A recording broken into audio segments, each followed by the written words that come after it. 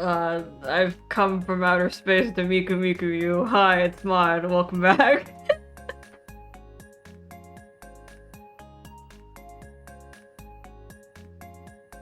Welcome back to heaven. Welcome back to the stable. Welcome back to me. No, I didn't play Fire Emblem.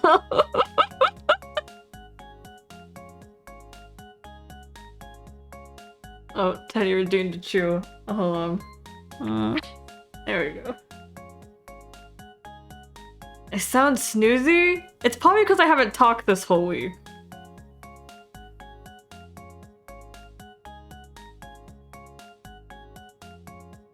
I mean, I've talked, but it was like, not a lot.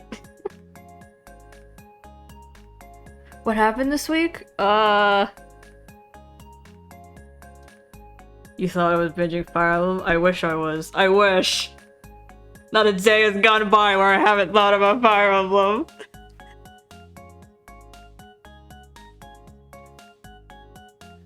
I want to! Dude, I swear to God. I'm gonna get a capture card and I'm gonna play it on stream at this rate. Because I'm still at the beginning, dude. I'm still at the beginning, so I could just restart and not have lost anything.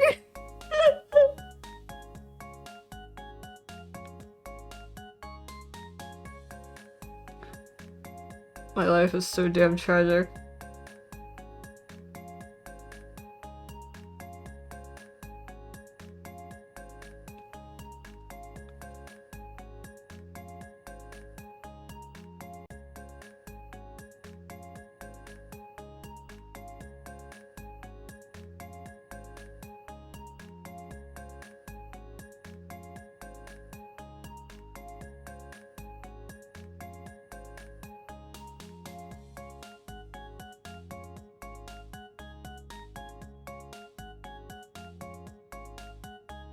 So what happened this week? It's been quite some time since this happened to me, but I entered the zone, the state. Not in a bad way.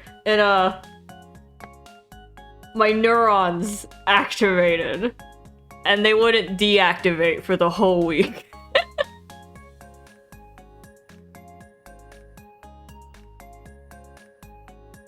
It happens. It happens sometimes to me. It's like how my feverish need to give birth is. It's this like I've been struck by God or something, and I just like cannot let it go. Like I have been struck by inspiration. And I have to, and like, I'm just completely consumed by it for a while that I just don't do anything else. And I barely slept this whole week. Like, I was sleeping like only a couple hours every other day, or every day. But it's just like, I wasn't tired either. I was like, really, I was running around all week. Like, I was running around to the point that my feet are wrecked. Like, my feet are so... they're bad. They're bad and they hurt a lot. But I couldn't stop, like, running around. 'Cause that's just what happens during my... I've suddenly been struck times. I can't calm down until I've thought about this scenario a lot. Before it wasn't much because, well, I wasn't talking to anyone, so there was no one to feel my absence. But I remember it happened before on the stable a couple of times. Like, my brain just activated and I'd be gone for a week.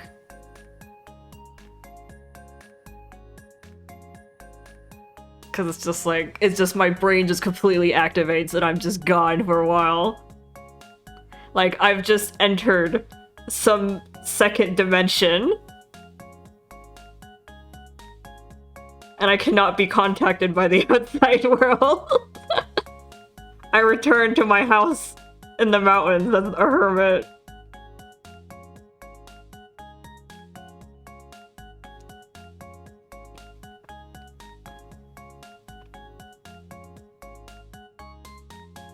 Did I feel productive? That's the trick. I never feel productive. There's not a thing in this world I could do that would make me feel productive.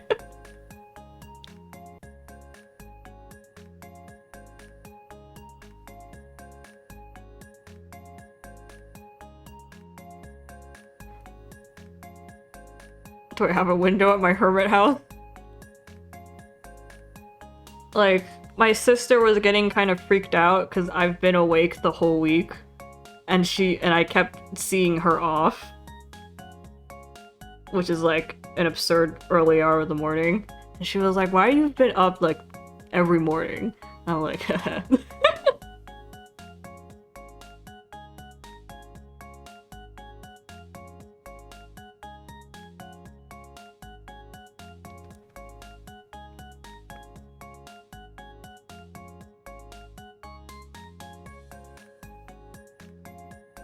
how often does this happen? Not often. Not often, but it does happen like periodically. I just get hit by idea, inspiration, and then I just can't calm down until I've done it. Like I was sprinting around the house for a week to the point that I like destroyed my feet. God, my feet hurt. Hold on. I'm gonna tie my hair back.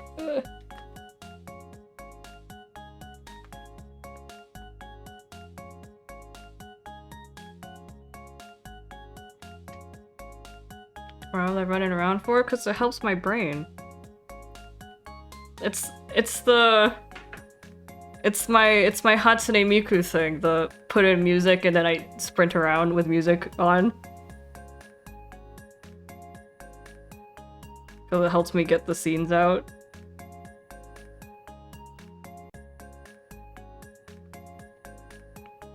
I get zoomies. I get week-long zoomies.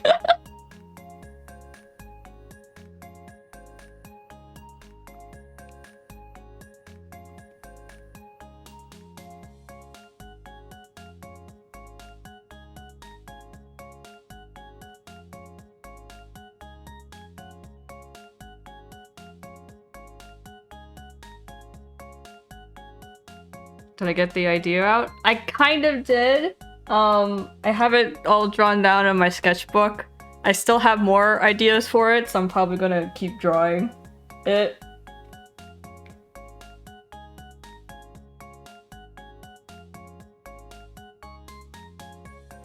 It's not exciting.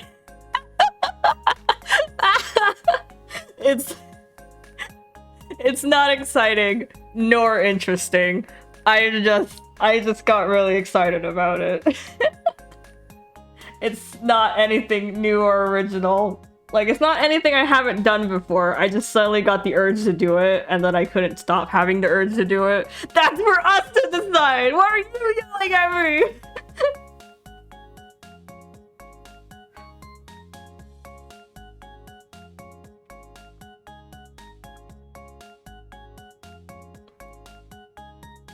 It's okay. I don't need sleep medicine. I just need to go back into bed. Like, the moment I enter bed and the blanket comes over me, my fate is sealed. Like, I can think about wanting to get up all I want. It's not going to happen. I'm going to sleep. But like, if I just don't enter the bed, I don't sleep. But the moment I enter, it's over. My life. Everything, the universe, all of it ends.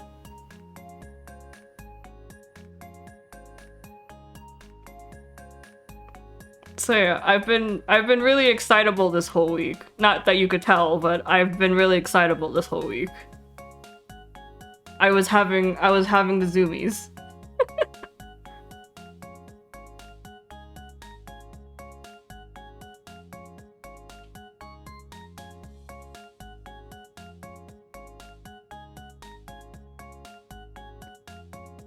I also have stories to share about you about my sister, probably. Nothing too intricate, just that she says shit, and then I'm like, what the fuck? Also, about what I drew, it's you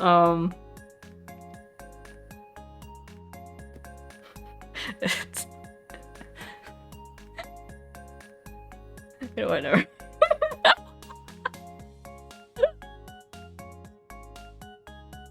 So stupid.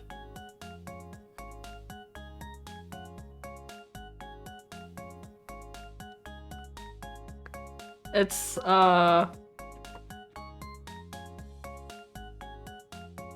I once drew a bunch of what were they called? Love child? Children? Children characters? Children OCs for Obey Me. So I did the same thing for New Carnival. And then I got really hyped with it because I realized I could take the story further.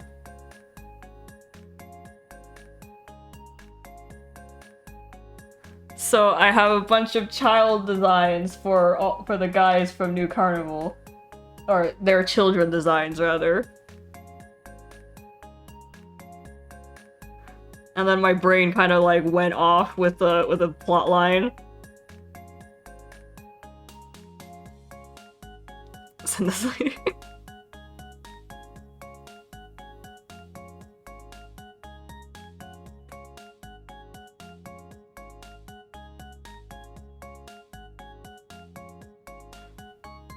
I will DM. Sure, I'll show you guys later. Perhaps. Give us the full story you had. God, it's so basic. It's so... I would have gut myself if Past Me heard about this. Past Me had much higher standards for the kind of stories I made. And as I've gotten older, I'm just like... So this is the feeling people get when they make coffee shop AUs for every damn fandom they're in. Vile. I would never stoop as low.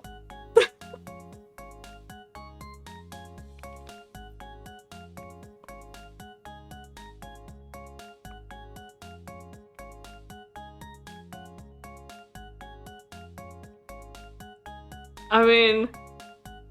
My form of low standards, it's still like world-ending plots though, which are something I can never leave from because I like them too much.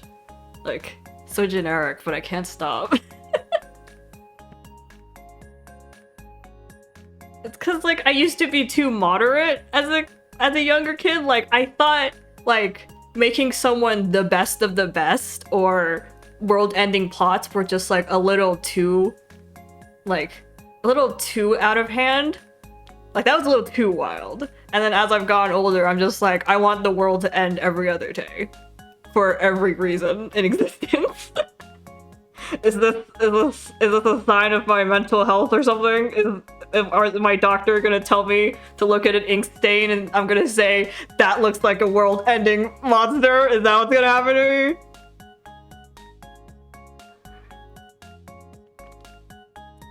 I don't know, but I like world-ending plots. I like world-ending plots that get solved with the power of love or music. Or both.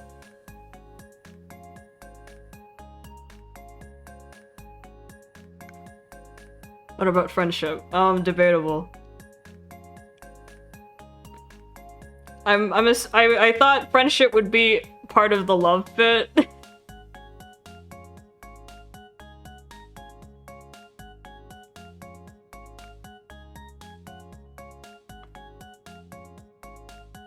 Because, you know, you love your friends.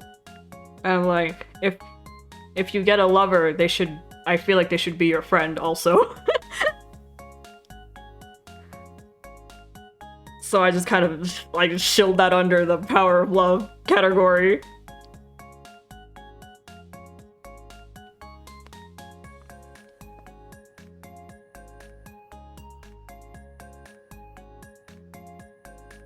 Friends to lovers. Winks. Even better if they're childhood friends. Oh! That reminds me, my dream! Water in the world is ending now, kids. I'm standing over the ruins of a destroyed world, like, now! All of you kiss! And then I explode! My villainy is truly only for smooching.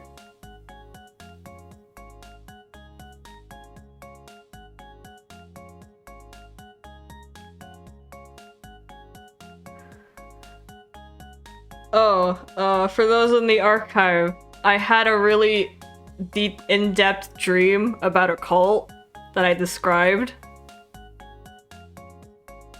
And then I had another dream recently. The continuation of the cult. And then I had another dream, which I don't know if it was related to the cult, but it was a dream and there were childhood friends. And I was kind of reeling after it.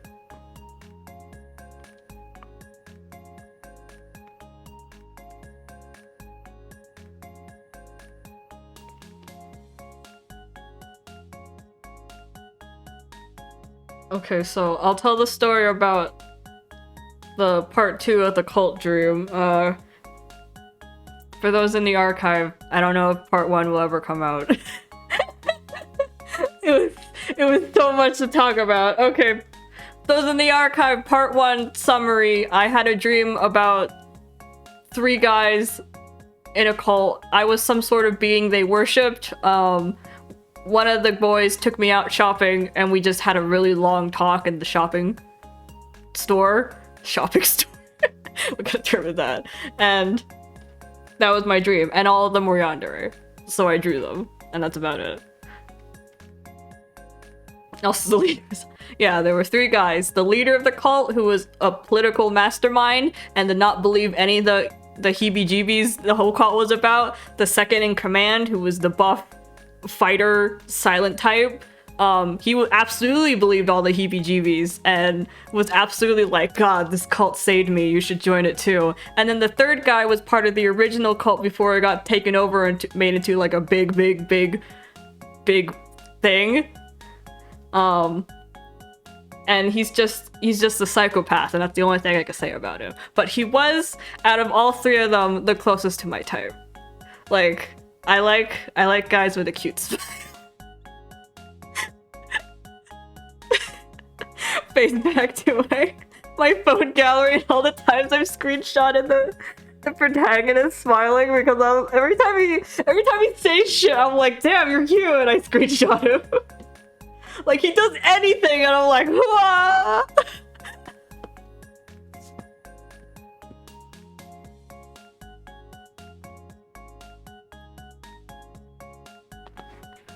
It's like, I don't know. I don't want to date any of the guys in that game. I want to date the protagonist. I wish I were the dating the men. I treat you right, protag boy.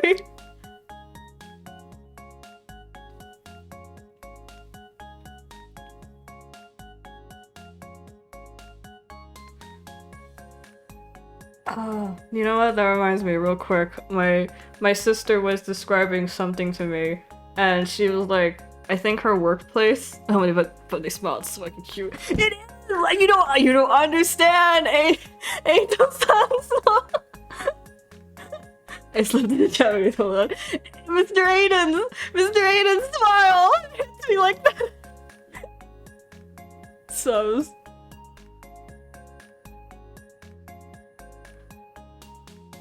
There's something about the way he smiles.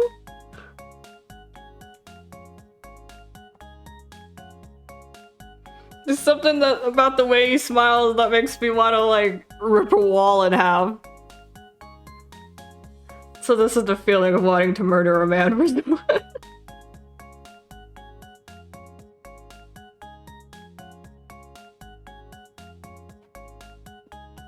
Hi Haru, welcome.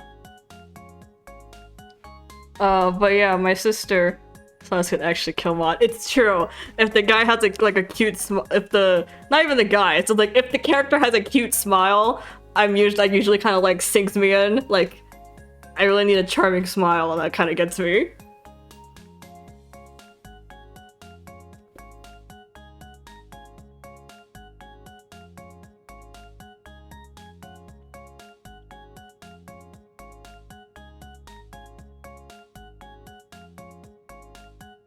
So I'm not entirely sure what makes it charming. I guess it's just my own like for the character that makes the smile charming. Anyways, a quick story about my sister before I forget. My sister was talking about her workplace and like how some of the documents had clip art on them. No, there was a fax machine in her workplace. And obviously they don't use it because they have other things, but they didn't get rid of it yet. So my sister was going around asking everyone in the office to make sure there was no one that used it so she could get rid of it. And then I guess she asked one of the guys if it still worked, and he was like, you know, I don't know. And so he went over and they turned it on, and then it started printing shit. Or like, stuff started coming out of the fax machine, and they're like, what? And then they kind of, you know, they pull it out, and it's spam ads. It's telemarketers. It's telemarketers from like years past.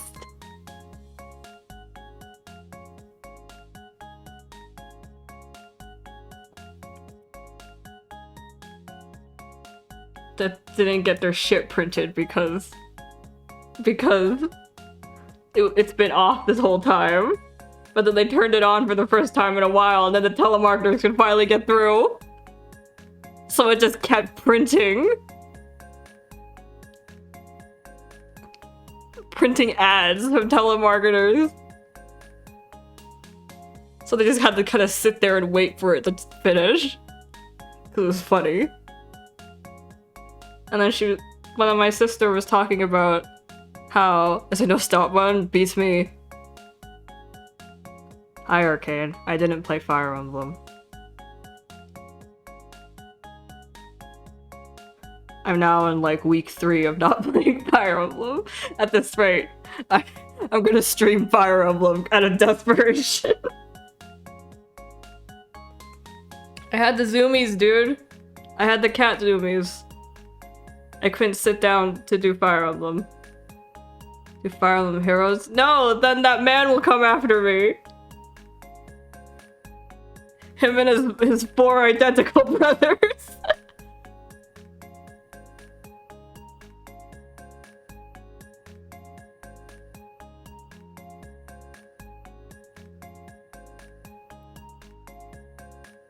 Anyway, so my sister was talking about how the ads had clip art on them.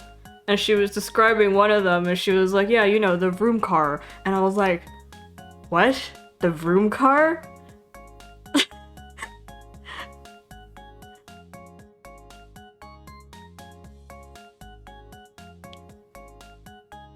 And she was like, yeah, the vroom car, you know, the cars with the little room on it. And I'm like, yeah, I get what you mean, but the vroom car? No, not room, vroom. Like a car noise. Vroom. With the V. Vroom car. She described the clip art to me as vroom car, and I'm like, vroom car? I'm like, I can't believe you just tried to sell that to me like a legitimate term. And then she looked me dead in the eye with her deadpan and was like, the moment you understood what I said, it became a legitimate term. So this is your fault. And I was like, oh.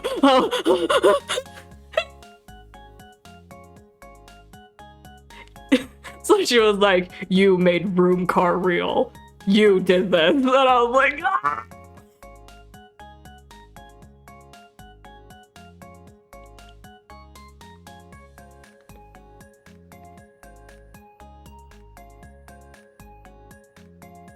So I was utterly destroyed with my sister again.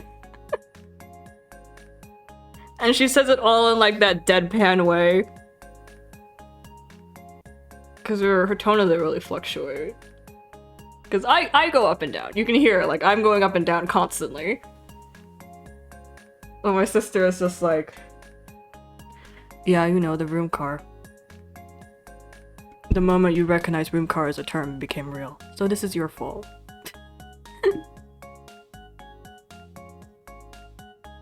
That's still how to tone it. I guess it'd be like, so this is your fault.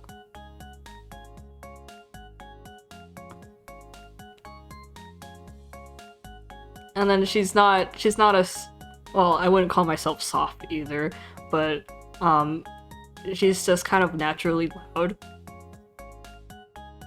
Like her voice naturally projects. Like if I've heard multiple stories of her like speaking in a room crowded with people and the whole room will go quiet because her voice just projects that, like, it cuts through everything. And everyone just kind of automatically goes quiet.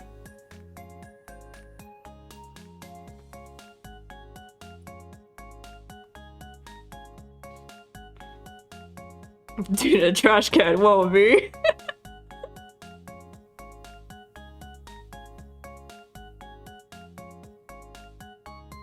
So yeah.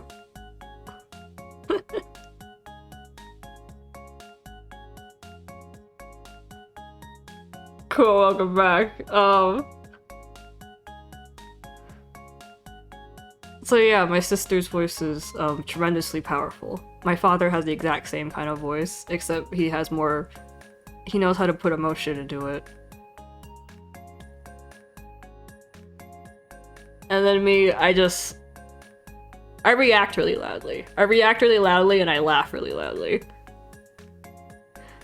Yeah, like, voice and body language. My body language is probably louder than my voice, but I do laugh really loudly.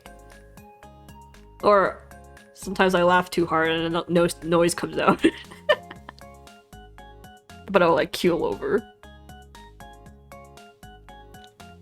Yeah, she's like, I don't know. I feel like not giving her mouth was probably the smartest thing I did because, like, I don't know, she's so loud, it's like she's taken over the entire area. It's like the voice of God, you know what I mean?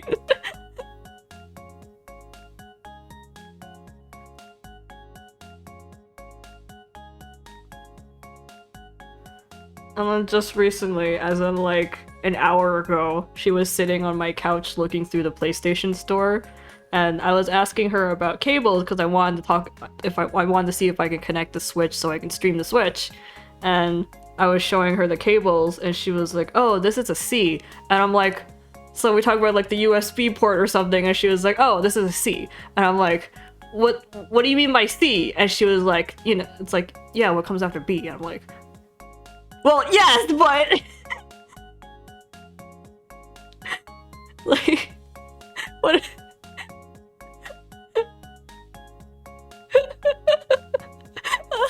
I was asking her to explain the cord to me. Yeah, the C cables.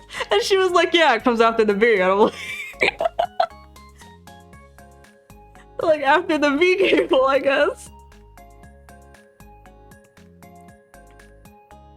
She was like, so she's just like, yeah, that's a C. I'm like, what's a C? And she's like, it comes after the B. And I'm like,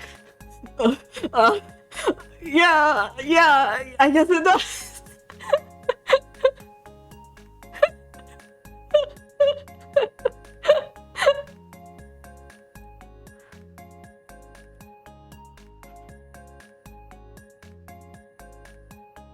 If it else is for the D cable, I'm going to strangle you with the C cable. She's not wrong, but I was utterly flabbergasted because immediately after I just yelled like, "You mean it goes in the alphabet?" And she was like, "Oh, you're right." And I don't know. Apparently she didn't realize it either until I had screamed about it.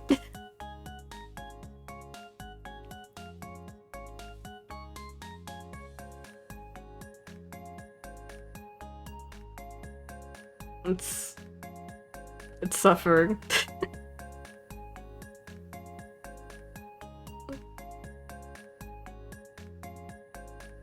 Communicating with my sister. That reminds me, like Friday we had an outing as a family to go eat and shopping.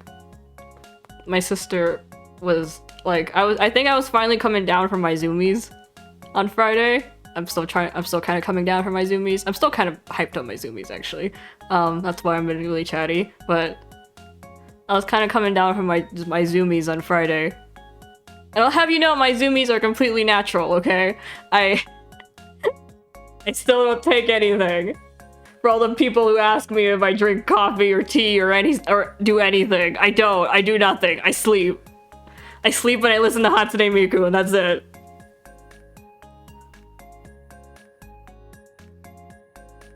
Imagine if I drink coffee. I don't know. I legitimately don't know if what would happen if I actually drank something that it's supposed to energize you or wake you up.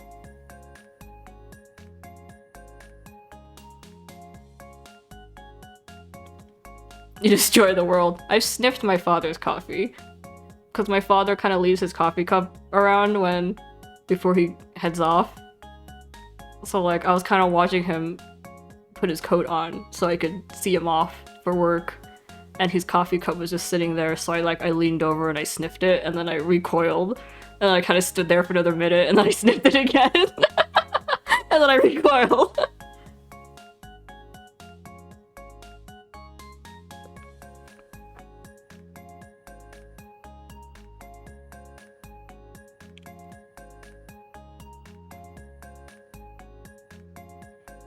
Cat behavior, is that cat behavior?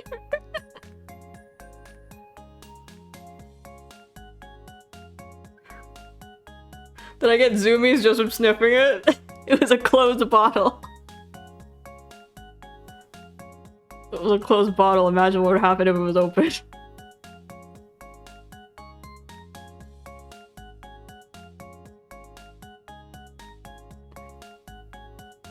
Imagine though. God, the moment I passed by a Starbucks, I'd be over.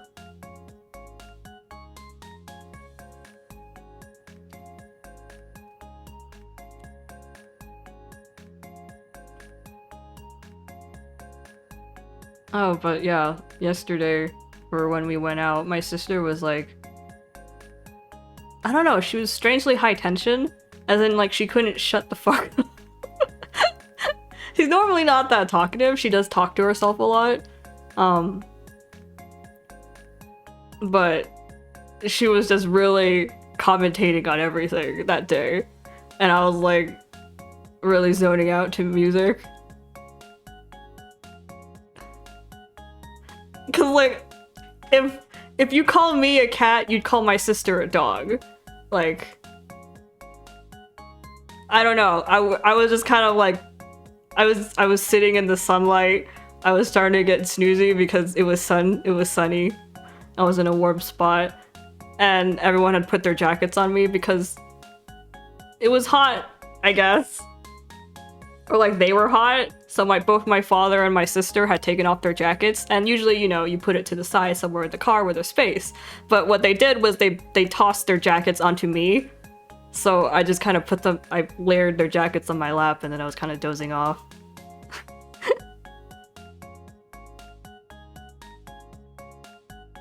We're absolutely not both cats. My sister is absolutely 100% a dog.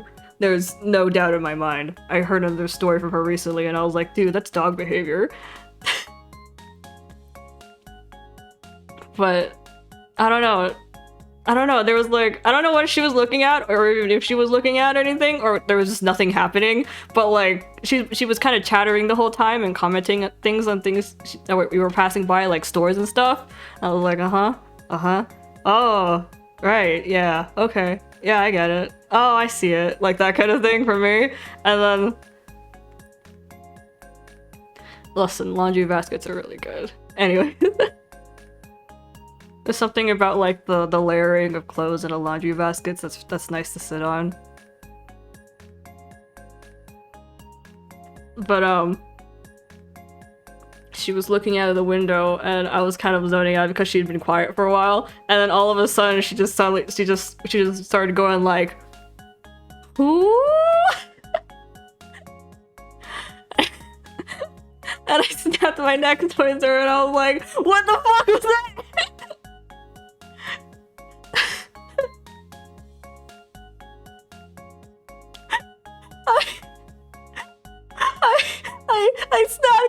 she saw something, but there was nothing out there. It was just passing by the streets, and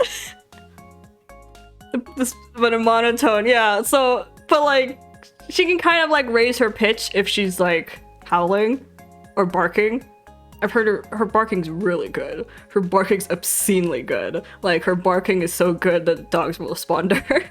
Well, I guess the dogs spawn regardless, but she's really good at barking.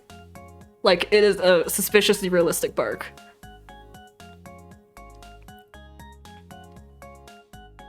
But yeah, she was kind of staring out the window, and I thought she was done talking, so I was kind of zoning out, and then she just kind of went like the whoo, like a whoo. She did that twice, and I was like, what's wrong with you today? What's happening? And she was like, I don't know, felt like it. She tends to do a lot of things because she just felt like it.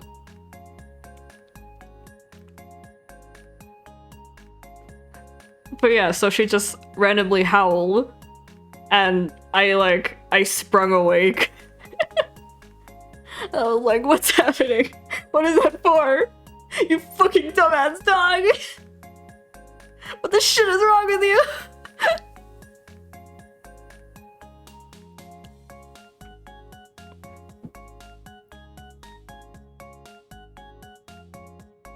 I feel like she's done that at me sometimes, like make some sort of like sharp bark noise or howl noise at me to see how I respond. Most of the time I'm just like Awooga? No, she has not. But she has barked at me.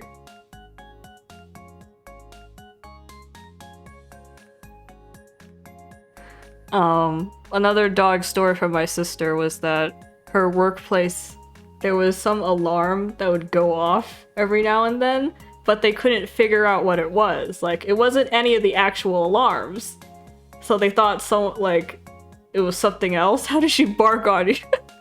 At you? Oh. She barks. I can't do it. I don't have her expertise, dude. I don't have that canine instinct in me. I can't even growl. What do you want from me? Fucking try. It's gonna be another ga-do-do-do-do-do-do-do. Hold on. I don't know if it's gonna catch on mic, because I might go higher. My voice pitch is pretty high. So if it cuts off, that's not my fault. I'll back up a bit, but I don't know if it's gonna help. I'm not getting up! I just rolled back in my chair. I'm not standing. This is not something that requires standing.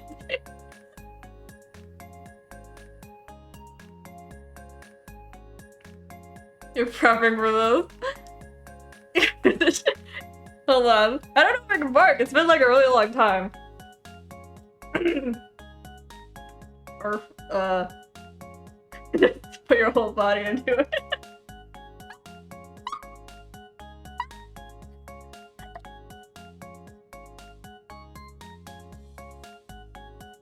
That was really sharp, damn. I don't know if any of that caught. I just did it 3 times.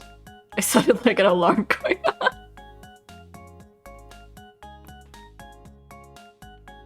Hold on, I'll back up.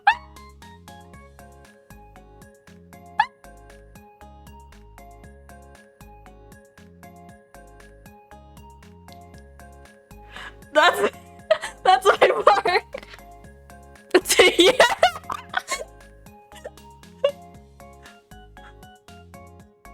I don't know how to do it like a less high pitched spark. Hold on.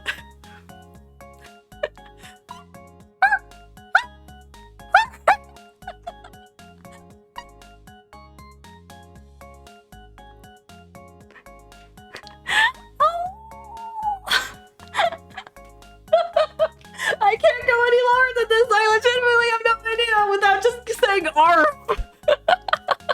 I can't go any lower.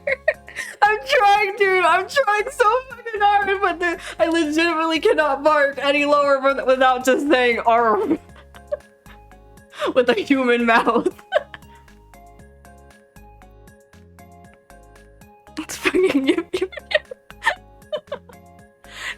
I used to be this high pitch. What happened to me?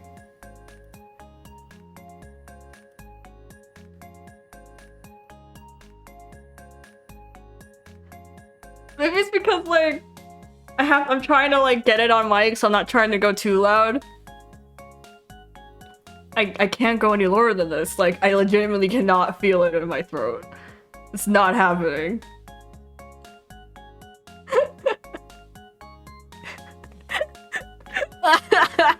I just barked when I went straight. It's just like, I don't know, I can't go any lower without just saying R. So it's like...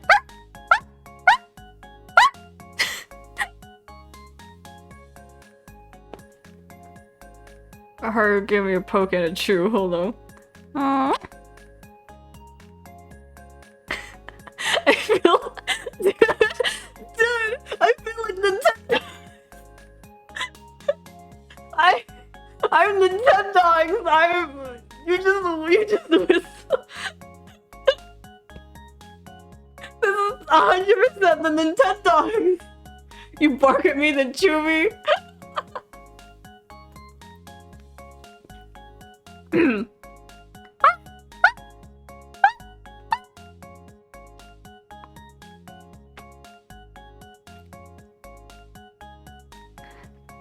Oh my god, I'm raw at you? I'm not sure if my cat noises are any better.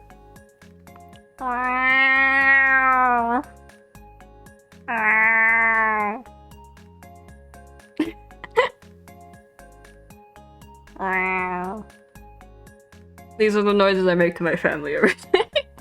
It's like the non-committable... Bleh. It's the noises I make every day because it's just the response noise I make. Like, if I just have no... It's like, I heard you noise. It's not a yes or a no, it's just like, yeah, I heard you.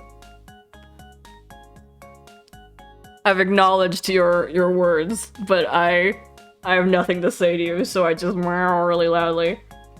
I can go... Another cut.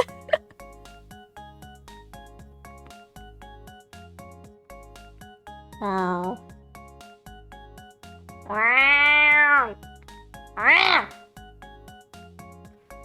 I tend to get more aggressive with my meows the more they call me.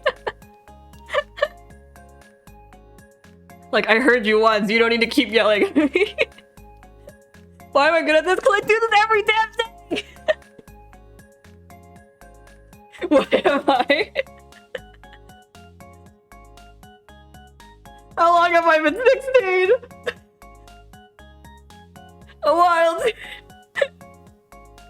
I'm not 16, by the way, that is the joke. And I didn't have a furry face? I did not have a furry face. Surprising, I know.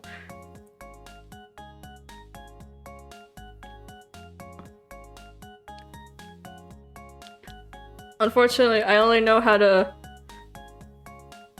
It's just the noises I started making naturally.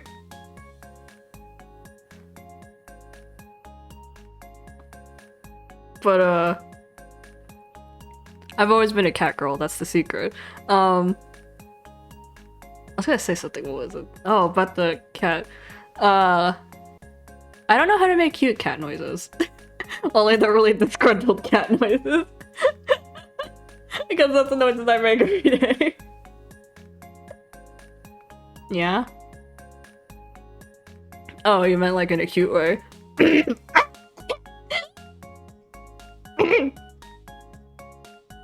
Yeah.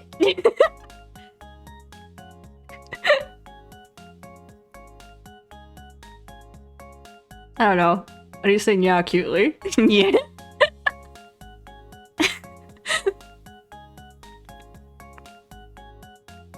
Do it right, Mon. Don't cringe. That's my secret too. I'm always cringing. Yeah?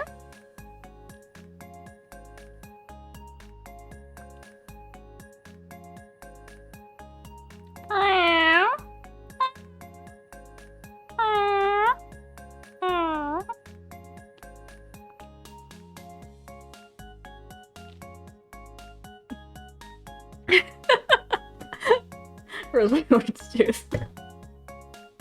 There you go. I saved.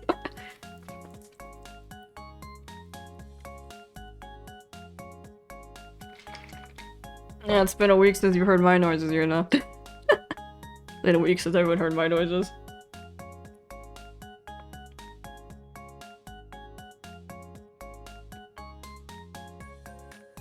Screenshot my noises.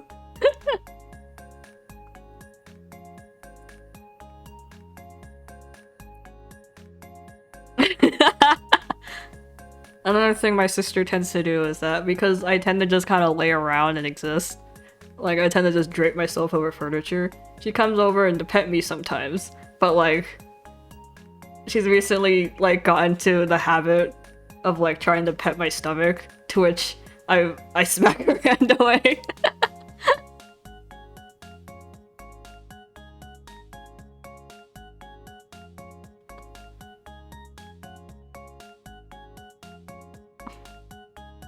Because it's like, she can pet my head, or like my limb, or my foot or something, but like... stomach, no. That's a weird spot. I refuse.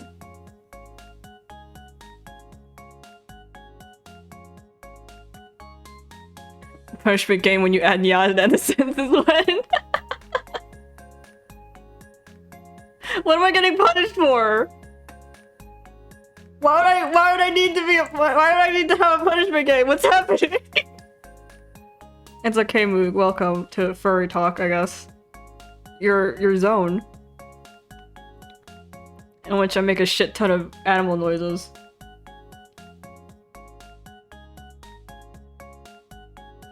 You just curl up and keep the hand captive. I've done that before, but the thing is that you never want to keep, like, hold my sister's hand captive ever, because she will immediately, like, wiggle her fingers and kill me with tickles. It is the most awful thing in the world. And as my big sister, she has an exact understanding of, like, where to poke me that'll get me to, like, shoot out of my chair.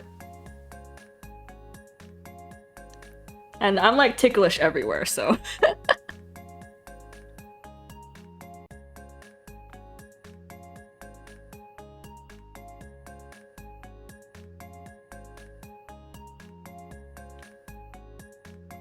You just like, you like shoot out of your chair and you clamber over something else.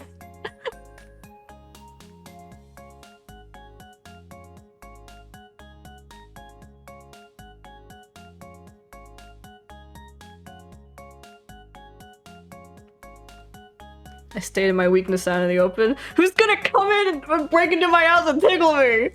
If they're breaking into my house, I think they have other priorities than just tickles.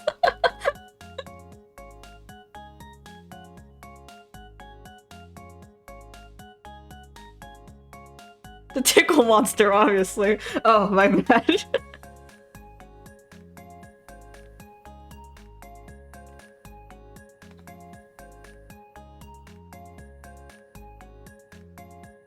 You know, when it comes to, like, play fighting with my sister, I'd bite her if I wasn't so worried about her biting back.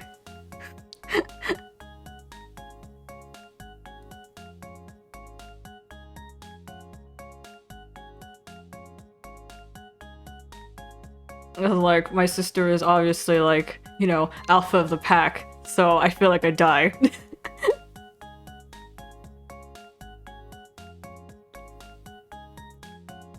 I mean... probably. I'd bite someone and let them bite me if I knew I wouldn't die. But like with my sister, it's like a primal fear of going against the head of the pack.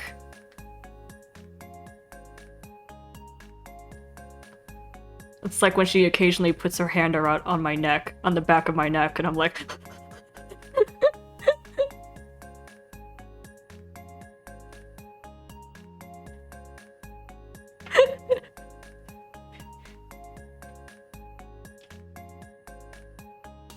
And like, my sister is very slow when she walks. Like, she has a very moderate pace when she walks.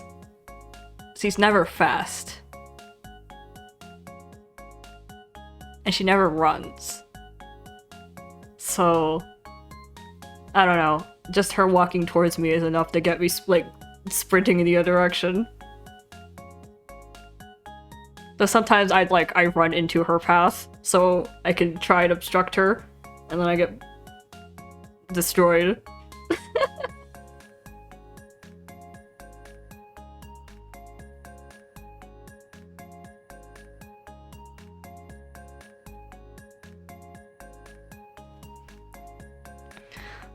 Yeah, she's a very powerful older sibling. Anyways, what else? Oh yeah, her dog moment. So there was an alarm going off at her workplace that they didn't know where it was coming from, and it would just go off every now and then. So they had to get they called someone from another department, and he came in with his little doohickey. Apparently, it's supposed to locate where the sound's originating from, so he walked around the whole office with that, and he couldn't find it, so they're like, okay, I'm gonna leave now, but call me again if it happens. And the lady who called in was like, it's like, what is that noise? And then it went off again while my sister was talking to her at her desk, and my sister, and they started checking around her desk, and like she opened one of the drawers and closed it, and my sister had realized that the sound had gone louder when she had opened that drawer, like for that split second. So my sister describes to me in what she had like a eureka moment, and she she opened it back up and like dove her hand in. Like shoved her hand in. And what they found like an old kitchen alarm, apparently. And the lady was so embarrassed. She was like, oh my god, don't tell anyone that it was something like as dumb as this. And my sister was like, no, let's absolutely tell them about this, because that dude came in with his doohickey and he didn't find shit.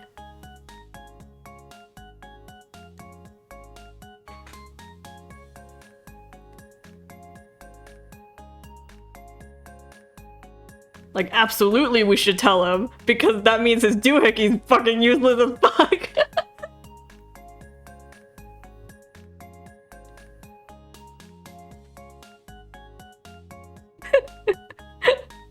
And then she described this to me, and I'm like, dude, did you just have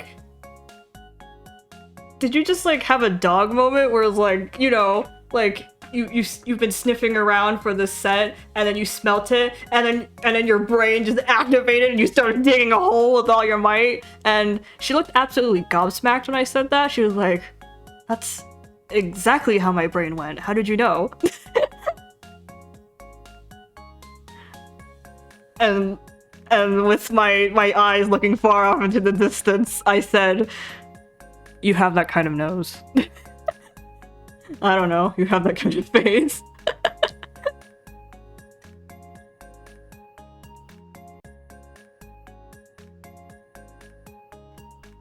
Because I did not want to sit there and explain it to her.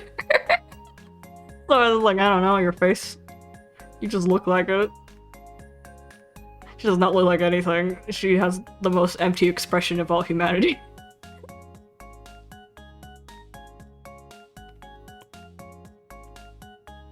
Her expression is so empty that I have to learn to read her emotions from the way she breathes.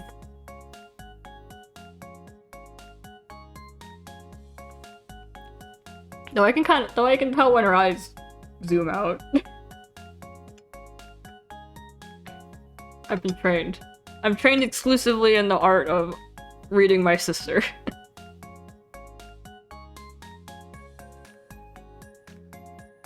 It's like, I know how to read her expression when she gets even more empty.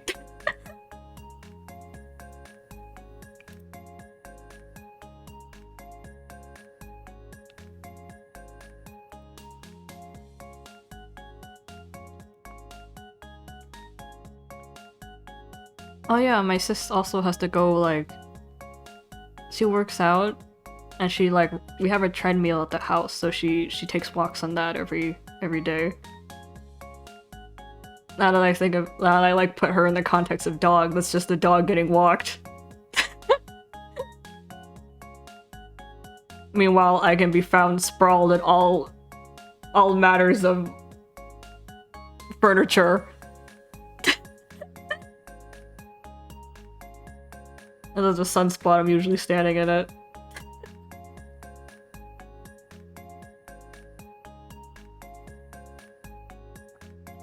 And then sometimes she like brings out her laundry basket to, you know, do her laundry, and I'll walk into her room and then I'll just sit there and she turns around and I'm just there.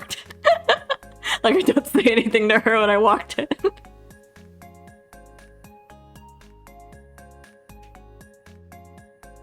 We do that. We just tend to walk into each other's room and exist in the room without saying anything to the other person. Oh, they got swept away by an ad. Yes, feed me my 0.101 cent. That's right, minions. Give me my 0.1. It's not even 0.1, it's 0.01. Give me my 0.1.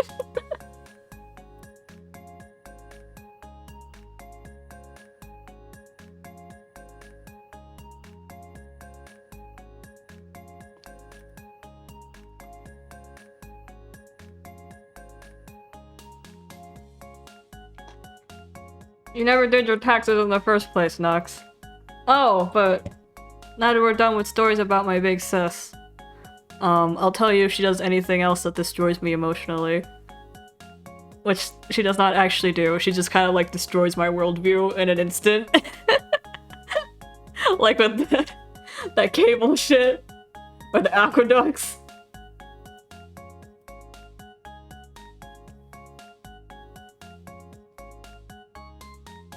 The vroom car. I called her an elevator recently.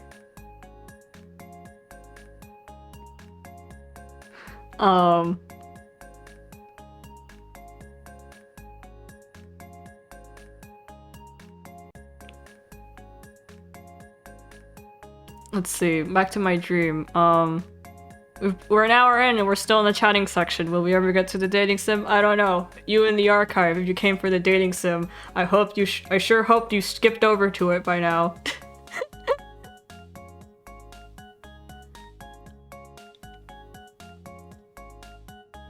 But the dream lady. My dream did not start off with her, I don't think. It's been a while now, so I don't really remember it that clearly. I should have just talked about it when it happened, but it just wasn't good timing, I guess.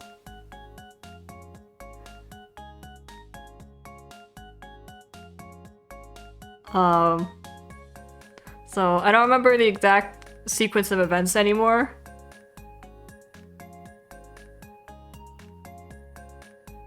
I think... Gosh, what happened first? Like, there's two sections I'm trying to figure out what happened first for. Because there's a section where I was in school, and then there's a section where I was on my own. And I'm trying to remember which one happened first. I think the school section happened first, yeah.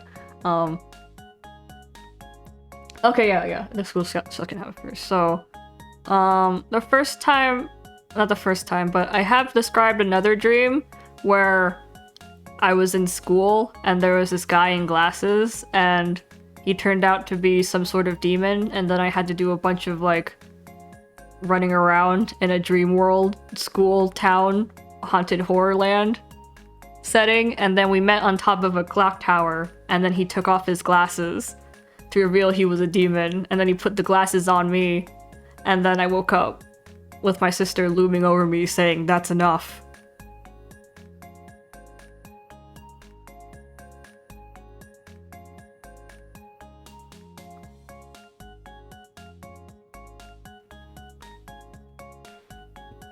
So I had a dream like that, and then I drew him. But, a dream garden. She is highly amused by the fact that she keeps busting me out of horror situations. I think horror dreams too. She doesn't usually wake me up during horror dreams. What happens is that she's just in my dream, and then she resolves the horror in like the most mundane way possible. Like, like some ladies crawling out of the TV in a horror way, and I'm like staring in shock and terror, and then she kind of opens my door and she's like, "It's time for dinner," and then she yanks the TV cord out and then the TV shuts off and then she leaves. Yeah, she like came in, she's like, "It's time for dinner, stop playing games." She yanked the TV cord and then she left, and I was like, oh.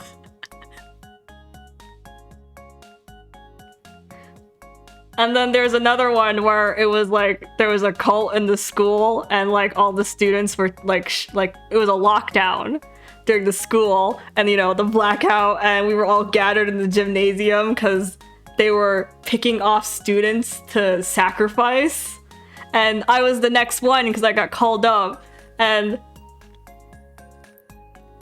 then the school announcement came over the speakers, like, you know, my name, come to the main office, your sister's here to pick you up. And I'm like, what?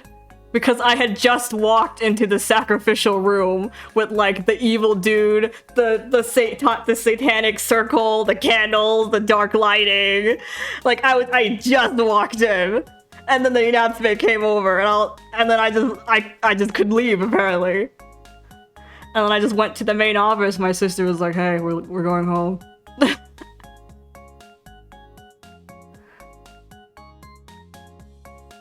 And then we leave the school really normally, and we step outside, but like right outside the school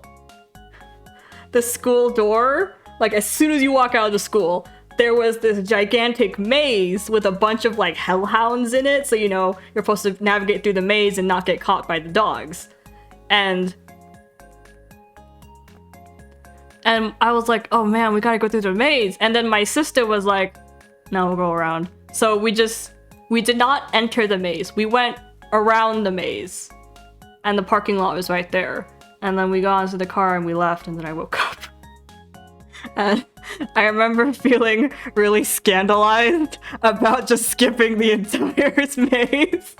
Like, dude, the atmosphere. Do you have no appreciation for horror aesthetics? Like, the dream me was scandalized. Like, God. We just walked around the maze. Like, there was like this kind of narrow gap, and we just kind of slid out of there, and the parking lot was right there. We're like, okay, we're going home. And I'm like, dude.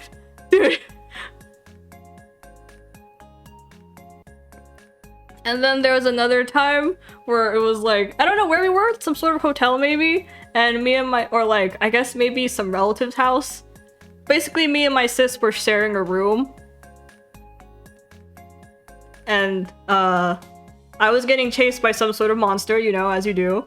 And I ran into the room where she was in, where we shared. She was, like, lying on her stomach, playing the Switch or something, or her DS or something. I think she's playing her DS, actually.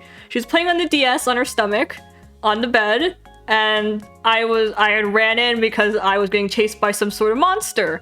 I ran in, and, like, since the bed was in the center of the room, I ran to the other side of the bed, so the bed would be between me and the monster, and my sister, without even looking up from her DS, she kind of like reaches her arm over the bed, like grabs a bat, and then without looking away from her DS, she swings her arm over, and one solid whap, she extinguishes the monster.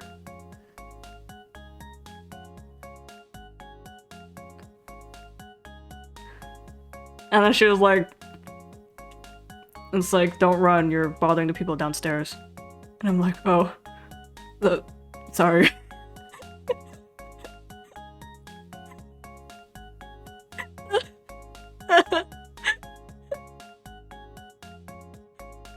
My bad for running and bothering the people downstairs and my stopping for my life.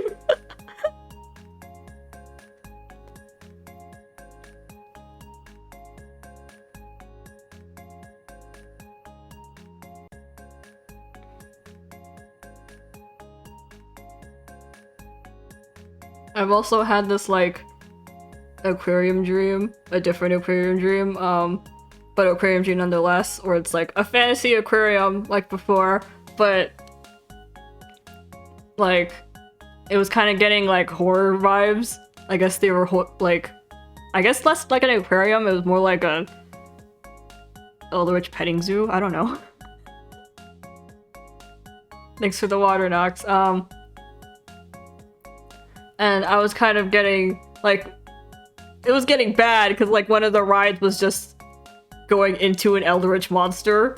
Like, straight into its mouth, its worm body. So it was pretty spooky. But then like, so, like, I guess it was supposed to be a school trip or something because I was with a bunch of people I didn't recognize. And I was kind of in the back of the group. And I looked to the side, well, we were kind of like looking at one of the exhibits, and I looked to the side, and there in the back, sitting on a bench, is my big sister, like, just looking at the map pamphlet. And she kind of sees me, and she's like, she kind of waves me over, so I walk over to her, and she's like, okay, we're gonna take this route so we can cycle all the exhibits, and then we just walked off.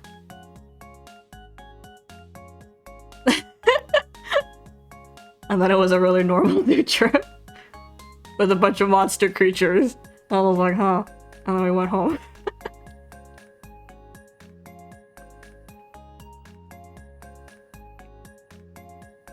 There's probably something here about my cognition or something, or like my deep...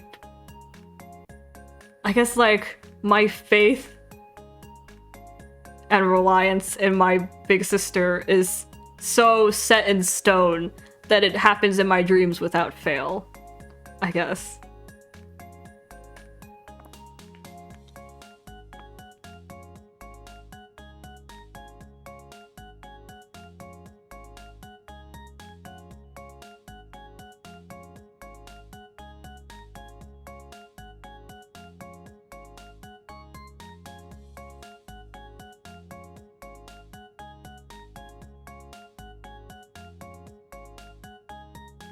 No faith for good reason. It's probably because of this that like I'd actually follow her anywhere.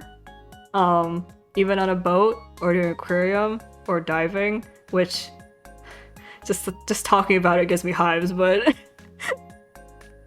cause like I remember the day she asked me, I was like, cause she was kind of interested in going on a ship, and she was like, do you want to come on a cruise ship with me? And I hissed at her. I actually like sucked in a breath and hissed and was like, okay. Yeah, I'll go. Like in my most like absolutely not tone, I was like, yeah, I'm absolutely going.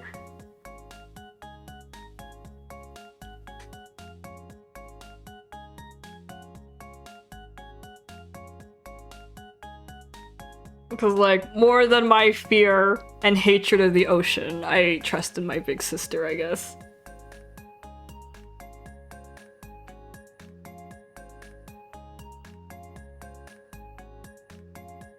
That is the bond between us siblings. And then I can tell you all the other times she's harassed me about this or that. Like cables or broom car.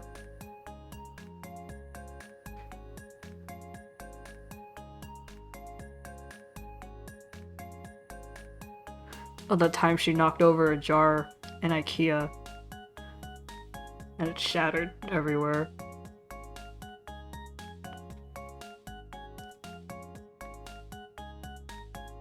Or the other time where she knocked into a jar of olives and then it exploded everywhere in the kitchen. Or that other time where the microwave started smoking.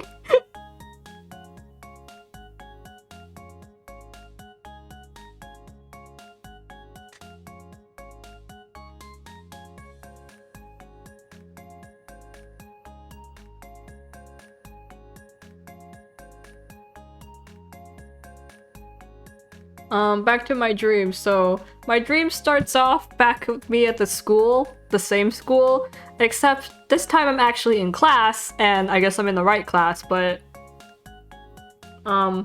what happens is that I don't know. I'm not quite exactly sure what happened here. I'm being accused of something, I think.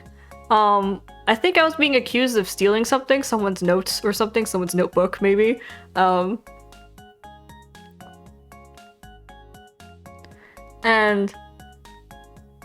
the girl I'm being accused by, and who I guess I stole from, supposedly, maybe. I don't know if I actually did. I don't think I did. Was the dream girl. I drew her in a picture.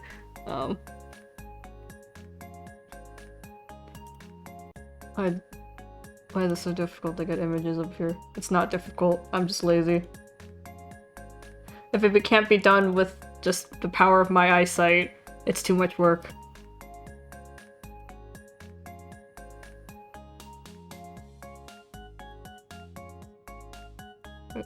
Okay.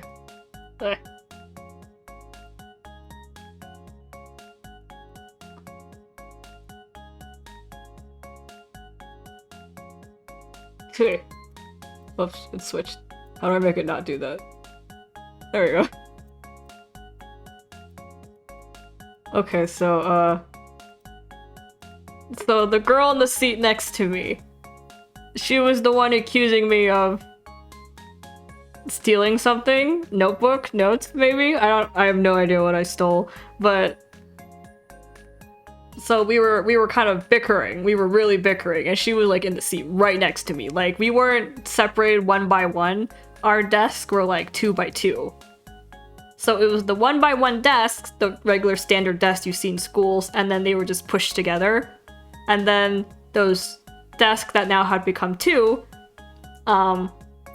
they were like back to back, or like front to back, I guess. So we were just kind of really pushed in together, all the desk, and she was in the one immediately next to mine. Like, she was right next to me. Yeah, my desk mate. So that's why I was being accused of stealing from her, because our desks were right next to each other, and I could just stick my hand in there, you know, in the desk, and steal her notes, I guess, or whatever else was in there. I mean, I don't know what was in her notebook that I had apparently stolen that was important enough that she had to bring it up to the entire class, or the teacher, really.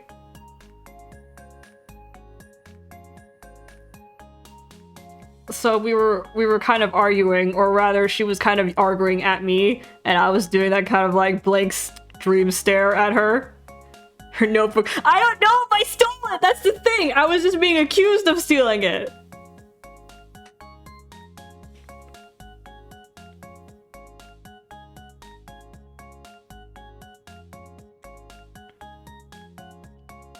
Dude, I have no idea. I felt like I was being accused, like, falsely. Because, like, I remember being kind of, like, miffed that I was being accused, but even though I didn't do it, but, you know, in that dream way, I couldn't really talk back to her.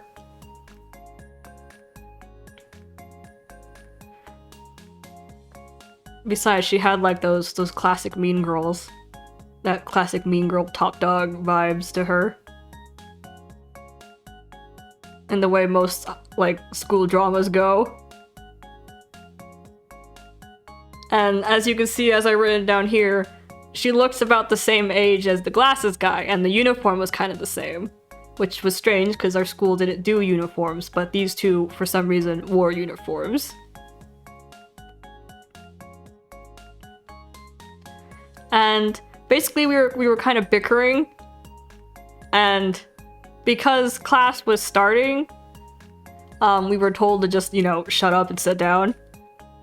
So we had to sit down, and she was just kind of glaring at me from the desk over, and I, in my dream days, just kind of blink at her. So I'm like, I don't know what to tell you, because I can't tell you anything. I can't talk, dude.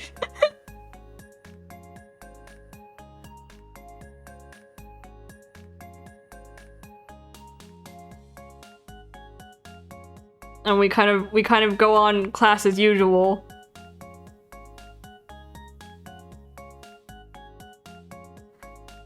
So, like, I think our desks were so close we kept bumping into each other. like shoulder bumping or hand bumping on her desk, or legs bumping, feet bumping. Actually, were we that close? Were we that close, or was she just actually just coming at me? Wait, now that I think about it.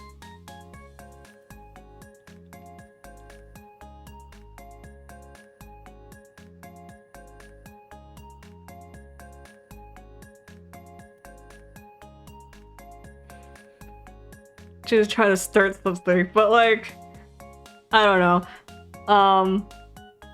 I don't have much of a fight in me, or like a real fight in me. All fighting I do is play fight. So I guess Dreamy accepted her dream fight thing because I was nudging back at her.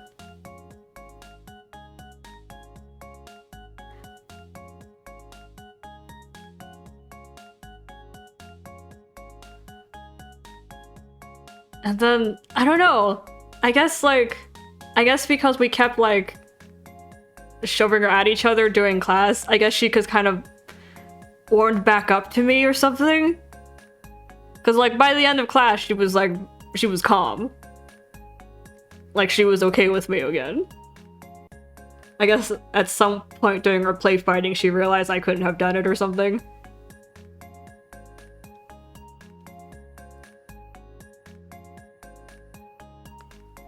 No, she absolutely did not say anything. She just kind of like went at me, and that was it. And I just kind of got the vibe, and I was like, "Oh, we're cool now, sweet."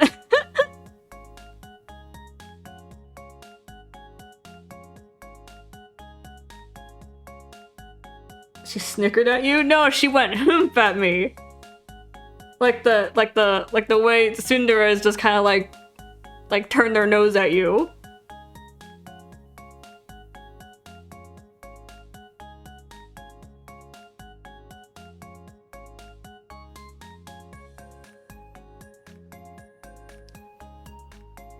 And then Moog, that registered as a URL.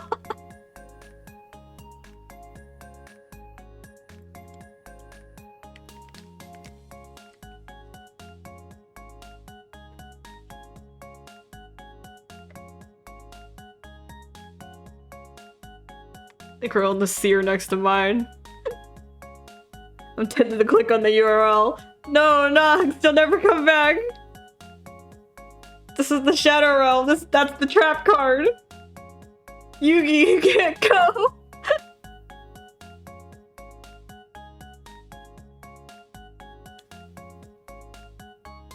Hold up, I'm gonna check. Oh, we've lost Nox. Everyone F in the chat for Nox.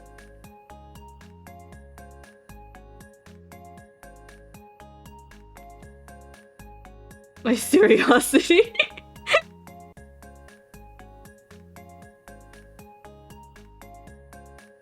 Oh, but like, so I think I woke up a little bit here. Like, I just kind of like blinked awake and then I fell back asleep. But I blinked awake, but when I fell back asleep, I wasn't in school anymore.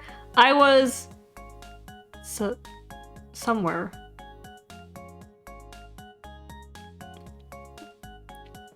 I was being narrated.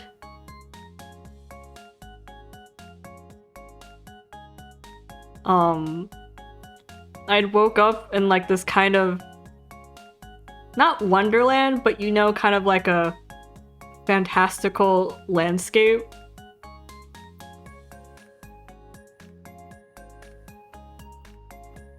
When I fell back asleep. So my dream had entered its second phase.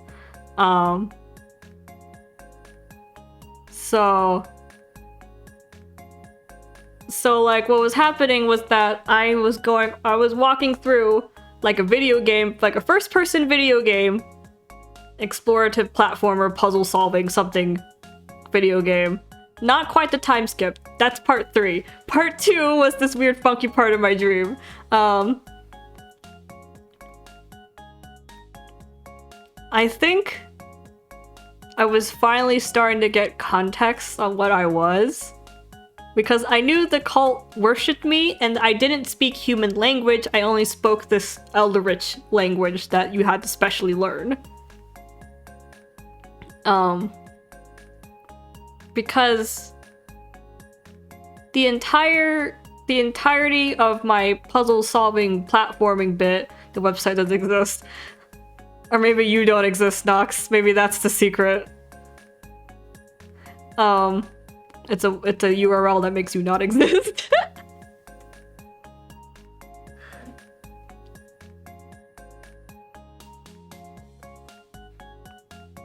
But the entire section I was walking through, they all had different theming. Like some really were like Wonderland, like card decks and stuff. But like all the sections had like not waterways. They were very shallow waterways, I guess. Like the kind you could just kind of walk in and only your feet would get wet.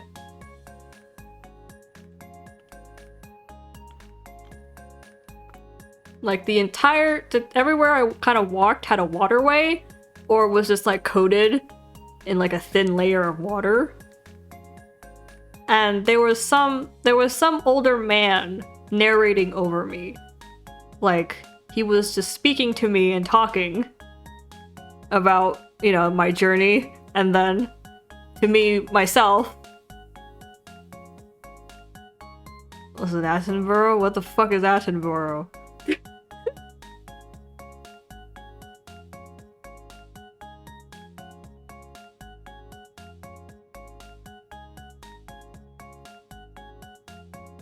Oh. Narration. It might have been. I feel like the guy had an accent.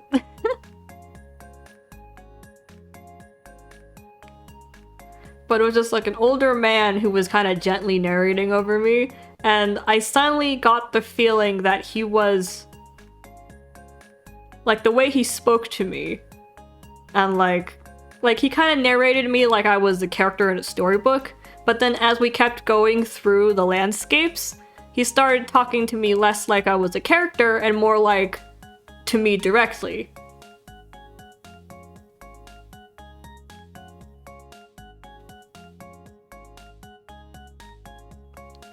And the more I walked, the more put together the landscapes kind of seemed.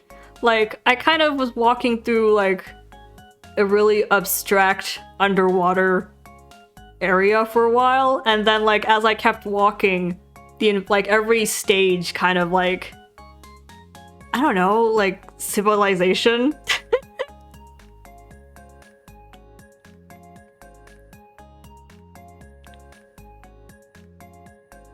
Like, I was seeing things coming together. And then the man narrating was kind of like something about having created it for me? I think? Is that what he said? Something about it being for me. I can't remember if it was like the areas were for me or like the water walkways were for me to get everywhere. Because then, like, I kind of got the impression that I came from somewhere deep. I was submerged somewhere deep, and that's where I came out of.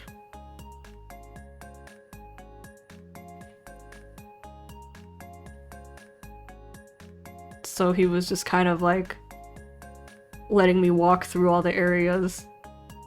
And the final area I remember was... It was, like... this funnel? This gigantic funnel made out of playing cards.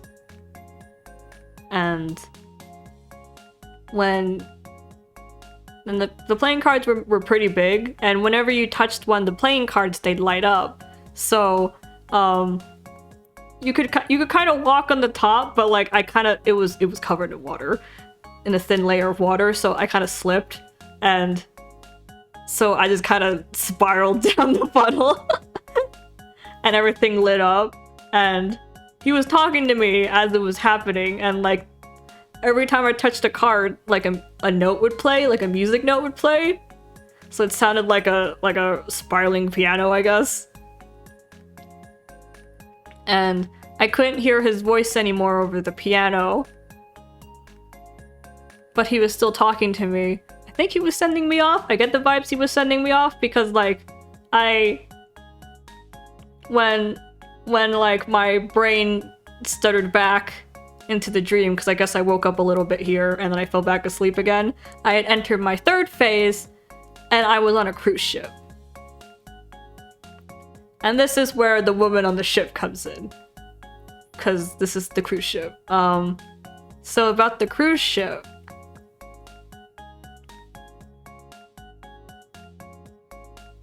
Oh, an ad.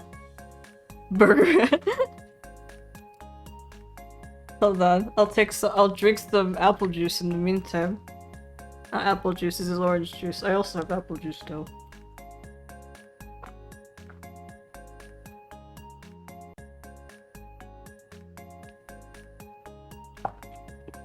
Whoops.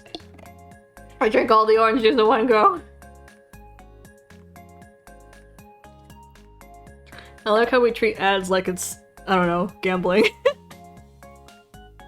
When are we gonna get hit this time? It's gotcha. Ad gotcha.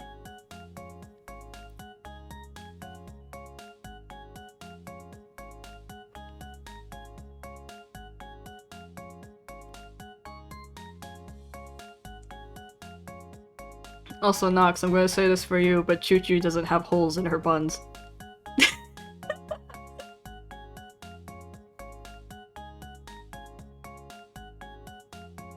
You fool! They're to hide her ears, so that means the only holes in the front, because her ears kind of curve inside the bun. If she has ears, which I still don't believe, but in case she does. They're hiding in the buns, so the back is covered. The front's open though.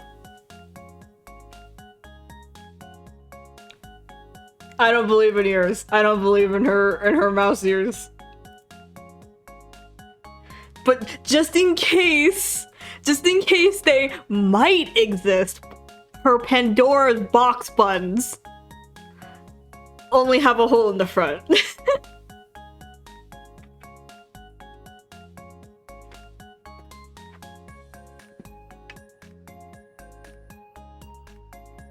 Just in case Genshin comes out with a mouse character and I had to eat my own shoe.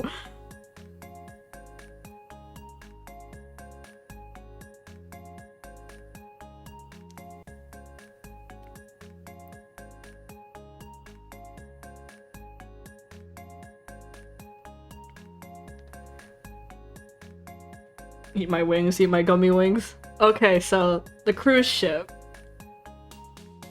I woke up on the cruise ship, and I have the distinct impression that I was like, I don't know, small? Not like super small, but I felt young. Like, maybe the same age I was in school.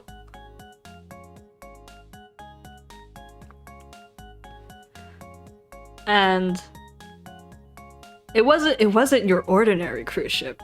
She wasn't like any other girl. It wasn't your ordinary cruise ship. I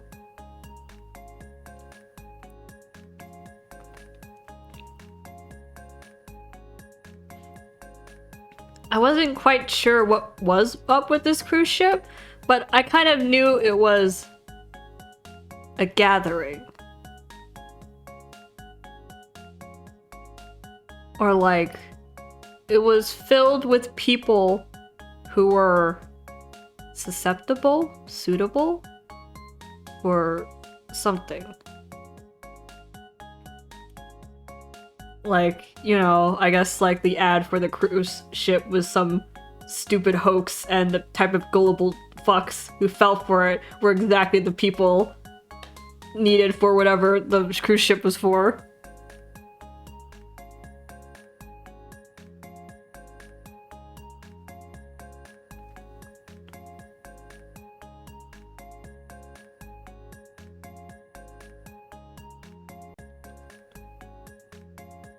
So I guess to me, no. It really was to me, like absolutely it was a hunting ground. And I was hunting, I think.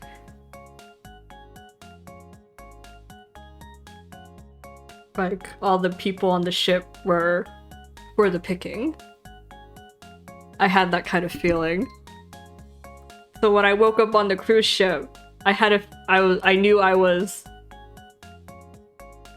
picking people, taking people, I guess.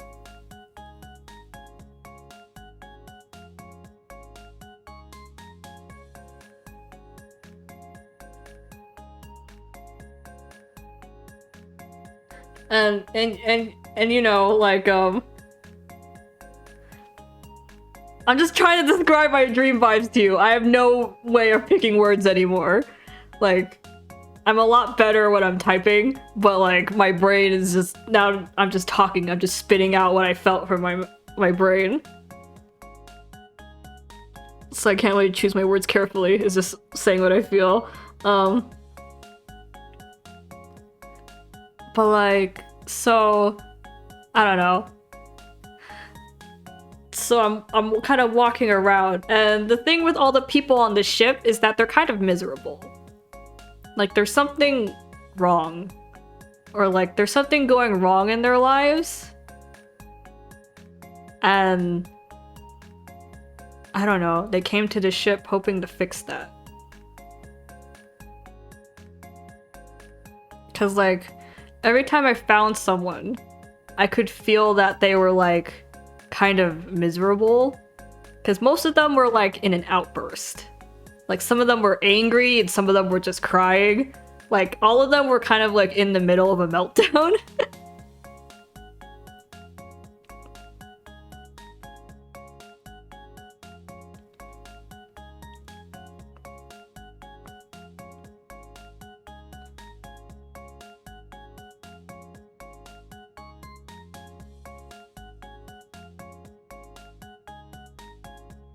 I'm trying to like recapture the vibes they felt.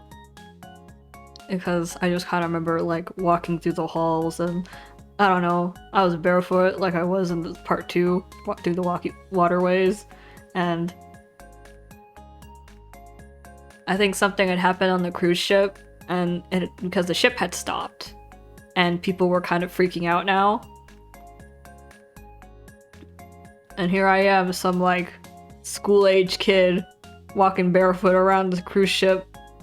Not a care in the world, I guess. Because I was going around and knocking on doors. I was going around and knocking on doors and just like rattling doorknobs, and then sometimes they'd open.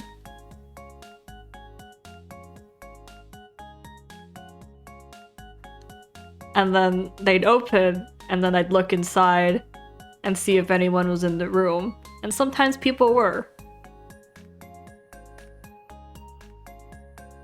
And then they weren't.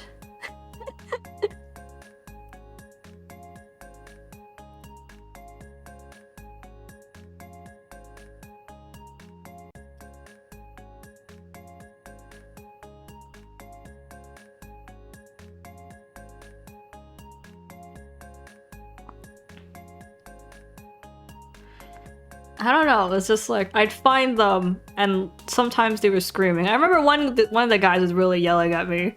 Like, he was really angry at the other guy in the room. And, I don't know. I had a feeling, I think I had like the thought that he was kind of noisy. The guy that was yelling. And then, before I knew it, like, he stopped. But then he also just wasn't moving anymore.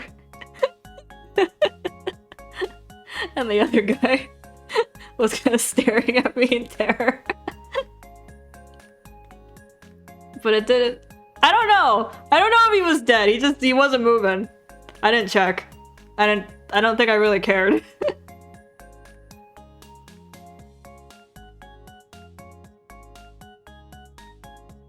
It was just kind of noisy.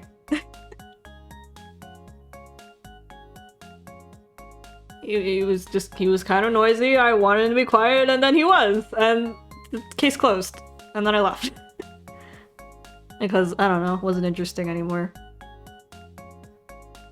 So I just kind of like went through the halls and knocked at every door. Teddy just forced an ad to play.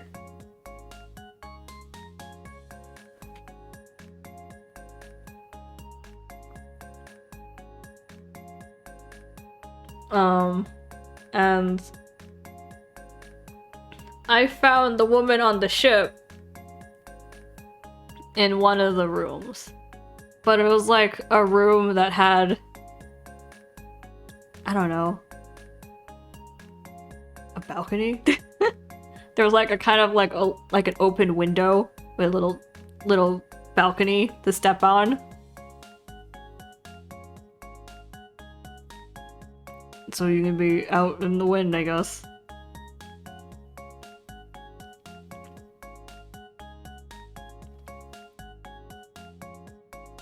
And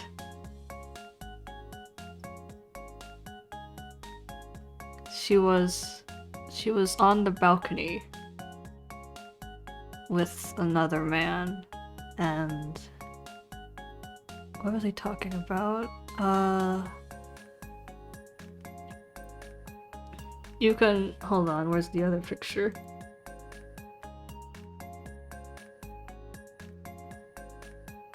The two of them were standing at the balcony. No, it was not Titanic. They were standing next to each other. Not one person carrying the other. Well.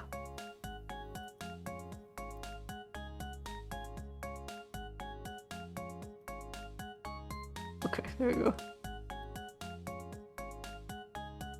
Hui. Hui. Yoisho. Kuya. Kuya. There we go.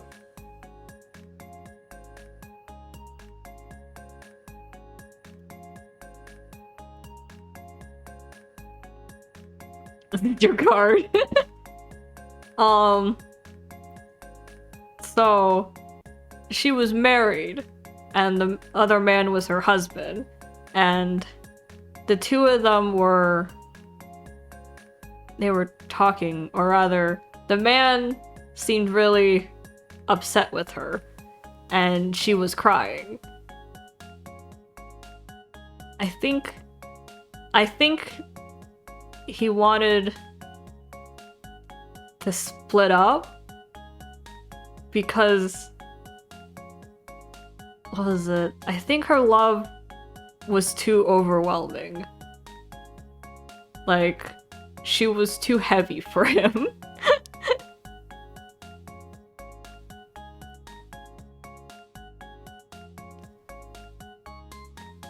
And she was kind of like in that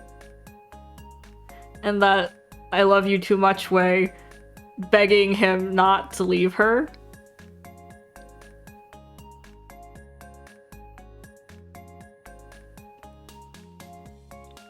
And that's what they were yelling about.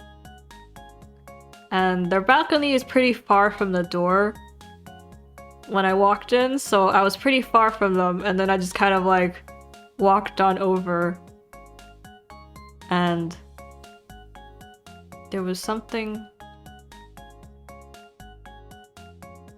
about the man. Like, I don't remember what he looked like, but I don't think I cared to remember. Like, I guess he just didn't interest me.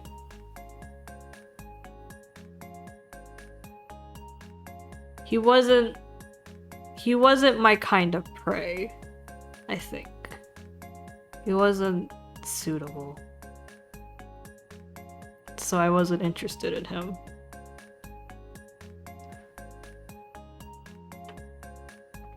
Also, yeah, the lady was hot.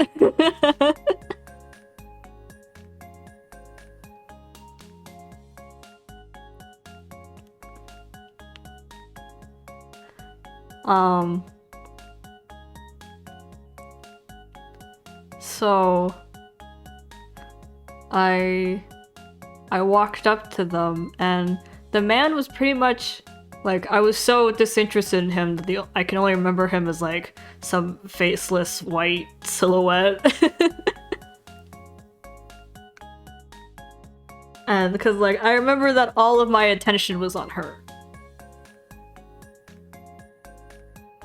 I was laser focused on her. I was only interested on her. Like, I saw her in the club. I saw her in the club at the bar, crying over a drink, and I made a beeline over to her.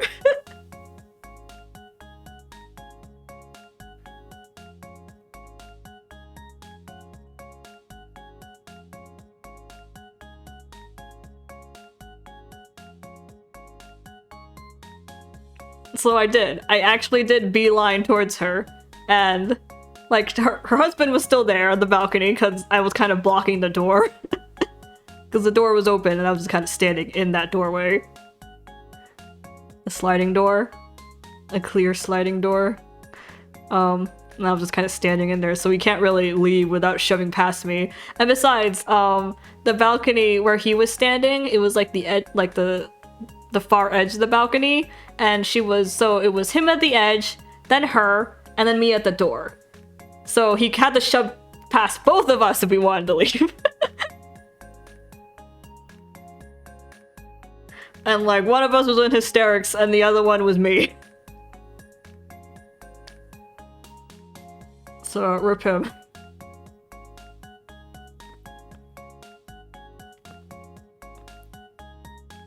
So I guess he reacted towards me. I don't really remember how he reacted. I guess he made some sort of noise of like surprise, I guess, that like I had suddenly shown up. And that's the point where she kind of turns around to look at me, and I don't remember saying anything to her, but I felt like she heard something anyways. Because she was listening. She was listening, but I wasn't saying anything. And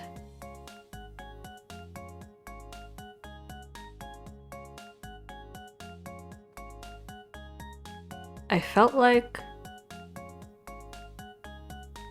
I wanted her. So I gave her something.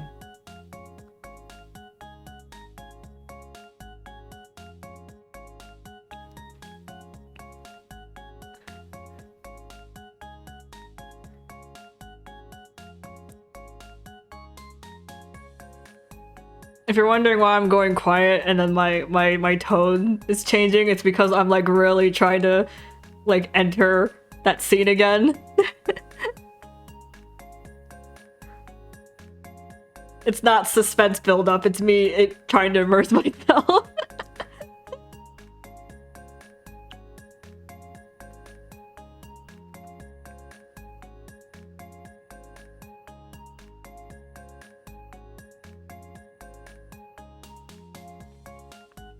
So, we're at the bar. I gave her something. I gave her something that I felt would, I guess, it wouldn't make her mine. It gave her a choice. I offered her a choice.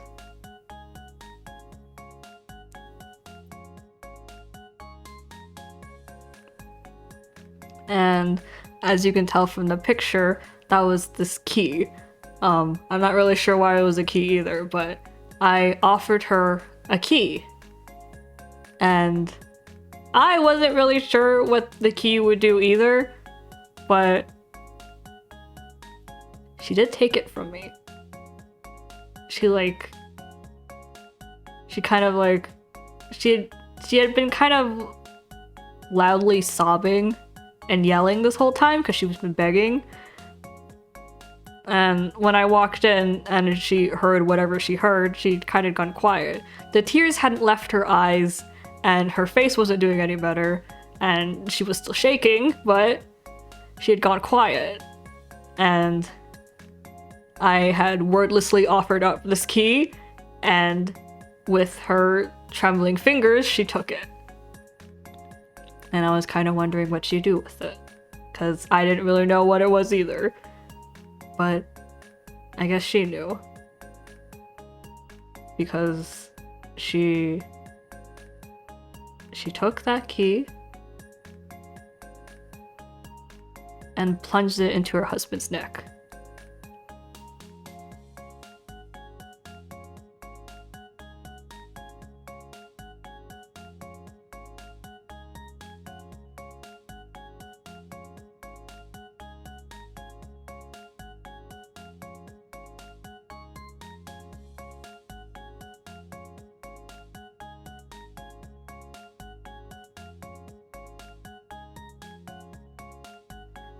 And to me, the man was just a faceless white silhouette, so I don't know. I guess he was bleeding out? I just kind of saw him like leaking white particles.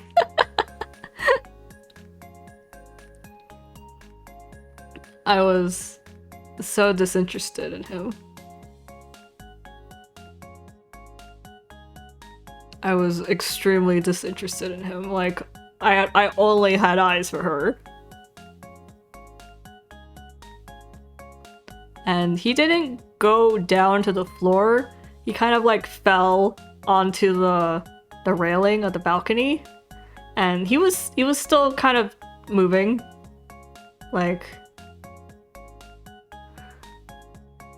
so like she had the key in his neck. And then she twisted, like it was a lock.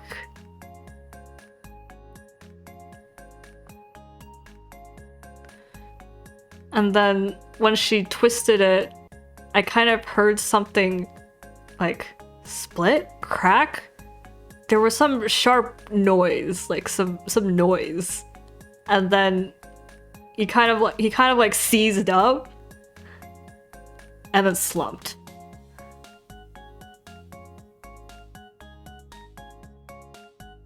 Is this a dream? Yeah, it was my dream.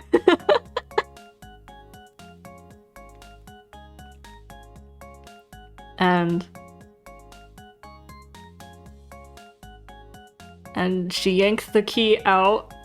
His body kind of slumped to the floor of the balcony, and her shaking was even worse now.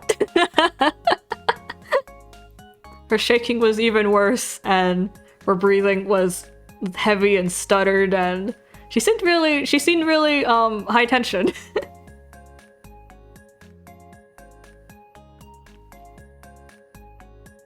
And you know, I never had an interest in a dude anyway, so I've been staring at her the whole time, and so I was just kind of I was staring at her still, like.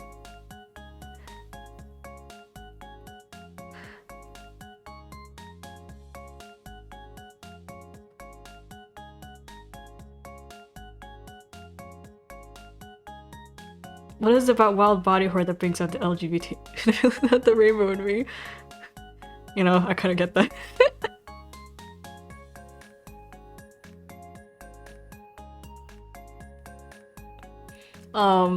But like, so yeah, she was shaking and her breathing was heavy, and like, she was kind of clutching that key with both of her hands into her palm. And I was just kind of staring at her. I'd been staring at her. I hadn't like once looked away from her since I laid eyes on her, since I entered the room. Like, every time I mention the husband, I just say that because I saw him from the corner of my eye. I had never actually looked at him. Not even when he fell to the floor. Whatever, at that point he was the same color as the balcony to me, so I couldn't even see him anymore.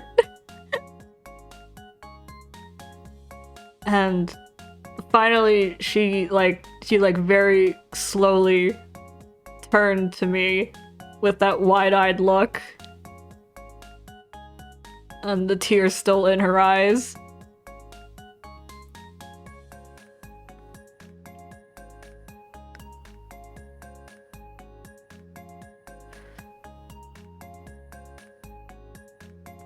And then she, with one hand clenching the key, she put that hand to her chest. And then, like, with the other that was free, she, like, kind of shakingly reached out over to me. And kind of stumbled over. One stumbled step. And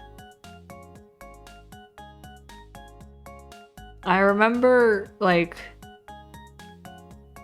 this is the point where I finally recognized her from school. And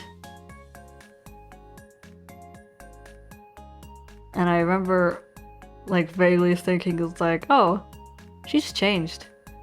And I took her hand and I led her out of the room.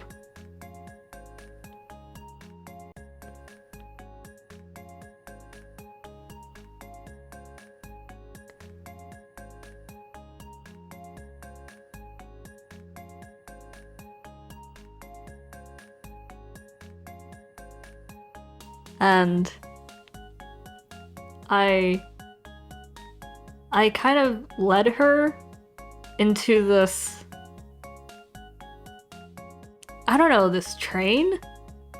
You know, like the subways in, like, Japan in anime and stuff? Those kind of trains?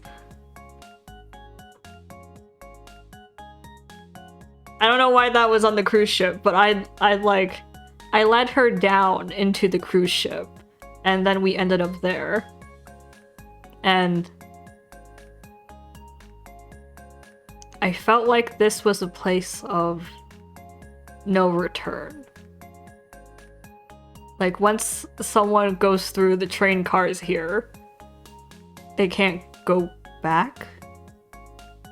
I don't know where they're going or where they're coming back to, but they can't come back.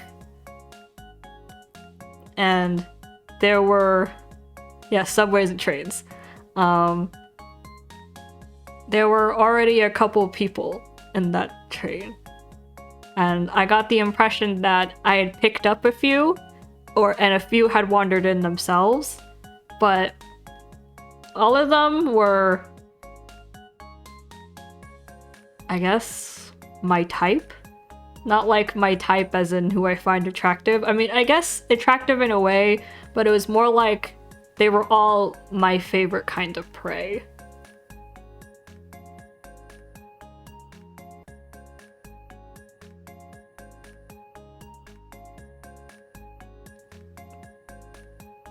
And there was a boy there. There was a boy there that kind of... Actually, was that the leader? Because he was like he was well dressed. He was well dressed, but younger than I remember him being. He was there.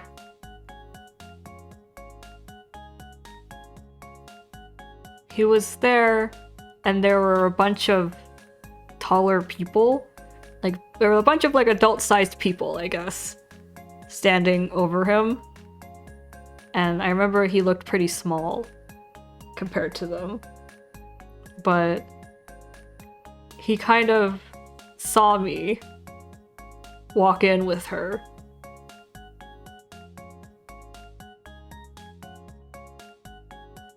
And he saw me there.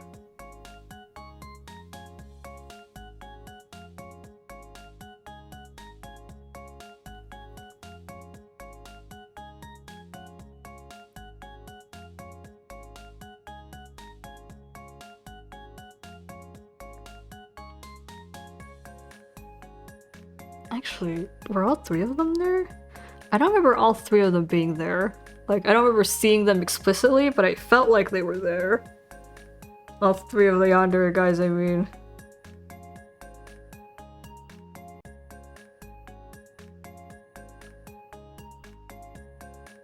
I don't remember seeing them. I only remember, like, seeing, like, maybe one or two of them. Like, the leader guy was there, and then all the tall people were there.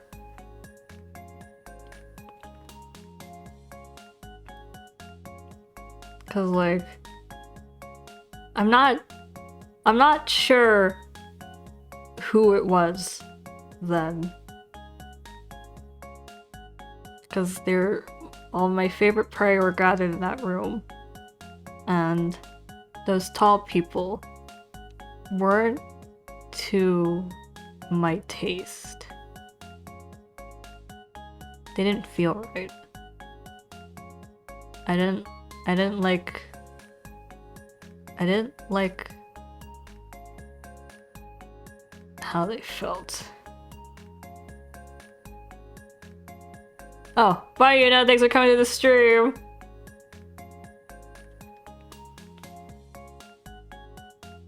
You watch the archives.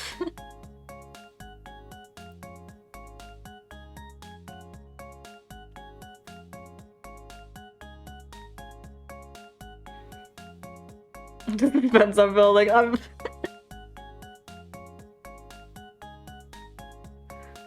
Thanks for the water. Alright, the chew.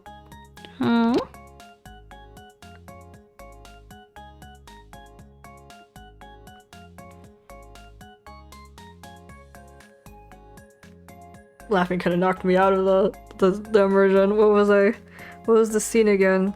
It's just like they were kind of the same as the husband, but they weren't white silhouettes, they were black silhouettes. And they were just kind of looming over my prey, and I thought that I kind of felt like that was displeasing. I didn't like it.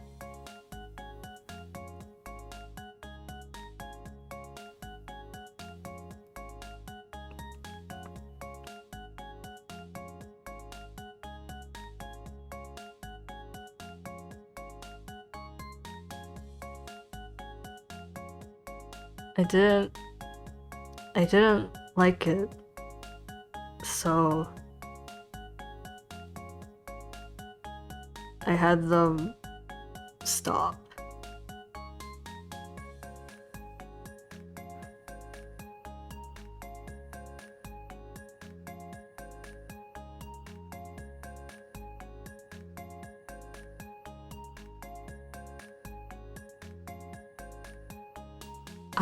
I don't know, because like kind of the next thing I knew, they were on the floor, they weren't moving, and the boy was staring back at me, and then without saying a word, he walked off deeper into the train cars.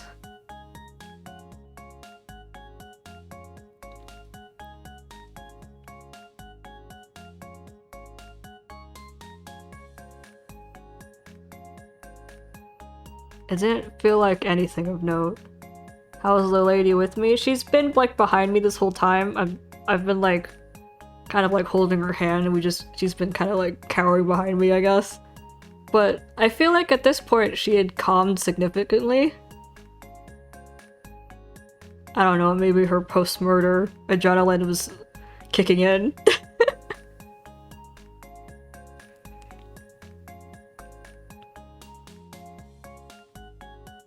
And I just took her with me.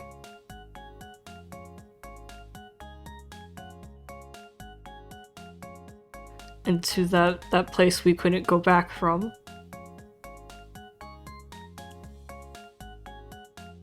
And okay, so this wasn't part of my dream, but it was part of like my weird dream background information I just know thing.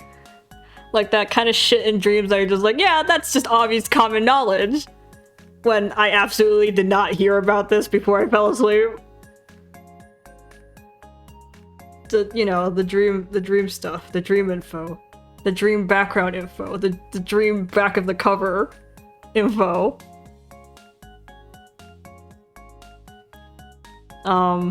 It was that I had come from somewhere submerged, dark, and deep. Like, deeper than any monkey could reach. And I kind of assumed it was like from deep underwater or something, but it could have been deeper than that. Second, I knew that our cult was on the level of a country, apparently. Like, dude, political mastermind was playing on a country level.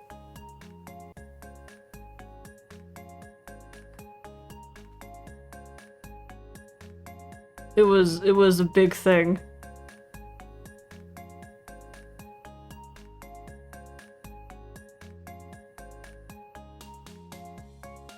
Look, our cult was going global, I guess. 3, I had successfully taken her home. Where was home, I don't know.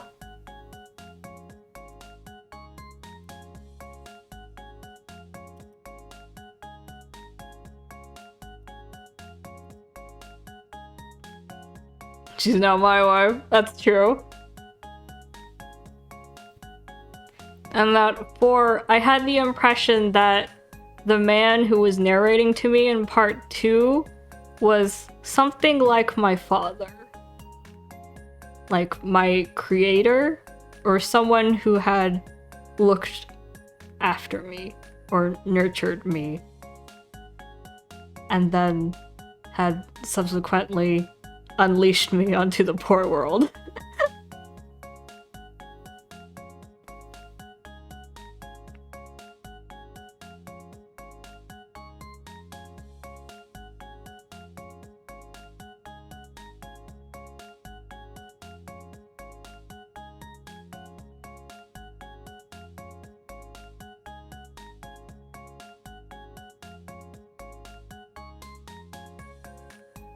And I feel like because she was from that dream school I had, I don't entirely felt like she was human either. Because, you know, Leader was a kid at the time and he's human. Outside, on the inside he's just an asshole, but...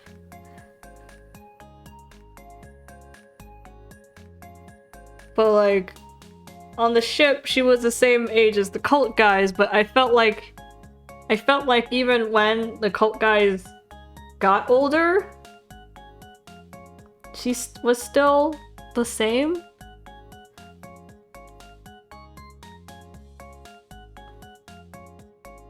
Well, the school was kind of demonic.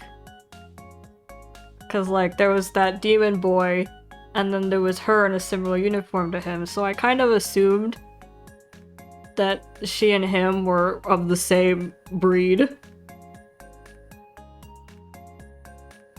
And maybe that's why her husband couldn't handle her? Because if she had tried to live as a normal human, but was some sort of demon or some sort of creature, I thought that was the reason why he couldn't handle her.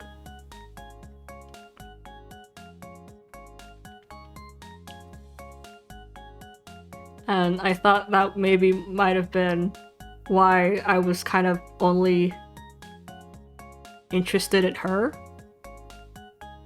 and not him. 'Cause I spit up monkeys. Who needs monkeys when you've got a hot dish like this, I guess.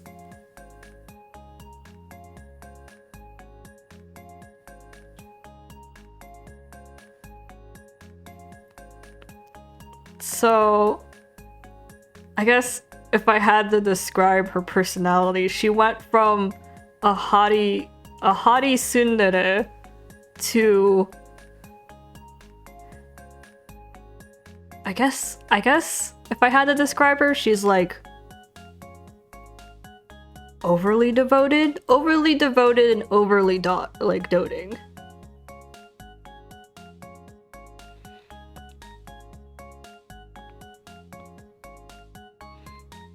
But also tends to like overly baby girl, yeah. But she's also like, well, she's got a penchant for violence, I know that much. She's got a penchant for violence, and I think that, like, accusatory jumping to conclusions that she had when we were schoolmates is still in there. So she's like overly doting and I guess hot-tempered.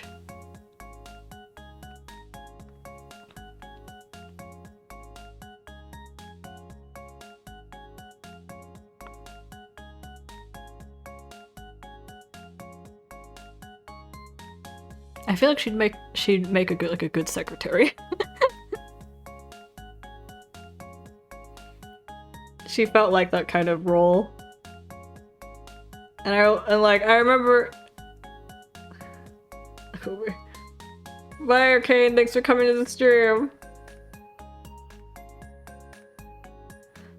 I also remember, like, I really wanted to draw her when I woke up because her coat was so, like, it was such a damn good look. I could not resist.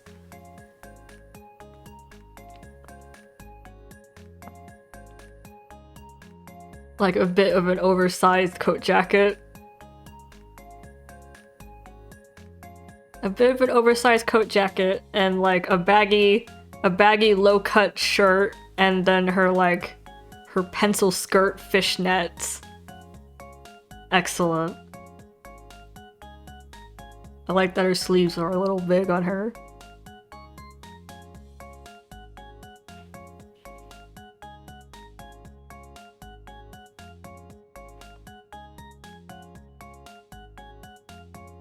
And then whatever the fuck's happening with her neck. I don't know, dude. I drew it as I remembered it. I don't know how it works either.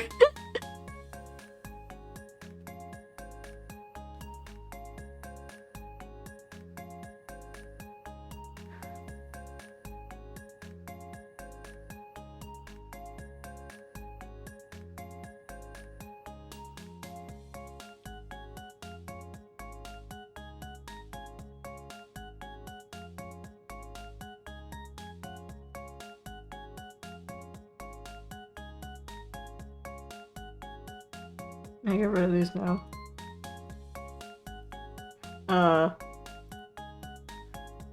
And then I had another dream again. 2 hours we haven't started.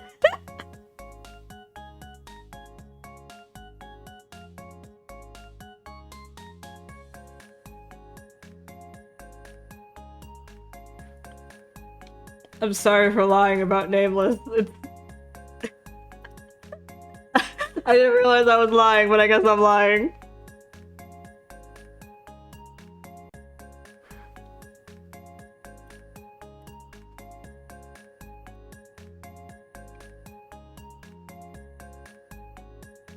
Hold on, I'll put us in just chatting so people don't come in looking for Nameless and find that I'm not doing anything yet.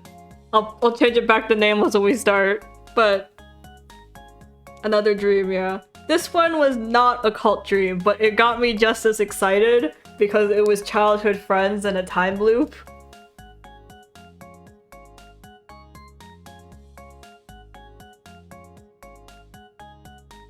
It was childhood friends and a time loop to solve something. Solve some sort of mystery.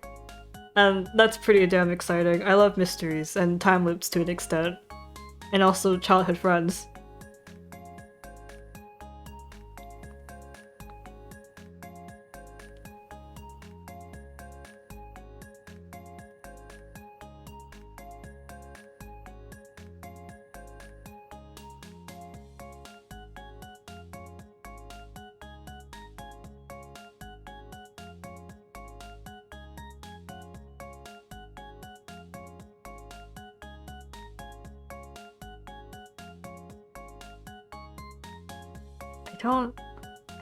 I don't quite understand what was happening because I also didn't have all the answers.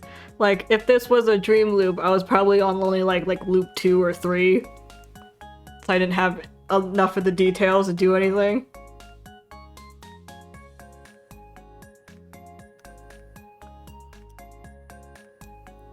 It was... Okay, first of all, It was me and some dude. I was also a dude, by the way. This is important because I wasn't me. I was some dude hanging with another dude, as dudes do.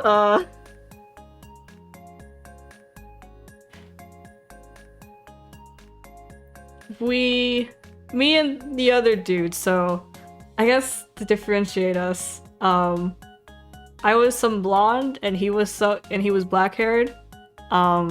I think his name was Sosuke.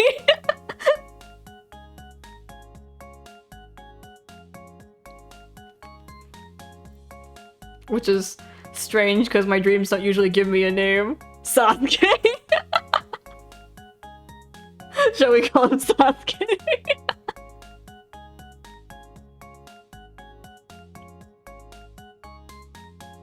You fucking nerd.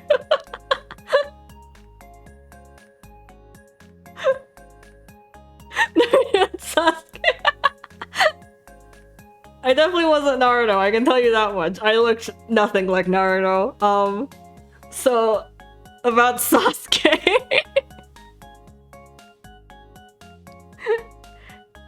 He didn't look like Sasuke either, but you know what?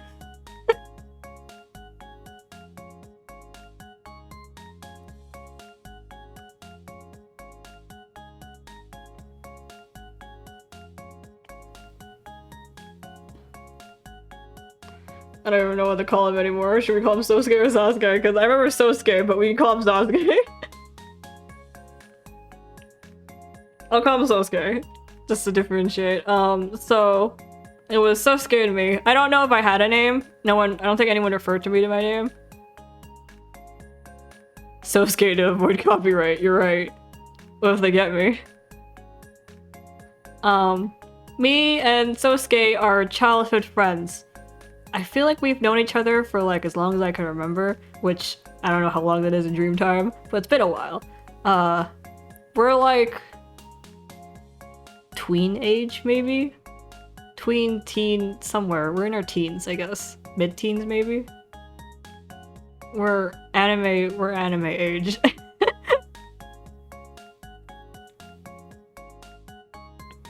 We were rooming together. We were working at this place. What was it? An antique shop? It was like an antique shop with a library section that was also pretty antique. Like, I guess it's just an antique shop. We had books and all sorts of cutlery and dishware and gadgets and stuff. We were kind of like a rundown antique shop but like rundown in a Japanese aesthetic. I guess that might have been obvious because it's the name of Sosuke, but... So it was a Japanese aesthetic antique shop, and it was a really old shop, and so it was like the old man owner and the two of us, me and Sosuke, who we lived here. We lived and worked here.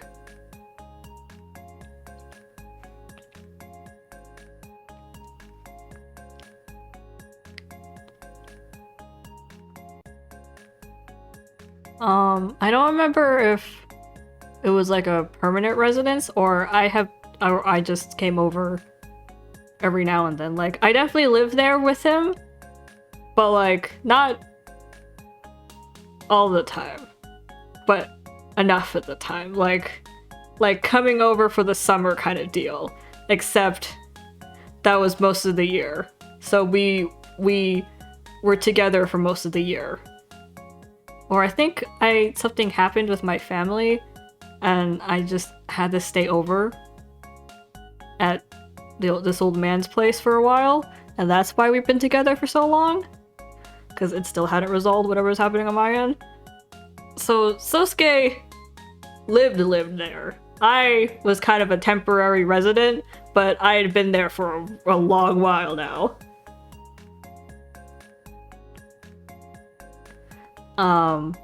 Sosuke was kind of unsociable. he was kind of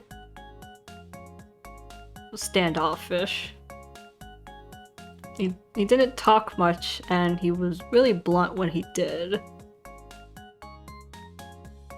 I have the impression that I was always the one doing the talking for each other. And he just kind of dealt with, like, the heavy work, while I dealt with customers and stuff.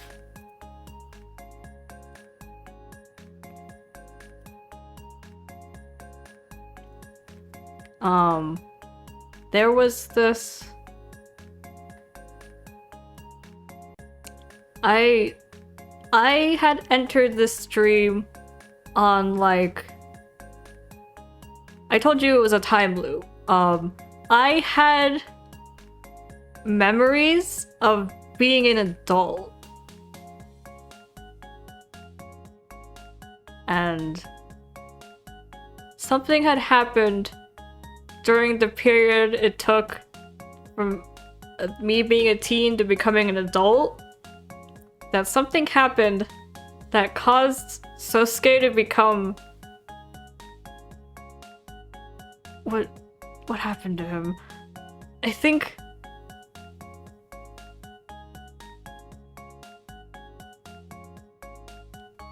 It's like... I think something... I think it kept changing, but we had a Phantom Thief detective dynamic, the two of us as adults.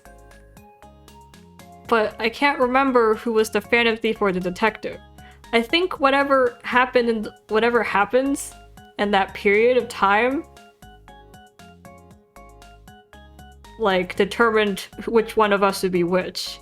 And I had experienced both outcomes. Like, him being the detective or him being the Phantom Thief.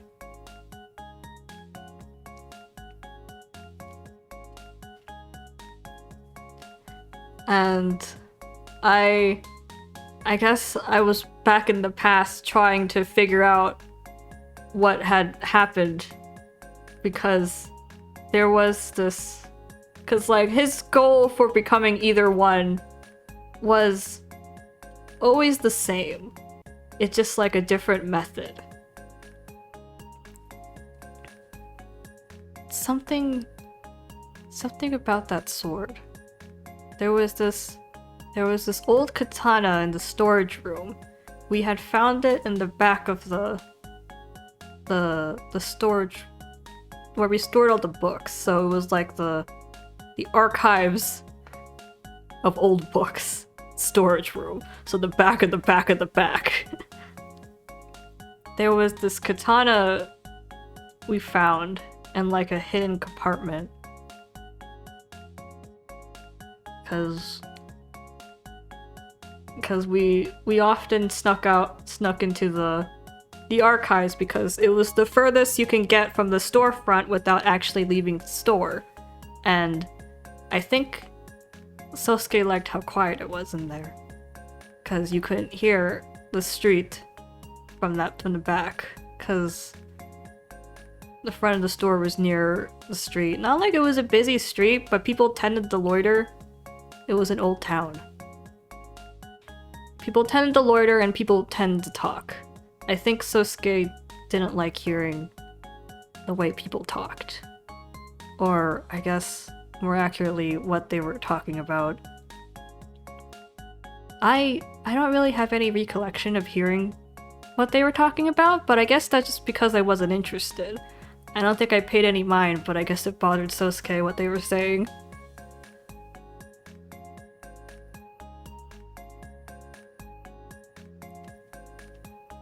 Probably something about him or his family or the store or something.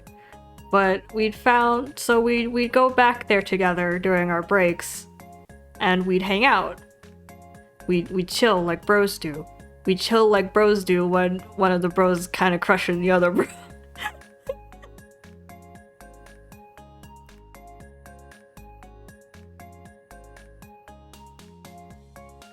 Also, thanks for the water, Teddy. I don't know if I said that.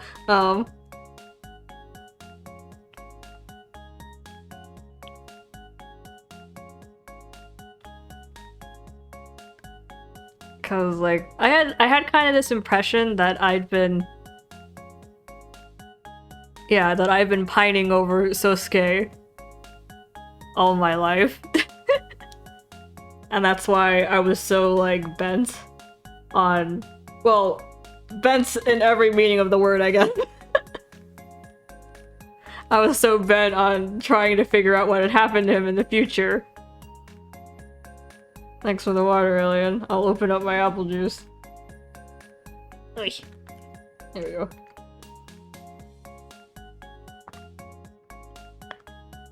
Oy. What can I say? Sosuke was hot.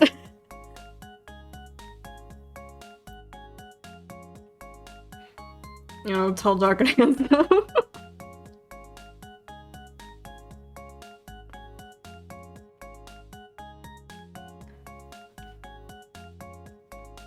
I could probably draw him. I'll draw him later. Because I could draw him and me. Or the blonde whose body I was occupying. Our resident Naruto.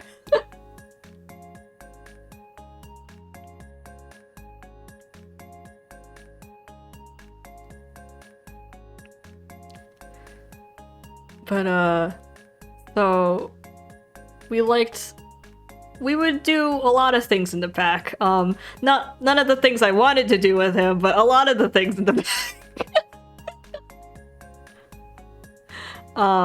We'd go over the books together or check their condition of the things in there. And it was like, I guess it was kind of like a treasure trove to us. So we were often fumbling around in there. And we stumbled on something. I guess we found something we shouldn't have, because it was really tucked away. I don't remember how we accessed it, but we did manage to access it. And Sosuke pulls out this big box, and he kind of clicks it open, because how could there be something we don't know about in this storage room? We're here like all the time, and we've been playing in here since forever. There's no way something unknown is in here. So he popped it open, and there's a katana in there, a really old katana, and the look on Sosuke's face. I don't know what he realized by looking at it, because it just looked like a regular old katana to me. I mean, it looked pretty cool, but that was pretty much it for me. But I guess it was something relating to his ancestors or something, or his family. And I don't know, because once Sosuke picked up that sword, I got the feeling something changed.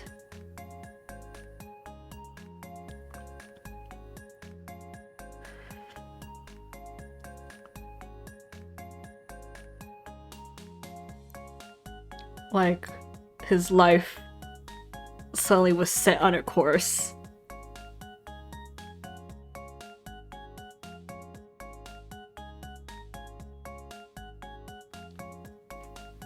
With the power of love, you can get back to normal. Cause I don't know, dude, cause like in our adult futures, which I kinda remember two of them, which was, you know, I'm the phantom thief and he's the detective, or he's the phantom thief and I'm the detective. Either way, we're always chasing each other. But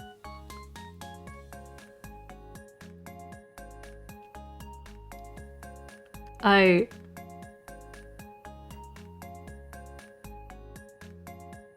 remember thinking I had to get that sword away from him, because I didn't know what else to do.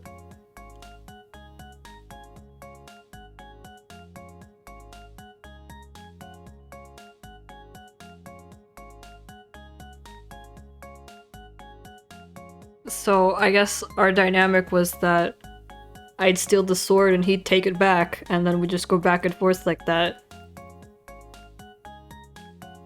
And then I guess something happens that makes me loop. Did I get killed by that sword, and that's why I kept going back?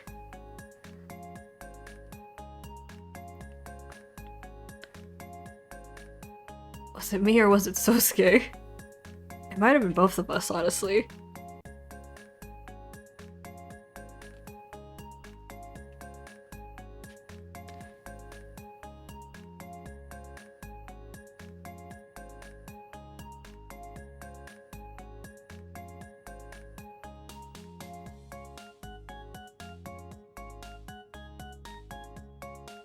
Astronaut ad.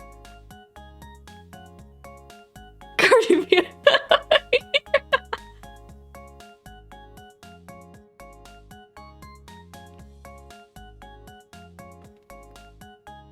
No. That's right. Feed me your cents. Feed me your decimal cents. I require your decimal cents to... I don't know. What am I using this money for? A capture card, I guess? So I can buy a capture card and play Fire Emblem.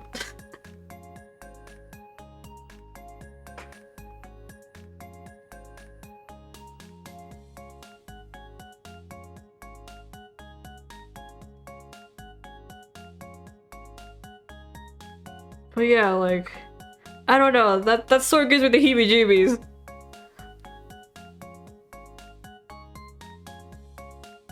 I didn't like that sword, and I don't like what it does to Sosuke.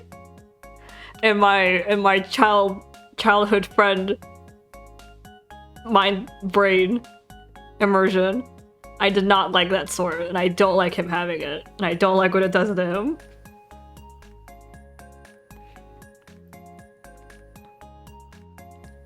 But I remember, like, in one of the loops when I went back, I saw something. I saw something, like, I guess a vision of the past of someone using that sword.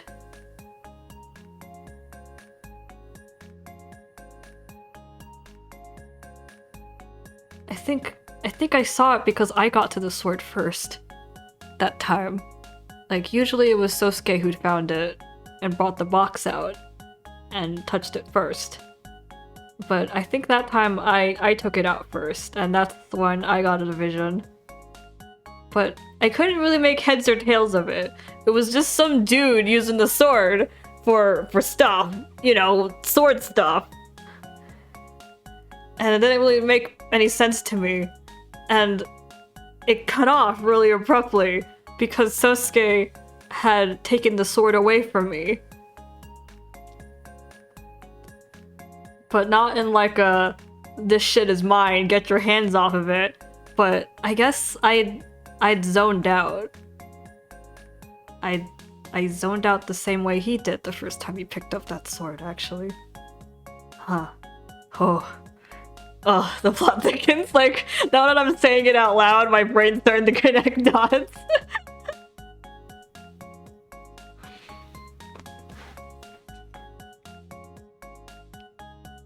I didn't manage to rip the sword out of his hand. Sosuke had always been stronger than me.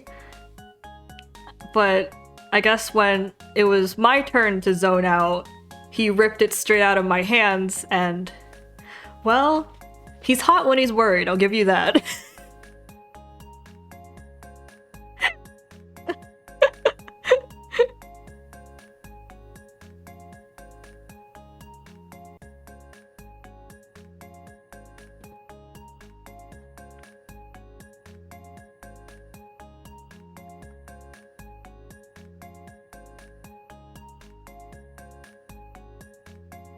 And I guess whoever touches that sword first kind of determines who's who as adults.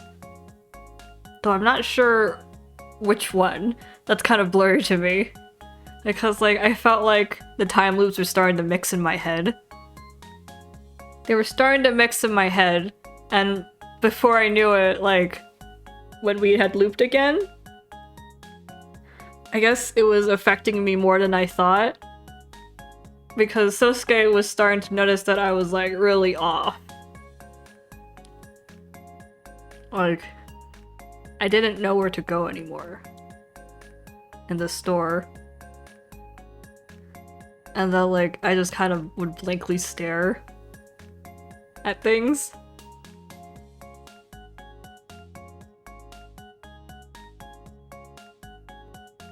So he always had to come over and lead me around. And, well, I finally got to hear him talk because he had to...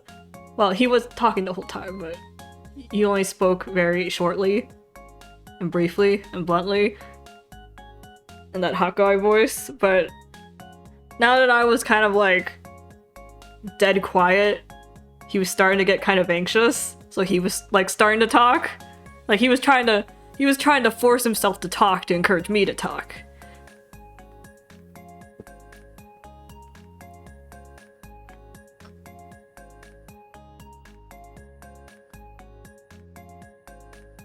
And he thought maybe the storefront wasn't doing me any good, so he'd take me to the back because that's our spot. And then we'd start all over again. And I really didn't know what to do.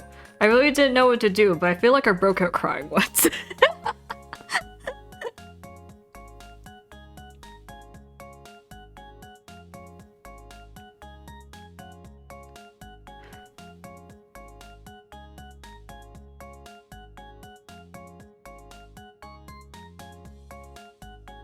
Broke out crying once, and then, like, I don't know. I really get a kick out of seeing that guy panic. That's what he gets for putting me through all of this.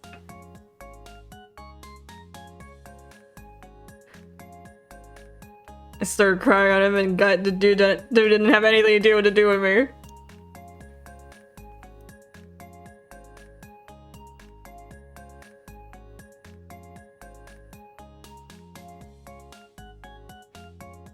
That's true. He was really flustered. I'm trying to figure out how to say it. I was about to say a term in Japanese and I realized I couldn't explain it in English.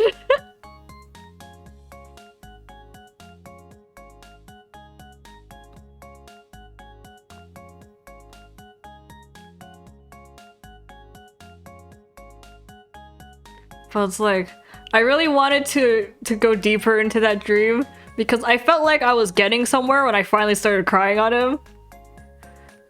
On him, literally, because he actually pulled me into it for a hug and I was like, whoa, Ikemen move, but...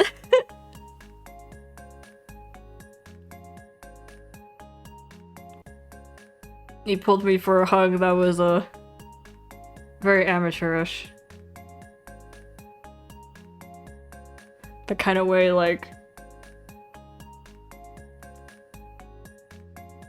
trying to squeeze all the bad feelings out of you.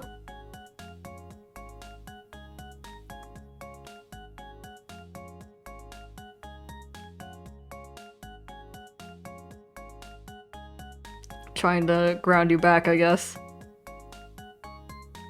I really felt like I was, like, getting somewhere when I started crying on him, but that's the point when I started waking up. So, I'm upset.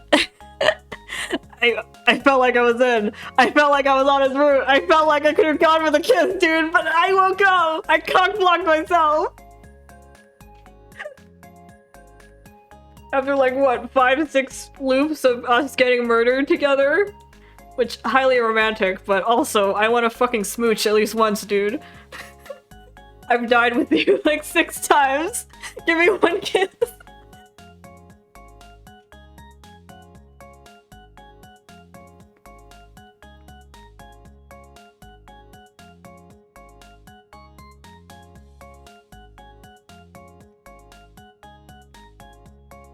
Anyways, I'll draw them later because I have to before I forget what they look like.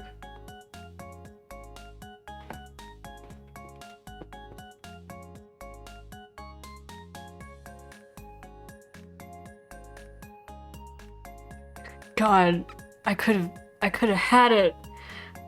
I could have gone and smooched. Because in my childhood friend immersion mindset, I didn't know if he returned my feelings. But in my in my outside the childhood friend brain, which I had. Like I had the brain that was like immersed as the character, and then I had my other side of my brain, which was like in the audience seat, like yelling in the back, yelling at the screen at the cinema. Like, so I had like two brains for that dream.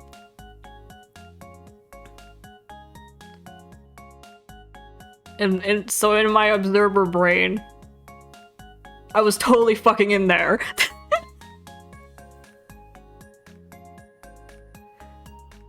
Dude was just as committed to me as I was to him. It could have happened. We could have had it. We spent 6 loops together, dude. Fucking, I need 1 kiss, at least.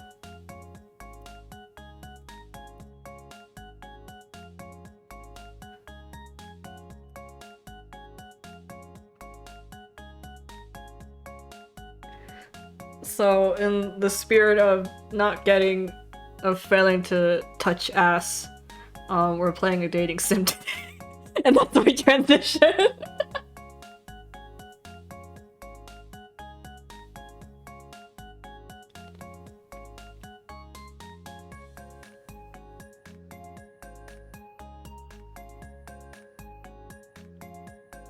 My transition is I failed to touch ass in Dream, so I will grab all ass in dating sim.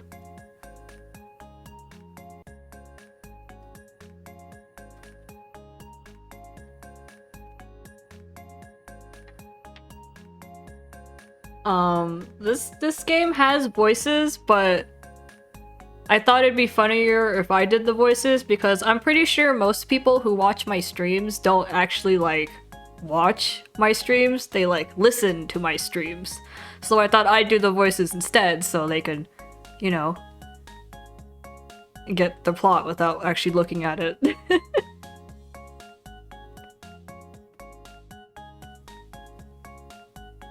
So I turned the voices off. There are voices though. I've turned the voices off.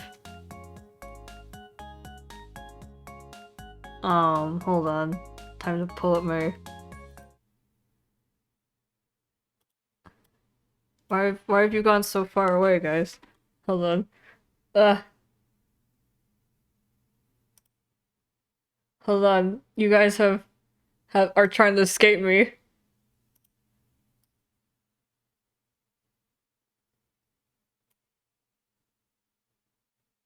Is it this one? It's this one. Okay.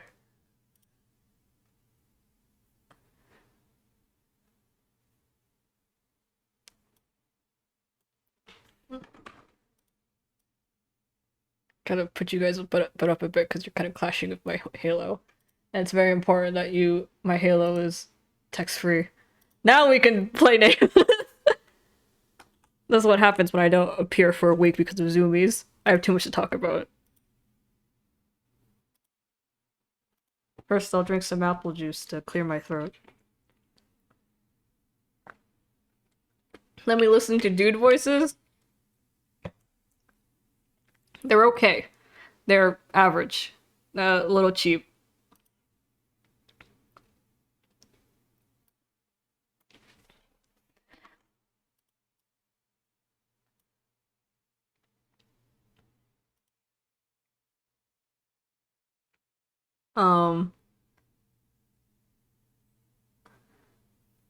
I wasn't too big into the voice acting anyways. No BGM. Oh, well, I don't have it up right now, and my desktop audio is off. I'm checking things.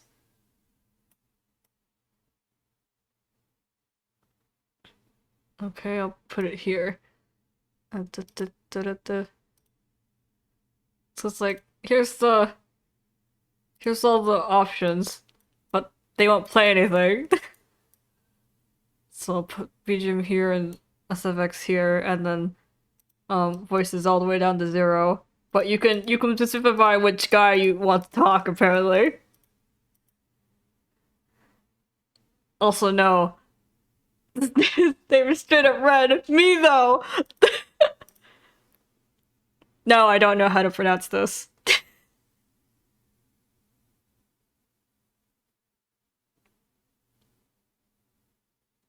I don't know why all the other guys get names like this and there's this guy.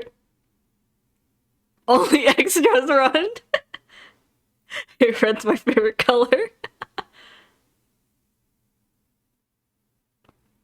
But I'll be having the voices off so that I can do the voices. And then if you want to hear the voices, you can Google it. Go fucking Google it.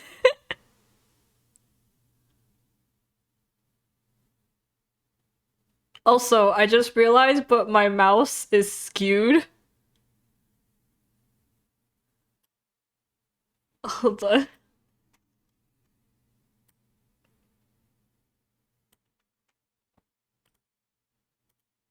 Hold on.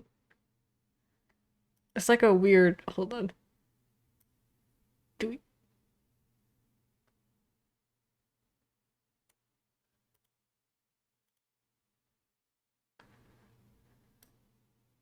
The game's doing something weird with the capture. Is it because it's old?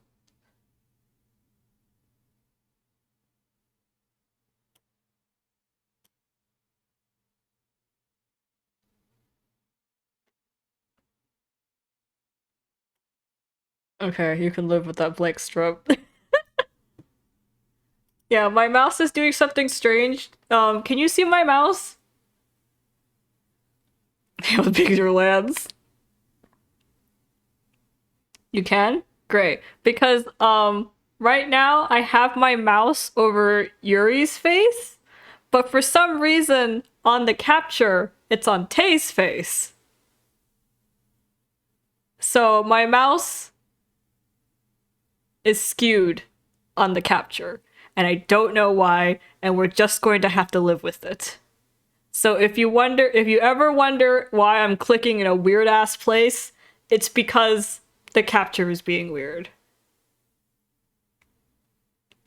Well, it's just like when I click things and your guys are like, what the fuck? You did not click the option at all. And I'm like, haha, bitch. Your monkey eyes can't see shit, that's why.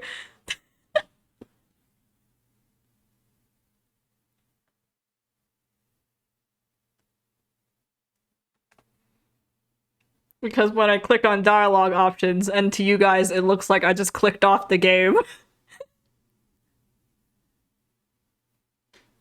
It's in those motion. It's in those in that case.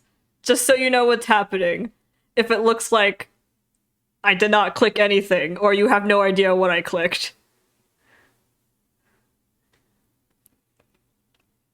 Just as an ahead. Just as a warning. Look at all these look at all these chickens. Uh see, look at that. This is some voodoo shit.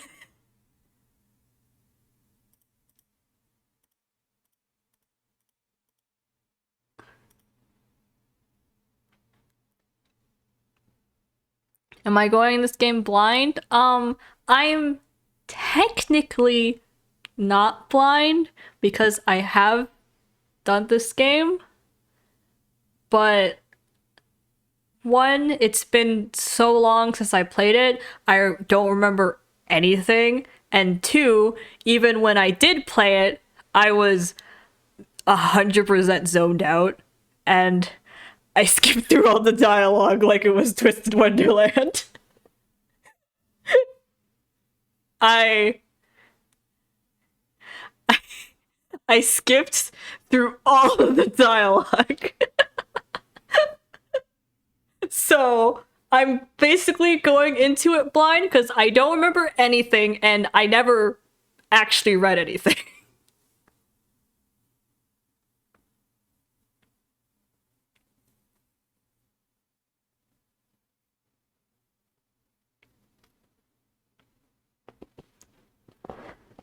Um, Another thing I'd like to say is that this game has, a classic secret route after you do everyone. And that's what I was going for. Except that secret route's like super short. So I sped through all of the guys to get that character. and that's about it. I don't think I was interested in any of the guys. Like I don't remember any of the guys actually like piquing my interest.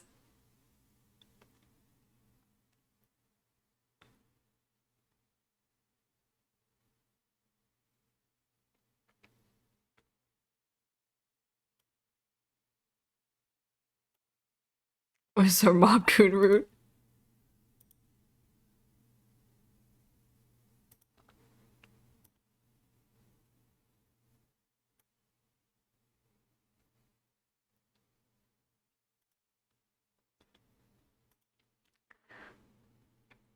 I mean, okay. Okay, so since or maybe, yeah, I'm pretty much blind. I have no idea what's happening more. I don't remember what happened in the extra route. So, since we're here at the screen, title screen, do any of you want to give it a shot and tell me if any of them are your type?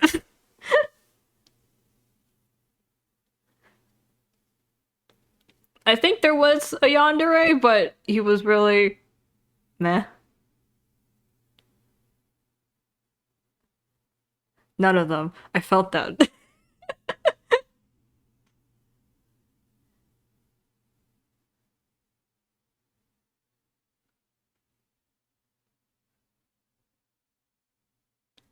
Has that smile that gives hope.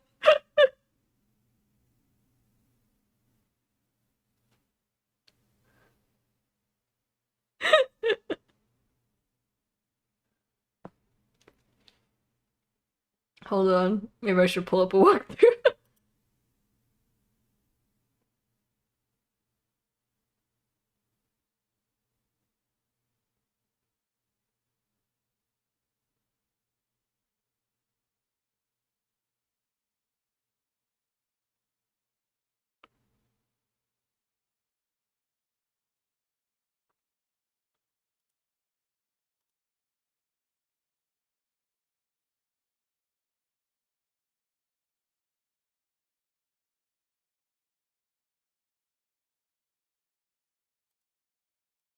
Okay.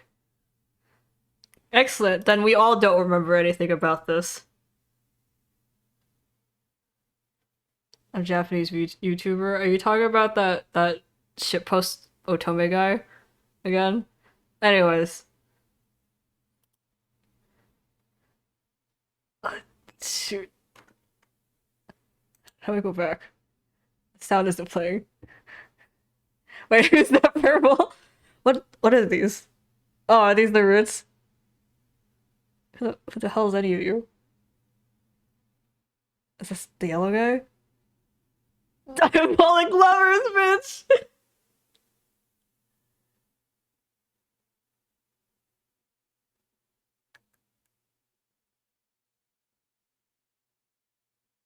What, what am I supposed to click? I.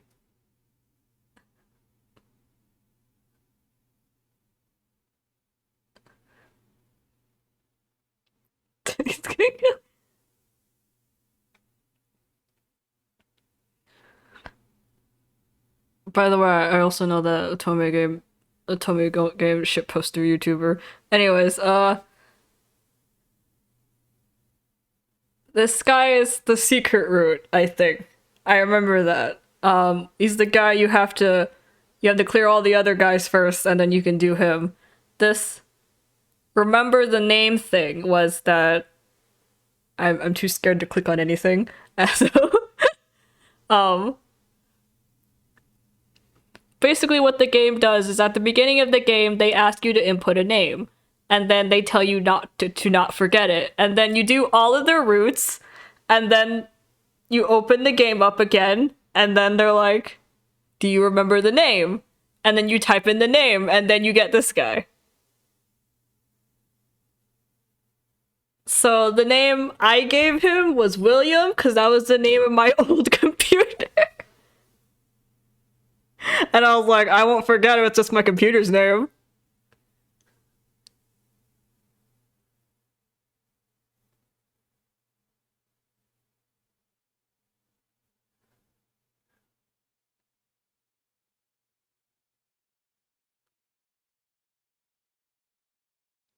So, and then you unlock his route because you know you remembered him and you didn't forget. So, I just realized I'm gonna have the. It's a little late to realize this, but I just realized I'm gonna have to voice all these guys, and I don't have any. I don't have any voice change talent. I also don't know what any of this means. Um, this must this first one, this one here with my mouse is hovering over. This must be the white-haired dude, maybe. And then here's Blondie, and then is this the black-haired guy? Uh, is this the orange-haired guy? And this is the redhead. It must be. Uh, sweats. It's gotta be. Okay, so we're gonna speed run through all of their good endings. And yeah, her approached me. We're gonna go through all their good endings and then pretend bad things never happened. And uh, I don't know. We'll do shit, I guess. I don't know what this teddy bear means. It's been so long, I don't remember anything. It said that came out like in 2013. It's been 10 years. Shit, fuck, shit, fuck.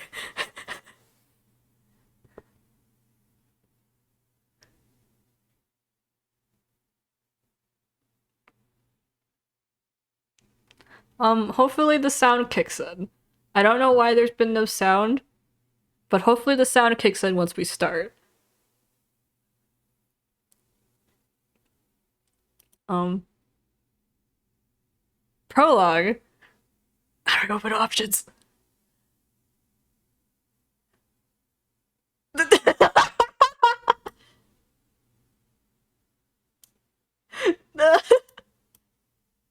Oh my god, the game is so skewed. Buckle up, kids.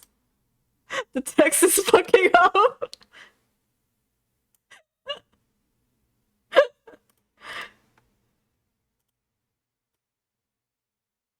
Hold on. I'll move you guys to the side a little. I didn't realize this thing would be this nitpicky.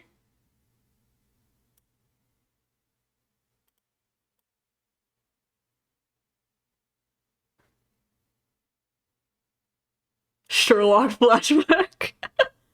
Cool. I see we're in for a much more exciting time than I realized. Is this why we have zero sound?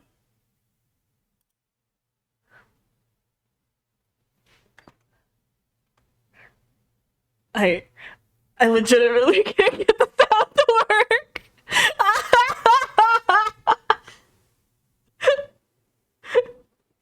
To be continued, move. Hold on. I'll get you that Twitch ad, Teddy. Because I missed out on your last Twitch ad.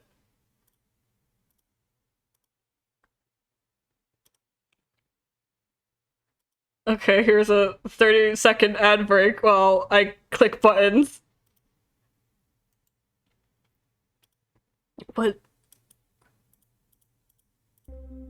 Oh my god! Holy shit!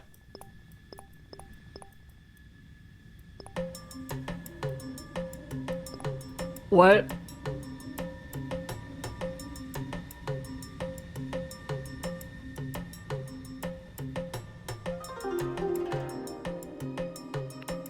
What? What is this music?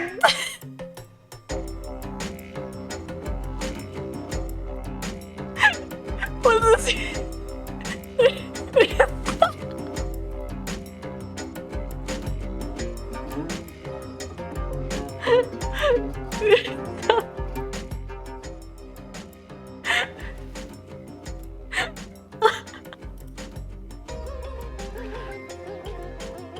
What is this music? I guess we must dance.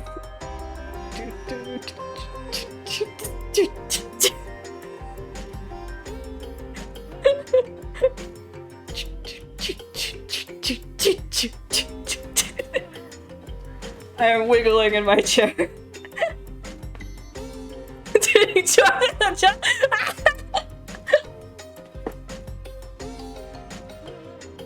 George in the jungle. Are you immersed? Does this music make you feel the vibes? What vibes are those? I don't know. Anyways. Oh, is this the loot?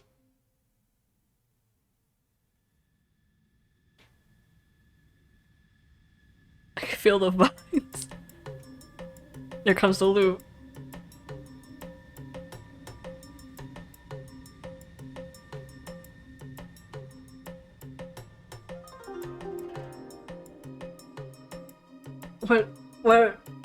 What emotion am I supposed to be feeling right now?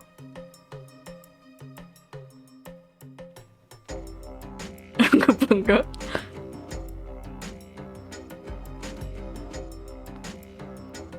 I think when I played it with no sound, so...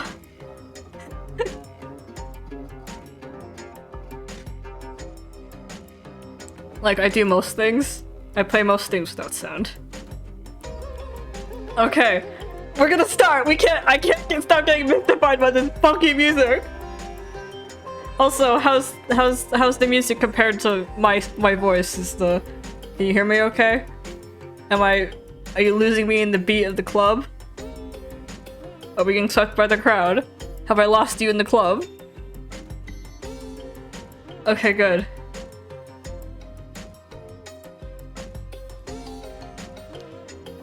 That's in the club. Oh fuck, we're in a bar. Don't cry! If you cry, it's over!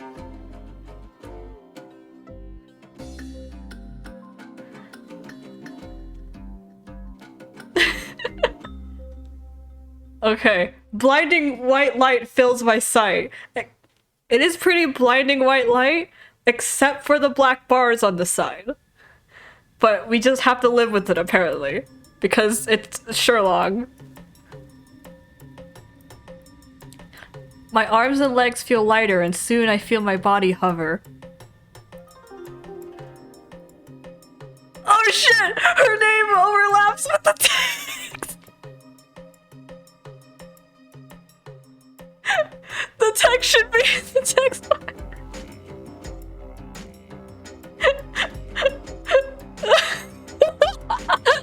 How do we fix this? Dude, I have absolutely zero idea how we're going to fix this.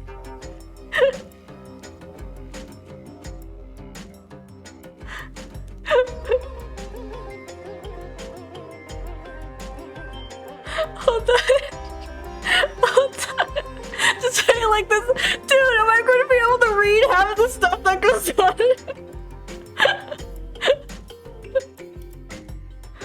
I gather the strength to walk forward despite my feet barely touching the ground. No matter how far I go, white space continues without end. I open my eyes but can't see or hear anything. I stop and look around. This place, so pure and clean, but for some reason I feel sad. With this funky beat? Dude, I have no idea.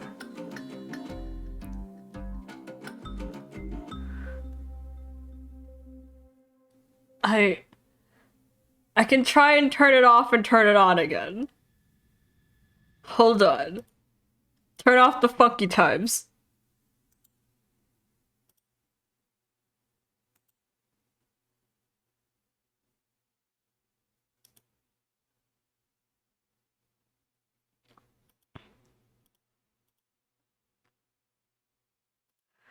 Okay, what the fuck's up with you? I also don't know what I would need to reset.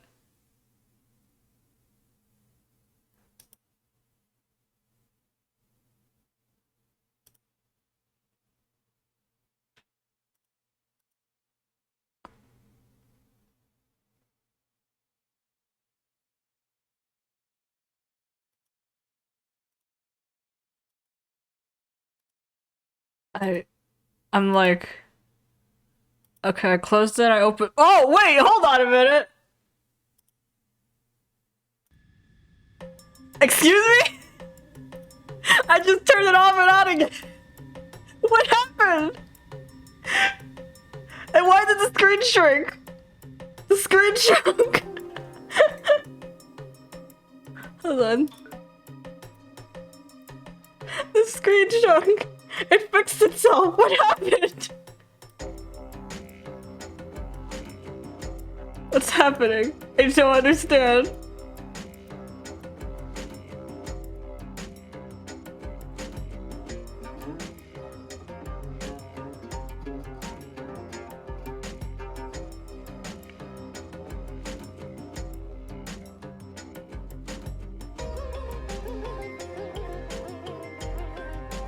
Okay, I guess you guys can move on over now.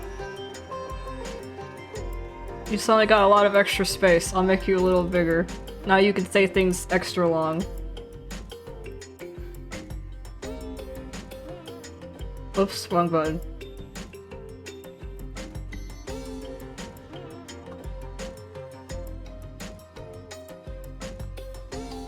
You got 100 more pixels now.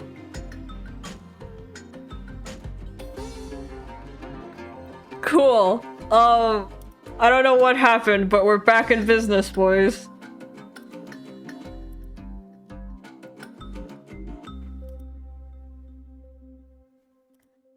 What the fuck happened?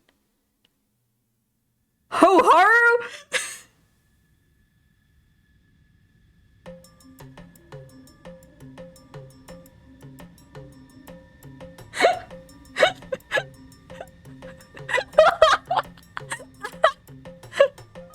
They didn't give me an option to name her, so...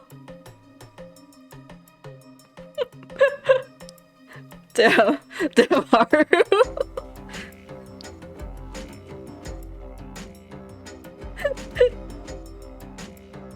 Damn Haru. Why did you tell me you were the protagonist for dating sim?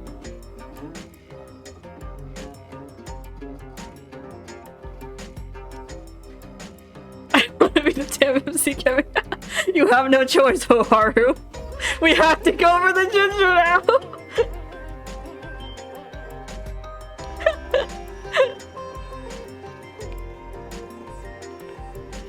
Of all names, why is it Ho-Haru?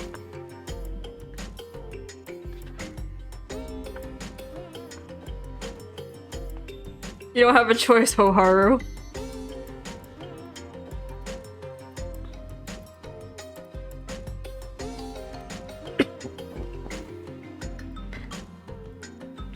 This place, surrounded by glimmering light white as snow.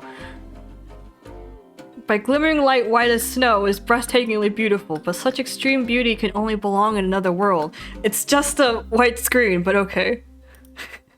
Bro, she's ugly AF. I see something blurred far away. I couldn't see properly because of the glaring light coming at me from all directions. All I could make out was a tall person and another slightly shorter. 2 people? Are you really okay with that? Yes.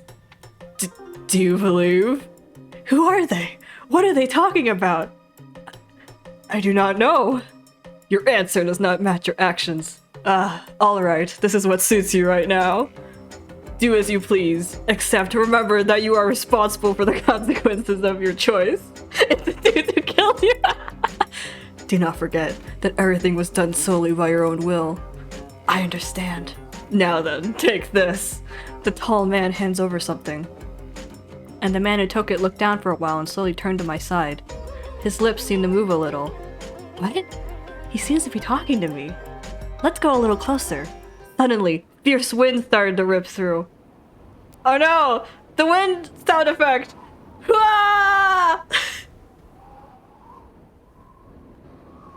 This sounds like an okay wind.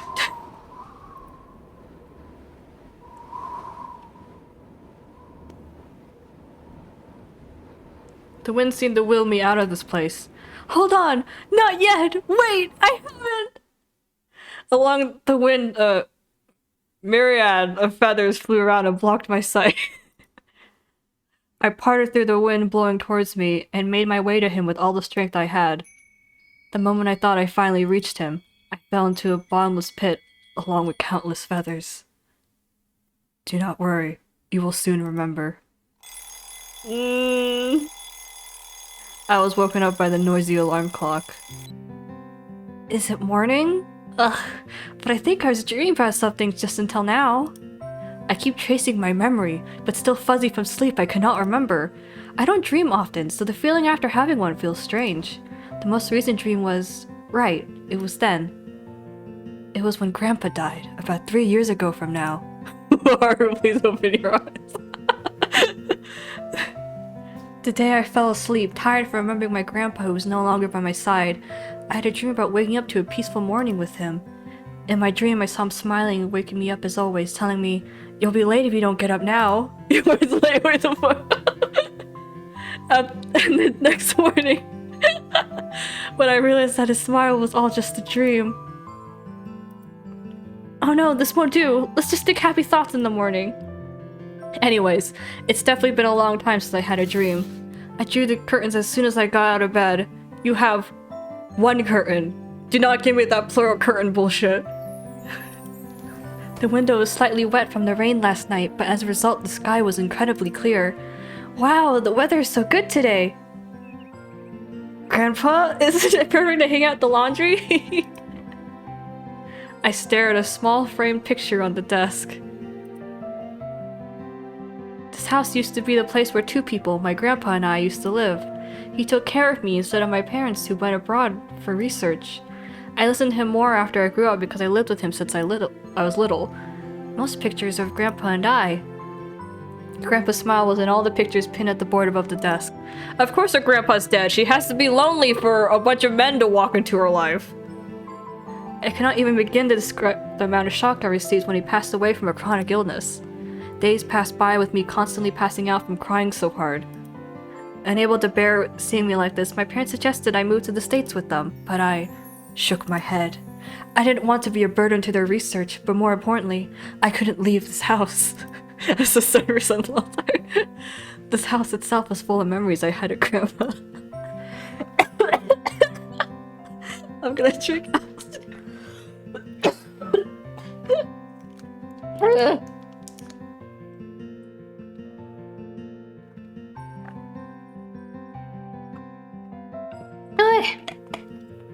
I drank all the apple juice.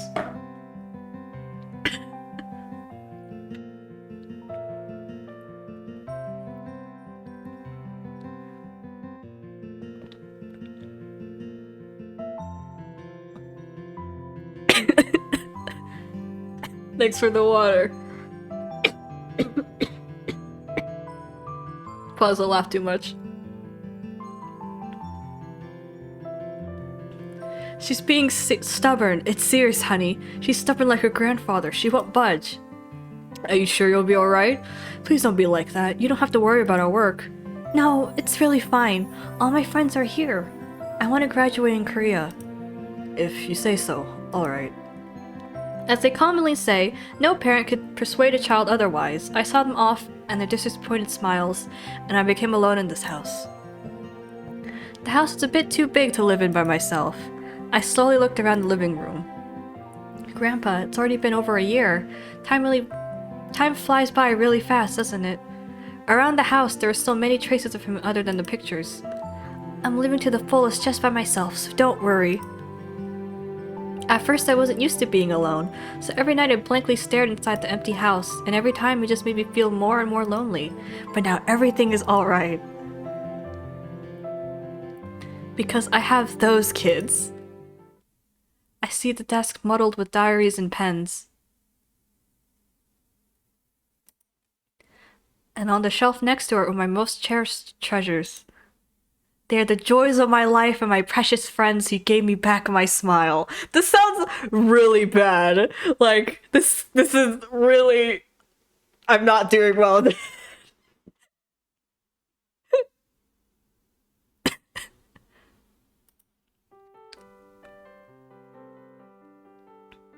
Hey everyone, had a good night's sleep? Hold on, I can cover the... Wait, her sprite stays up, that's funny.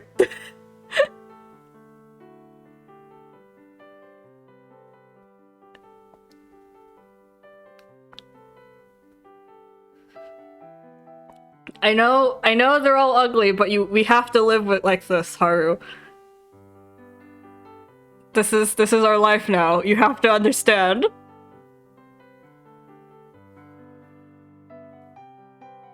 Haru, these are your boyfriends. Shut up.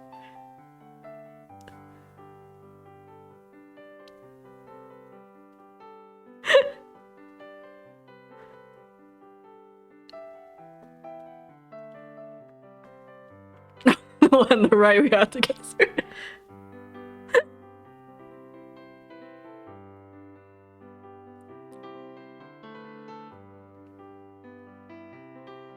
You don't have any choice in the matter, Haru. This is your life now. These are your precious friends who gave you back your smile. Weren't you listening?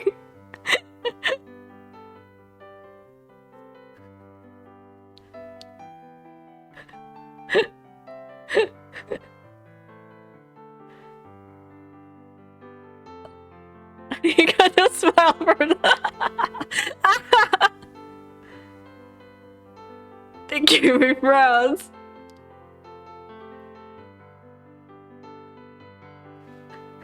Don't say that about your precious friends.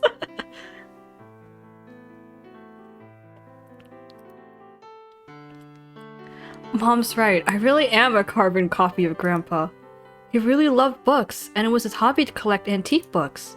So the house always smelled of all kinds of books. And in my case, it was my hobby to collect dolls. That's a lot more different from your grandpa, but whatever.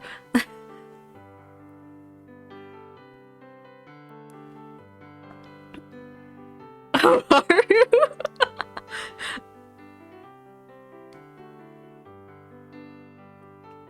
Dude, I hate that. Too bad, these are your fucking precious friends. You're gonna get back your smile, Heart.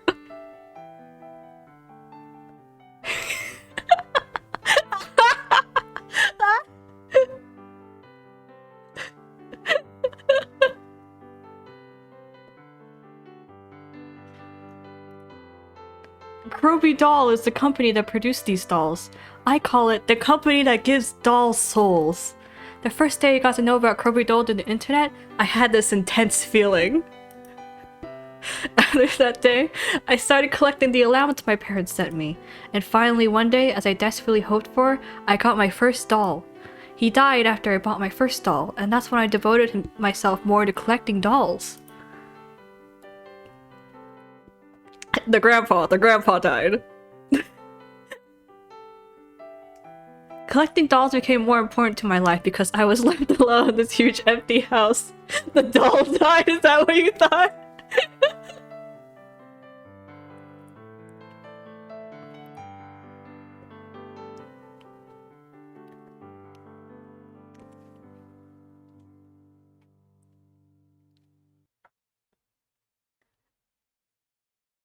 Necromancy. Chose a company with shit designs.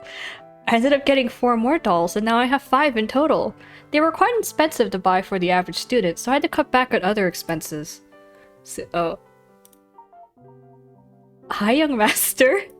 This doll standing here flaunting his long, shiny silver hair is Lance, the first doll I ever bought. I still remember when I first held Lance at the Groby Doll showroom. Lance is the most popular doll because of his pretty face. I keep looking in the corner of my eye and you guys are freaking the fuck out. I can't hold my laughter. He's a fucking what?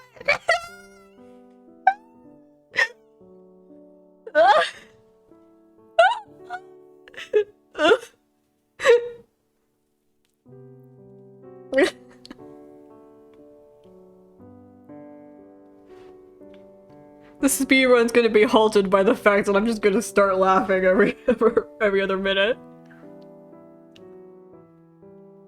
Lance is the most popular doll because of his pretty face, so he has been released in several different versions. Some say they are now fed up with all the versions, but that never once crossed my mind. Because for me, Lance is the beginning of many ties, and my first very own precious doll that I wouldn't change for the world. We just called him Young Master, so I think we're the butler. Lance is the one doll that always stood by me when Grandpa was alive.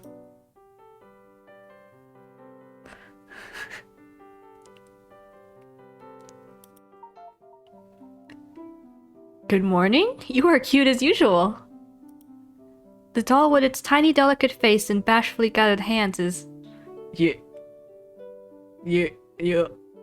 Yeah. Yeonho? Yeonho.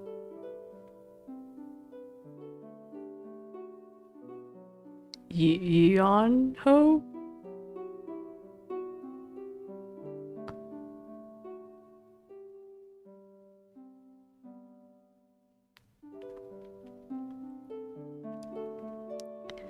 I mean, if I read it like a savage Englishman, it's Yeonho.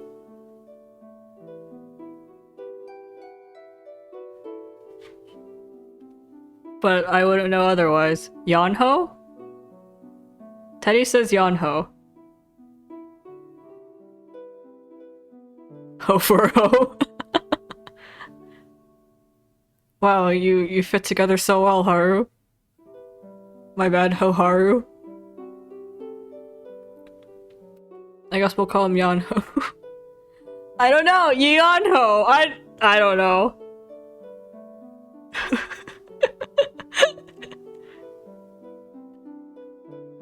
Yeonho.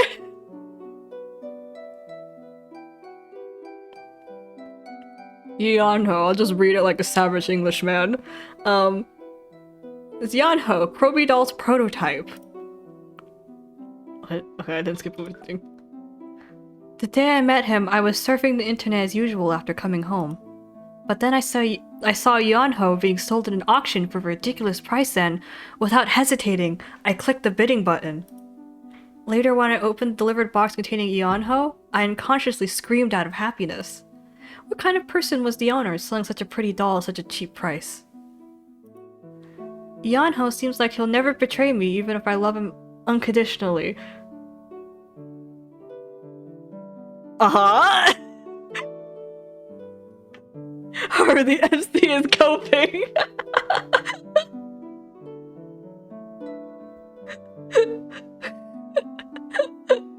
Thanks for playing devil's advocate, Teddy.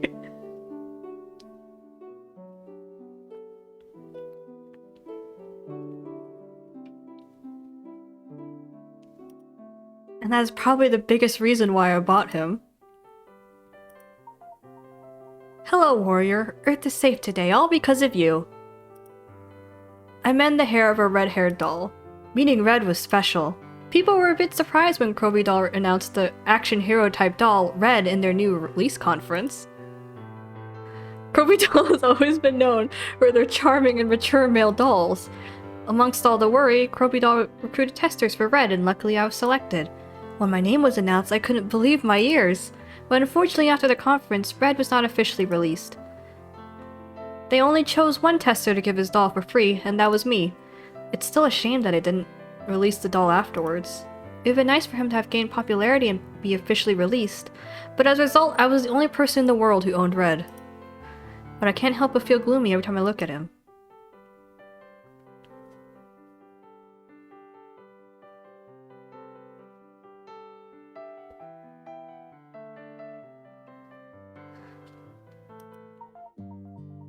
His hair's brown? That's fucking orange! No! It really is Haru! Only Haru would look at him and say it's brown!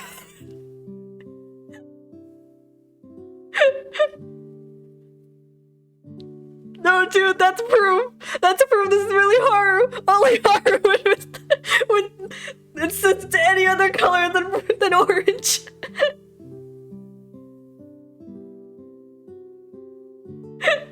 Confirmed. Haru confirmed.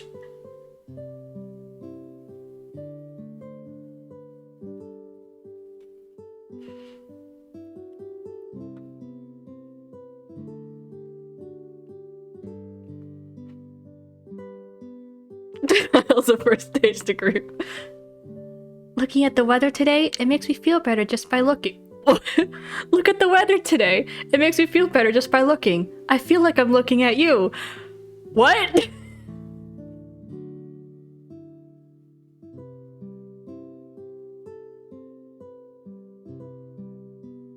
Look at the weather today. It makes me feel better just by looking. I feel like I'm looking at you.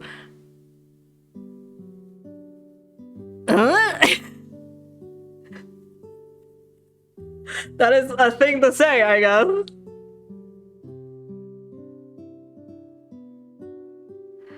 Hey, nice weather. I feel better just by looking at the weather. It's like I'm looking at you.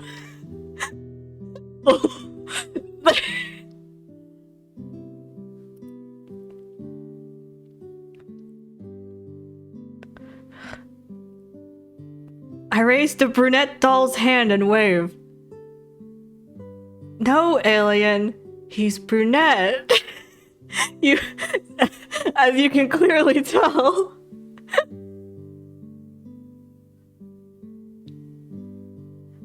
Look how brown his hair is.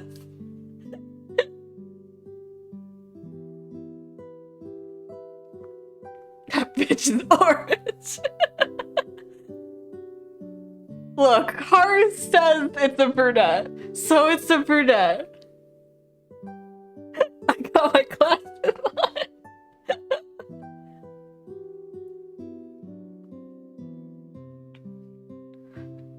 He's clearly a brunette. I don't see what the problem is. Bro, fucking color picking this. Yeah, dude, go for it.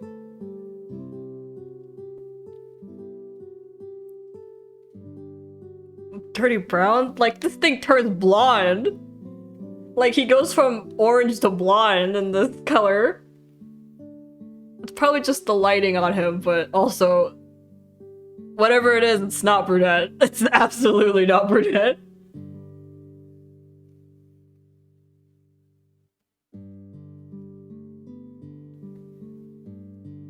What a way to find out who Haru is colorblind. Diversity win.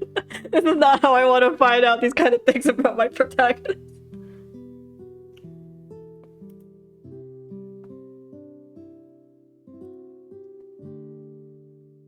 Oh, Jay has sent something in the stable and has confirmed that is indeed fucking orange.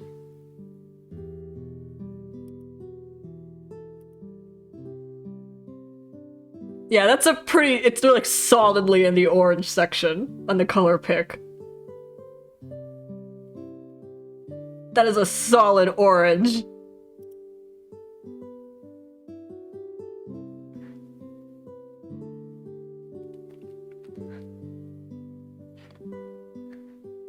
I raised the brunette doll's hand and waved. There's a lot of backstory behind how I was able to get Tay. When this thing dark orange! This is a bright orange. This is a light orange. He's closer to blonde than he is brunette.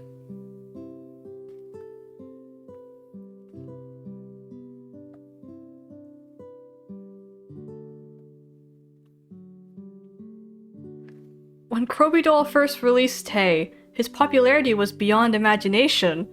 You hear that? His popularity was beyond imagination.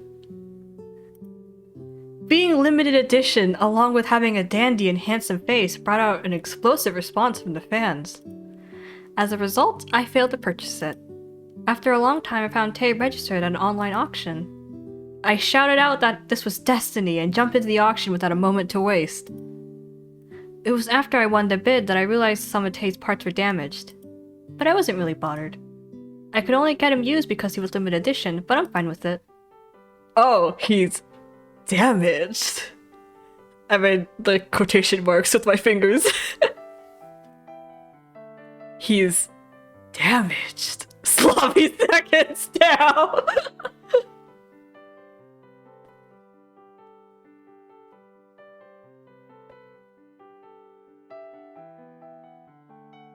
That's pretty savage.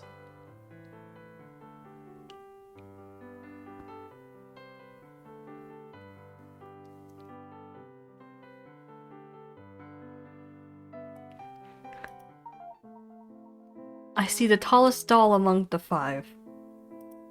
The tall black-haired doll with a slender body and a model-like feel is Yuri. Unlike the existing dolls in Kroby Doll's adult line, he seems realistic and looks like a mature adult male. The number of visitors still explodes when I post pictures of you on the blog. I got an ad. Excellent. Fuck children, let me see those stuff. Wait, I can kind of see the coloring underwear ad.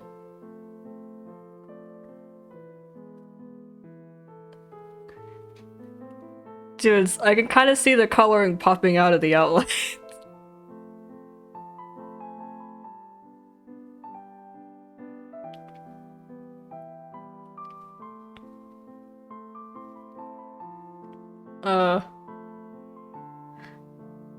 This tall, black-haired doll with a slender body and a model-like feel is Yuri. Unlike the existing dolls in Kroby Doll's adult line, he seems realistic and looks like a mature adult male. The number of visitors still explodes when I post pictures of you on the blog. It was Yuri who saved my blog from wasting away to rot. I receive a lot of comments when I upload pictures of him. Whatever, I think like that too. His broad shoulders and beautiful figure ooze the sexiness. It's as if he's telling us with his body, I am cool.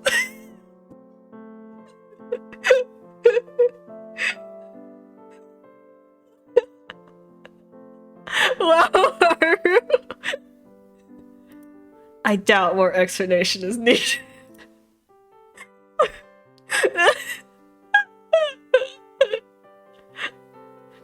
Stop looking.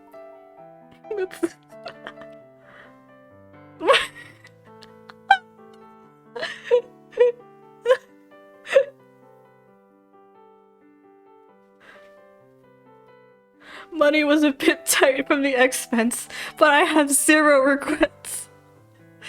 Anyway, the new shoes should arrive today. To whom should I put them on first?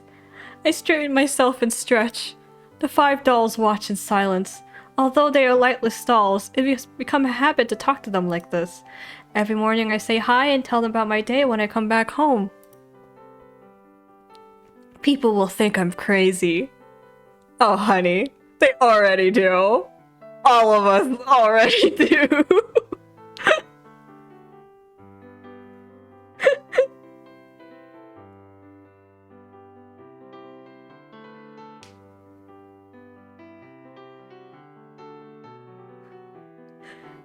Damn, that's pathetic.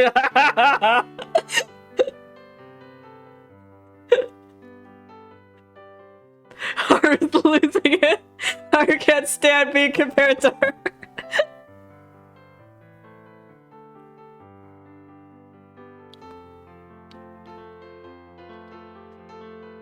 He's working through something with... But it doesn't matter. I'm the only one who knows about it anyway.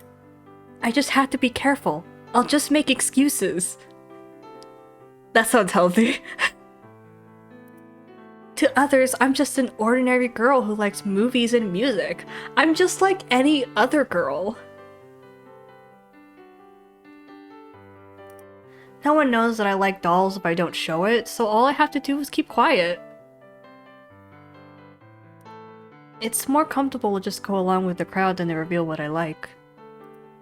I don't want others to know about my strange tastes. If they do think I'm strange, I have neither the courage to ask them to understand nor the strength to withstand their patronizing looks. I really love dolls, but I can't tell anyone that. Oh. Darn, I'll be late! I have to get ready!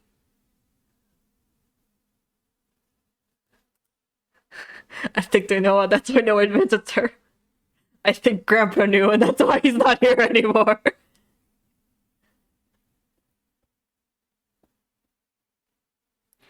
The clock was heading towards 8.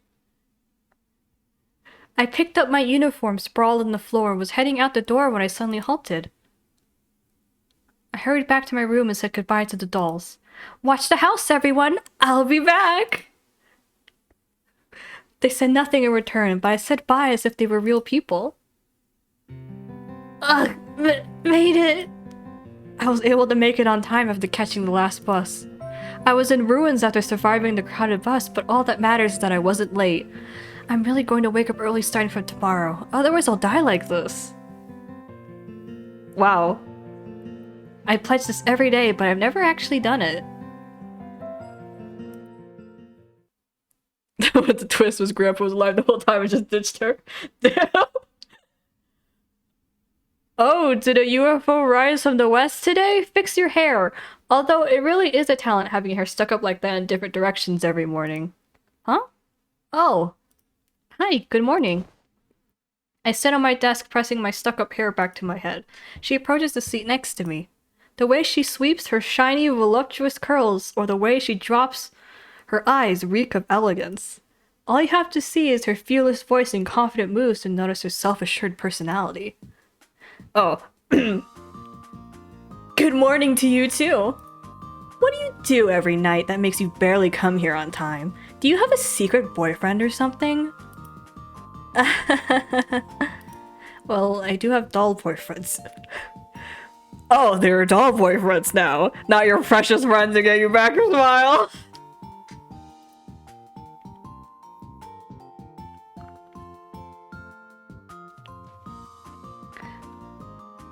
Last night, I was so absorbed with taking pictures of the dolls that I went to bed at dawn. Hey, I hear another voice behind me. I turned back to see a girl with short boyish hair right behind my back. I think these two are my type.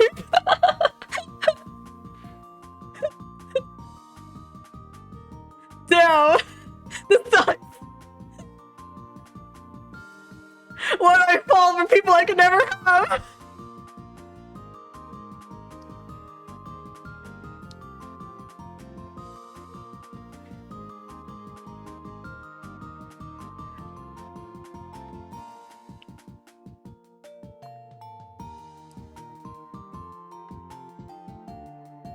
Is their full drawing, or what we can get of their full drawing?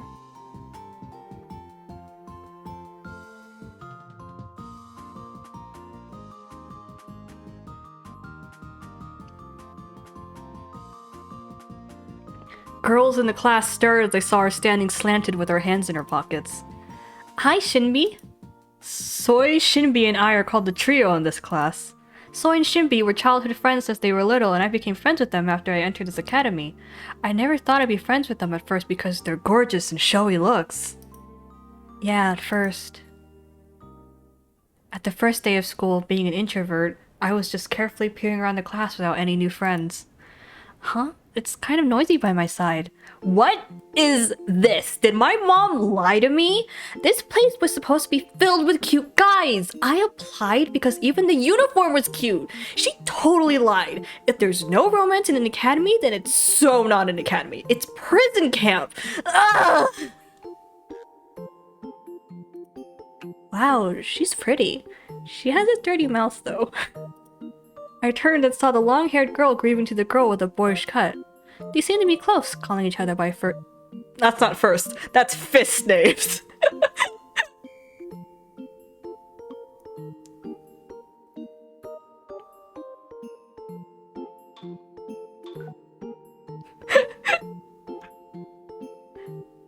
Fist names. This is our true broship. What's the name that appears when I was gonna say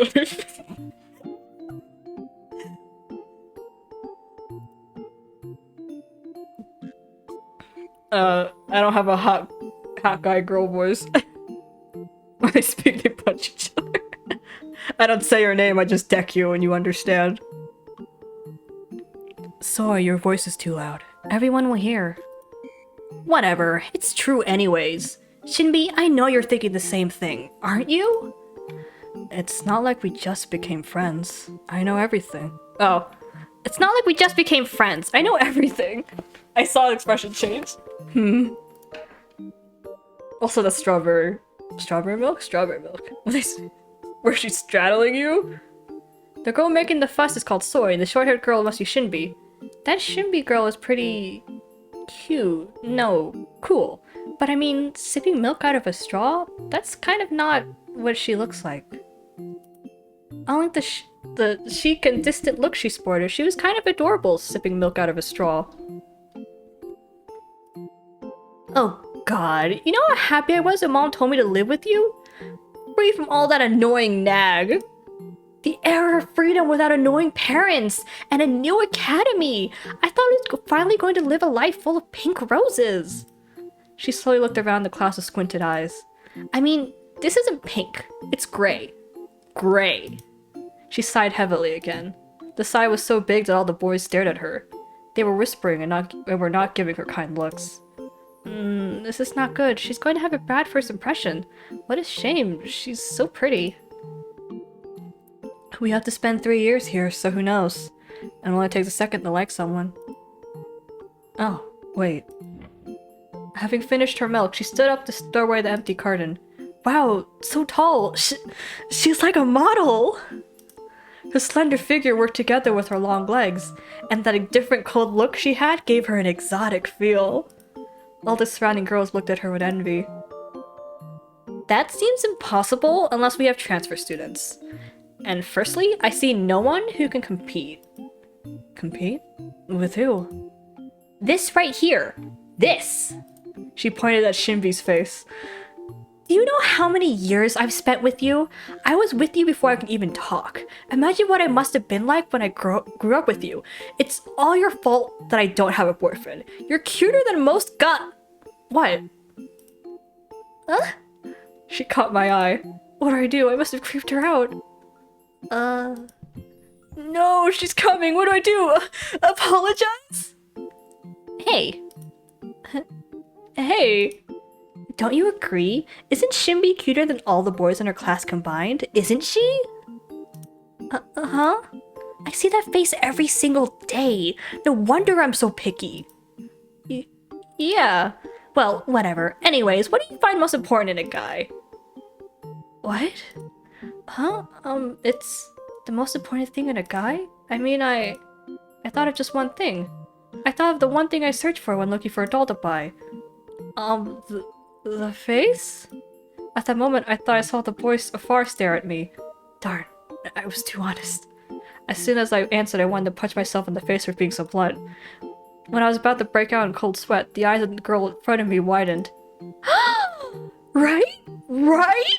I was so not wrong. The world calls me a snob, but everyone's the same inside. Hey, you get me. What's your name?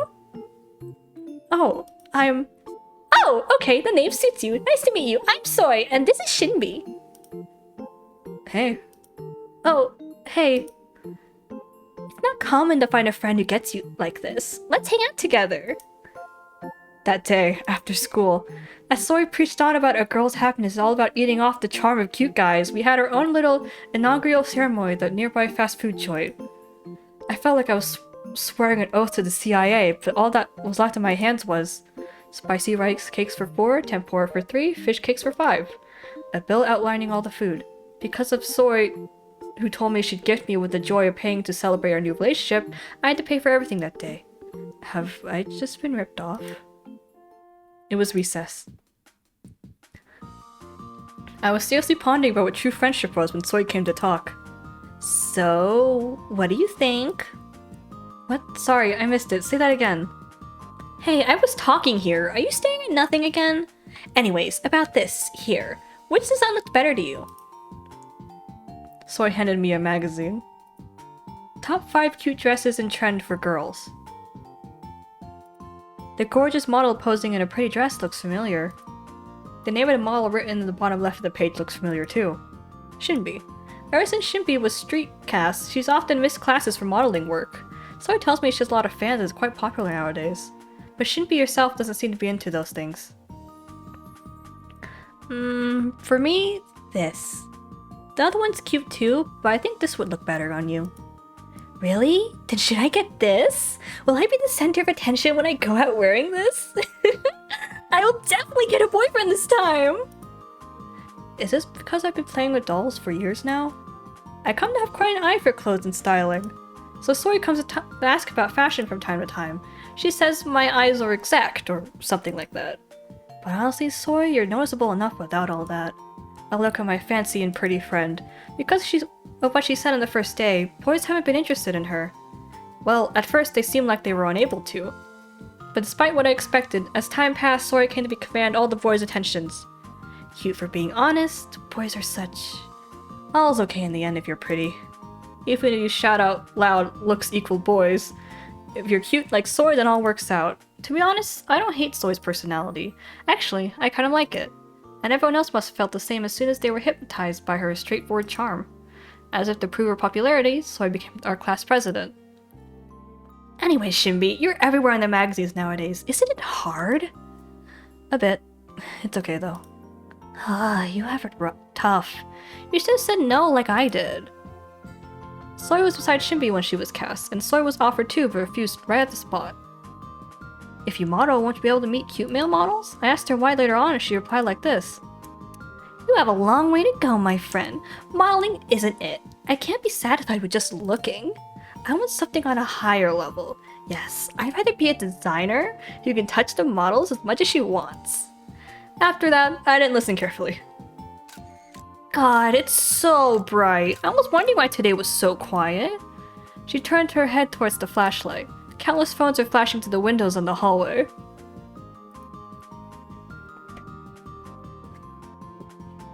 It's a sight that's become common due to Shinbi's rising popularity. Everyone seems to have waited for this moment. They're more desperate because Shinbi missed class a lot last week. Even I just barely said hi at the cafeteria last week. Hey, why didn't you come to school that day if you weren't going to come to class? To buy milk. There's one that's only sold here. Yep. Right. Oh, yeah, speaking of the cafeteria, I almost had a heart attack this morning. A heart attack? Why? Okay, listen. We were heading to the cafeteria because Shinbi said she wanted strawberry milk. Do you really want to drink 2 of those in the morning? In front of you. What? In front of you. What's in front of...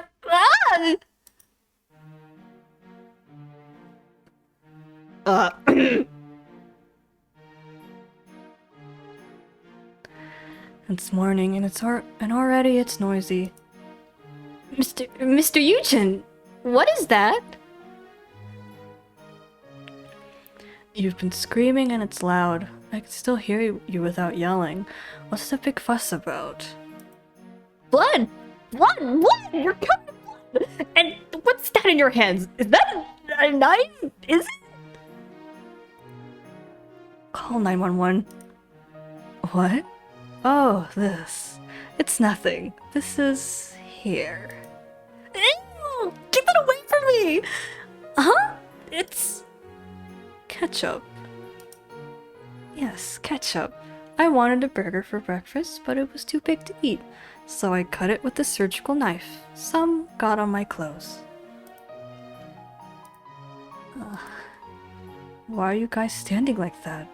Oh, do you guys want some? Okay, I'll share. Follow me to the infirmary. Oh, and Shinbi, since you're coming anyways, I would love to have a serious chat about your fibula. Oh, that reminds me, I was on a diet! We off then, adieu, Mr. Yujin! Wait? I really almost had a heart attack. Why do you have to eat a burger in the morning? And... So he punched the table. Why in the world did he use a surgical knife to cut food? How did he take care of the equipment here? I mean, why is there a surgical knife in the first place? We don't even learn anatomy. Really? I was crazy to have a crush on him just for his looks. Weren't cute looks all that mattered? What are you talking about? Good looks are necessary for starting love. What comes next is more important for true love. Listen carefully. Appearance is simply the first gate guys have to pass. The second gate is being normal. Mr. Yujin failed to pass the second one. I nod. I agree that he's not normal. Do you know what the third gate is? What is it? It's manners. Manners. Oh, but if they don't pass the fourth gate, all of those are useless. The fourth one is... Soy's eyes glimmered. Capability! But again, if they can't pass the fifth gate, it's just like spraying soy sauce into a beautifully cooked steak. The fifth gate is... Hey, are you listening? I just hope that someone manages to pass all those gates before she becomes a wrinkly grandmother. Now that I think about it... Yeah? The school nurse was looking for you. What? Oh, right. He said you stopped by the infirmary. What? Thanks for telling me so quickly. No biggie, Miss Health Commissioner. Have a safe trip. I wish you good luck. Alright, thank you. I stood up weakly. If I trace back, everything was because of Soy. When she became class president, the first thing she did was make Shinbi vice president and me health commissioner. Oh, an ad?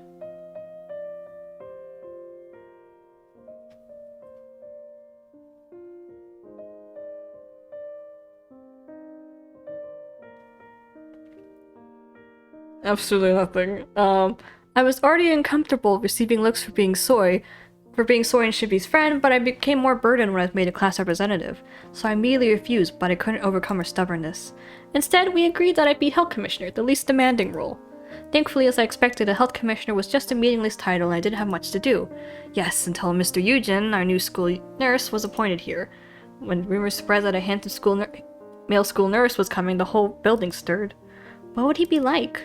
According to my source, he used to work in a hospital, became a school nurse for personal reasons. FYI, he's still single. Heart! You know a lot. Cute, single, and plus a smart intellectual. Don't you feel it? Sorry, girls, this lady's going first. Soy's eyes were heart-shaped as he chatted on about how the wedding should be outdoors. Of course, Soy's source is never wrong. The new school nurse was so good-looking that Soy went crazy. My name is Mr. Eugen, and I'll be the school nurse here from now on. Nice to meet you. Soy dragged me all over downtown, saying that a girl needs to prepare herself before she confesses her love. As I walked, drowned in my thoughts, I quickly arrived in front of the infirmary. I should have listened to Soy and stopped staring at nothing. I tapped both my cheeks with my hands. You looked for... Oh, Beatrice. Look at that beautiful fourth lumbar vertebrae. Oh, Beatrice. How can you be this enchanting? There cannot be another woman more beautiful than you. The handsome guy was embracing a skeleton model and articulately confessing his love in the morning. He's so good-looking. What a shame. There are more than a few people who are blessed with good looks, but miserably fail at using them. Would others think like this of me playing with dolls? Let's make sure no one knows. My belief that some... I'm losing the stance on... Listen, this isn't a no for me. My belief that some hobby should remain a secret was not wrong. Mr. Eugen, I heard you asked for me. He looked at me with bitter eyes for interrupting their private quality time. He looks dandy as always. Just the looks. Oh, a student. I asked for you some time ago, and now here you are. He had me run errands that often, but still doesn't know my name. He doesn't know the name of most kids. Oh, but he did seem to remember Soy and Shinbi's names. Probably because they're pretty? Of course, his idea of beauty is a bit different from those of others. Oh, sorry, I forgot. Well, alright. Move that guy to the prep room. He pointed the upper body anatomy model he frequently used during classes. His name was, I think, Christopher. Whenever I ran errands, he often told me all kinds of stories. One of them was about Christopher. Christopher is apparently Beatrice's half-brother. Mr. Eugen is honestly annoyed with him, but he takes care of him because Beatrice adores him. Such a tear-jerking story. I don't think I can carry this alone. Bye, Teddy. Thanks for coming to the stream. Thanks for the water. You're getting skeleton lore. Although the model was just the upper body, it was too heavy for a girl to carry alone. I went to complain a little to him to have the boys carry such heavy things around. But then, I can't put the safety in the hands of a foolish bunch who don't understand the human body. Those savages can't even tell the difference between the second cervical vertebrae and the... Epistrophius? Epistrophius? Whatever. Well, I want to be a comfortable savage. Actually, I don't understand the human body. Nope, not true. What? You're different. I can feel it. I sense something special in you. The true human figure. I could feel your genuine understanding of anatomy's pursuit on finding the beauty of bare bones and flesh. His eyes sparkled. You really know the beauty of these things. You can hide on the outside, but not the inside. Is that so? As an example, I saw you handling the eyeball model some time ago. You were very skillful. You did not move like a normal person. The way you handle the joints of these things too. Yes. I smell myself in you. The smell of an artisan handling the dolls God has crafted. If I stayed a bit longer, he might have figured it all out. He doesn't know about my dolls, does he? Ugh. I picked the model up and cried in an unattractive pose. He didn't give me a single glance, despite me struggling to pick it up. Well, Mr. Eugen, I'll be heading out. Oh, Beatrice, how can you have such beautiful shoulder blades? How can you seduce me like this? I already adore every single particle of you. I should close the door when I head out. Some dolls who were passing by heard his voice through the open door and started whispering. Some argued it doesn't matter because he looks cute. If I'm not going to ruin my life with just one choice, I would quit thinking that. Someone else said he's too creepy and asked if he's not crazy. Oh, I agree. Ugh, heavy. Christopher. I mean, this model was indeed too heavy for a girl to carry. The only reason why I managed to carry it is because my trained arm muscles are used to carrying 2 kg dolls every day. Ugh, so many boys pass by but no one even looks. No one knows me become too ordinary anyways. Things would be different for Sora and Shinbi. Sora would have shoved the boys around like a queen, and for Shinbi, girls would have volunteered to help. I smirked at imagining all that. I don't really feel bitter though. I agree too that it looks attract people. Oh no, recess will be over soon. I should hurry up. I'm here! Guys, I'm back! I'm tired. I threw myself onto the sofa without even taking my uniform off. As I buried myself in the comfy sofa, I felt as if all my sore muscles were screaming. God, my shoulders. Tomorrow, I'm definitely not going, even if Mr. Eugen asks for me. All I do is suffer. I turned around on the sofa. As usual, I blankly stared at the ceiling. There's so much to do, but I don't even want to move a finger. I had to take out the trash and wash my uniform, but I don't want to move at all.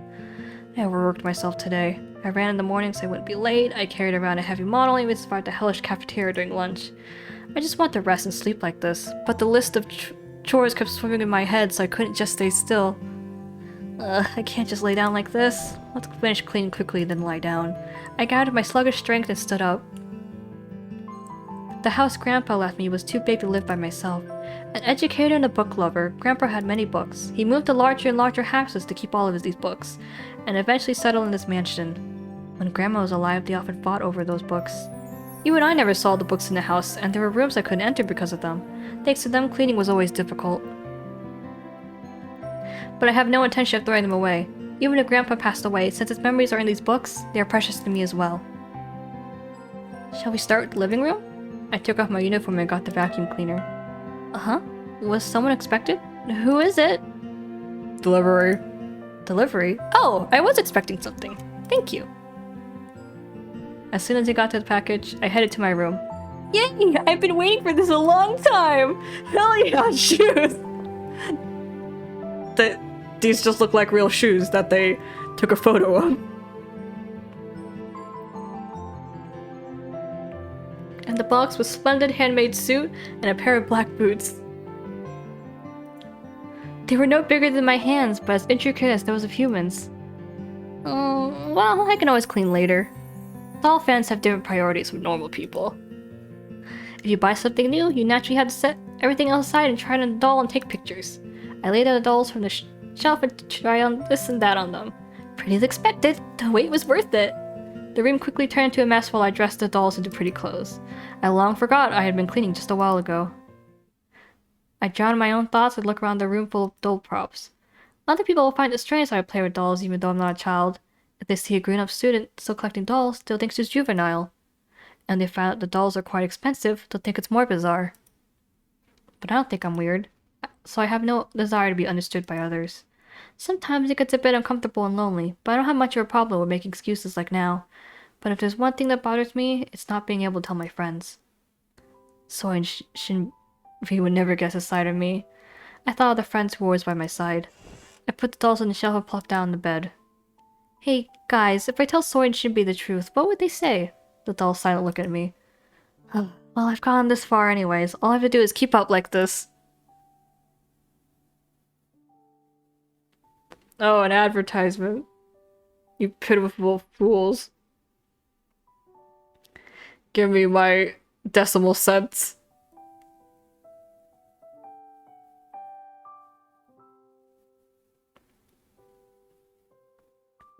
I stretch as far as I can on purpose to shake up all the worries. After stretching my muscles, I suddenly feel the fatigue flood over me. I have to finish cleaning. It's too loud. I unconsciously groped for the alarm clock by my bed. It's 5 a.m. It was long before the alarm rang. I must have fell asleep. I slowly get up from bed. I must have really overworked my body yesterday. My shoulder still hurts. I felt stiffer than usual for waking up early. So noisy in the morning. Should I sleep more? Anyways, is there construction going on around the house? Why is it so noisy today? What? Wait, this sound is coming from the kitchen? Oh shit.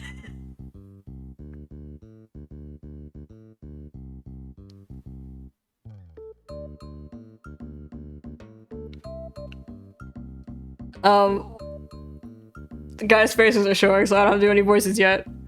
I mean, yeah, I know it's red, but... Ugh, so hungry. I'm about to starve and die. I'm going to die before I can save the world. You're hungry too, aren't you? Oh, yes, a little. Hey! Can't we just get something delivered? I'll get the cash from that fellow's wallet. I saw something that looked like really good in TV before. I think it was called Zhejiang. Could you please be quiet? Do you want to show off how rude you are? Taking the wallet. You're no different from a thief. What, punk? A thief? Did you just call the Justice Warrior a thief? Look, if you talk too loud, Master will. He's calling me his thief. Hey, you listen. I only said I'll take the money, not steal it. They are the same. What is the difference? They are different. From the start, she said she likes to buy us things. Shh, you both are talking too loud.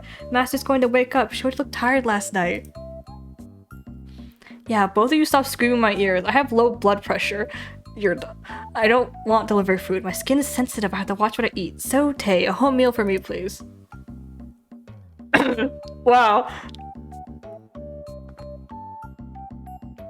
It seems I've naturally become the cook. Well, okay.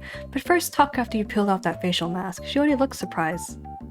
A man in an apron called Tay raises the ladle and points at me. She turned paler after seeing your face with the facial mask, Yuri. All eyes turned on me at once. So, what is happening right now? The man in the apron and bandana holding the ladle looks like Tay. The frowning man sitting at the table with his finger on his forehead is a carbon copy of Lance.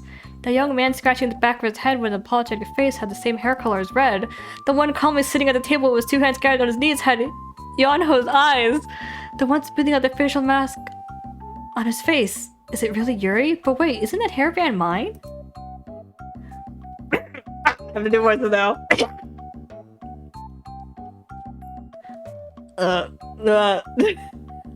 Oh, Master, I apologize. We were a bit too noisy just now, weren't we? The guy who looked like Yonho and I made show the voice. What? Master? He's right. Red and Lance, be sorry. It's going to take a while to cook the food. Won't you stay here since you've woken up? What did I do? He's the one who started the fight. He won't even let me wake that fellow up, bugging me for every single little tiny thing. That is because you were about to jump into the bed. Ugh, never mind. You have no sense of your own wrongdoings. I apologize if we woke you up. The one who looks like Lance slightly bowed his head to me. Just in time. I was just about to ask something. Is there an Aeon hairdryer in this house? You are, after all, a girl. You should have something similar. Well, your hair is kinda cute. All soft and fuzzy like a squirrel. Why does it have a weird blush effect? I don't know. I think I'm dreaming a lot lately. Am I getting weak? I pinch my cheek with my eyes still on the boys in front of me. It hurts. I pinch the other side too. It hurts twice as much. That's enough self-mutilation for the morning. You'll be late if you don't get yourself together and start getting ready. He's got a... Yo, you listening to me? Come here. There's an empty seat next to me. Let's eat together. You always eat crappy food or nothing at all. That won't do. Breakfast is the most important meal of the day. You can't fight for justice without it. Yes, Master, you always end up eating toast. You are already so weak. I have always worried about your eating habits. Now, the baby cup's a word 6, so sit down. Or do you want to sit on my lap? The tall man drags me toward the table. Uh-huh? What is that blank look? But how about getting changed first if you're going to sit at the table? The silver-haired boy looked exactly like the man spoke to me. What? Are there not table manners? I wish you would care about your manners even if it's still home. It's enough with that redhead over there with his hideous clothes. What'd you say? What about my clothes? Are you being serious? Then I apologize. I've overestimated you. I at least assumed you possessed a thinking, albeit empty, head. This proves I'm a warrior of justice, and I do have a head. What are you saying? Now, wait, Red, don't flip on the table just because you're mad. Everyone's grinning grouchy because they're hungry. Now, everyone, here's your meal. Oh, the plating is actually really fantastic, Tay. You have a good eye. I like it. Thanks, Yuri. I feel good hearing that coming from you. Now, I've made plenty, so everyone eat up. Master, sit here. Huh? Okay. Why are you smiling? Like a dream come true sitting here together and eating breakfast with you. The cute kid resembling Yonho handed me a spoon, and then he wrapped his small, soft hands around mine. Being able to hold these hands that have always caressed me? Master, this can't be a dream, can it? Who's the Andre? I think it's this kid.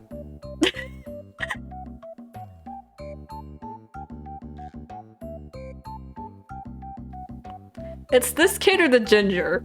It's one of the two. It might be both of them.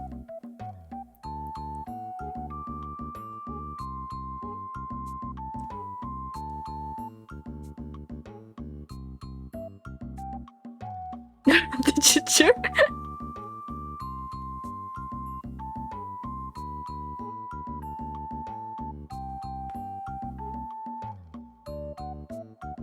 I remember the other guy had vibes, but I don't remember he was like advertised as a yandere.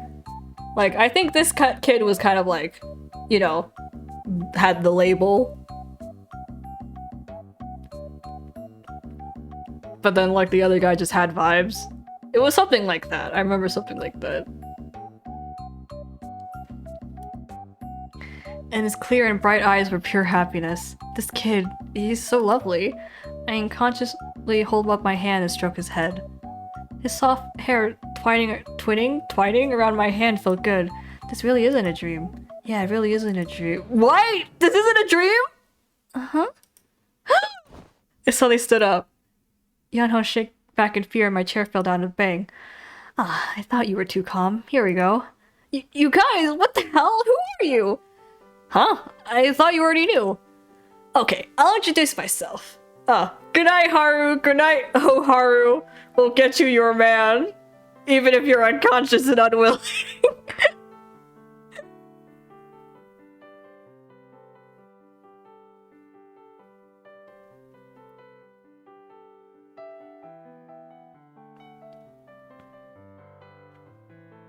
Okay, I'll introduce myself. Listen, alright? I am the defender of the earth fighting for justice. The sacred name is Red. I'm Red, and I'm the captain of this group. Red? Those clothes and the name Red. My doll, Red? Dude, your message got held for evaluation.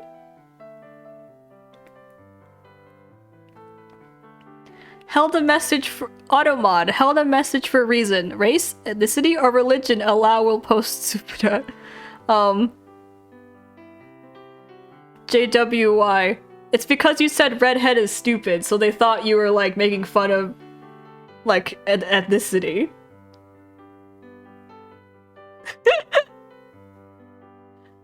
I'll allow it, but that's funny. Because they highlighted redhead as stupid.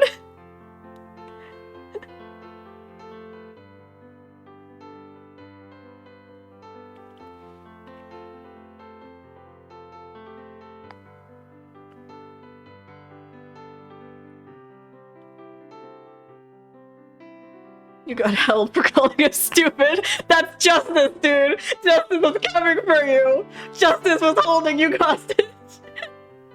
You don't make fun of the warrior of justice, defender of the earth.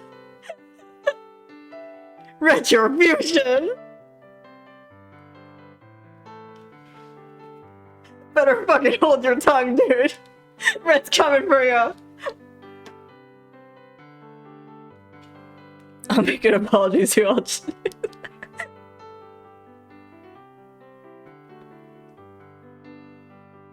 My doll, Red? Yeah, you're correct. So you're saying you're that doll? Yeah, that's what I said. No way! Shut up!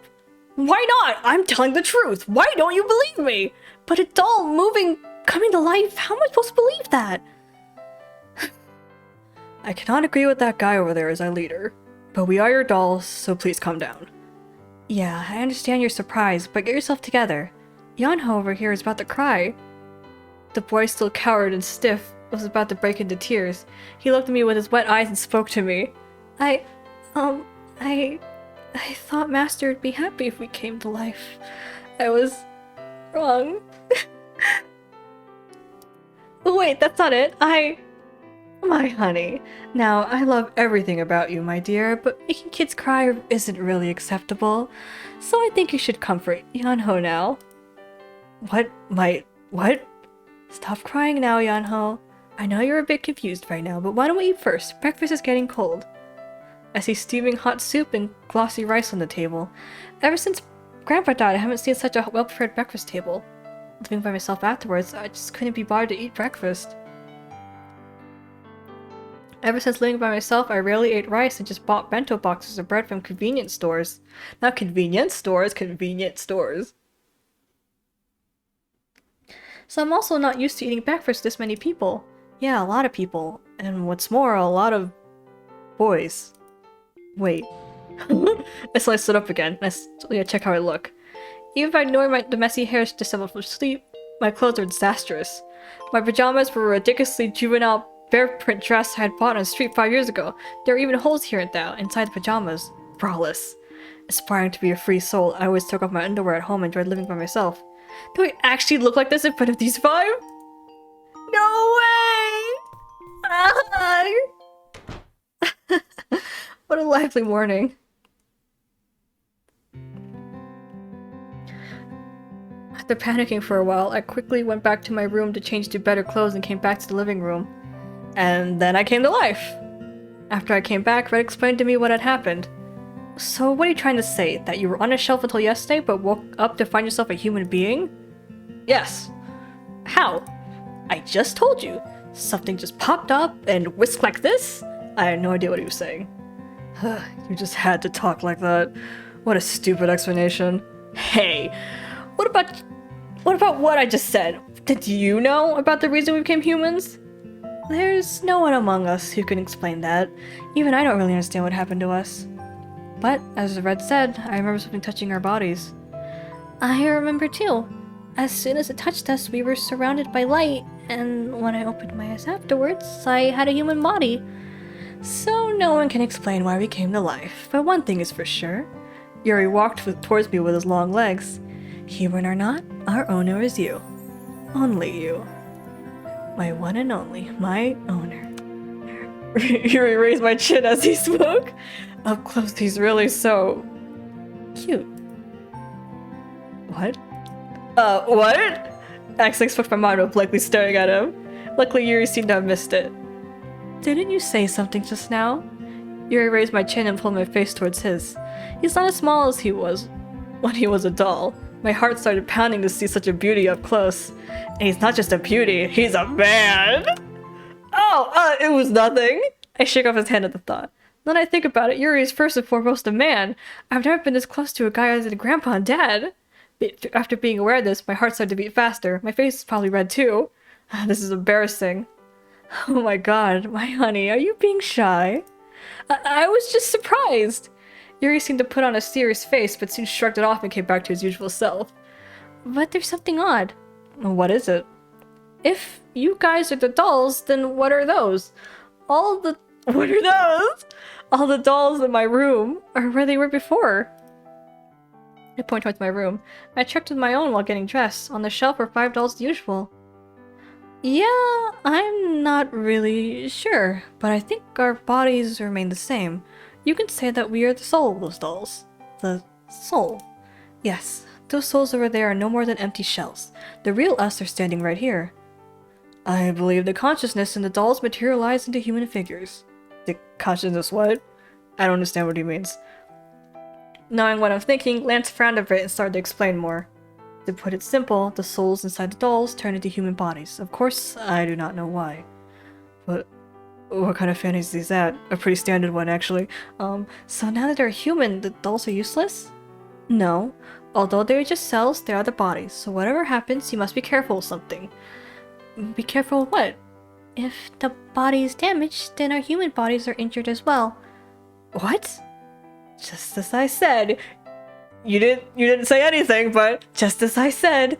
I don't know how it exactly works, but if the doll bodies are in danger, we are affected too. We already tested by pricking red with a needle, so it is absolute fact. Hey, that was not a test, it was torture. You guys seized my arms and cruelly forced me to...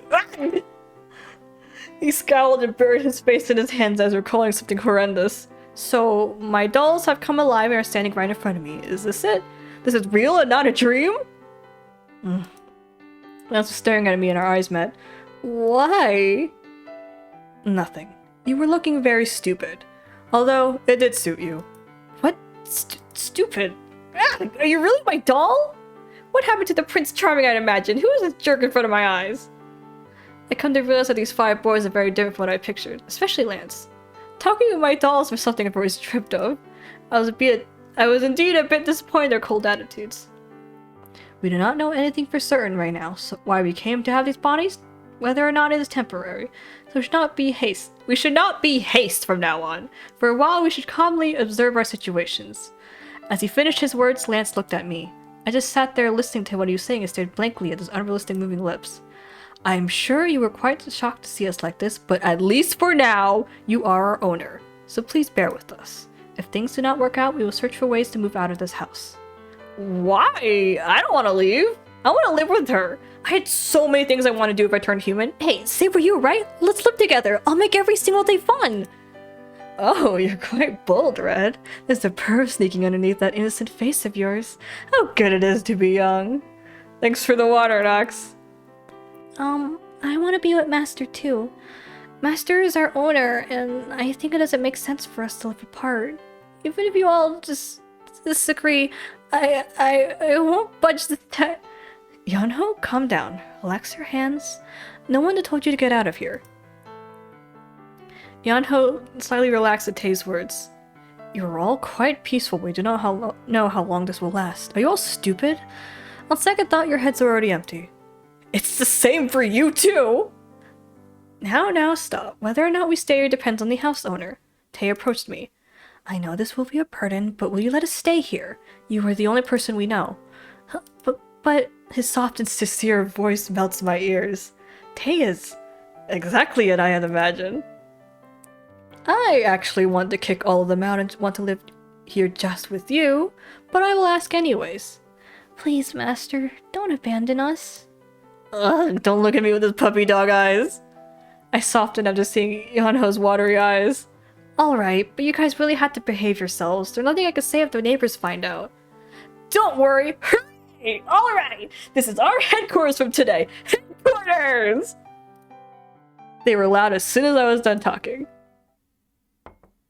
Tei reheated the food that went cold. I was so used to having breakfast for myself. What just happened? I pick up my chopsticks and look around the table. I can't get used to this. Of course, there's nothing to complain about being surrounded by cute boys, except about the cute boys. I can complain about that. Lance eating quietly and his usual tidy self, and adorable Yonho munching the food like a hamster. Red shouting how delicious everything is every time he puts something in his mouth, and Yuri delicately handling his chopsticks. And Tei like a father, delighted everyone to enjoy the food. All of them are sitting at this table. Is this really where I live? I couldn't believe the sight in front of my eyes. Living with these people from now on, is this really not a dream? I live with these awesome guys!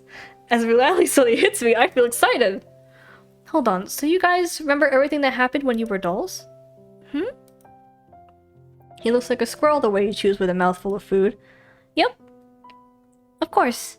The first day I met Master, the first time he bought me clothes, I remember everything. Not only that, I remember my honey was wearing, what you were eating, and all of that. Could you please not call me that? Me too! Me too! I remember that! Oh, right. Speaking of clothes, what happened to that? To what? You know, home shopping? You were watching the TV and screamed that you had to get something. Push up something, wasn't it? Did it get here yet? OMG. What's he saying? Show it to me when it comes. I'll check if it's a cave for you. Ouch. You perv. Lance kicked Red in the shin. Red clutched his leg and started rolling around. Are you talking about the white-laced one? I prefer more...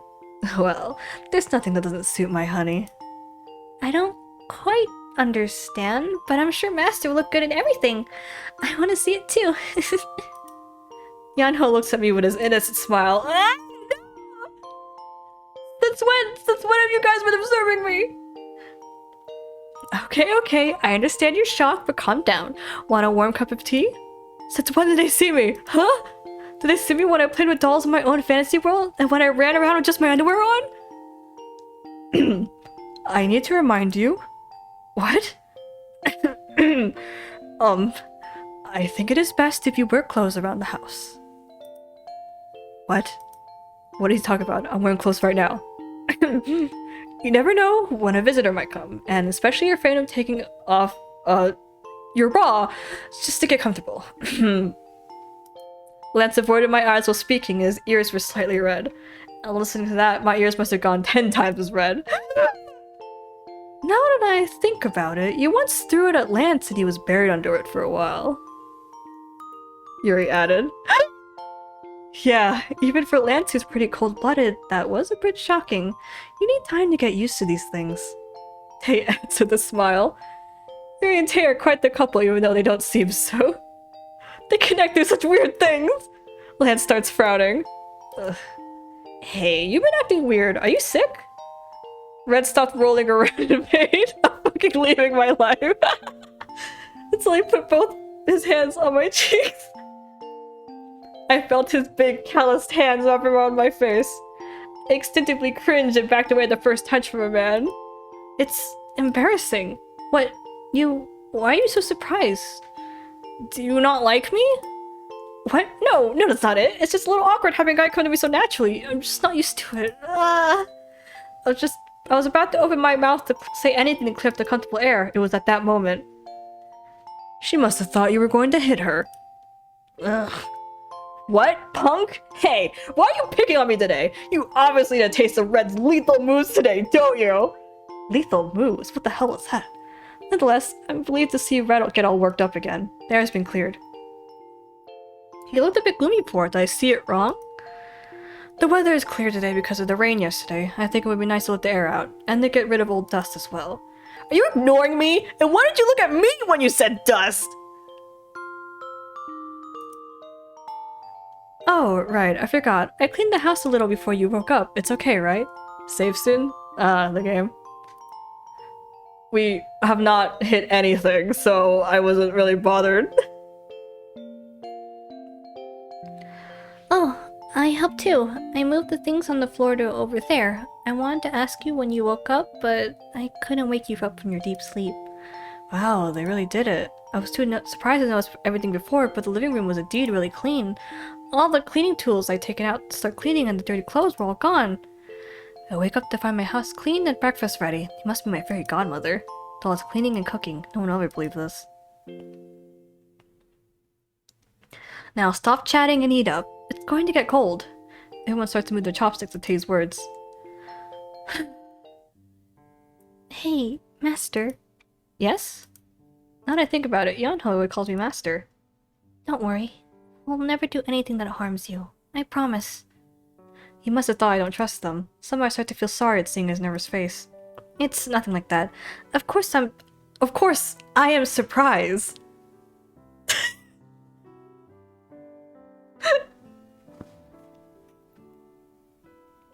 Of course I am surprised.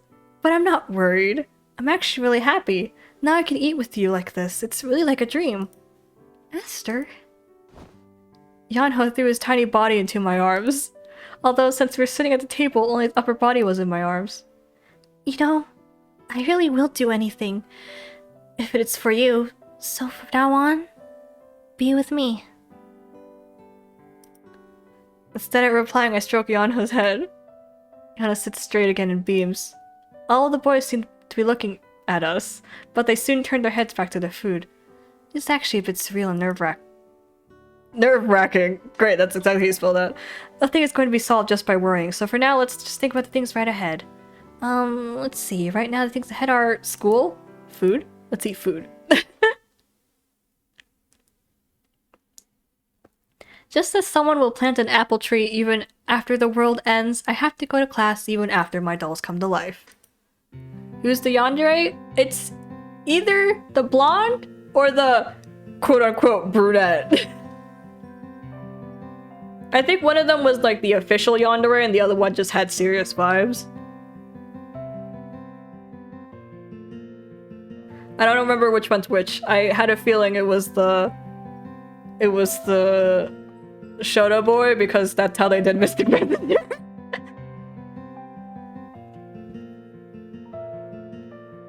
When are we gonna see Purple Diabolic Lovers Guy? When we beat the fucking game! Just a bajillion times.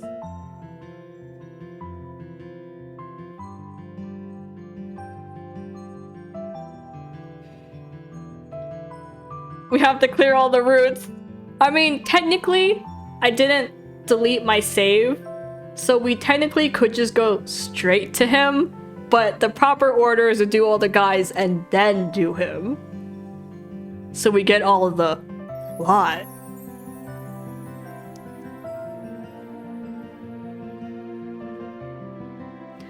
Okay, you can never just run around. I'm supposed to be living here by myself. If you don't be careful and the old man upstairs, no, I mean, our principal sees you, then we're going to be in big trouble. And then upstairs of our mansion lives the principal of Oh. Does he? Why is the principal living in the upstairs of your mansion? Is it like mansion as an apartment? Is this an apartment? Like an apartment mansion?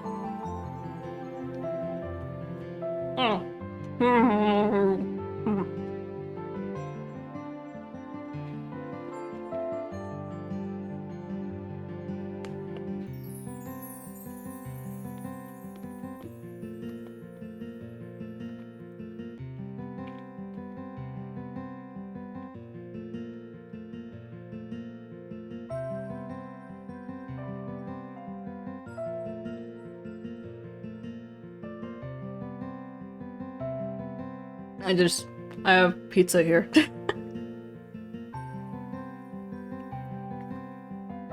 So I got hungry and I just put a piece of it in my mouth.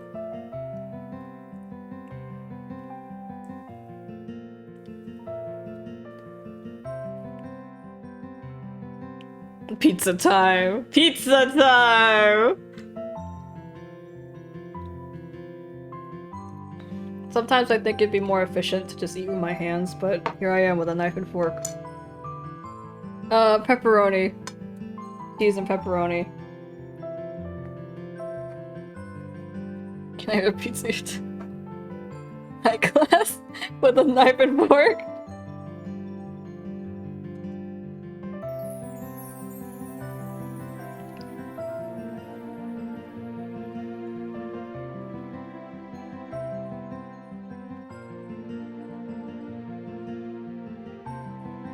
The best utensil for pizza is a spoon.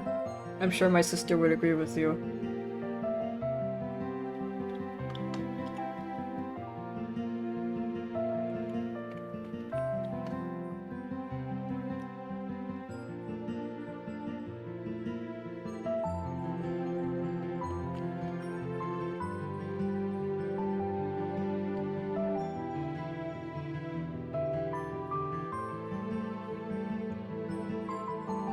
Your stream delay is really bad. Have you tried turning it on and off again?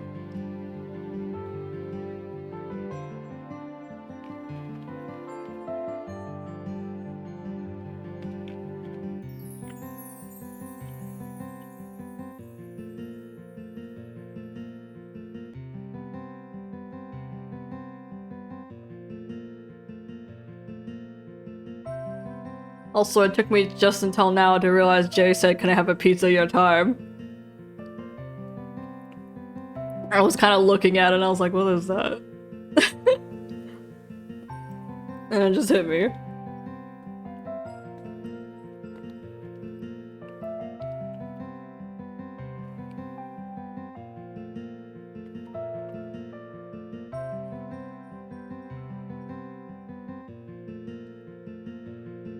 Fantasy football, damn.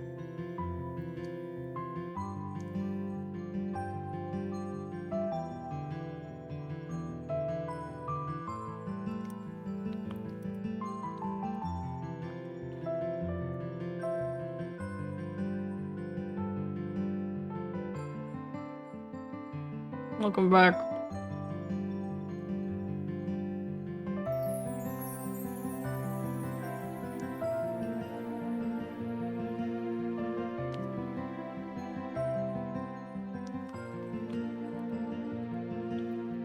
I say he's the principal, but he's an old friend of Grandpa. Oh, is he? He often saw after me. You mean he often looked after you? He often saw after me. Since I was little, so I feel like I have another grandpa.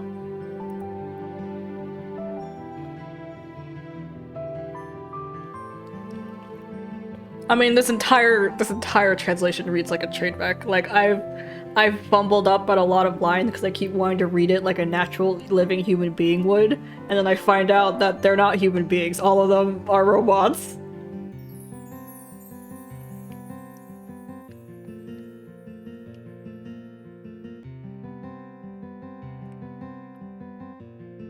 Because he lives upstairs, my parents must have let me live by myself. I think they stay in contact. So if he finds about this, things will get serious if he finds about this. Don't worry, we're not little kids. Leave this place to us. Don't worry for even a tiny bit. Red, you worry me the most. It hasn't been long since we barely stopped Red from trying to patrol the neighborhood after breakfast. Leave the kids to me. I wish I could go with my honey, but please do understand the little devils that keep us apart. You understand, right? A few moments ago, I was getting ready to head out when Yuri suddenly came up and grandly announced he was coming with me. If Tay and Lance hadn't stepped up, I'm scared to think what could have happened. You know, Yuri, I think you said the same thing when you received that voice phishing call. He already has a face that sticks out, but the way he moves makes him more noticeable. I'm having doubts about whether I could really leave these boys here. Anyways, I'll be back. Hey, wait, Master. Yeah? I was about to pass the living room and head towards the front door, but Yanho stopped me. He came towards me, stood on tiptoe, and gave me a peck on the forehead. Are all the lines voice acted? They are, I think, yeah. They should be, at least. They do have voice acting.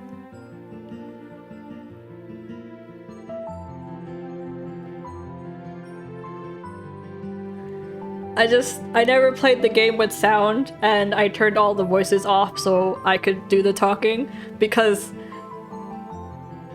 I love hearing myself talk, and you have no rights here.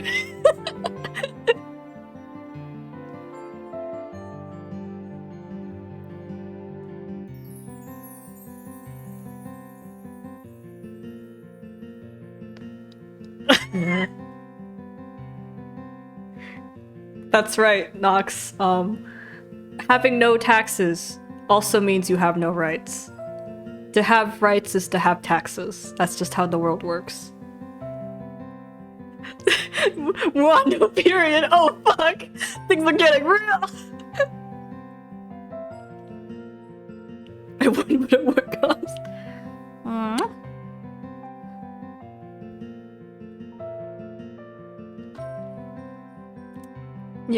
Yanho? It's my way of saying goodbye. Smiles. That's my way. I just repeat smiles again. I start laughing. I couldn't even say it's gonna do his tone. Smile.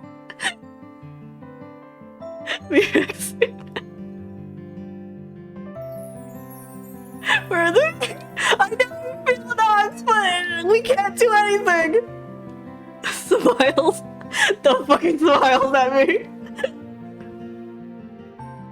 I need like at least 50% more commas and like 500% more periods in here.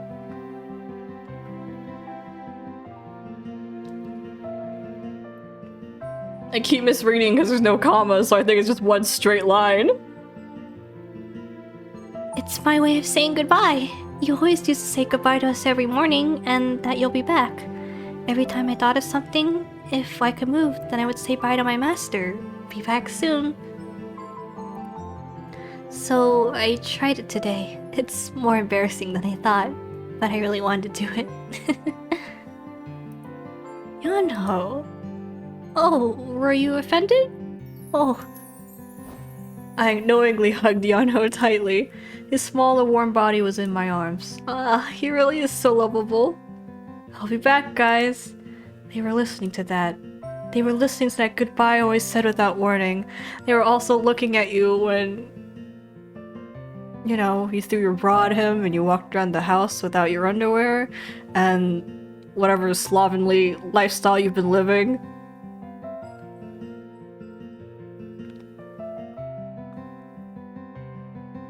This is why you should always live your life like you're being watched. Live every moment of your life like you're being watched. I thought I was alone ever since Grandpa died, but there were ones who looked after me by my side. I suddenly choked up at that thought. Live like you're paranoid. Wow, 2 types of people! Is that exhibitionism or paranoia? Is it sexy or dramatic?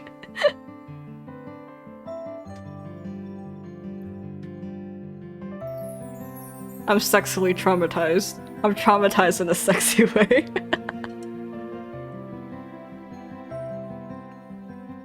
Two types of people in the world.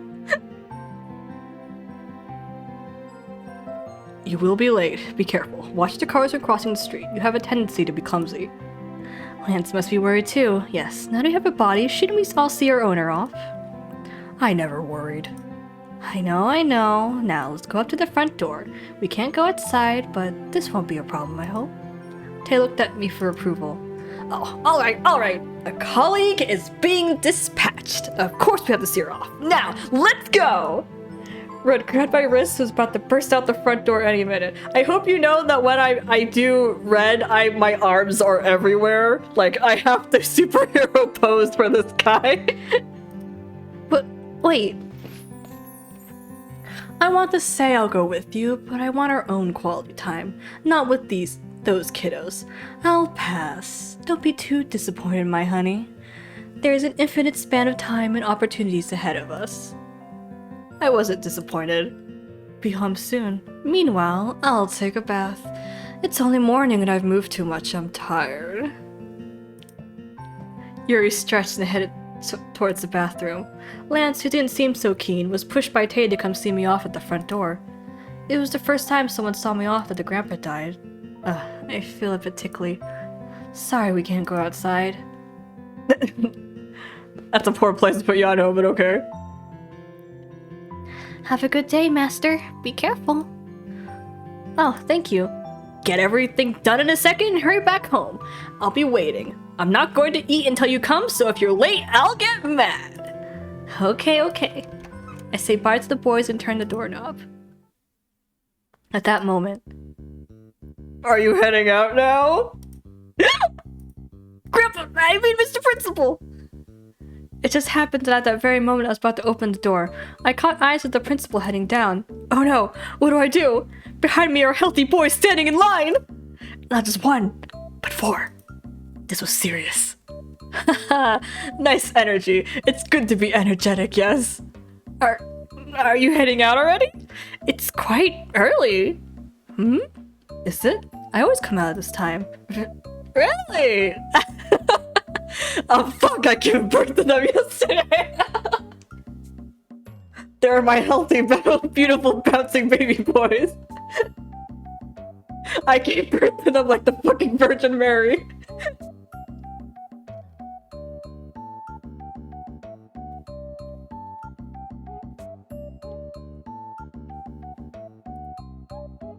Anyways, it's odd. We usually don't meet in the morning. I know, right? Since every morning I barely make the class on time, I never knew when he headed out. But who are the kids behind you? Oh no, caught red-handed. I knew he would ask. Of course he would. We're guys in a house a girl lives alone would naturally seem strange. What do I do? What do I do? They're cousins. They're my distant cousins from my dad's side, and they're studying Korea from this year. I quickly put forth, Yonho, go! I summon you, Yonho! Africa! His parents are in Africa, so he came to Korea first for himself. Yes, he didn't have a place to stay, so he's staying in my place for a while. Isn't that right, Yonho? Huh? Yeah, yes! At that moment, the animal food chain I learned in biology class yesterday flashed in my mind. I can't believe I just said Africa. I regretted it as soon as I said it. The principal knew most people in my family. He's not going to believe a cousin suddenly appeared out of nowhere, especially as I said he's from Africa. And one word, doomed. Doomed. I'm doomed. Alright, how good of you. You come so far to study. Distance is no obstacle for one who desires to learn. What? So the rest are the same? Oh yes, pretty similar. Oh, look at me. I'll introduce them. This is the son of our cousin's friend, this is the son of that friend's in-laws, and this friend here is the son of that in-law's cousin. Someone please shut my mouth for me. The more I speak, the more my words become a mess. Have you all come to Korea to study? Yes. Alright, how nice. It's best to learn as much as you can when you are young, if you have the chance. he believes me! That I think about. When I was young, there was a time when you couldn't learn if you wanted to. Let's see. While being happy at him believing my story, he started unraveling his old stories as he always did. When he starts to tell our stories, never stops. Sometimes he tells them to us during assemblies, but does he know how all the kids drown in despair when that happens?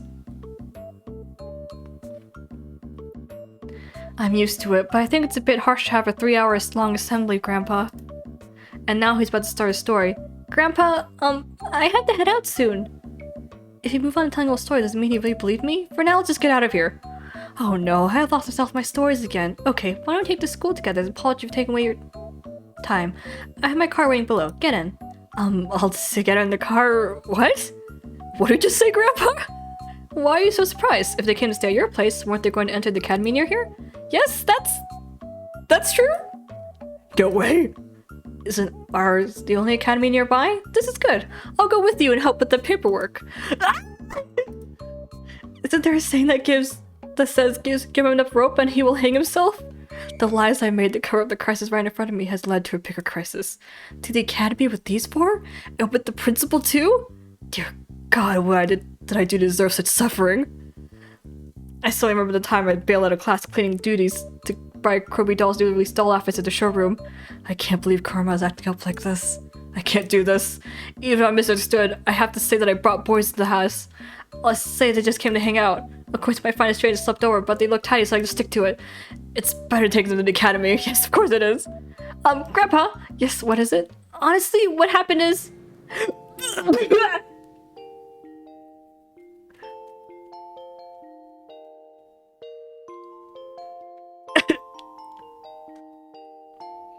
Cool, time to eat pizza.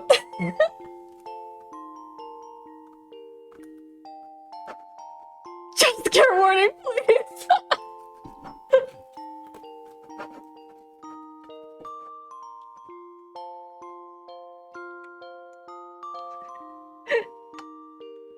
It's okay, he has a towel on. But since we're worried, I got you.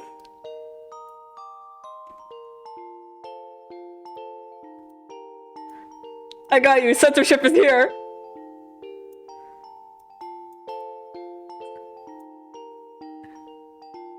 Marvin will protect you. Marvin will protect all of us. Our true warrior of justice.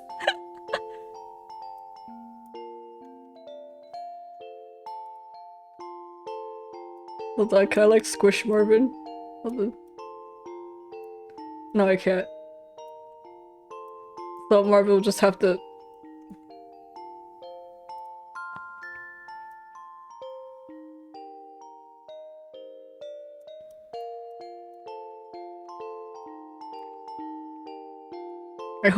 I will excuse the non-evidence only because they are technically dolls.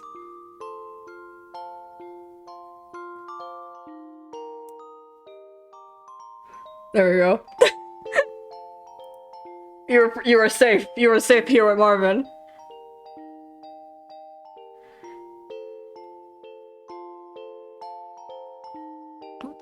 Hey, I figured from the noise that you guys hadn't left. Good. My honey, let me ask you something. This shampoo, is it for damaged hair? The water drops glistening on her slender, shirtless body made me feel dizzy. Technically, he would need it because he's a sex doll. Under his waist was a single towel barely covering him up. At that moment, Tay and I used all of our reflexive muscles to block the door. He's been Tay blocked. Dear God, I will never bail from cleaning duties ever again. I will live my life as a devout nun. So please just tell me to Grandpa to not see just this. Did you keep banging on the door? There's no more reason to be shy. We've already seen everything. So don't be embarrassed and open the door. Open. Shut up! Shut up! Was that just... Grandpa, I'm so grateful that you give us a ride. Wow, this will be so comfortable. There's no place better than our academy around here, is there? Guys, you guys are all really blessed. Now let's go. Hurry, hurry, Grandpa, you too. Master, please wait. We are... Esther? Oh my God, what are you saying? Oh, you mean that animation we saw yesterday? What was it called? Was it No Love for Even a Phony Hipster Stuck in Junior High? The main character shouted like this.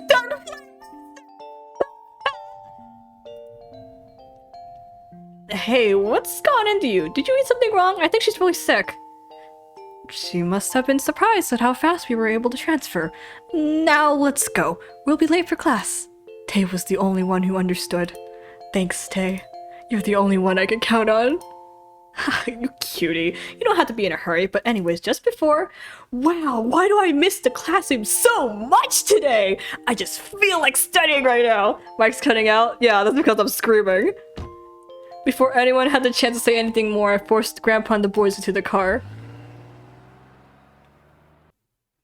I always said that I hate the way to the academy, but today I was genuinely serious. Okay, first you should write down your personal information. There were white forms waiting for us in the principal room as soon as we arrived. Personal information? Wait, can they even write? If things go bad, I'll just have to say to live abroad so they don't know English.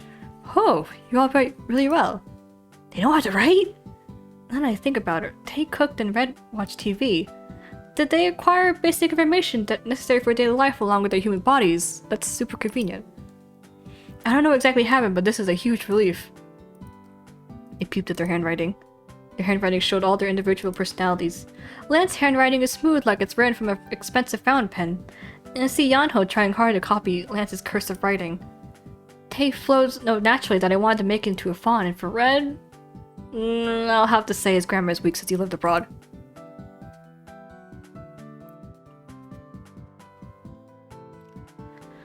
You all don't have addresses. And you also need a legal guardian's permission. Can you call them? A legal guardian? We totally missed that!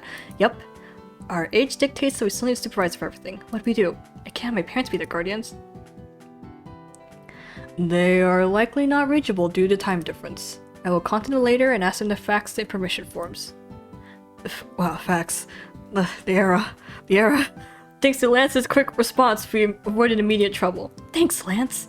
I secretly put my thumbs up when it caught his eye. No need to ignore me completely. Okay, alright. Parent permission is absolutely necessary, so that would be good. Here, I'll give you the contacts and the fax number of the academy. Thank you. So I'm afraid you all just had to go back home today. Really? That's such a really, shame! Such a shame. Guys, let's go. Get up. Up. Look, are we really going to go here? Wow, I'm like nervous. Am I going to be in this great adventure with you here? Is it really okay if we go to this academy? It hasn't been long since Master told us to stay put, but now... I know. Well, since it happened, it'll be tough to turn it around. We should start preparing for the worst. Could there be something worse than this? I think this is horrible enough. I cannot believe I'll have to be around humans with that dumb idiot. My head hurts from merely thinking about it. My head hurts too. Thankfully, since it's early morning. Thankfully, since it's early morning, no one's passing by the principal's office.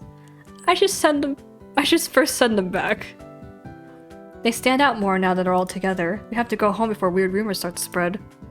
Especially the moment Soy sees them, it'll be hell. You guys go first. I'll be there as soon as school ends. Don't get distracted and go straight home, okay? What? Now? Nah, I'm already here. Can we just look around a bit more? Don't be like that. Master, we'll head back now. Don't worry about us. Thanks, Yanho. Hey, take care of the kids. Alright, don't worry. See you later. We should go now. I see people coming. I hear whispering from afar. We should hurry. Oh, but there's one problem. What? What problem? How are we going to go back home? Oh, we shared the cab and the principal's car on the way here. Okay, no other choice. I'll have to send them back by cab. My allowance. I'll have to survive a ramen for a while. When the never-ending classes finally finished, I went back home as soon as I could. We barely ate dinner and now we're in the living room holding a crisis meeting. If you sigh one more time, it'll be your 46th. You were counting? No matter how much I think, nothing comes up. The principal gave us 4 days for the boys to hand in permission forms. They need to find a guardian in 4 days. A legal guardian is just gonna fall from the sky. It hasn't even been a single day since I found out my dolls came to life. But before I can even gather my thoughts on that, a bigger crisis happened. About these boys turning human. I'll think about that after we solve the matriculation problem. You can count process! Right now, it's more important to figure out the interest process. If you sigh, happiness will run away. What? Before, Master turned to us and said that. You said if you sigh, happiness will run away, so you'll try to smile. Did I really say that? Yano really seems to remember everything about me. Happiness can't run away! Follow me, everyone! We will catch that runaway! Woo!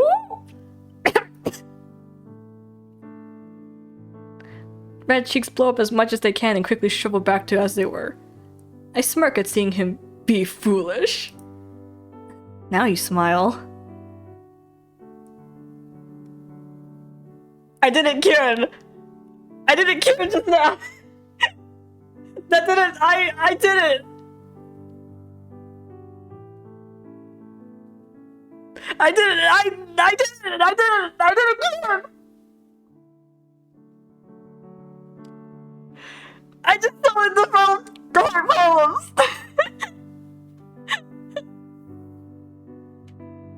That didn't get me a little-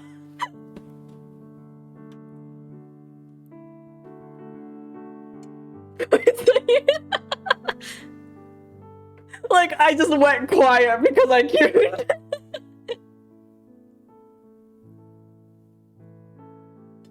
Eats pizza angrily.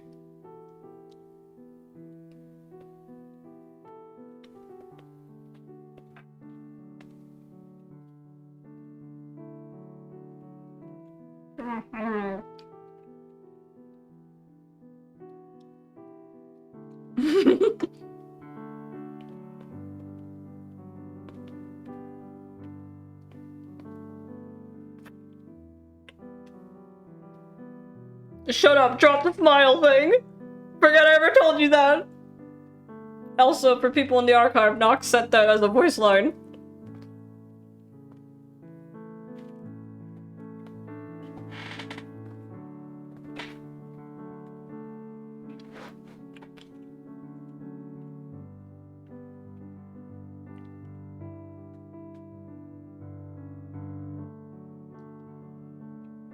The smile got me. I guess it did.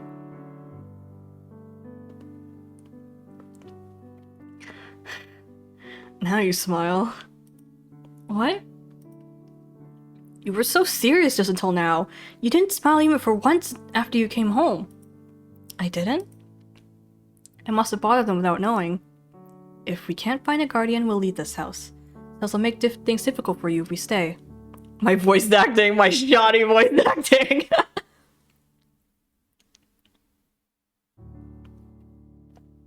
Alright, we will hide ourselves and come back later when things have improved. We can't be with Master? As soon as he hears we have to be apart, Yanho's face falls. I feel bad to see him like that. Wrinkles don't suit that cute face of yours, my honey. Don't worry. I'll be here for you. What? I'm not a student, so I can stay in this house. Let's get those dull boys out of here and have a wonderful life just for the two of us. Ow, ouch. Two of you. It's two of yous, but I had to say us. Good night, Nox. Dream of no periods. May no periods come in your dreams. You're about to catch a case.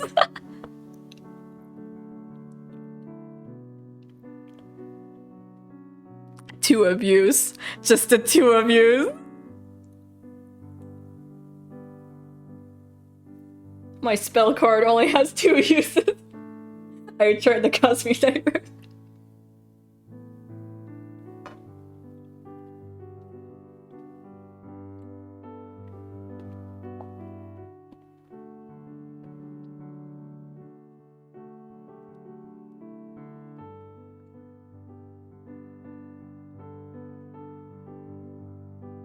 I have to say, dating sims are a lot more fun when I'm not looking for love.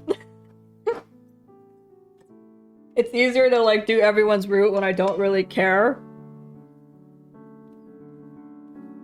Or I don't have a type. Because, you know, I'm the sort who, if I do like someone, I'm gonna be dead set on them and I can never do anything else.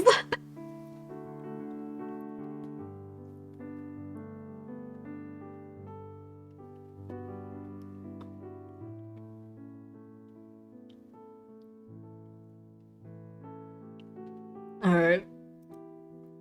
Lance pinches Yuri's arms that are about to go around my shoulders. You will leave as well, of course. Do not make things worse. It is almost because of you that things ended up like this. Because of me? I have no idea what you're talking about, and I'm not the only one who wants to stay here. I want to live with my owner. It's none of my business what the situation is like. I'm going to stay with this fellow here. I won't listen to anything otherwise. Everyone becomes silent at Yuri's words. Darn, why is it so complicated? Guardian Schmardian, we'll just make one. I don't want to leave. There are so many things I want to do. Hey, I'm staying here too. Whatever. I feel the same way too. I've never been apart from Master even when I was a doll. Being stubborn will not solve anything. Now, don't get emotional, people. Calm down. We now know how we feel. I don't want to leave this house either.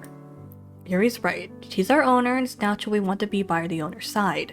The problem is that in order to do so, we need a guardian. We're back at square one. Should I call my parents? No. If I call them, they'll be flabbergasted and immediately take a flight back to Korea. And besides, even if they do help, they'll just be a proxy and not a legal guardian. Oh. Yanho blushes and points at his growling stomach. Yanho didn't eat anything, saying they'll eat with you when you came home. I think I'm suddenly getting hungry. Now, why don't we eat first? Why don't we first eat something and then think? Yeah, in any situation, eating comes first. We might think of something for bellies to full, so fight on! Red cheerfully pats me on the back. So we're going to eat first. Good. Now that we're humans, we can fully enjoy delicious meals. Please think of lending a hand before you eat what has been laid out for you. I don't need to go through all the trouble for eating with dudes. Of course, if it's a meal just for my honey, then things would be different. He calls them dudes.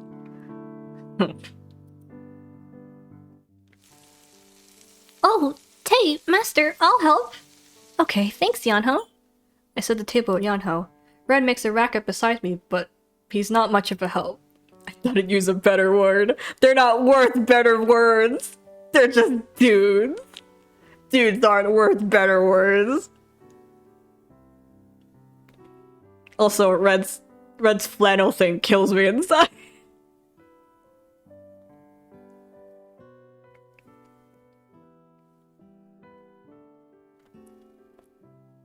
It got worse when I remembered the text. Close it back.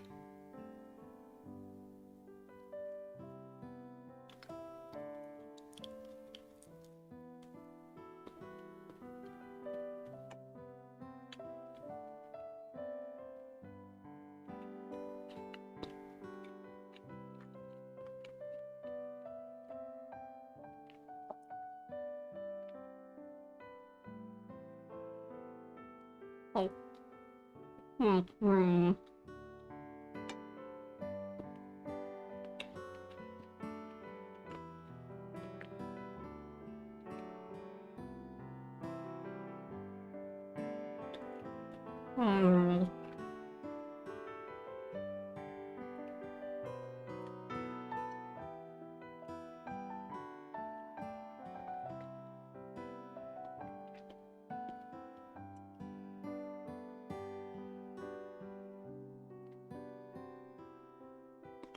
Ugh, I'm so hungry. When's everything getting ready?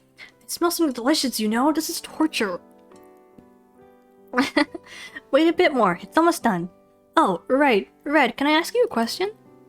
Of course, you can ask 10 questions if you'd like. What is it?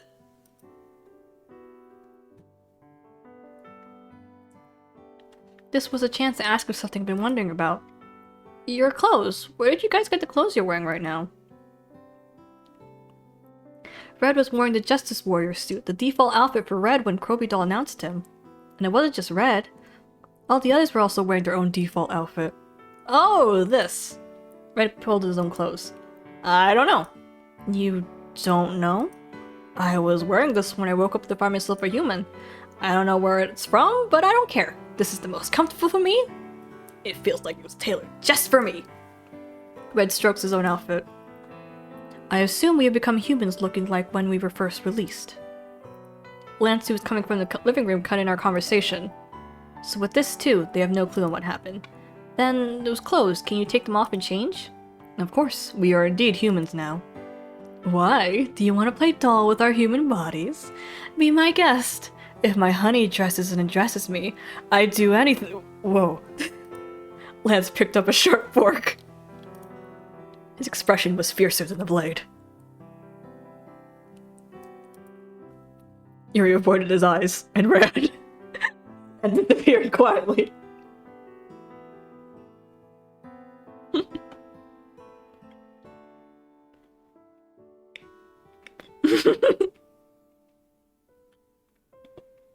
Dude, me too. I love the way Yuri talks.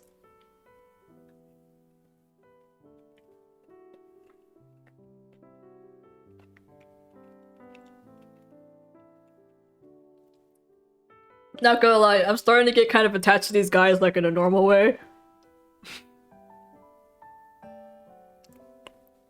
Like these are just my dudes. My dudes, my bros. We're hanging. They're a little dumb, but they're my boys.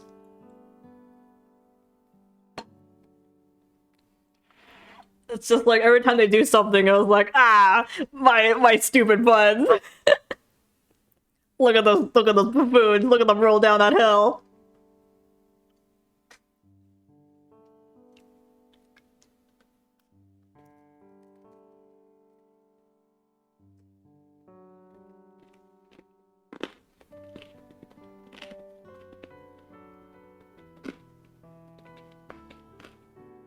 Why is there never a friendship ending? Because in romance there is only death.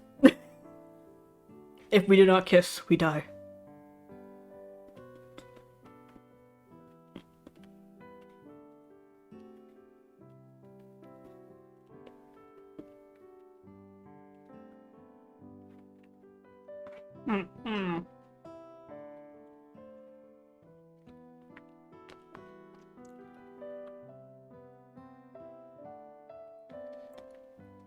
Because of my zoomies, I haven't been eating much this week either, so... Now that I guess I'm finally coming down from my zoomie high. The hunger is starting to set in again. Or maybe my capability to eat things is coming in again.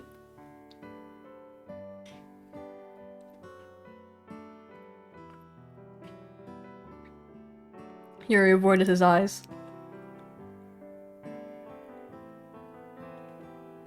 It's not only that.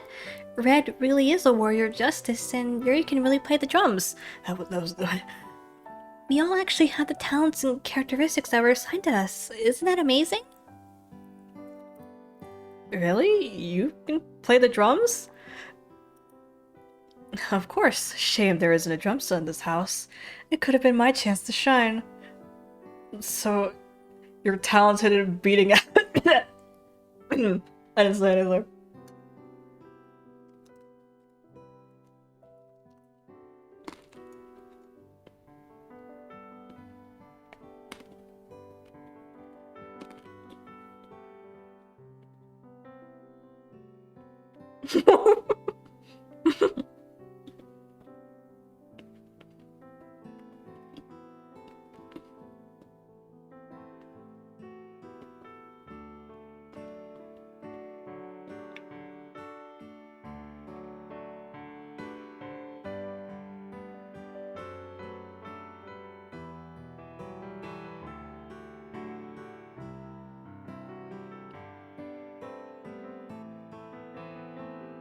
He's a drummer because he's always beating on those cheeks.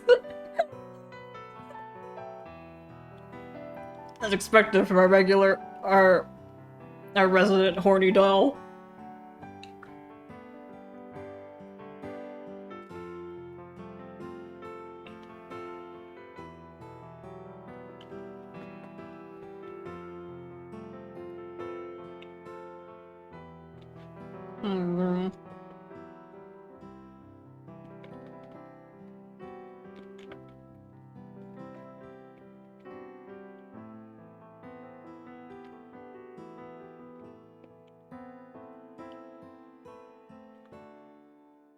Hmm. 5 hours.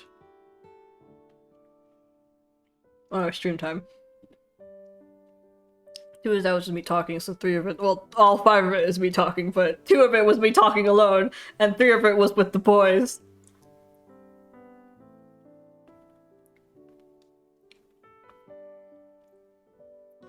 I did like when I had my Zoomy week, I would sleep like 2 to 3, 4 hours maybe. Every night. Or every morning maybe.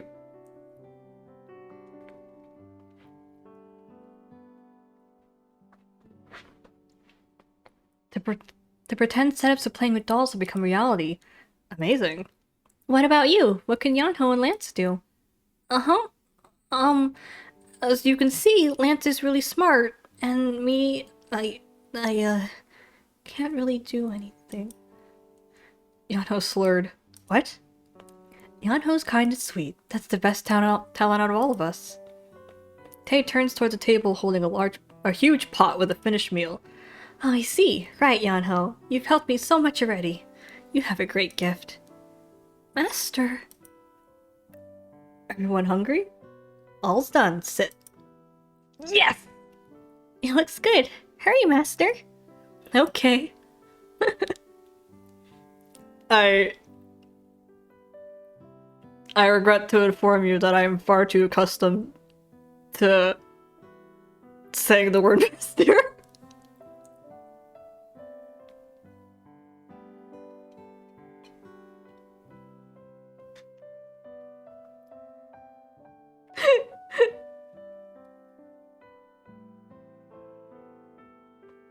Like in the morning, it felt strange to see the busy dinner table.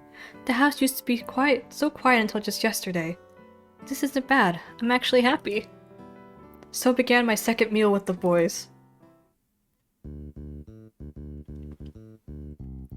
We had another meeting after filling our stomachs, but no solution came up. Look at the time. It's late. Let's stop now since we have tomorrow. It'd be a waste of time to continue. I agree. I hope we think of something tomorrow. I'll think while I sleep. I don't want to be apart from Master. Oh no, everyone's about to crash. Okay then, how are we going to sleep? Do we need to discuss it? She and I can use the same bed, and the rest, just sleep with her. Yuri tried to hug me from behind with his buttery face. Yui! Yuri! The cushion from the sofa flew towards Yuri. We have cushions? Oh, I guess you can move the things. Lance, you! I threw that cushion so you can use it as a pillow. If you are not sleepy, there is no reason to say such nonsensical things. But hey, you! Still, how dare you throw a cushion at this beautiful face? If it weren't for my honey, I'd kill you. I'll be merciful just this once. Okay. There's no assurance that there will be a cushion ready every time, so I'll make sure to have something else prepared. What, you little... Master, we'll sleep in the living room. Master, go rest in your room. Yanho tried to keep things together. What? I don't want to. I want to sleep in a comfy bed. I'll just sleep with her. Ow! This time a wooden doll from the reception table flew out his way. That wood should be pretty hard. Ouch.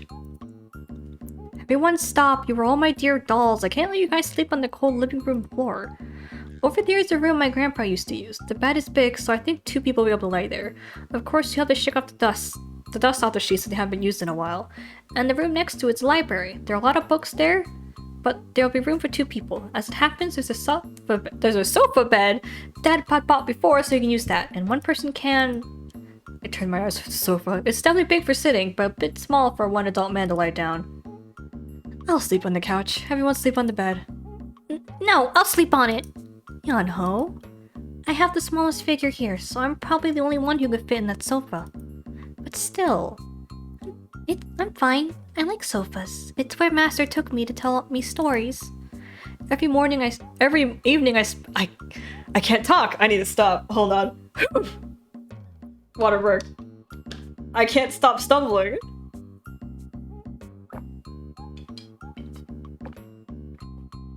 I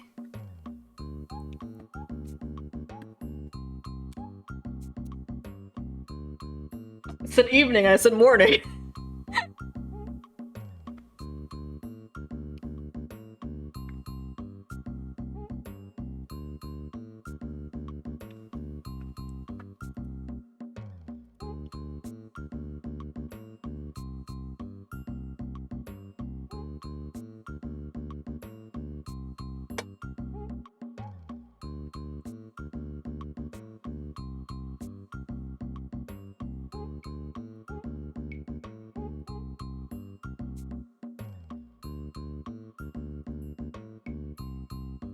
Okay.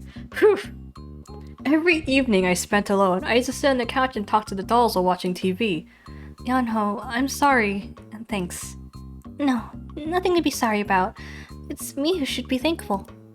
Well, looks like the kiddo knows where he's sleeping. What about us? I don't want to share a bed with that silverhead. Absolutely not. It is surprising how we are thinking the same thing.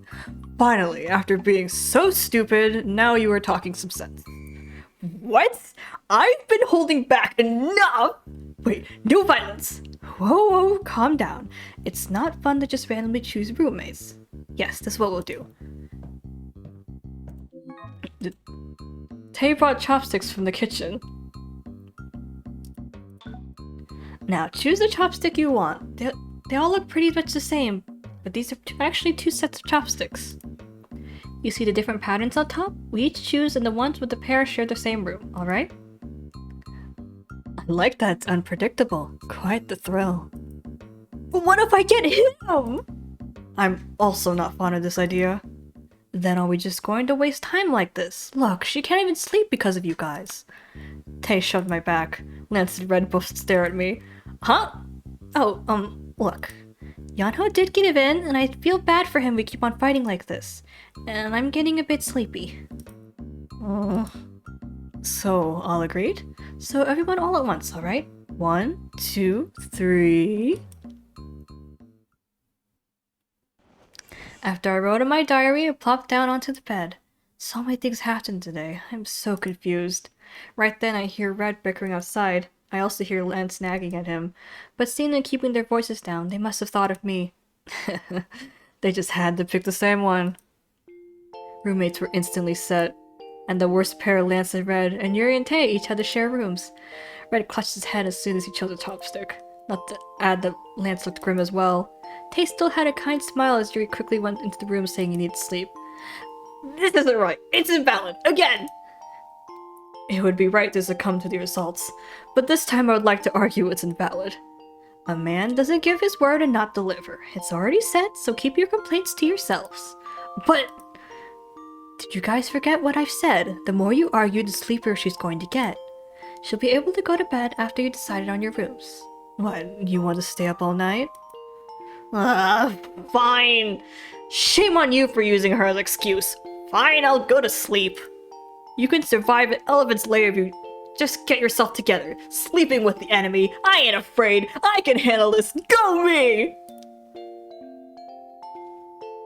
There were several things I wanted to point out, but I just stood quiet. I presume I'll be having nightmares from the first night I turned human. His oddly disheartened look seems cute. Of course he'll glare at me if I tell him this. Well now, everyone go to their rooms. Sweet dreams, guys.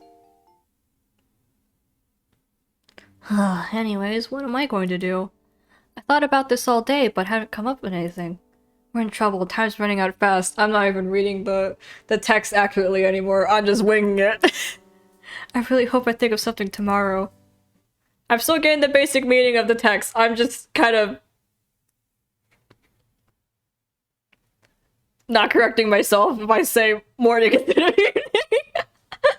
Oh, D0. Excellent. God has abandoned us. That took a turn. That took a turn real fast. D0. God has abandoned us. That took a turn real fucking fast. Oh, good night. Thanks for coming to the stream. Oh, Deem Chu. There's your Yanho goodbye kiss.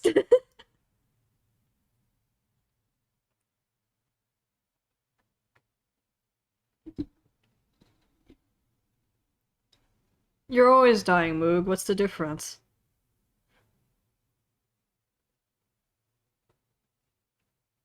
Bye, Moog. Thanks for coming to the stream.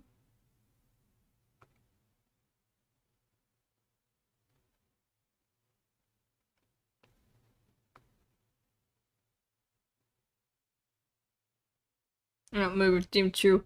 Yanho goodbye kiss part 2.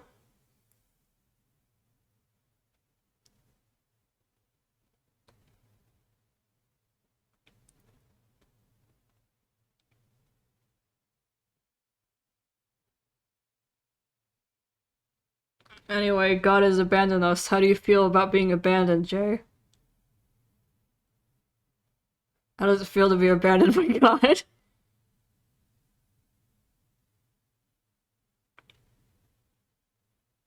Fucking free!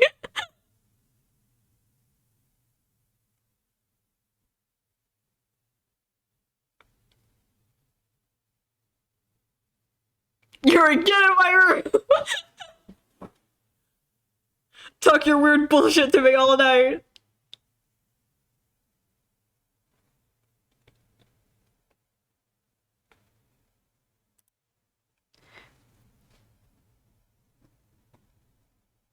We've come to this day without any particular solution. Every day we discuss what to do, but we're always just caught in a vicious cycle. Let's do. I feel bad, but should I just let them out? And tell whatever to the principal? Or just say they came from outer space like Red said? If you don't like your hair, then just go to the salon. Or are you looking for a new look? It's been so long since I've talked sort of words I don't remember how it is anymore. Seeing me tear my hair out, Soy seemed to feel sorry and came to talk to me.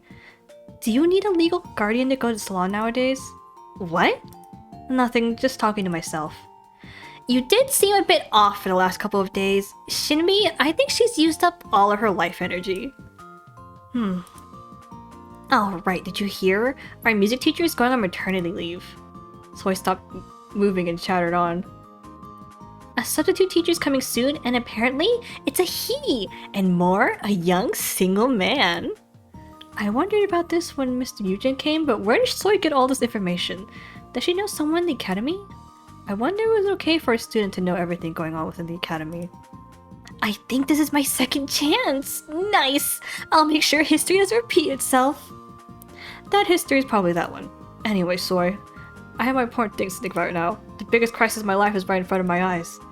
What was he called? I heard his name, but I can't remember. It was a pretty name. Shinbi, do you remember? Yuri. Yuri, what a nice name. Wait, what did you just say? Right, Yuri. He's a guy called Yuri. Doesn't he just feel like a hottie already? Yuri. Yuri? Soy, what did you just say? What? I thought you weren't listening. I see. You're interested too, aren't you? He's getting a case. So what did you just say? What? What's gone into you? Alright, my gift. It's top secret, but I'll tell you. The new music teacher apparently studied abroad and even played drums when he was young. I heard he was even in a band. We might even get to see him play. Oh, so exciting! Band drums, and especially that name Yuri, naturally reminded me of someone. No way, that can't be. At the sudden roar shaking the school, all the kids in the class jumped towards the window at once. What?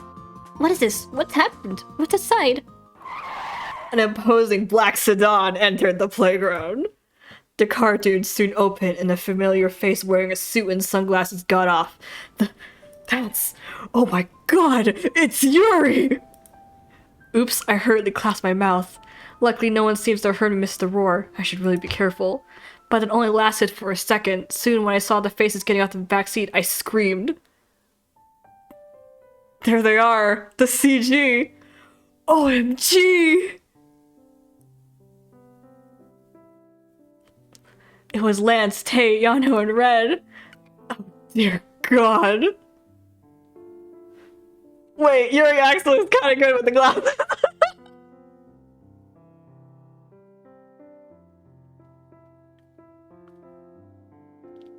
Also, Tay looks old enough to be Yuri's age, so I don't really know how to feel about him being in the uniform too.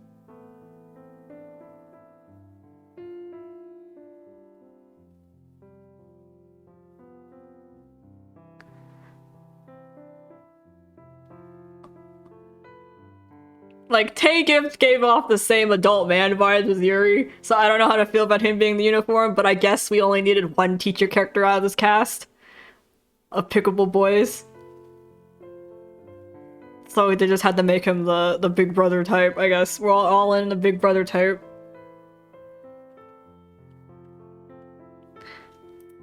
Why are they wearing our school uniform? Oh my god. Is this copyrighted?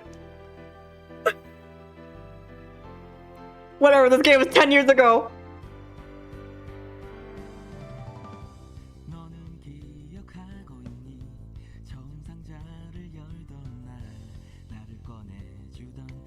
Wow. Is it true? Me shoves pizza into my mouth.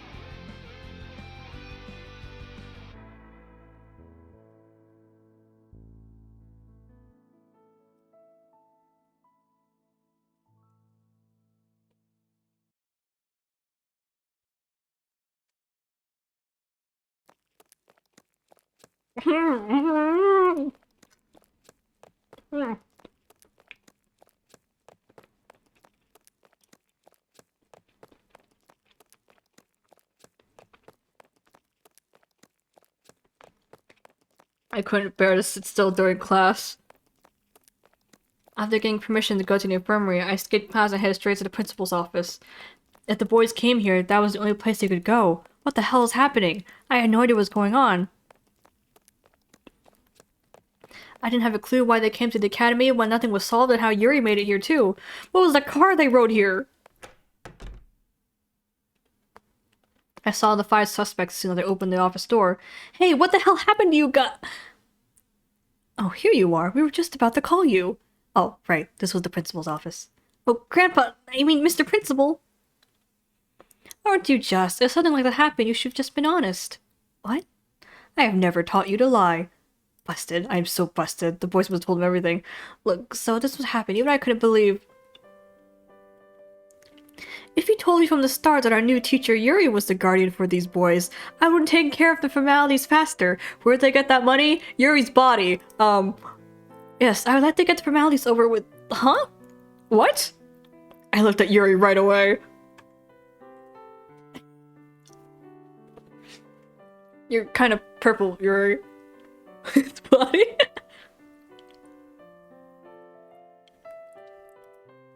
Yuri winked at me over his sunglasses. Why is that kind of look? I feel you. It's like way better than his white outfit. You're gonna see why you're gonna catch a case.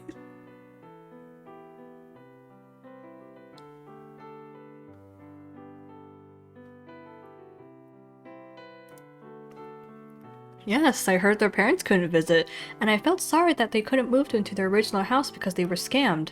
You should have just told me that from the start. Oh, that's... Of course, I would have been surprised if you suddenly started living with boys, but there's nothing to worry about now since Yuri here is going to supervise everything. Actually, it's Yuri that I'm most worried about. I'm actually quite rather relieved that Yuri will be looking after you. Oh, he's quite the role model. Relieved? Wait, before that, what? Are you really saying Yuri's a role model?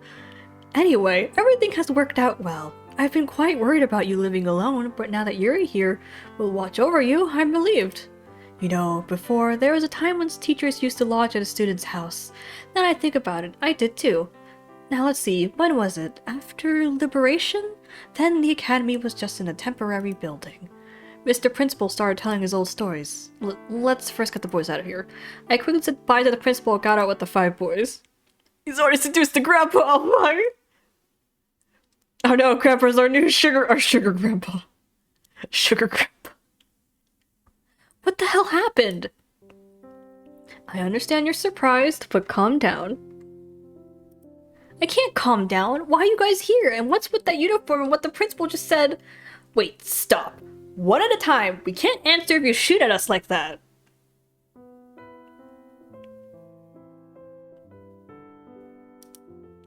Please calm down, Master. We'll explain everything. What happened was... This is serious. We need to bring a guardian by today. Master looked so grim when she headed out. Shouldn't we do something? I really don't see what we could do this time. There's nothing. Then we'll just have to hide ourselves for a while. No, I really don't want to. But if we don't do something, she'll really start crying. Oi, saps, get out! We need to go somewhere. Oi, you saps! Yuri, the way you talk completely changed now that she's gone.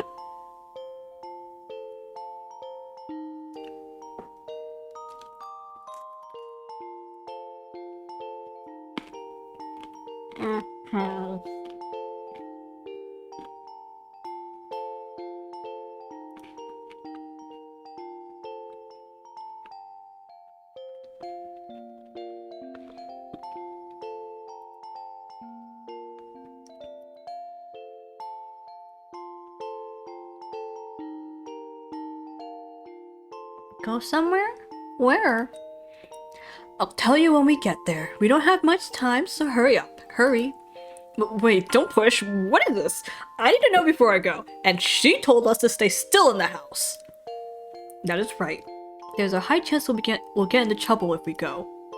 Yeah, just get out. Don't worry, this is all for her. So everyone got out? Yuri bought us these uniforms, and that is how we got here. What, so even you guys don't know? Well, that's how it is! What the hell happened, Yuri? You seem to be responsible for this fuss. My honey, don't get so worked up. Of course you do look cute when you pout. Yuri! Oh, alright. This is what happened. According to Yuri, it went like this. The parents were quite worried about their precious sons in Korea. Just then, they met Yuri, who came over to learn about African music, and finding Yuri trustworthy, they asked him to be the guardian for their children. About to return back to Korea after finishing his studies, Yuri willingly took up the offer, and later came back to Korea as their legal guardian. I can't believe the principal believed this story. Are there really that many Koreans in Africa? And they found Yuri trustworthy. This was the most ridiculous part. Okay, I get how you got away with that, but teacher? How did you suddenly become a teacher? Where's your teaching license? Oh, that's a secret for adults. You want to know? Alright, it's nothing shocking. But instead, you have to. You know what? Never mind. I think it's best if I don't know. Why? I said I'd tell you. Don't you want to know? Even when it's about me and not the other boys? Honestly, I was a bit curious. But if I asked him to tell me, Yuri's going to ask for something weird. Is it related to those papers you gave that staff member as soon as we arrived? Papers? Yes, Yuri said something while holding her hands when he handed the papers over. I think it was Mademoiselle who holds the keys to my fate. That's not even a voice line! At least say something!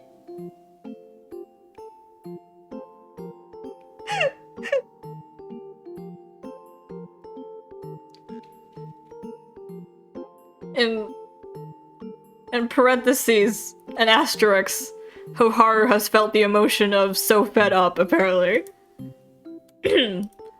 Forged papers and a bribed staff member were all I need to hear to guess what happened. Of course he used that face of his.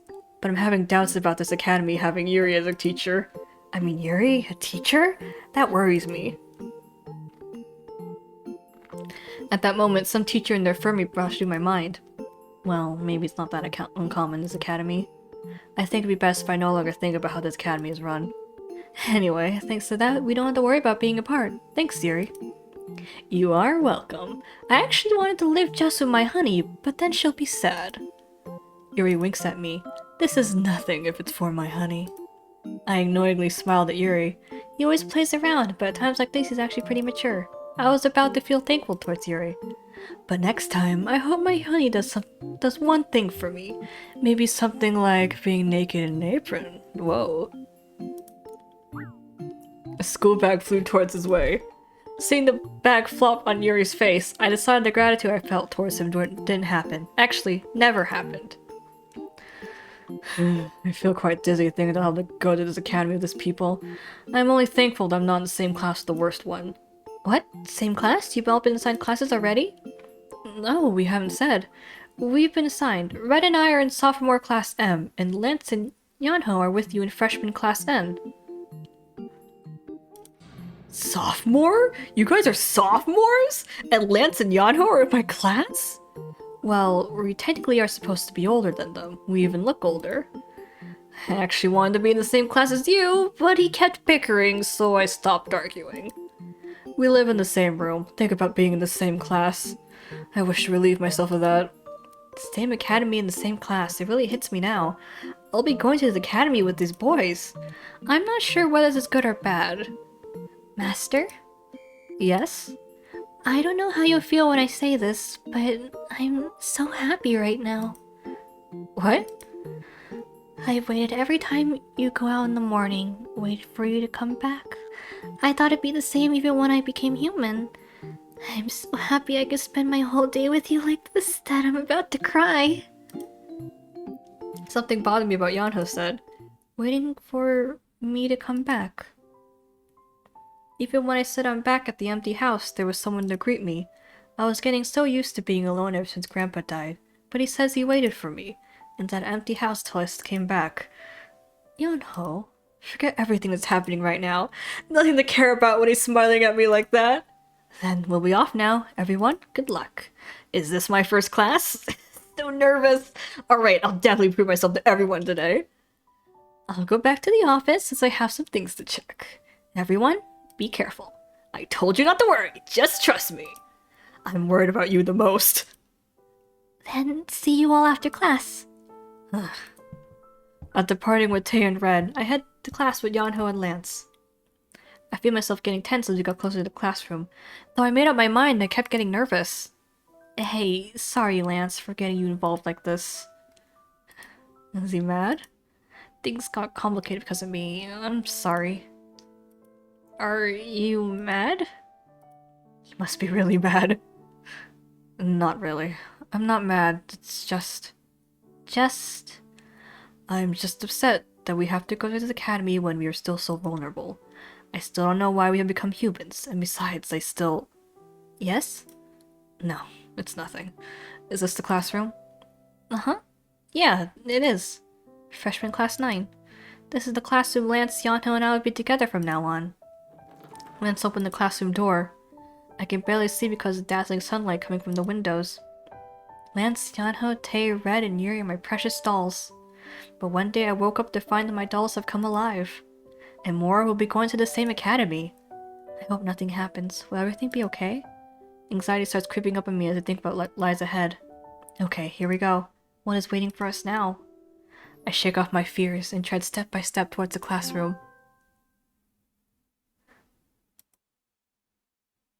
I got my diary. And the doctor's diary.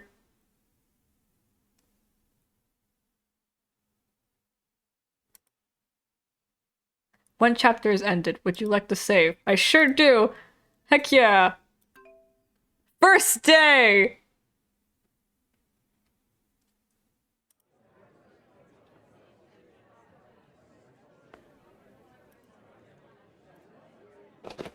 Sure enough, the class started to stir as soon as we arrived. That was one chapter. It was! That's the prologue! Nothing surprising. I mean, considering all that fuss in the morning, silence would have been strange. After looking at the class with a serious face, Lance opened his mouth. He looked colder and a bit nervous seeing all those people. Do I sit there? He pointed at the empty seat behind me. The original owner of the seat followed his parents and moved to the countryside. I was about to say that probably came when he strode into the class. I guess he doesn't need my answer. Oh my god! What?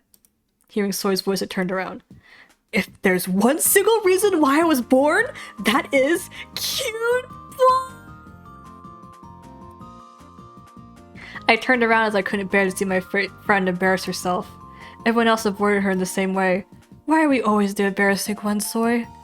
Welcome, transfer students. Since it's your first time here, things won't be so smooth. Everything's uncomfortable. Don't hesitate to ask the class president. FYI, the class president is me. Everyone's appalled to see her laugh twice as loud. She's usually a bit over the top, but today she seems a bit crazy. Amongst all this, Shinbi, who was used to everything, stood there with that slight change of expression. Soy gave Lance her $1 million smile and held out her hand. But Lance completely ignored her soft, girly hands. Then he marched to his seat with that cold as ice face of his. Huh? Hey, hello, bonjour, yo, hey, you! Ignoring his brutal indifference, she followed him. It's really almost admirable the way she turns an Amazon warrior when she knows it's cute guys. Hey, good morning. She's at it again after seeing a cute guy. Of course. Hardly surprising now, she started worshipping cute guys at the beginning of the semester. This time, she's really determined to seduce one to fill her life with roses. Her willpower is amazing. To be honest, something like this has actually happened before. I think it was the first day Mr. Eugen came to our school. The first day he came, no one ever dreamed he was a bit kooky. So that day, Soy made a fuss about finally meeting the Prince Charming of her life. The very next day, she started hitting on him like crazy. Naturally, the result was devastating. To be honest, since there was a rumor that he liked Bones, we did hope for a tiny bit, but even Mr. Eugen, who we thought was a bit off, couldn't seem to handle Soy. But a few days later, she bounced right back from the heartbreak. And then she stormed into front of me like Medea ready for revenge. Why? What was the problem? Can't you see my cute face and these fantastic curves of my body? I mean, not to brag, but you already know, don't you? I'm the Madonna of this academy. Unlike what she said, she bore no hint of shame. Actually, he must have been more embarrassed to hear what she was saying. She went rattling on without changing expression. Explain to me, explain. What is it about me? Why that bone thingy and not me? Soy, all worked up, menacingly pointed at Mr. Eugen's skeleton model. The skeleton model Mr. Eugen was caressing so dearly was called Beatrice. According to him, Beatrice bore the name of an old noble family traced back to the Middle Ages. He also added that she was an honest and lovely girl who knew how to show her mind as it is. The problem is that she shows everything as it is, even her bones. Are you comparing yourself to Beatrice right now? Alright, how laughable. If you really want to know, I'll tell you. You... Yeah, what about me? Have too many useless things. What? I'm talking about that. Those tissues in between your skin and bones, especially those around your chest. How useless. Compared to that, everything about Beatrice is perfect. She is the ultimate perfection without anything to throw away. She is God's masterpiece. Mr. Eugen shook with excitement as he praised Beatrice. And Soy blankly stared at her breast Mr. Yuzu just pointed at. Was I just dumped? For having these? In complete shock, she froze at the spot. Leaving Mr. Yujin to whisper his love to Beatrice, Shinbi and I dragged Soy out from that place. Shinbi and I ended up having to support Soy as she walked lifelessly back home. Lance coldly ignored Soy and sat down in his seat. And Yanho, who stood there awkwardly, hesitated and shook her hand. Oh, thank you. Nice to meet you. Yanho still blushing. As soon as she saw that, Soy squealed and tried to hug Yanho. Thankfully, Shinbi followed and managed to stop her. He's scared.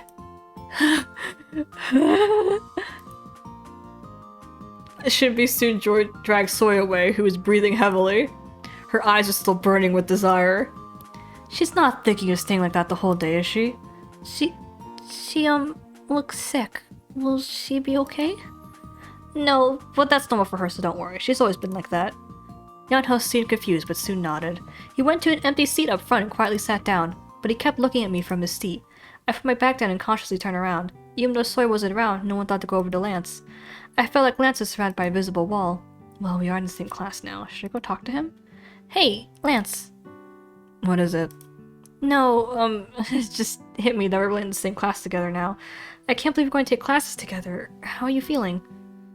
It really is. What? You feel the same? Yes, it is as if I'm in a dream too, and I hope I wake up from it soon. It's impossible to have a conversation with him, but I can't give up now. Come to think of it, until now I'm just busy worrying. But I've been dreaming about this every day. My dolls have become humans. There's so many things I want to do, but I should talk to my dolls. Now the matriculation problems are solved, I can actually enjoy the situation. Hey Lance, next recess I'll show you around the building. There are a lot of famous things about our academy. There should be a lot of flowers in the backyard around now. I already know. What? I already know about your life in the academy. You took the flowers in the backyard to your grandpa, and that famous bread in the cafeteria always runs out fast, so you rarely eat it. Do you think I would not know? How? Because you've already told me. The weird girl I saw earlier is Soy, and that girl rubbing a file on Yanho's hair is Shinbi. You said you were lucky to have met those friends. I looked by my side and saw Shinbi rubbing a plastic file on Yanho's hair.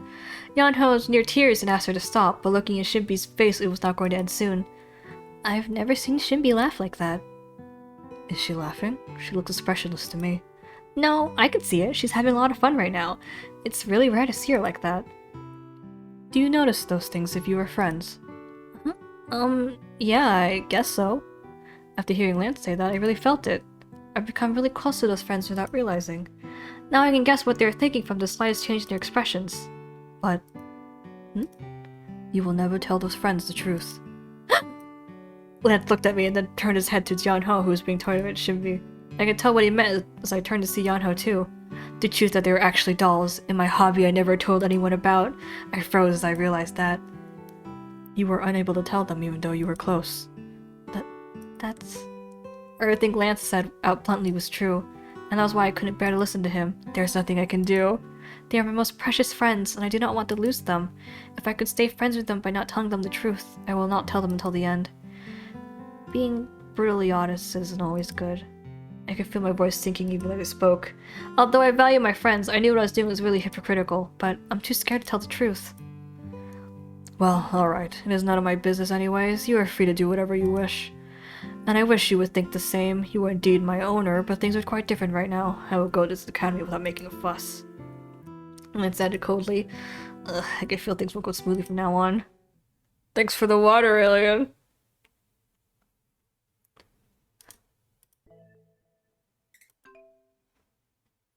That's the end of another chapter, I guess.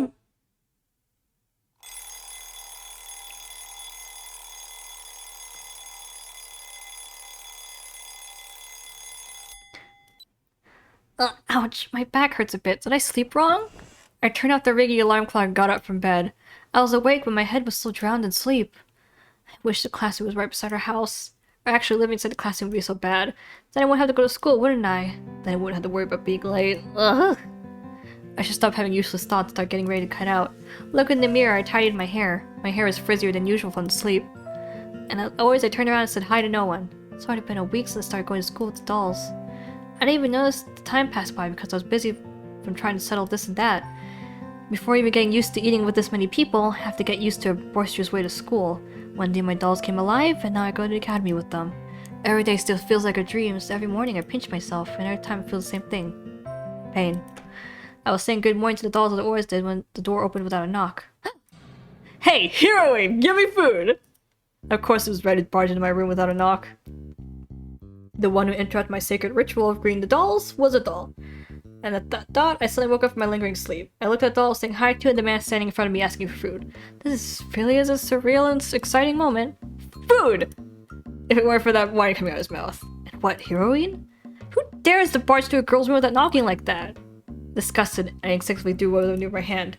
Hey, wait, what do you throw out? After being hit by a huge pillow, he fell down hard.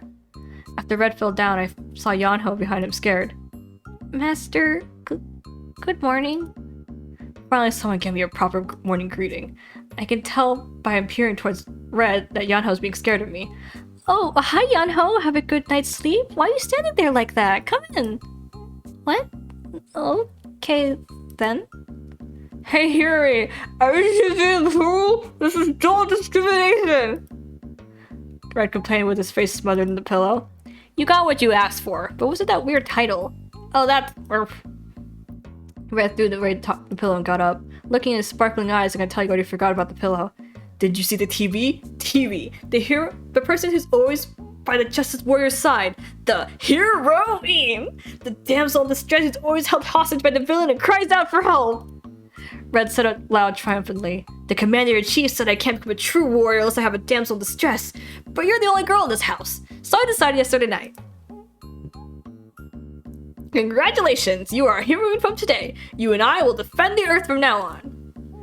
I guess Red only looks for the right gender in a heroine. Besides, considering what he asked for food from a heroine, he must know what a heroine really is. Should I tell him that at least not someone who gives him food? Alright. But what's that commander-in-chief? Who's that? Oh, didn't I tell you? You know Tay, he's the commander-in-chief, and that little guy over there is yellow. My god, Tay, the commander-in-chief. But I guess Tay would half-jokingly participate in Red's pranks. Why Yanho? I turned my head to see Yanho make the bed. Hearing he's part of it, I can already just see his future suffering. Yanho, did you really agree to be yellow? Huh? Yeah. Yanho smiled awkwardly. Oh, I like yellow. It's a warm color. He didn't seem so sad to be the scapegoat of Red's prank. Anyways, I'm just asking, the reason Yanho's yellow, it's not because his hair is yellow or something lame like that, right? Bingo! You really are the heroine! So smart! Red even clapped while laughing. Red's simplicity is almost admirable now, but I smiled to seem so energetic so in the morning. So Yuri's black and Lance silver, but doesn't black always die and silver betray? Come to think of it, Yuri does seem like he'll meet his end after getting up to something by himself, and Lance will coldly hand him over to the enemy just to be left alone. Why are you guys playing around when you're simply supposed to wake her up? Do you all want to be late? Oops, I got caught up in Red prank so annoying. I never realized time passing by when I'm Red. I was teaching her the mindset of a heroine, but Commander, she's a bit too violent for a heroine, is that okay? She looks like she'll escape by herself from the monster. As I pretend to look for something else to throw, the warrior of justice hid in the corner. Actually, never mind. Yep.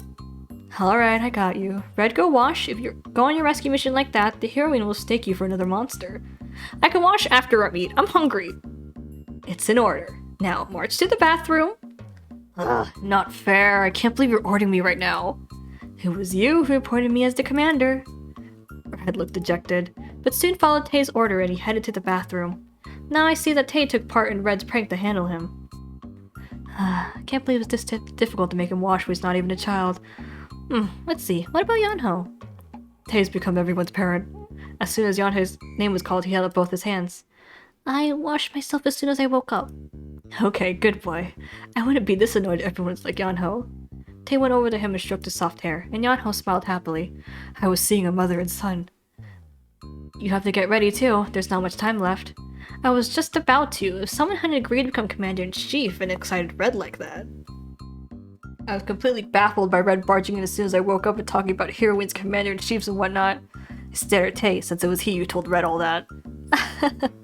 Who is that someone? I stared at Trey. Trey? Tay! He was trying to slip through. But instead of being scared, he only smiled.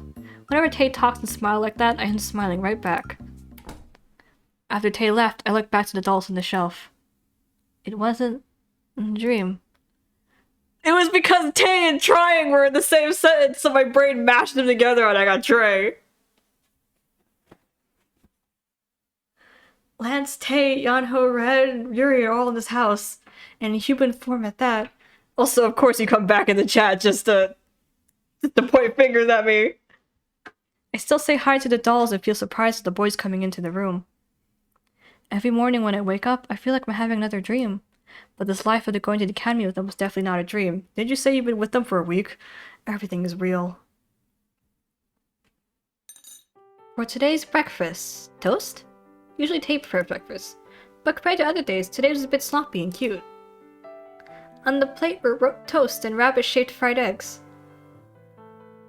How do you even... Also, only one egg?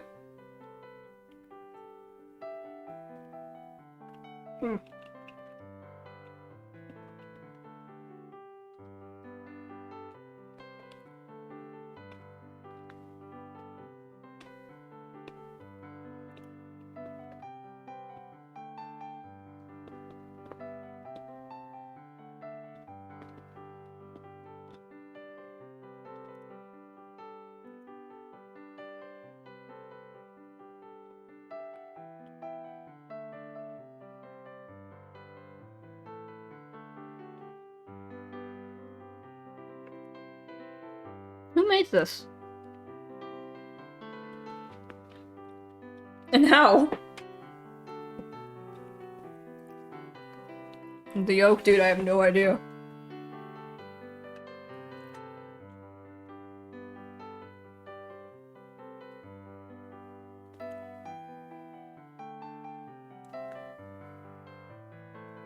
It is indeed a bunny egg.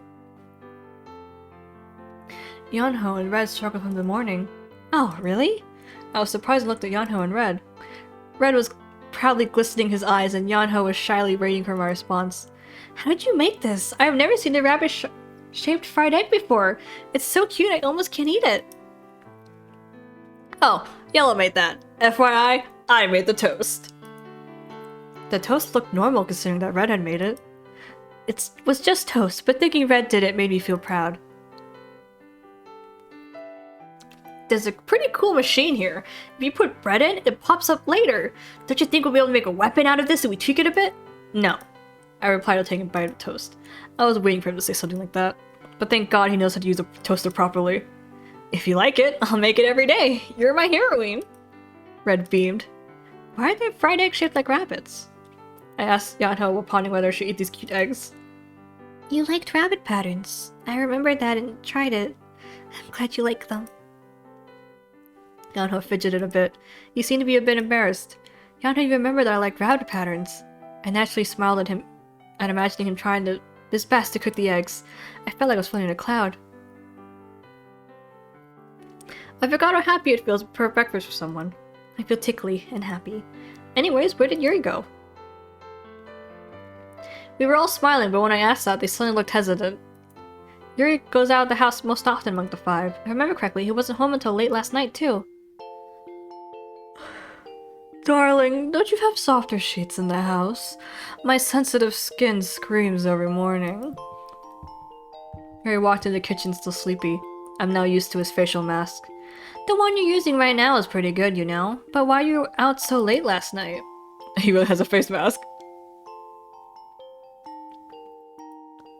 Yuri stood in front of the table without replying. What is this?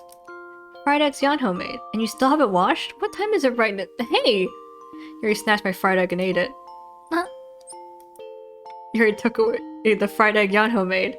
Yanho instantly looked like he was about to cry. Regardless, Yuri chewed and went on talking. Don't worry, my honey. I'll be armed by radiant looks when I head out. Just wait 3 minutes. Anyways, this tastes pretty good. I saw Yanho get teary-eyed. I wasn't even able to touch the breakfast you made for me. Yanho, you made it for me. I'm sorry I couldn't eat it. No, Master, it's not your fault. I did hope you would eat it. But I saw you smile, so that's enough. But more than that, how about your breakfast? Oh, right, wait, I'll make another one. I felt sorry to see Yanho hide his disappointment and worry about me. I held his hand as about to get up. Master? I beamed at him. I wanted to show him that I appreciate his present, though I couldn't eat the egg. He said he liked me smiling, so I hope this gave him a good start for the day. Master? Yanho bashfully smiled back. Yuri, I'll let you go this time, but next time you bother Yellow, I'll make you pay! Why are you so energetic? Worked up right now, showing off your youth? But since when were you guys on the same side? And when did I bother him, huh? You just ate that fried egg. Yanho made that for me. You just snatched away his present from me. What? You're getting mad for that? How petty. Fine. Yuri suddenly got up and held my chin. What? Don't shove your face. Now, my honey, close your eyes. If you kiss me right now, you'll be able to taste Yanho's fried egg. That will be down. A slipper came flying his way and hit him right at the back of his head. He has a sprite for getting smacked by a slipper?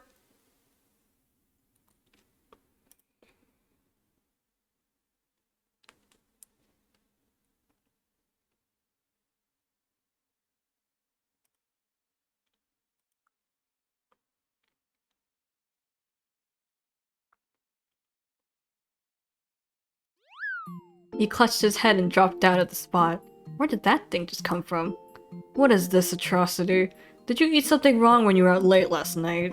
Lance, wearing only one slipper, slowly walked towards the table. The slipper knocked his entire face off. Damn! It must have been Lance who threw it. Thanks, Lance. If it weren't for you, he would have gotten me again.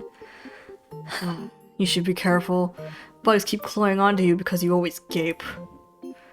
Lance sat down poker-faced. He was still crouched on the floor and clutching his head. It was just a slipper. Crybaby. You're being punished for what you did, Yuri. Lance punished you for stealing away my fried egg and doing weird stuff. My honey, aren't you— That's the wrong kind of groan! That's the wrong groan! My honey, aren't you being too cold? It was just a friendly gesture. We'll be living in the same house for a while. Shouldn't we get used to each other? You grew a few inches? You grew a few inches where? A friendly gesture? It's my fault for expecting you to have common sense. Huh? Must have gone to text.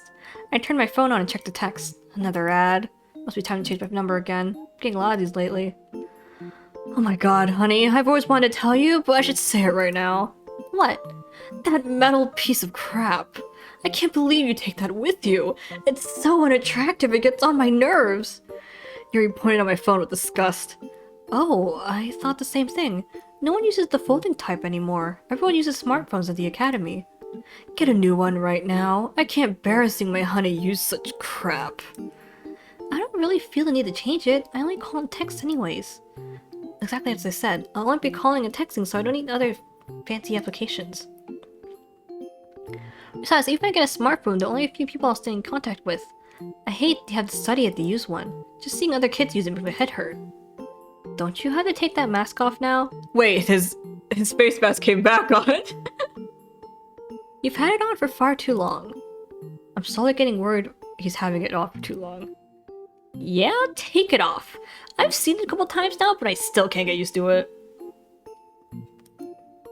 Red agrees. Every time I see Yuri with that thing, I feel like I'm about to get a heart attack. What is that? Red seemed confused, but soon triumphantly pointed at Yuri. Yes, a babbler ghost! You mean a bachelor ghost. Get your facts straight before you pretend to know. Oops. And please, could you be quiet? I cannot eat if you are constantly screaming like that. You do not have to show off your stupidity for everyone else to know, so please stop.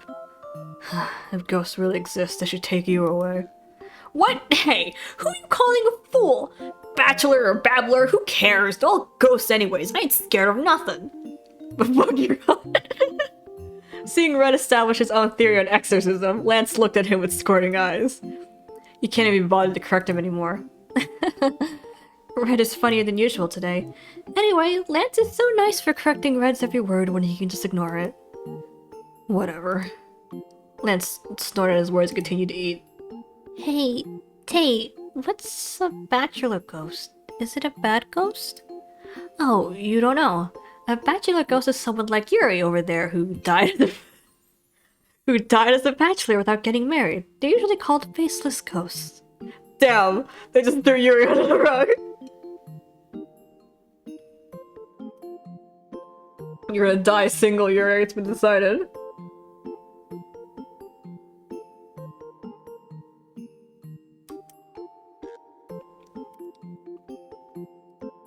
It's said that they died before they could get a girl. Every time... Oh, it's said that because they died before they could get a girl, every time they see one, they go crazy and hit on them. You saw earlier. Damn! This is trash on Yuri morning. Tate teased Yuri with his kind smile and soft voice. Contrary to his smile, his words were quite vicious. After hearing Tate's explanation, Yanho understood and nodded. At that moment, the egg thief suddenly stood up. No wonder he's so mad, since apparently he died before he got a girl. What? Wait, you said that? I didn't die as a bachelor. Yuri overreacted as if he mistook himself as the bachelor ghost. It was like seeing someone who heard a scary prophecy. In today's words, a bachelor ghost is forever alone. I feel bad for him. I suddenly felt immense sympathy and camaraderie towards the bachelor ghost. I mean, it's not because I'm a forever alone, but why do I suddenly feel like crying? So, Yanho suddenly pulled out a notebook from nowhere and was writing something down. He was telling him something by his side. Bachelor ghosts are afraid of garlic. Yuri didn't get married. Ugh, my... Bachelor ghosts are afraid of garlic. Yuri didn't get married. Ugh, my pencil broke. Oh, wait, okay, continue. Bachelor ghosts hit on girls like crazy. Write down garlic and cross. So, when a bachelor ghost hits on girls, feed Yuri garlic. I'm pretty sure Tae's enthusiastic about participating in Red's pranks. Now he's teaching Yanho weird things, and Yanho seems to believe it all. At Tae's word, I started to imagine Yuri's tormented face after being forcibly fed garlic. You jerks! Stop. Calling me a bachelor ghost even after seeing my chiseled face? You are all so beneath me, I can't even talk to you guys. Hey, no food for me. I don't feel like eating anymore. I'm going to shower and refresh myself. Yuri snorted and headed towards the bathroom. That dude, what's he talking about? He already ate everything. Yuri said after looking at the empty plate that used to hold the fried egg Yuri just ate. Heroine? Heroine? Why aren't you answering? Are you really going to call me that? Yes. My name has suddenly become Heroine. Red continued on. Yeah, call me whatever you want. Actually, Red came over and whispered. Huh? What is it? I was curious on what he had to whisper. I've been thinking. I think there's a spy amongst us. A spy? Shh, quiet. He might be listening to us right now. What? Red put his finger in my mouth. I can't understand why Red's being so serious and like his usual self. You don't seem to know us, but I feel some bad spirits in the house. Especially there. Let's think about the owner of that room. Red pointed at Yuri and Tae's room. The owner of that room? Yes, Commander-in-Chief. And the Babbler Ghost. It seems that Yuri recalled that for the time being. The commander is on our side, so only the Babbler Ghost is left. Suspicious. What's suspicious? What he's doing! The last time I passed the living room door was a bit open, so I peeked. Gulp. That guy, he was using a smartphone to communicate with the enemy! Mademoiselle, if I could see your beautiful smile one more time, I would do anything in the world. If I could hold your soft, dear hands again, shiny wings would grow on my back. The only thing I took from that was that Yuri's flattery is top-notch. Isn't it weird? Who is he talking to? And he finished the call with saying, "Good night, my sweet angel." It must be a secret code with the enemy. Yuri betrayed us? I can't believe it. Yanho's in it now. He fluttered his eyelashes and trembled. As innocent Yanho is, he seems to be just as gullible to Red's pranks. Well, in some sense, Red is very innocent. I've definitely seen Yuri say things, but I've definitely seen Yuri say things I can't understand on the smartphone, but I still can't believe it. How can Yuri? I thought we were friends. I don't feel like drinking my milk now. The atmosphere became serious as Yonho became genuinely sad. Yellow, don't be sad. A path of a justice warrior is supposed to be difficult and lonely. Even if someone betrays us, we must head on. Somehow our house became the headquarters of 2 justice warriors and a commander.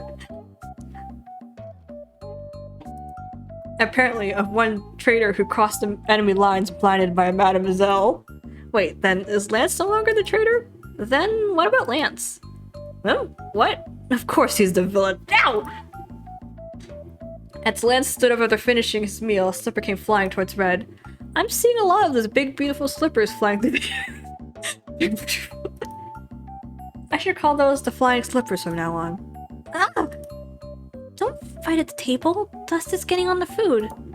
Naha scolded him after laying down the steaming milk cup. Food must be more important than their fight. Yanha was trying all his might to protect the remaining food after Yuri snatched away that fried egg. Beautiful slipper.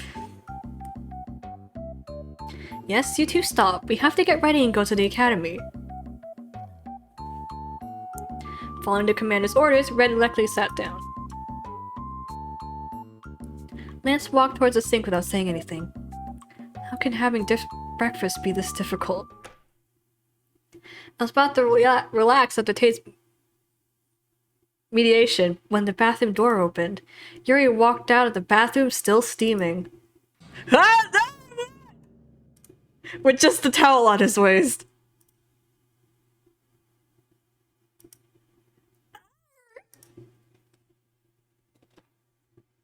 I stopped eating and covered my eyes with my hands. Why the hell is he not wearing his clothes? Phew, I feel fresh. What is it, my honey? What's wrong? Are you being shy? Come on, we're going to see everything of each other soon anyways. Yuri gave his wicked smile and approached me.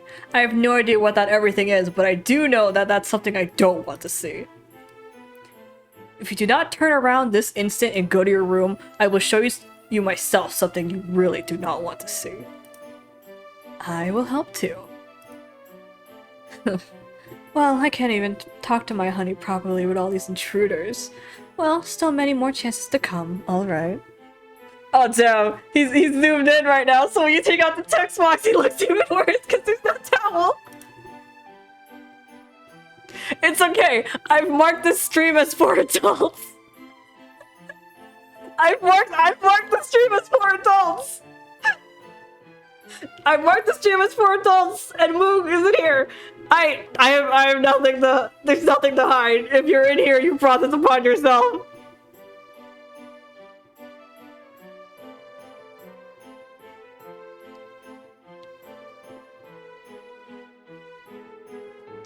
If you're in here, you sacrificed yourself to Yuri.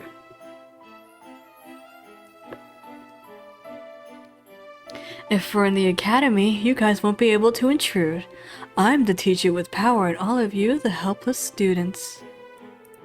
At Yuri's words, my desire to go to the academy vanished. Yuri smiled triumphantly and went into this room. There's not a single moment to be off guard. Oh, right. Since Yanho's here, I need to say something. Yanho, please call me by my name in the classroom, not Master.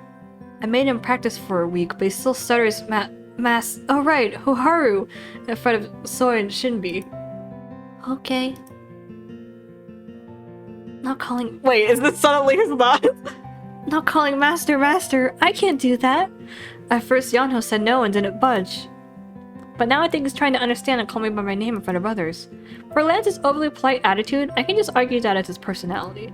But there's nothing I could say about what Yanho called me. The bag's heavy. Oh, right, Hoharu. I was just adjusting my bag when Tay called me. Yeah? There's something I have to tell you. What is it? I've decided to take a part-time job. A part-time job?! When it hasn't even been 10 days since you became human? But, well, if it's you. If it's Tay, I'm not worried at all. If another doll said that, I would have been. But he's the most reliable in the house, so I think he'll be able to manage it.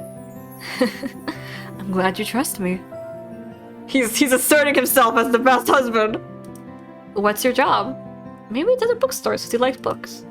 I'll be working at a cafe. It's called Banjul. Bring your friends sometime. It's at... Tay explained in detail the way to get there. Soi and Shinbei are all the friends I have. Should I take them there later? I should ask them when I see them today. Okay, I will. But aren't you nervous about starting a job? Nervous? Well, not really. Tay smiles. His smile comforted me. At the same time made me feel a bit iffy. I'll be waiting. You have to come. Alright. Tay went into the library to get his bag. Part-time job. I guess a smart doll makes money by himself. Oh, of course except Yuri. Alright. Since we're finished eating, we should start heading out. Who should I go to school with? Suddenly I've been given an option!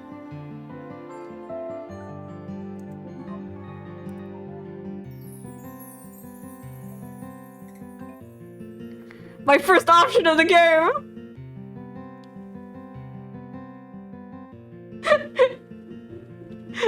Jay.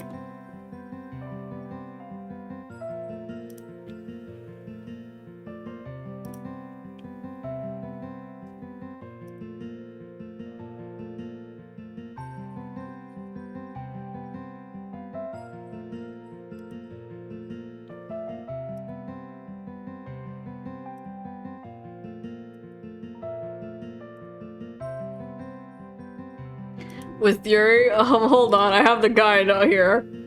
Beep beep beep beep beep beep beep beep beep beep beep beep beep beep.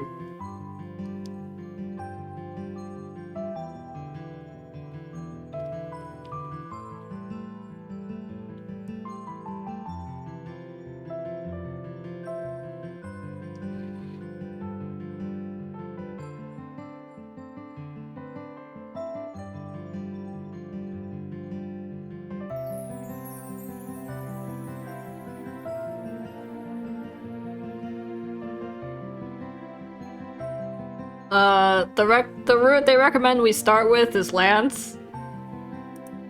Lance, Yanho, and then Yuri is their recommended.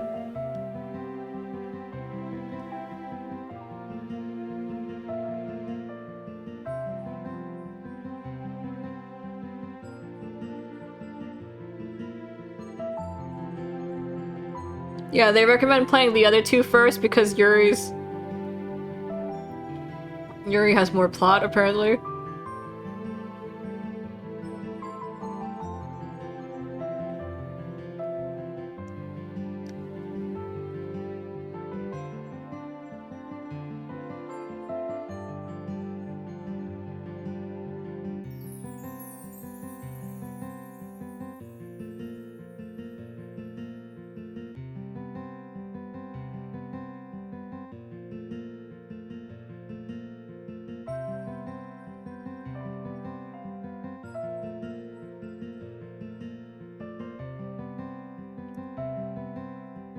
Okay, we were recommended Lance. It's because they just want to become a structurist. It's like I looked briefly at all the things that the guide doesn't spoil me, but they do tell me that like, be careful, this route is particularly violent or something like that. And Lance has none of that. It seems like Lance is the most normal.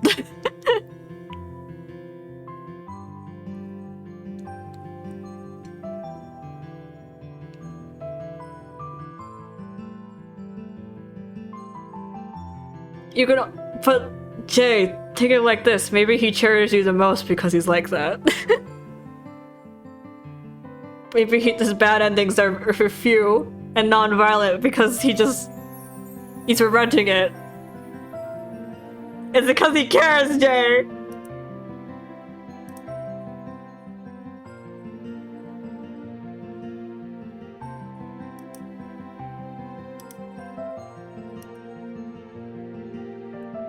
I want him to kill someone because he loves me. Alright, so they recommended Lance first. So we're going for Lance. Hold on, where's my fucking guide? I don't like that the guide decisions have on the first thing It says go to school with Lance, and then the second choice I'm supposed to pick is neglect him. I don't like that.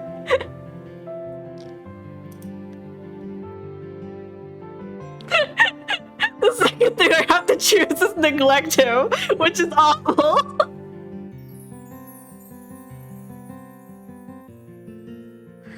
I mean, I don't know if they're talking about Lance. They might be talking about some, like, Yanho or something. Like, I guess, like, Yanho's in a tough spot and you just have to ignore him to go with Lance. Kind of thing. I'm imagining it's something like that. This is the dating sim way. This is the dating sim way. The dating sim way is that we can't make everyone happy.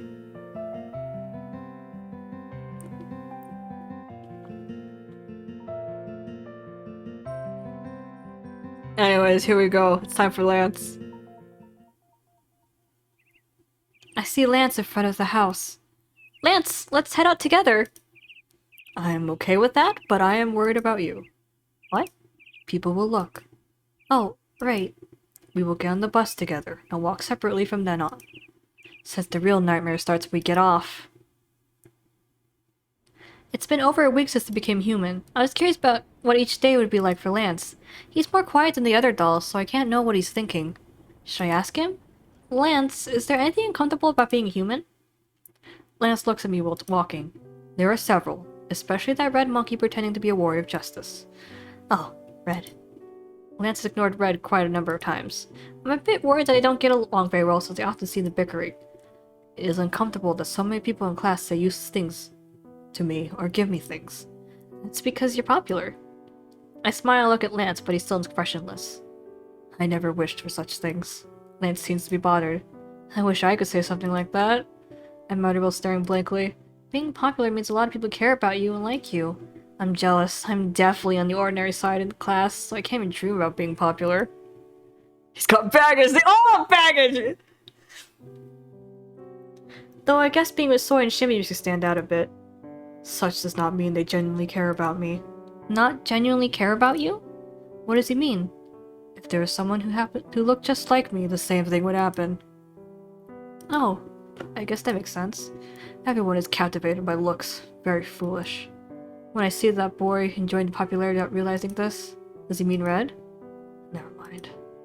I can tell he was about to say something nice. Lance is not wrong. Everyone does linger around him for his looks, even though he's always so cold to them. I feel sad knowing Lance knew exactly what his popularity was because of his looks. But his looks are an essential part of his character. He would be happier if he thought a bit more positively. Sad. The bus has arrived. Oh, okay. Then so long. Lance nodded once to get on the bus first. Hey! Hey, good morning. Hi. Hey Shinbi, good morning, and good morning to you too, Soy. Soy looked at Yanho and Lance and smiled happily. Ever since they transferred here, I actually feel like coming to this academy. Soy woke up without an alarm clock today. Shinbi told me while sipping her strawberry milk. She was still expressionless, but she did seem quite amused. Of course! I sense the pink roses slowly blooming in my life now, but I'm so jealous of you. Soy pointed at me. Me? You were with the transfer students from the first day! You should really be thankful for the principal. Oh. I did make up a story about my relationship with the boys of Soy and Shinbi. The five of them treated me naturally, even in the academy, and of course Soy would never just ignore that. Thanks to that, she fiercely interrogated me that day.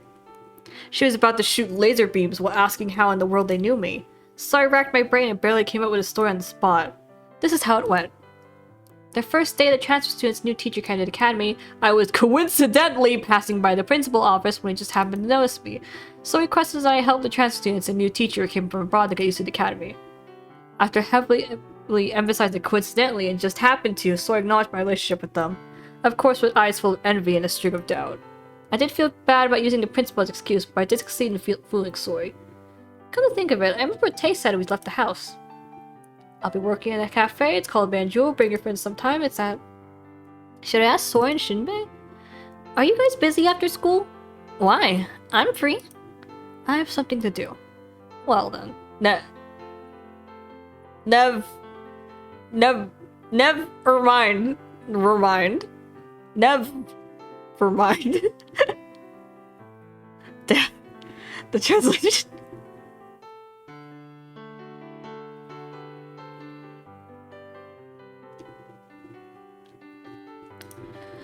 I was going to go to a cafe, but if Shinbi's busy, we can go another time.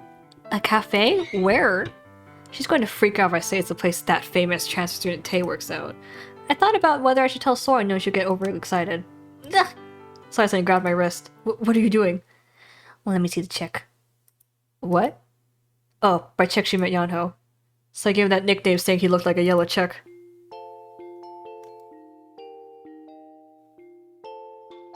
He's looking at you.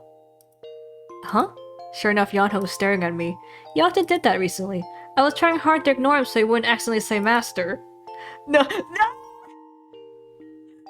Why must we bully Yanho like this?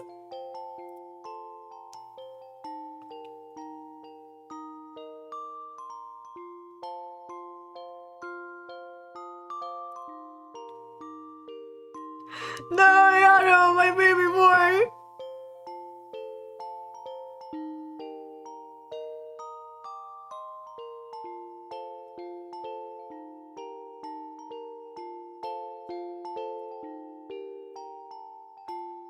Sauce! I love you, Yanho! Goodbye! I whispered to myself as I laying down flat on the desk. How are the other kids? I just hope anything big happens.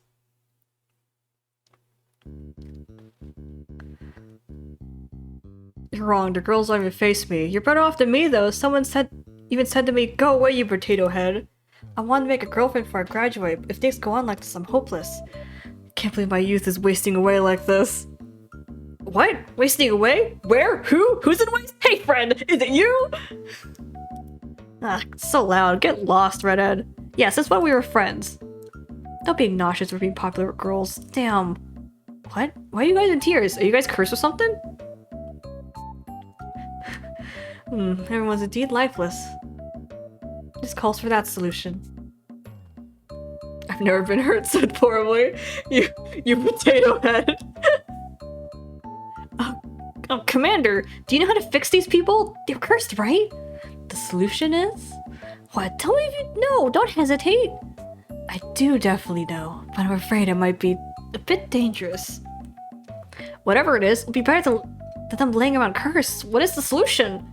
That is...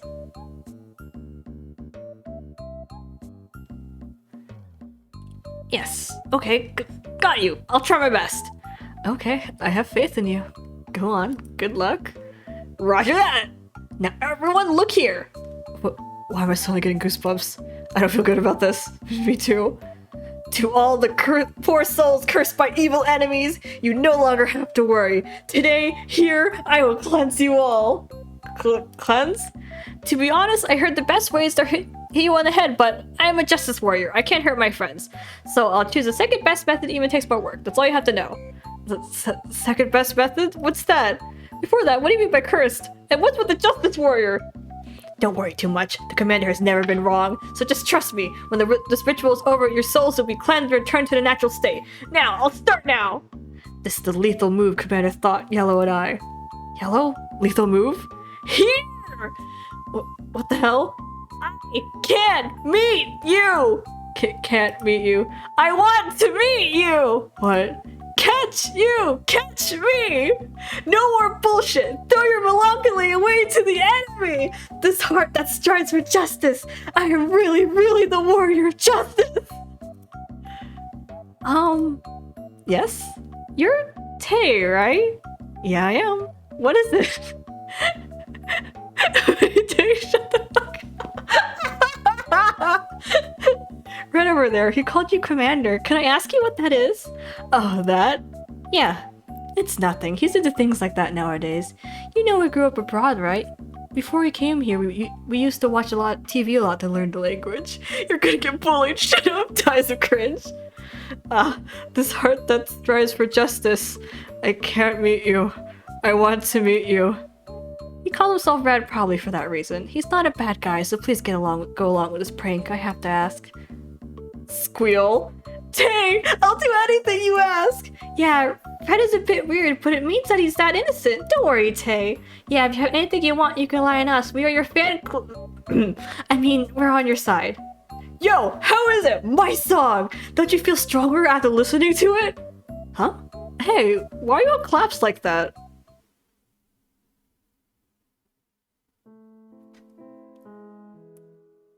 Yeah, he was singing. Yeah, it's his theme song. Hold on, we'll go back up.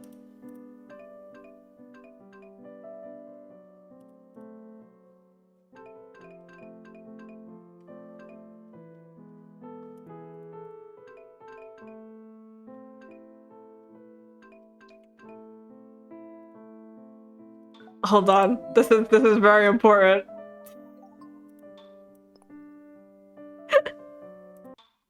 This is very important.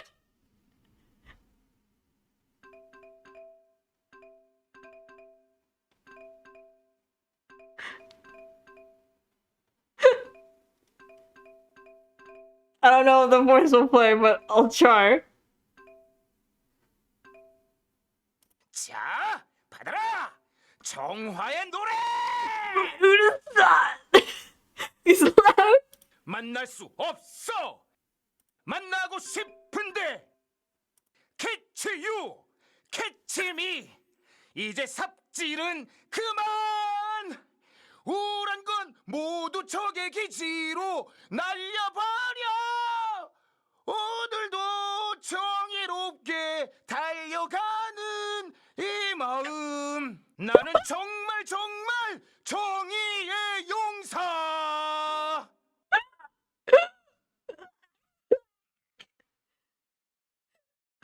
With your entire chest, dude, he screamed that! Dude! He belted that! Hold on.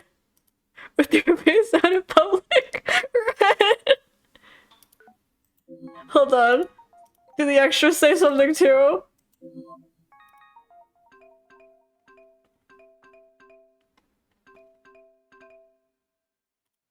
야, 오늘도 정의롭게 달려가는 이 마음.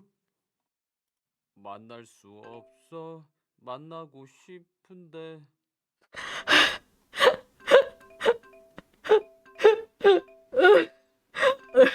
Hold on. I gotta do this one more time. 총사령관이 나와 옐로우에게 알려준 필살기다 자 받아라 정화의 노래 만날 수 없어 만날 수 없어?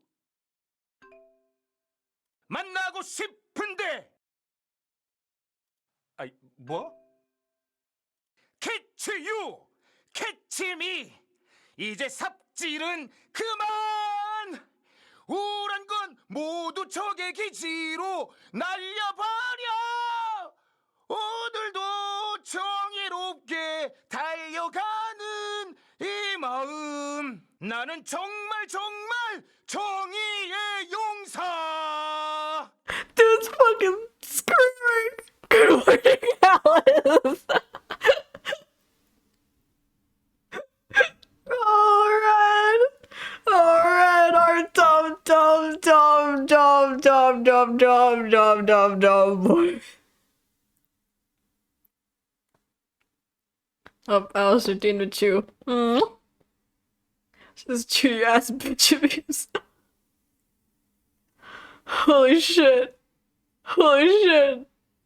I can't believe he just started screaming at people after Tay told him to.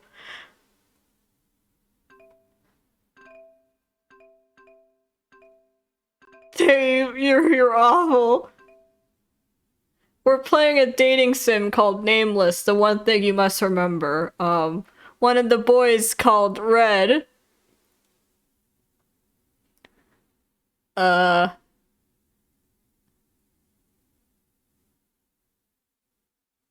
Oh, did we get added?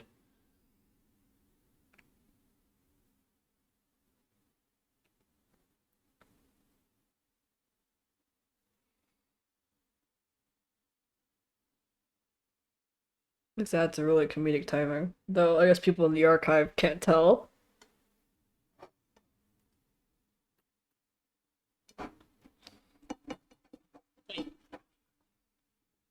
Welcome back from ad. Okay, so what's going on is that we're playing a dating sim. Our boy Red, who is not pictured right now. The scene has changed. We're with Yuri right now, but Red, um, is a justice. He's not actually a justice warrior, but he likes to think he's a justice warrior. So, he just belted out a song, his theme song, I guess, because he was told to.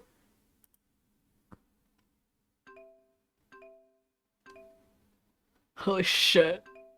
Holy shit. I'm different now. And we were all of us were cringing at the fact, at what he said. All of us were cringing. But the fact that we cringe is why we love him. We love him because we cringe. We love him because he's cringe.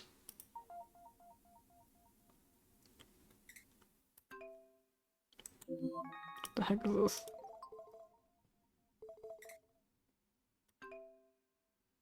They have profiles. Hold on. Lance. Krabby Doll's R-line. The doll received a lot of love, self-explanatory from its title, the #1 popular doll, but it was mass-produced because it was highly demanded. Oh! Oh, he had a thing about his popularity for his face because he's mass-produced.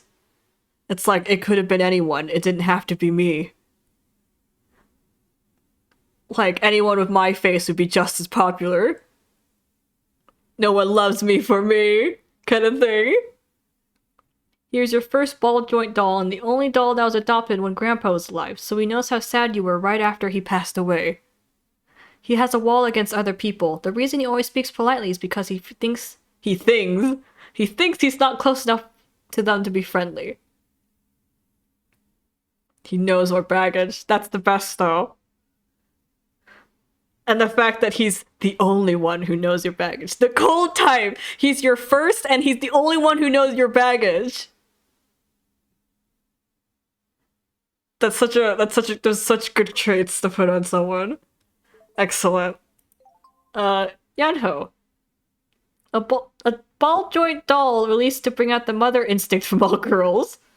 A sweet boy who knows how to be cute and is a bit timid. He sometimes resembles a cute kitten and has a charm of bringing out the mother instinct from everyone. He has a memory of being abandoned, so he gets lonely easily and follows the female lead a lot. He can feel radio waves and sense and talk to ghosts.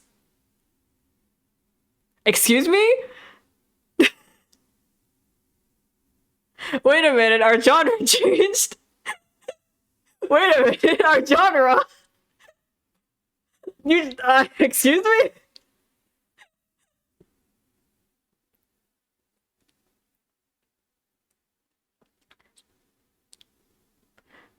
I guess we just have to live with the knowledge that he talks to ghosts.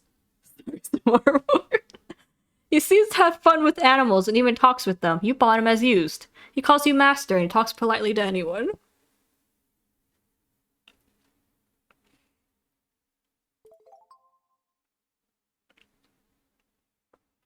Here we go, Yuri.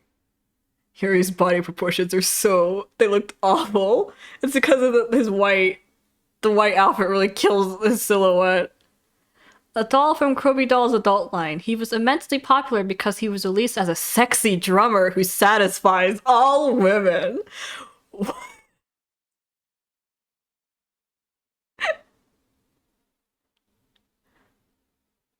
Are drummers sexy? I kind of got the image that drummers were kind of like energetic types.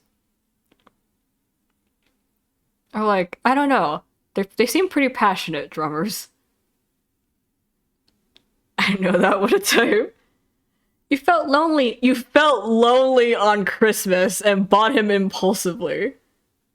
You were alone on a Christmas night and you bought yourself a sexy drummer that satisfies all women. Holy shit. He was a horny buy.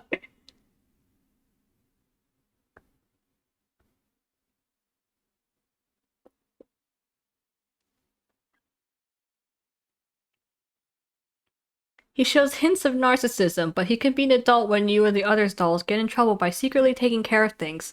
Sometimes he sneaks out of the house without you knowing. He doesn't seem to get along that well with Tay. Ooh, he's got beef with Tay. That's spicy. You don't deserve to be cut like that. He doesn't get along with Tay that well. That's spicy. What's up with you?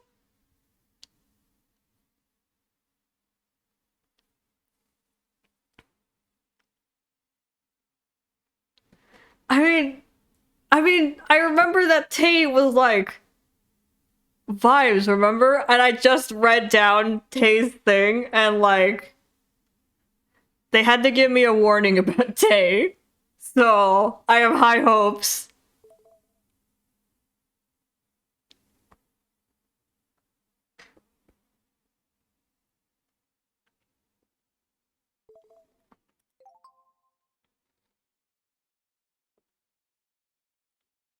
A doll released as a premium limited edition. He was sold out in mere minutes. A man who is kind and generous on the surface. He likes drinking coffee and tea and enjoys reading old books. He's good at taking care of housework and he receives good grades at the academy. He's the most popular one at the academy. You brought Tay to an auction. I like how they didn't include the fact that he's broken and damaged goods. Because I feel like that would be something he has a complex about.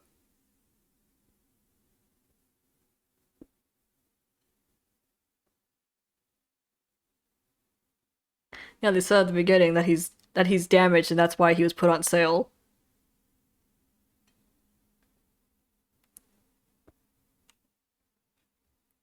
That's why he was put up for auction.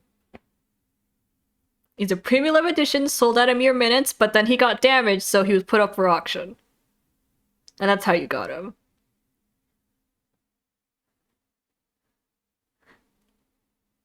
And then, I don't know. Does he like you because you like him even if he's damaged goods? I'm so sure he has a complex about being damaged. They always do.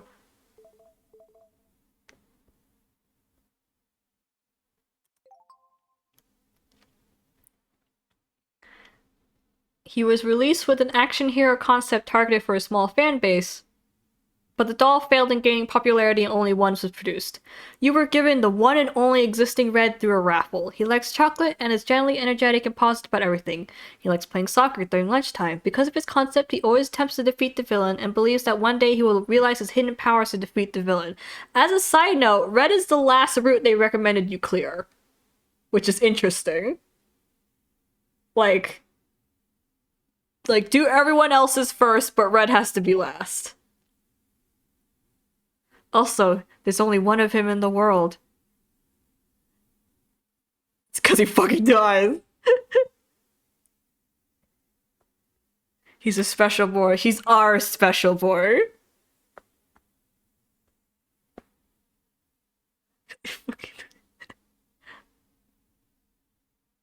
I don't know if he actually dies. I was just reading Jay.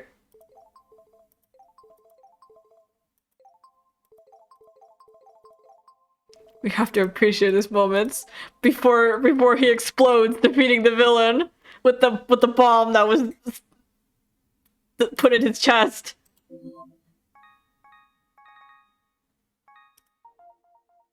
Okay, now we can turn off the voices.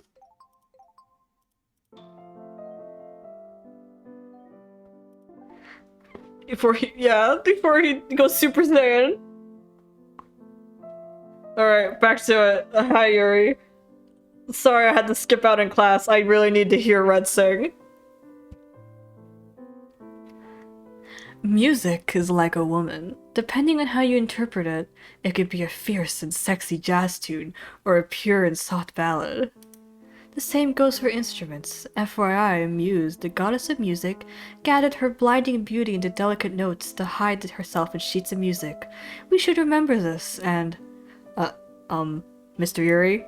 So when you play an instrument, you should take hold of it as softly and fiercely as... Mr. Yuri. Damn, this is why I didn't like co-ed schools. Yes, that boy with the hand up. What do you want? It must be such an important question to interrupt me like that. No, it's not that. I just didn't understand you. Not understand? Which part? Every part? I'll explain again, so listen carefully. An instrument, you know. The more you play it, it succumbs to your will, like a lovely, bashful girl. Whoa! Alien! Alien, get him!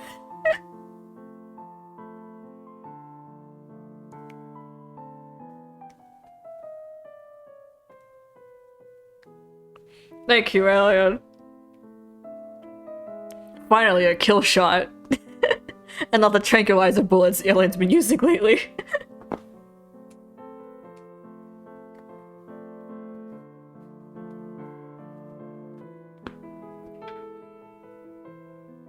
Thank you, Alien. Stop talking like an incubus, Yuri! These are high schools, they have no game. They have even less games than the other boys transferred in. No, not at all. What? No, I mean, show it to us. I think we'll understand better if you demonstrate what you just said. Alright, I'll demonstrate this once, so focus. This. Like this. Like this. Like this. What are these squiggles? Stroking.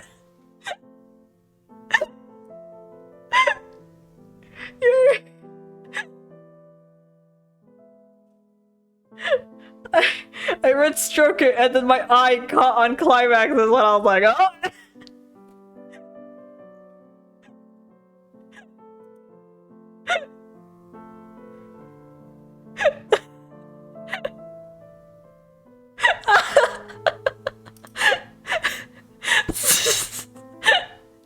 Let's just put that down. Marvin will protect you. Marvin will keep you good and pure and away of the devils of temptation.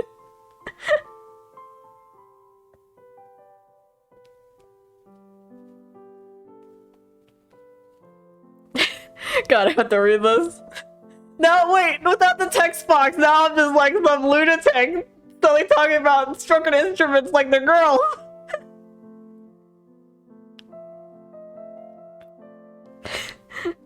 Stroke it. Like this. No, you're making me laugh.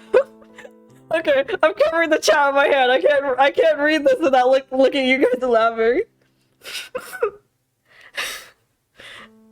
It's no good. I was just laughing at the look on Yuri's face. You have to listen to me, Jay. If I have to say this out loud, then you have to listen to me. This is what bros are about.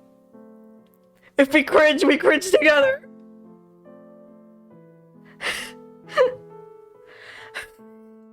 I can't even open my mouth anymore. I am looking at you in the eyes. I'm reading.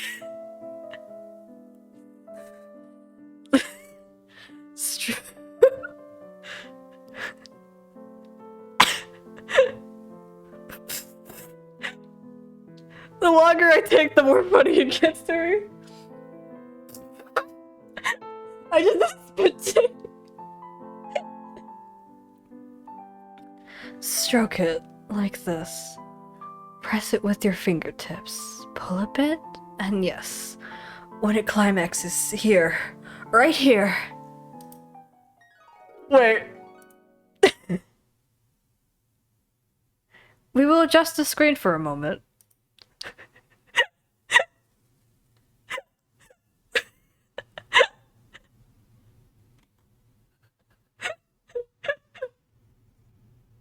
The game censored itself.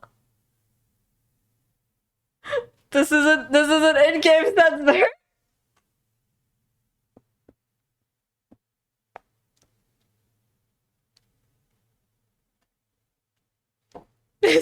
Years music.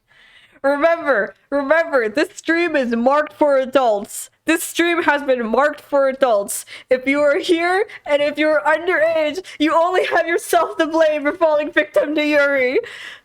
And if you're watching this in the archive and you are also underage, I'm sorry.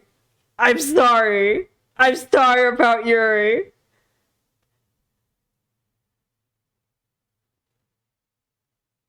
I'm sorry about Yuri, but he really is always like this.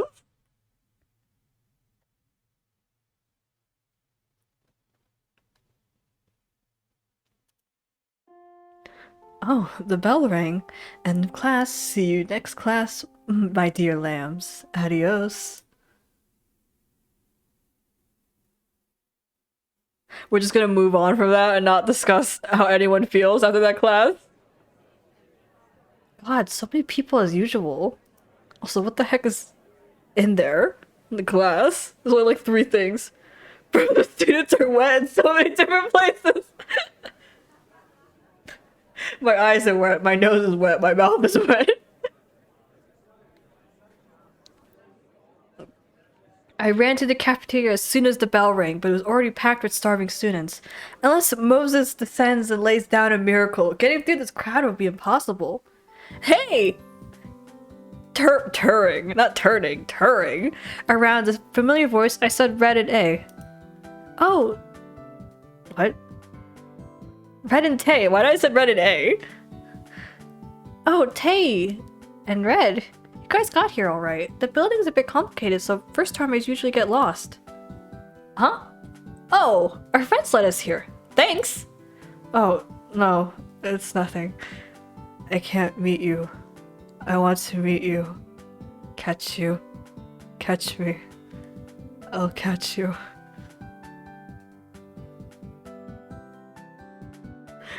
I need to wind down. I need aftercare, Yuri. Yuri, you can't just leave me like this.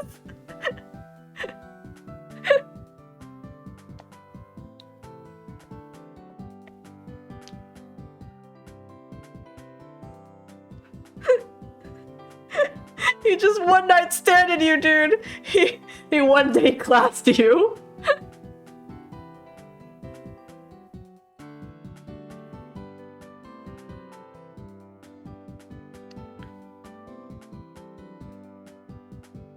Finally, you've been one day classed.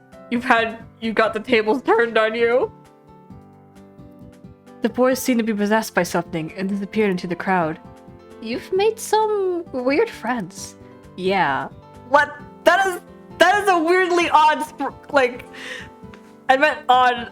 I forgot to put cute. I meant odd as in cute. That's an oddly cute sprite for you, Red.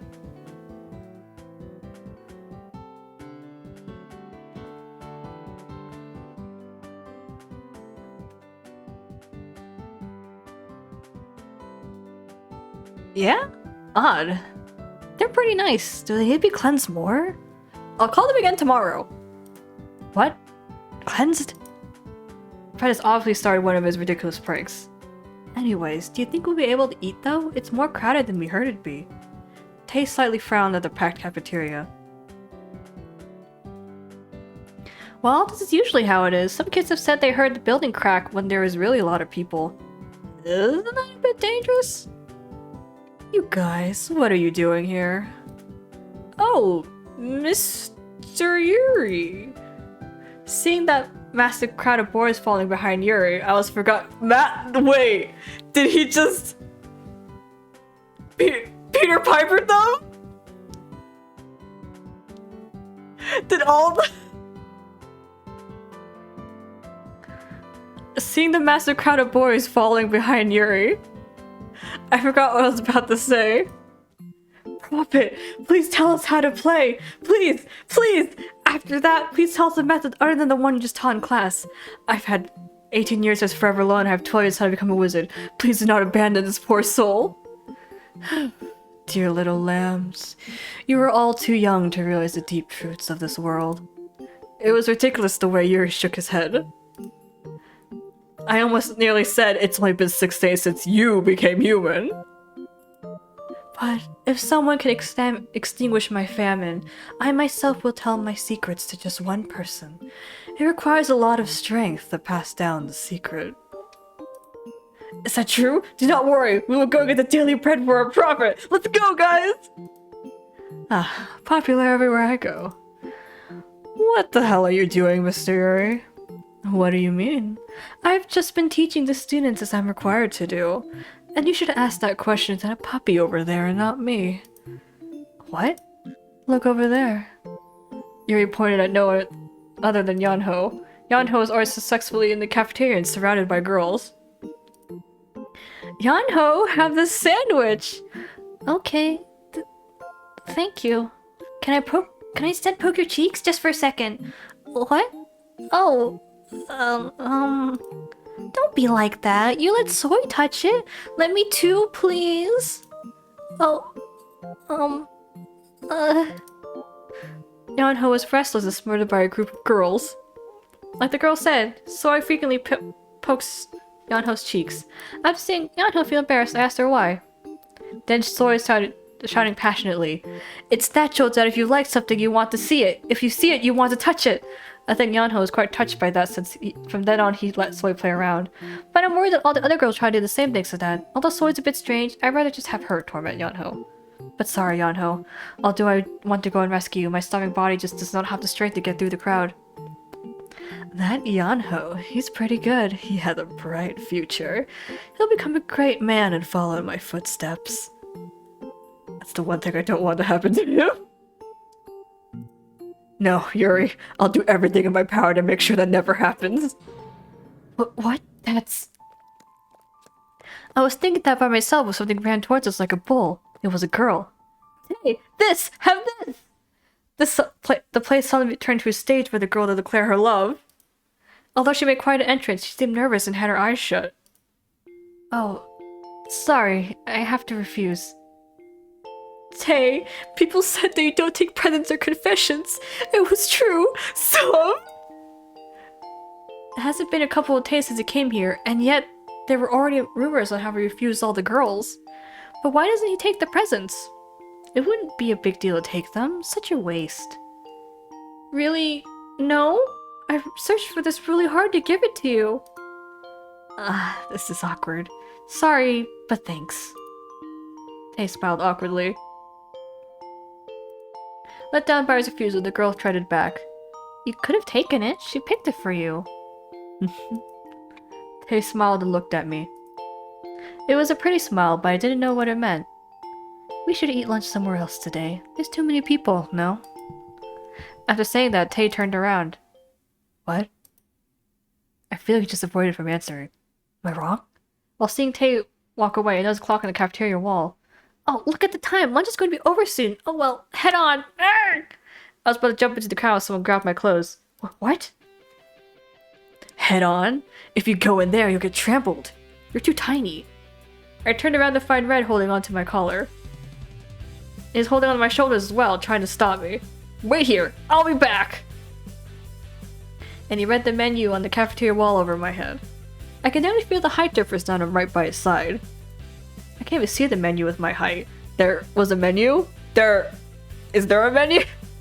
So what do you want? Tell me. Uh-huh. Oh, right, I want that bread. Point the food I want. Roger, heroine, you wait here.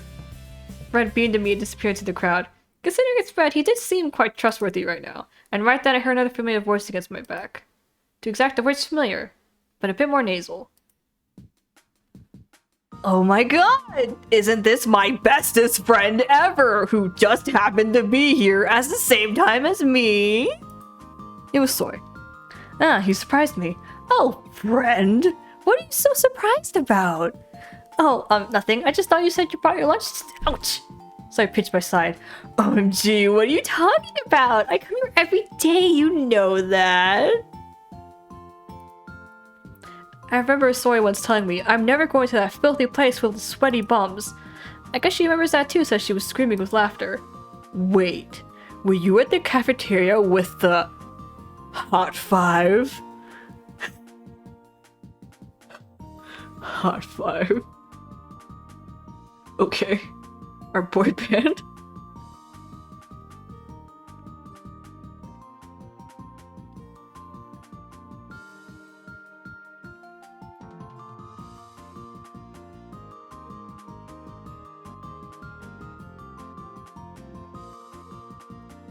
Hot... What? The Hot 5. You didn't know? Tay and Red, who were just with you, were all members of the Hot 5. Yanho, Lance from our class, Tay, Red, who are sophomores, and plus Mr. Yuri make 5. So Hot 5! Hot 5. I recall the name of some boy band that disbanded a long time ago. I guess the kids in this academy are pretty old school. But more importantly, the 5 boys was incredibly famous around here. I mean, they were talked about a lot from the first day. Surprising how much they knew despite not being in the same class. Of course, sorry to be able to recite the name of every hot boy in other academies, but it seems even the other girls had their eyes on them. At that moment, a familiar face approached me. Ugh, why are you here now? Looking at your bust size, you must be freshman. Yuri, that's sexual harassment.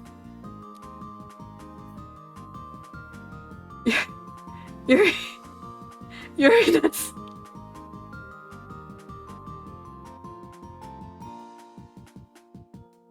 Yuri, that's an out! Yuri, that's an out! Yuri, that's an out! Goodbye, Yuri! Yuri, that's a solid out! You don't go to a high school girl and say, judging by your butt size, you must be this girl. Do you recognize the girls based on butt size?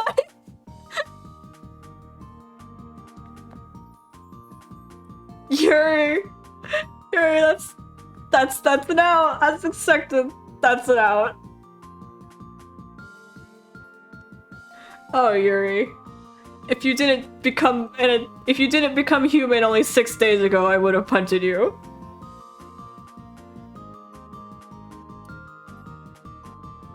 Maybe I'll punch you anyways for the good of humanity. Actually, can we get Red in here? Can someone get Red in here? Actually, where's Lance? Lance, can you do something about this guy? Of course, Lance is not here. He'd never hang out with us in a crowded place like this.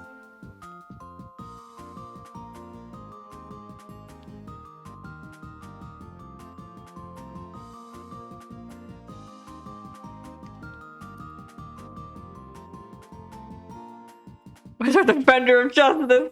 We've lost Red to the crowd, remember? He went to go get bread. And Tay won't do jack shit. And Yanho's gone. We've lost him to women.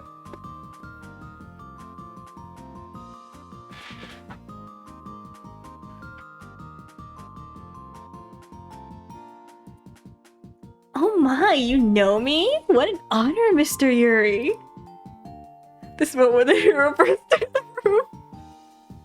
I think he just sexually harassed her, but no one seems to care. Oh, thank God they said something. Of course, I know everything that's beautiful, especially if it's a woman. Oh, Mr. Yuri, you have quite an eye. I shouldn't interrupt their conversation. That seems to be best for my mental health. Oi, you! I was trying my best to ignore the two and Red shouted my name. What? OMG. Over there, Red is a counter with an armful of bread. What are you... Alien? Alien! Thank you, Alien. Another job well done with the exact same message from the last guy. Slaughtered. That was extremely fast, Alien. I'm impressed.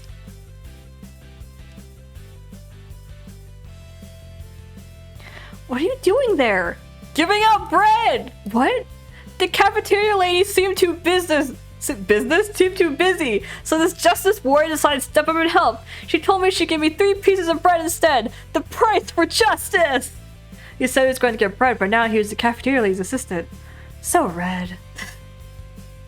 Oh, we got an ad? I'll eat pieces then.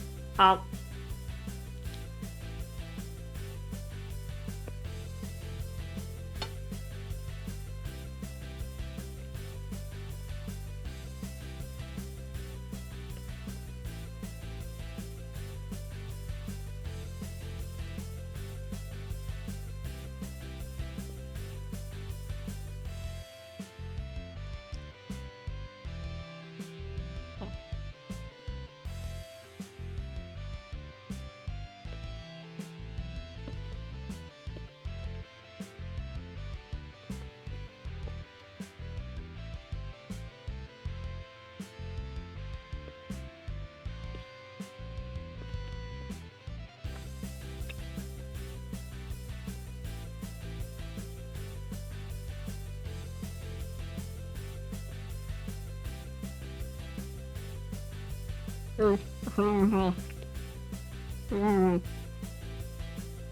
gonna drink some water.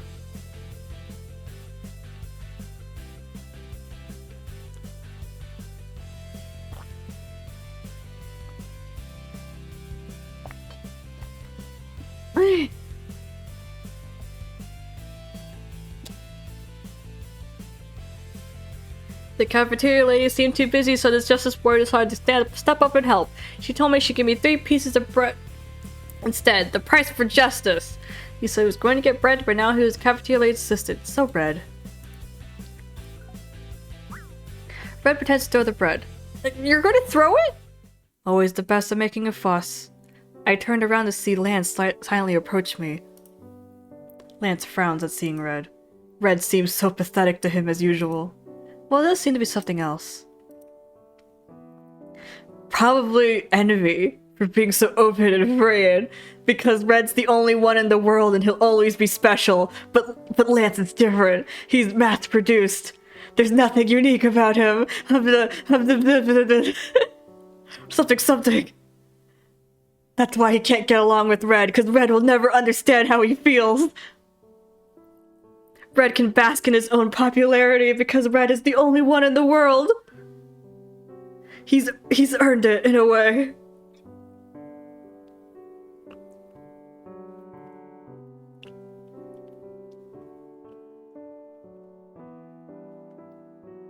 But before I could figure out his expression, he went into the cafeteria without saying a word. Hey, take this! I was distracted looking at Lance and Red threw something at me. Ah! I feel like things around me are in the air often. A piece of bread was flying my way towards me like one of Lance's slippers. Ah, enough! This is enough! And knowing what I just said, Red kept throwing on bread. I hurriedly took all the bread. Eat everything! You have to eat it all if you want to fight for justice! Red beamed from afar. After that, Red threw bread through all the other hungry souls in the cafeteria. I was about to ask Red what he was going to eat. Or when he was going to eat, but he looked so excited, so I stopped. Now, what should I do with all this bread? It was way too much for me to eat by myself. Where should I eat it? Give it to Zoe.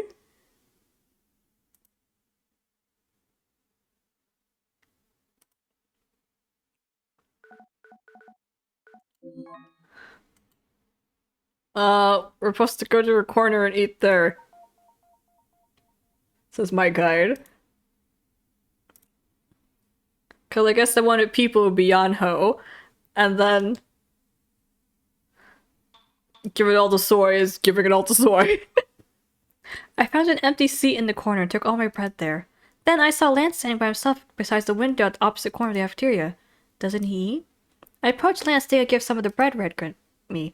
Aren't you eating? I'm not that hungry. You nagged me for skipping breakfast. It's not good for you to skip lunch. Here. I gave the bread Red gave me. At home, Tay prepares every meal for us, but there's nothing besides cafeteria food to eat here. Yanho was the one who nagged you, and I've already expressed that I'm not hungry. Then maybe later. It is fine. Lance cut my words and refused. Fine. Alright. I felt timid at seeing Lance speak at me so coldly. I better just back down this time. The sponge cakes are really good. Fine, I won't give it to you later. Should I eat with Red? I saw Red saying hi to the cafeteria ladies with his hands full of bread. There will never come a time when I ask for bread from that idiot. That idiot Lance is talking about is surely Red. Lance really didn't seem to like Red. It still bothered me that he glared at Red when he came to the cafeteria.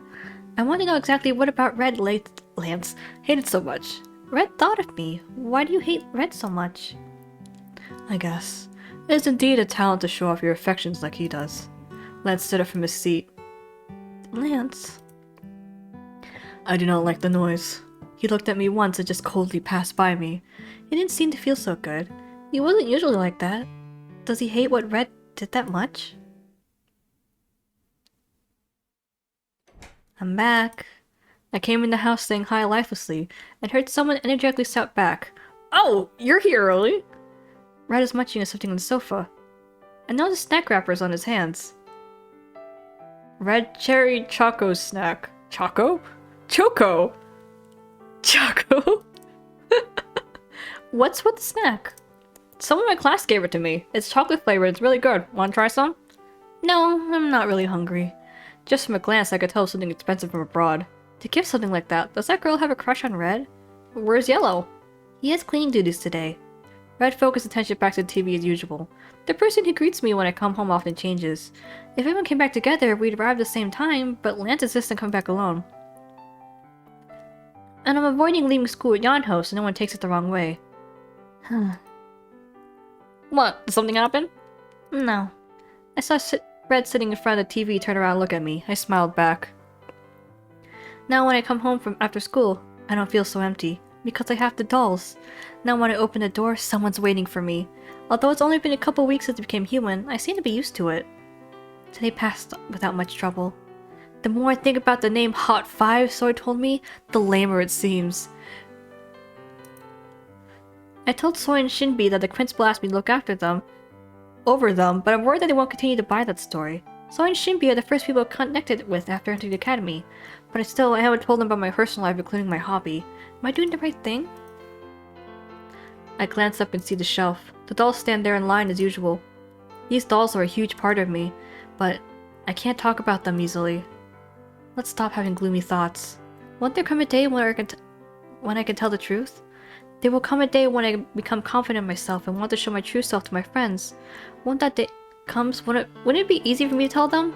I stare at the eyes so they look at me and think, Hot 5, Hot 5. Even while having sad thoughts, I think of that name, I can't help but laugh. And I'm laughing sometime in that empty room, like a psycho. As usual, Tay was cooking and everyone else, including me, was having breakfast. It seems Yuri will never come out of that back room. Obviously, he's drying his hair or praising his looks reflected in the mirror. I smell something sweet in the steaming mug. Some kind of tea with a good scent. What kind of tea is this? It's made in Banjul. Oh, right. I'll drop by the cafe today. Oh, will you? I've never been to the place Tay works at. I asked Soy and Shinbi to go, but Shinbi was too busy. Should I just told Soy it's the cafe Tay works at? Then Soy would have headed to the cafe before school even finished. It smells good. What is this tea called?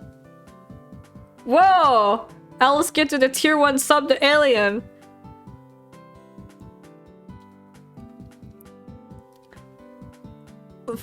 Thanks, Alice! Alien's been tier subbed.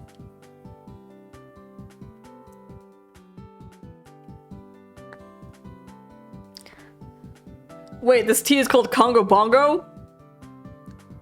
After the Oonga Booga talk we had at the beginning of the stream, I don't like that.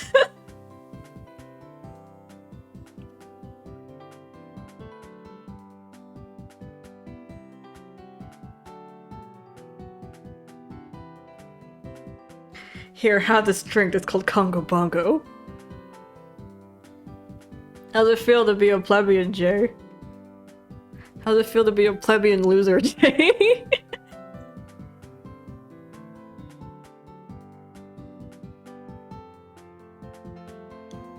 I'm one of a kind. Wow, is your name Red by any chance?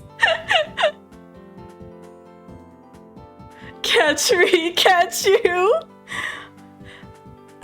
What was it? I can't see you. I want to see you. I can't meet you. I can't want to meet you.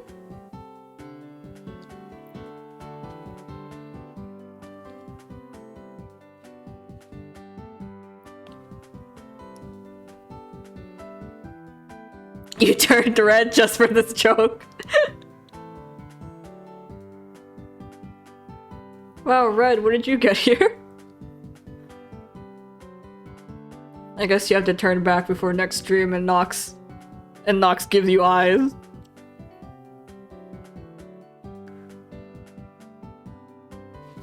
We're stealing their trademark color.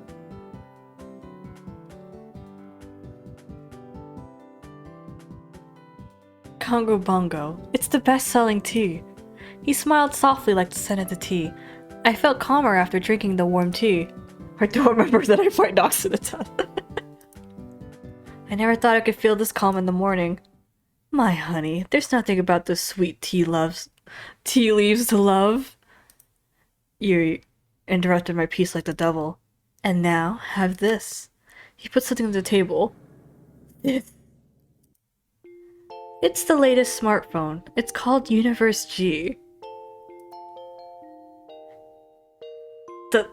Yuri, your eyes look incredible from this break.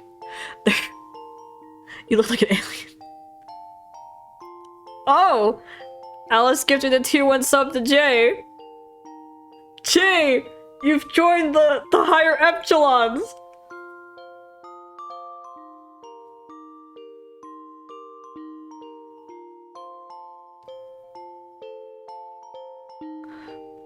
Now you're like every other boy.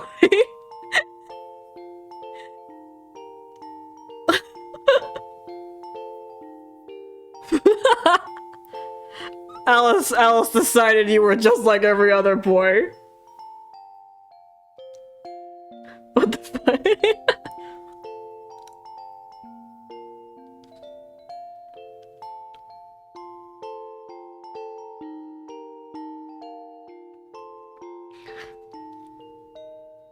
Thanks for the gift subs, Alice.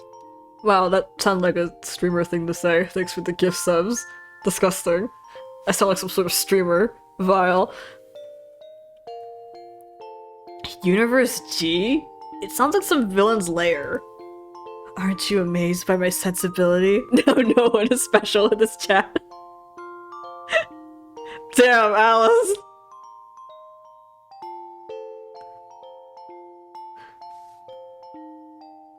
That's probably the most savage thing I've heard you say in a while.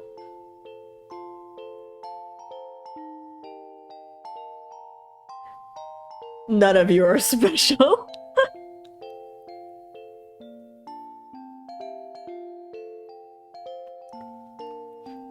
Aren't you amazed by my sensibility? Now this is what a true gentleman does. Yuri ignored Red's comment and sleekly combed his hair back. But Yuri, I said I didn't want a new phone. Why can't you respect my wishes? Never mind, you're the guy who recognized the girl by her bust size. The smooth surface and white frame sparkled. Wow, I saw the adverts on TV. I didn't remember the name, but I remember the ad. This is my gift full of love for my honey. What? Use this and become a smart, sensible woman. What do you mean? The smartphone's for me?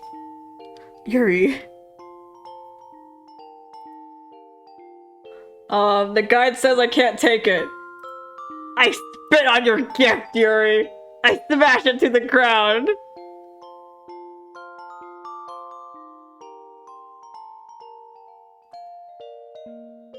Knifey is here. Knifey is here in spirit. The Jay, Alien, and Knifey are on a VC right now. They're on a call right now together.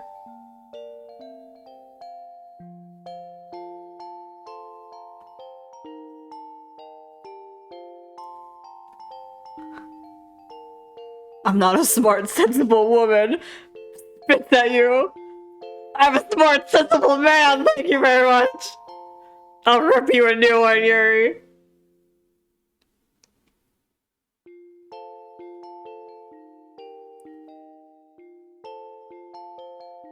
It's okay, Alice. You can hang with me. We're both not on the call. We don't need those other guys.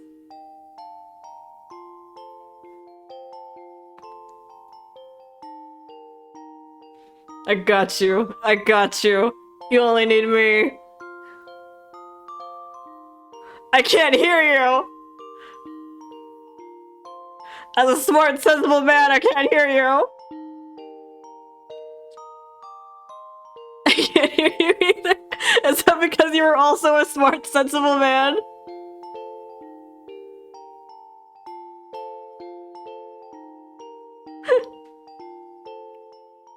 Of course.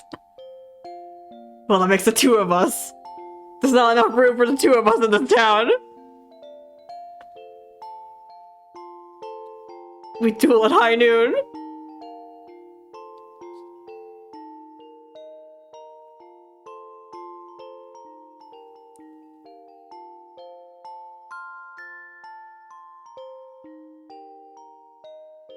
Anyways, I play as I always play as a guy when I play games.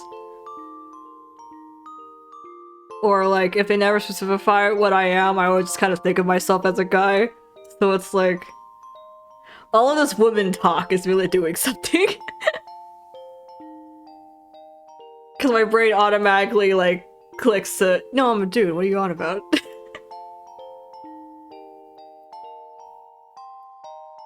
I'm a dude with the pros.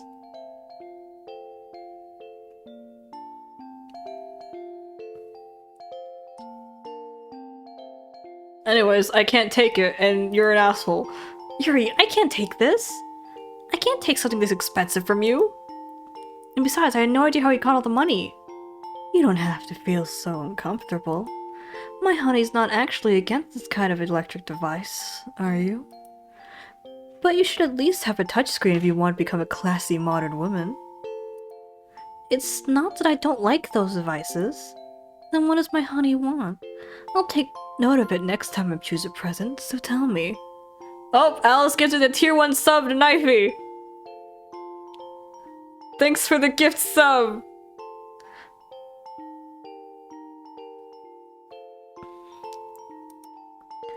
But I want you to take this first. It pains me to watch you use that crappy old phone.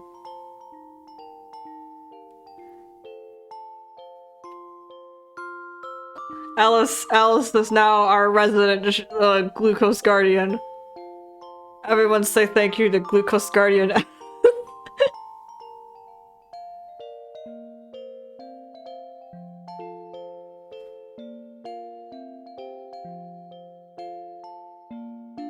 Don't fucking say it like that, Monty. What did I say? What got you?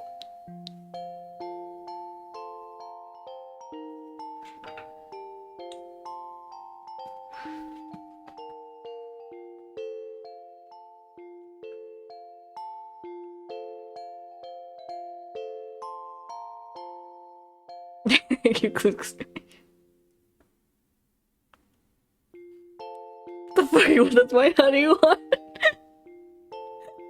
Aren't you just easy? If I got you with my voice, then you're just easy. I was thankful that he cared to give me a gift. I inhaled air wrong.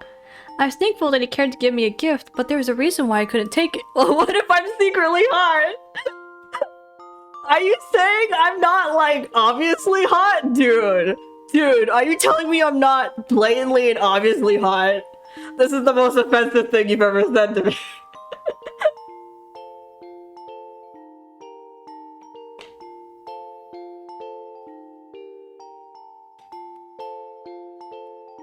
I can't believe you. I can't believe this.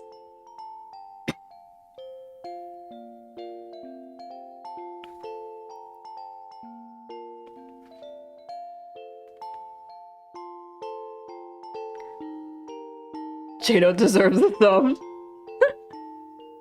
Damn. That's right, Alice. You tell him. You seduced me with just a stare by now if it was obvious. Dude, we haven't even looked each other in the eye! The secrecy makes it hotter. Look me in the eye then, asshole! Fucking meet me out back. Meet me out back, let's make some solid eye contact. I'm gonna look at you so fucking hard, dude. I'm gonna fucking blow out your kneecaps with just my eyes.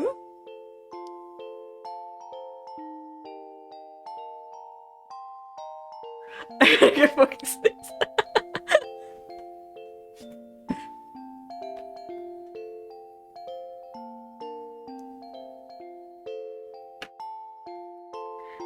There's no reason for me to get such a big gift from you.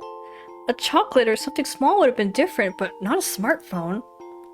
Of course, there are reasons. My honey's our owner. I did not want to see my owner open and close an old folding phone over something as shameful as that. I lost words after hearing what Yuri said. I did feel thankful that a doll would care about me this much. It's not even a big deal. Oh, right. For someone like Yuri who gets an expensive pair of shoes for free, this wouldn't be such a big deal. What's the problem here? I can't understand. You won't understand no matter how much I explain. You won't know since you always give and take expensive gifts like they're nothing. You don't know what these gifts mean to a normal person. Yuri's smartphone was expensive, but it didn't entail much care. A lady should just take what she gets. She has to enjoy the love and power. Ah. Thanks, my honey, for the vote. Then I have one condition. A condition? My honey's picky. I do find that quite attractive, though. I'll use it if you promise to buy smartphones for the rest of the boys. Why should I spend my money on other men? Never mind if you don't want to. Here, take it. I won't take the gift. I'm happy with the one I'm using anyways.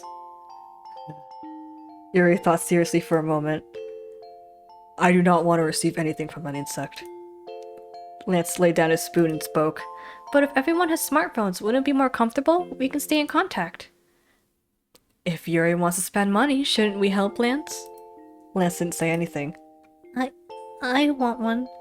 Everyone in my class keeps on asking for my number. I was sorry I couldn't tell them. Yeah, and if we have smartphones, we can video chat. Wow! So I can look at Master's face! What? We could talk on the phone while seeing our friends' faces? Red suddenly stopped eating and stood up. I thought he was too busy eating, but he must have been listening the whole time. Friends, well, yeah, that's how it goes. They're so lame, damn kiddo. Then I want one. I want to be able to communicate constantly with Yell and the commander. Then we could use that smartphone thingy to have strategy meetings. Then it will be 10 times as strong.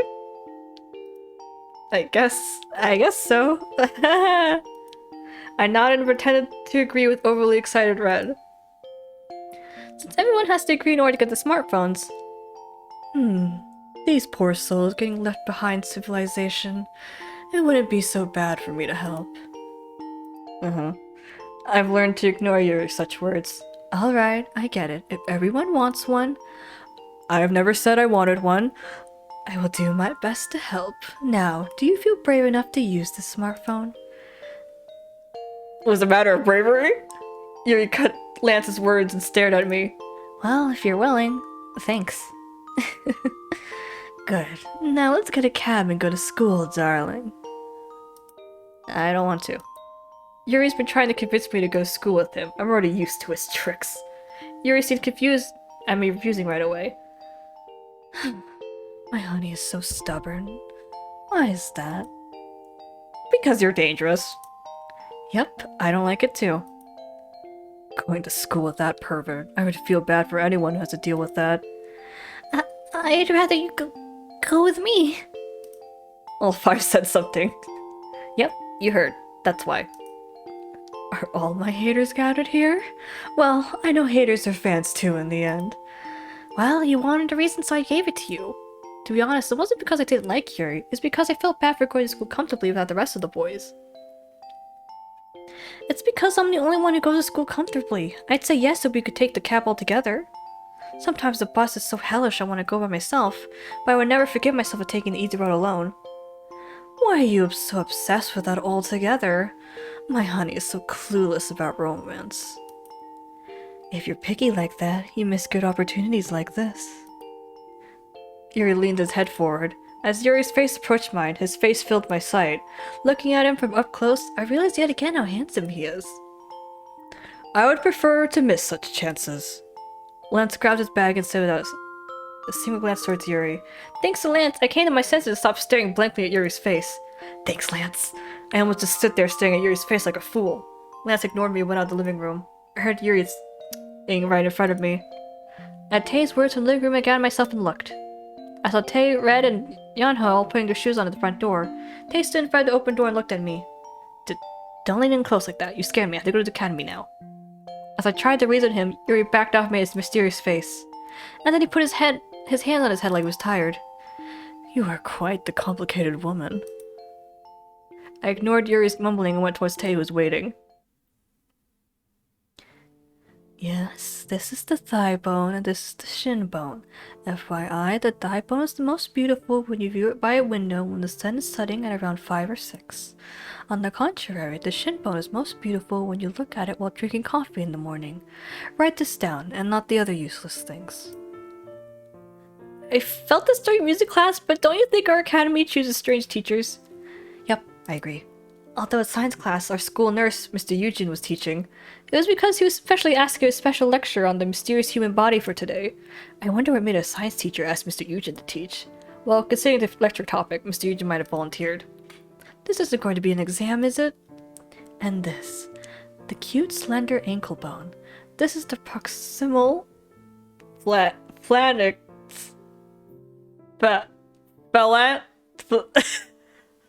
Legs. But this is the proximal.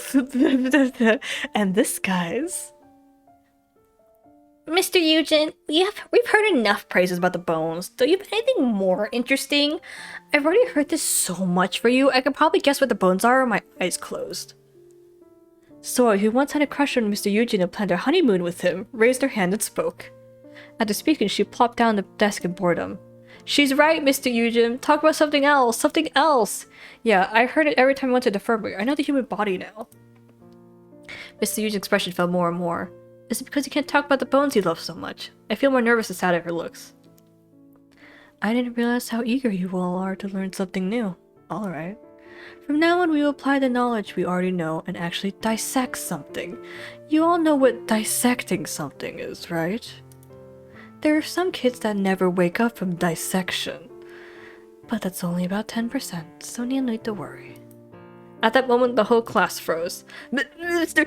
Eugene, now that I think about it, there's still so much more to learn about bones. I need to learn more theory.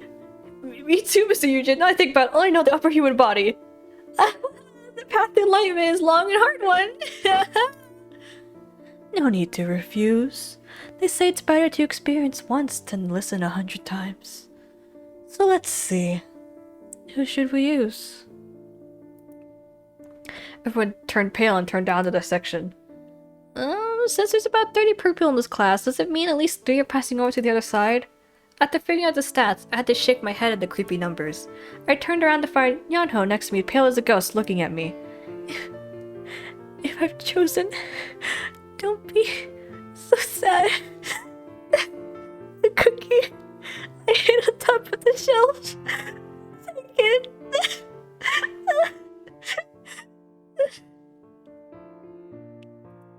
He said it as if he was just about to go into war.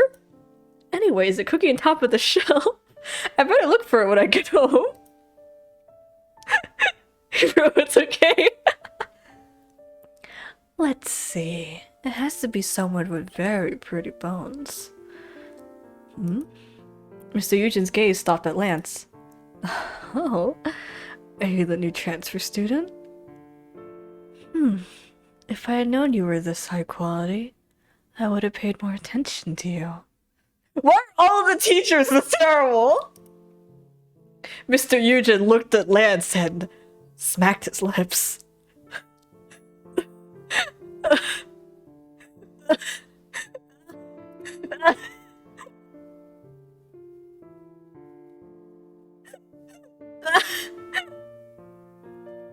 What's with the teachers around here?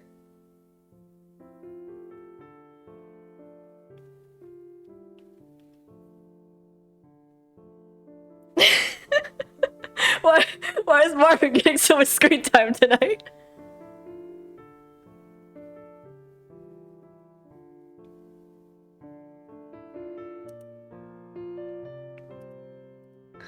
And hearing high quality, I felt a prick at my conscience. Good. Both left or right and perfect. And the symmetry is quite nice. Mr. Eugene picked at Lance's face and kept on nodding. Wait, are you actually touching him? This is actually sexual harassment now.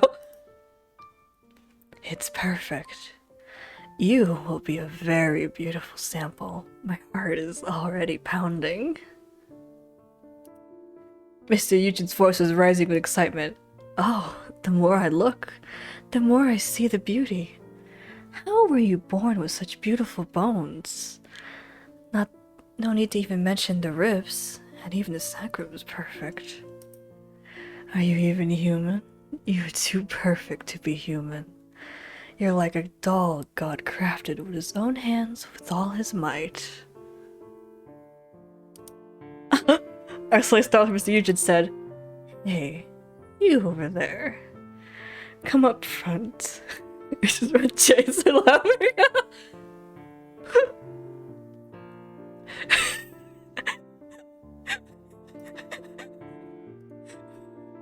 Hey, you over there. Come up front. Feel honored that I'm in a great condition today. Days like this don't come often. Today I'll have one of the top 3 dissecting experiences of my life. I absolutely refuse. Mr. Eugen! I have a request! Sora raised her hand in a flash. What should be my request? No way, you're trying to save Lance? I thought that maybe in a long time, no, for the first time we'll see Sora act like a true class president. A request? What is it? You just said that Lance's ribs are sacrum are beautiful. Yes, I did. You are talking about bones, right? Of course. But Lance is wearing his uniform. What's that got to do with anything? That means you can see beneath the uniform and see his bones. In short, you can see through things. So I have a request. Share your eyes with me, or please pass on the secret. I want to see too.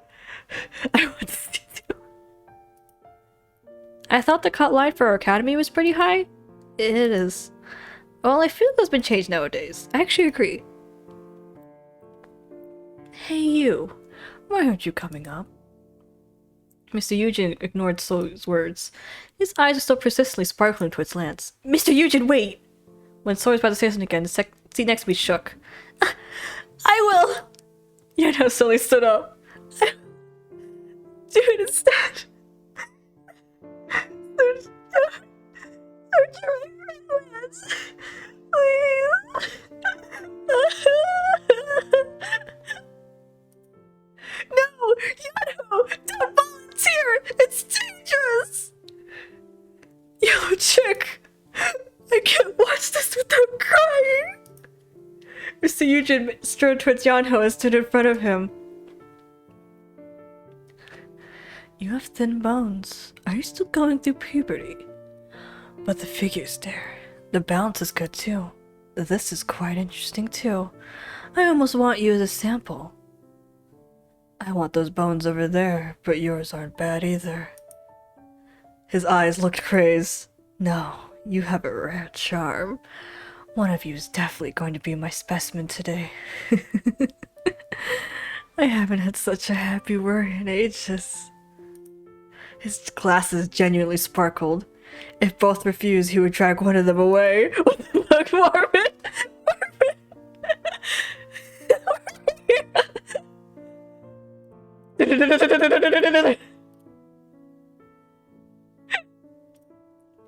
Lance and Yano would be in danger if I stay still. What do I do? No! The guide says I have to throw Yano to the dogs!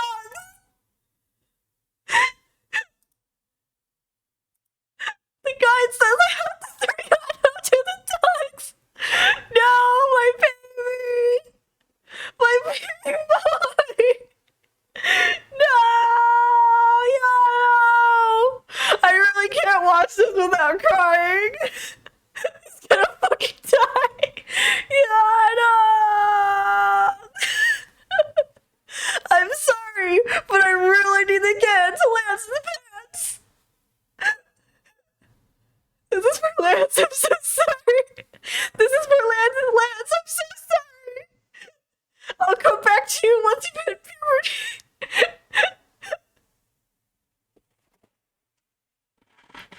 Top 10 anime deaths! I'm so sorry! Yeah, no.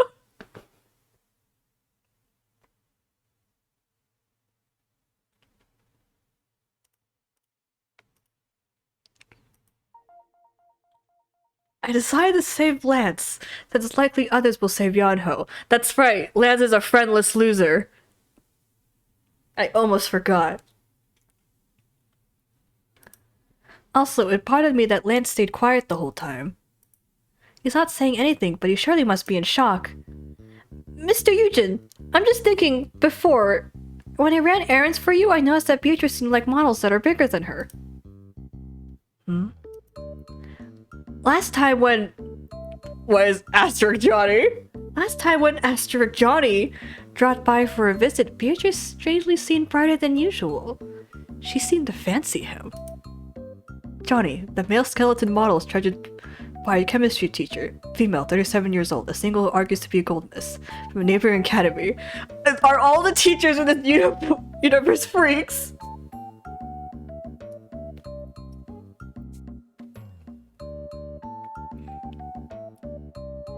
So we're telling me that this teacher's got a counterpart in a neighboring academy. What? My Beatrice would never. Well, I may be wrong, but considering Lance's perfect figure, Beatrice might fall for him. That's just what I personally think. So, since Lance has a bigger figure than Beatrice, if he's made into a sample, you might end up creating a rival for yourself. Nothing's for sure, but it's best to be careful, no? Alright, you have a point. That didn't cross my mind. Then I should make a sample out of him. Yano looked at me with his big teary eyes. I'm sorry, Yano!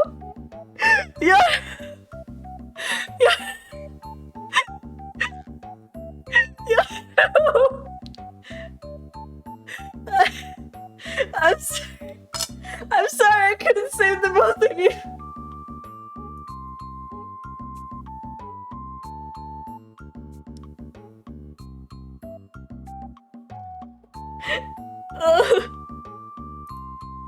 Sorry, Yano. Then I will protect the chick. As expected, Soy suddenly stood up from her seat and was in tears and willing to never let Yano go. Mr. Eugen froze of seeing her telling him to cut her own stomach before cutting his. Thankfully, we were able to start the class without a dissecting experiment. One chapter is ended. Would you like the same? I'm reeling, dude. When the bell rang, around half the class was dozing off. School's finished. It was such a long day. If we go through this kind of class again, my lifespan would have considerably shortened. Why are you so lifeless? Soy shook me. Even after all that fuss, Soy didn't seem tired at all. On the contrary, she looked more energetic than before. What was the cafe called? Oh, right. I almost forgot I was supposed to go to the cafe Tay works at. No wonder Soy was so lively. I didn't tell her that Tay worked there, but she must have been instinctively interested. It's called Banjul. Banjul? Banjul. I rolled my tongue and pronounced it. She'll be so surprised to see Tay there. I was kind of excited to think about surprising them. What's with that name? Banjul. Soy rolled her short tongue and made weird noises. It's near here. There, I see the sign. Shinbi raised her head. At the end of her gaze was a sign that spelled Banjul in clean black letters. What? It's written in English. Banjul and Banjul. Aren't they the same thing? Soy looked cute, still trying to pronounce it weird. Yeah, call it however you want. It's quite a cool name. Should we go in? We opened the glass door and headed up to the 3rd floor. Oh my god! I blocked my ears from hearing Soy shriek as soon as we entered. Surprised, I hesitated to walk in and stood in front of the entrance, but Soy, who was the one screaming, ran straight into the cafe. Tay! Welcome. Oh, you came. Tay smiled softly. It wasn't his business smile. It was the smile Tay always gave me at home. But Soy isn't used to that smile, so she'll probably faint when she sees it. I was about to warn Tay, but Soy was quiet for some reason. Hello, Tay. My name is Soy. I'm a freshman at your academy. I thought she'd freak out, but she was suddenly politely introducing herself. What? It was so unlike the usual Soy. Nice to meet you. This is... I'm Shinbi. Oh, okay. I'm Tay. How do you know her? Oh, we've already heard. The principal told us to look out for you guys. I'm in her class and we're best friends. Nice to meet you. Soy relaxed her mouth. Out of all the time I knew Soy, I never saw her this happy. I've never seen Soy be this happy ever since I knew. What?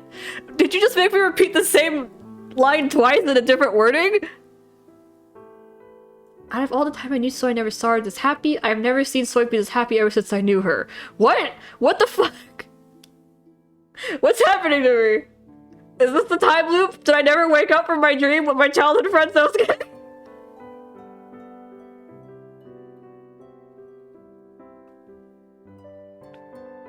I hope today everyone goes home feeling more enlightened on how they should write things.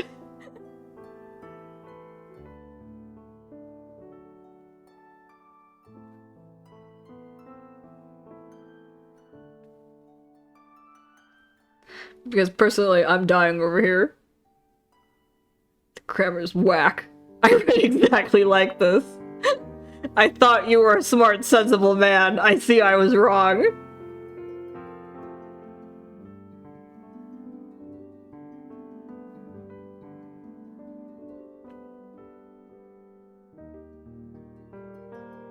You are nothing like me.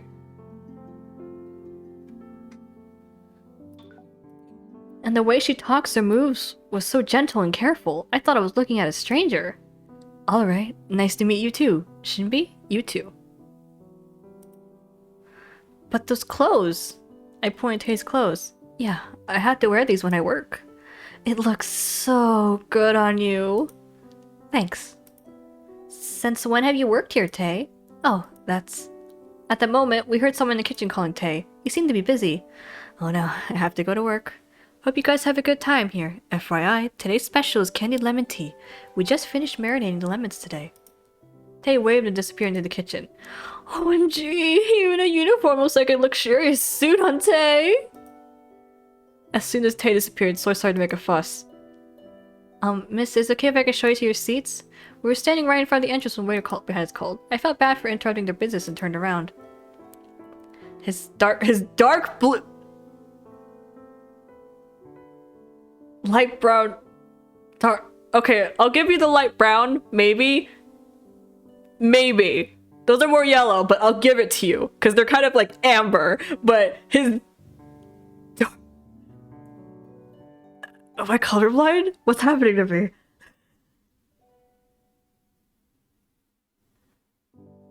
It's dark. Jay, can you color drop this? Is that a thing you could still do? Am I blind? Am I dying?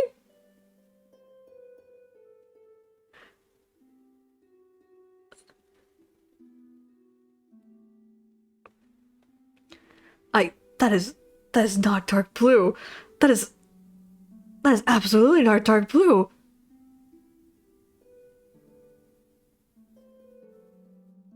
That's true. She called Tay the orange, the ginger from before, brunette before.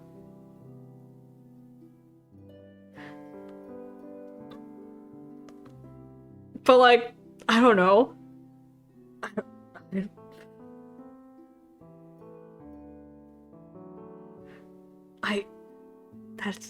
That is not blue.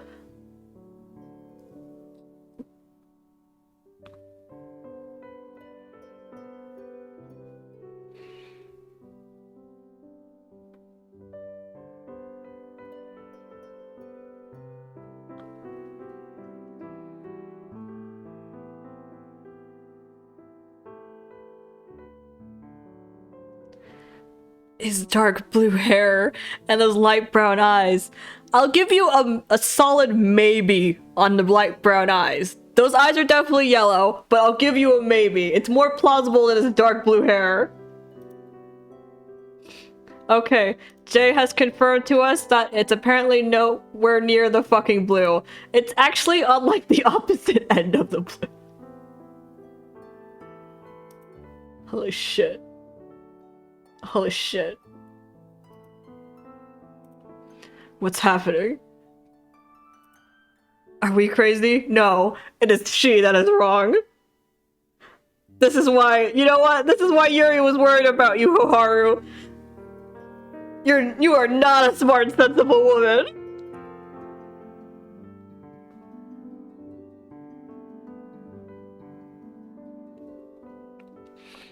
You're fucking right. I was instantly drawn to him without realizing. He's so cute.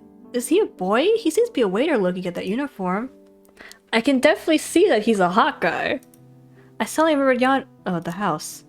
I was surprised to find an actual person who resembled Yano. Those pretty eyes look like a doll's. I guess he's also a doll then. Did he get recruited into this? Did Tay get recruited into this cafe because all the workers are dolls or something? That's a fucking green expert. That's fucking green. Did you change your name back to green just for that?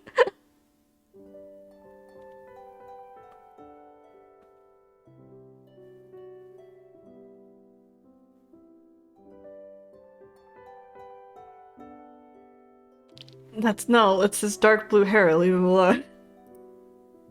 I don't have a voice for him. Hold on. Welcome. I'm Xeon, your waiter for today. Excuse me, but how many are with you? We'll come. We'll come again tomorrow. Excuse me? We'll come here every day. No, until the day the world ends. I will come to Banjul. Banjul is such a nice, warm place. The name's fantastic too. She must have secretly oiled her stiff tongue. The Soy shouted Banjul with the exact pronunciation. Miss? Seeing Soy's eyes, I could tell she's already freaking out. It's Soy's strength and weakness that fears to pursue something she likes. Come tomorrow, she'll say she'll eat cakes and tea leaves for meals until she dies. It's 3. Show us our seats, please. Shinbi opened her mouth to settle the situation. Oh, alright. Follow me. The waiter showed us to a table with comfy armchairs. I was just about to say, those 4 chairs right there don't have any armchairs, and the ones that do, there's only 2 of them. Someone's sitting on the one without the armchair.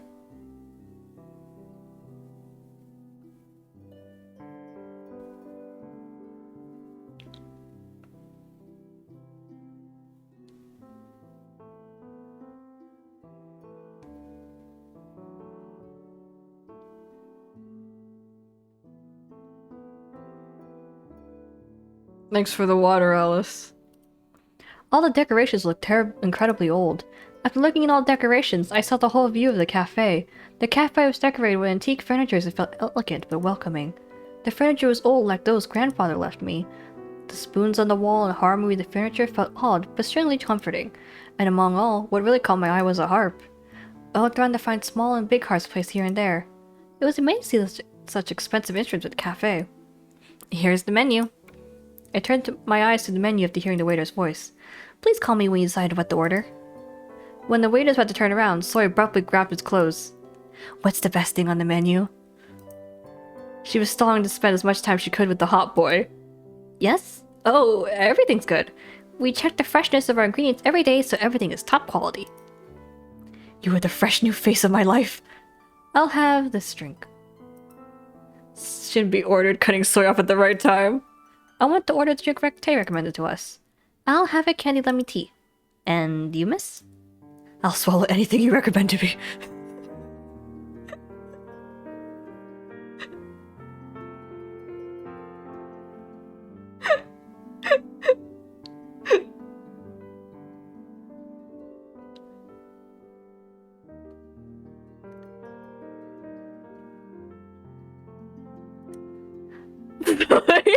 So relatable though.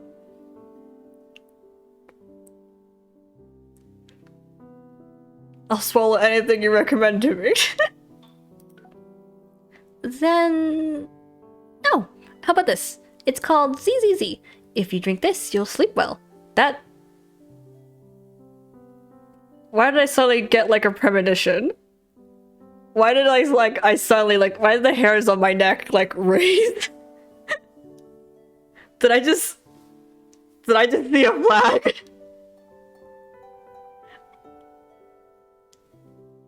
Is this my vibes? I can't trust anything. I like, you think well after this, my brain's like, he's gonna use it to drug me at some point. I could feel it, I know it, I feel it in my bones. Actually, maybe not my bones, I don't want Mr. Yujin to find out. In my blood.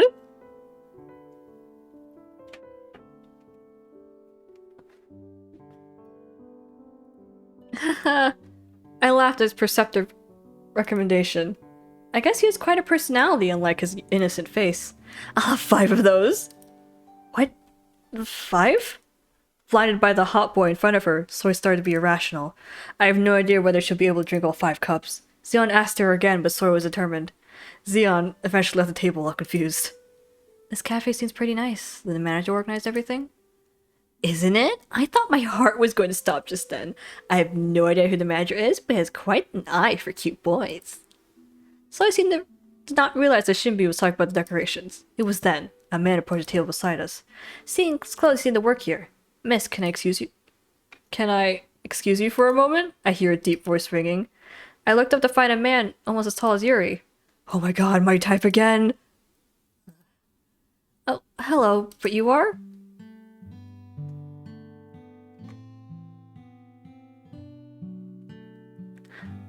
I don't have a deep voice. I have 0 such a thing. Take the text box off! You said that like I'm taking his clothes off!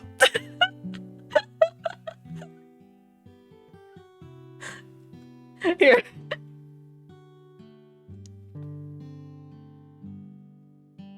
What are you looking at? Can you tell he's packing or something? What are we looking at?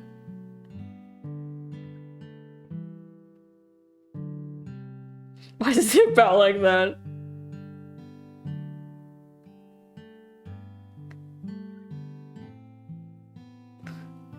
Listen, dude. I'm listening, dude. What's up? What's up? I'm listening. Spill it to me, dude. My comrade.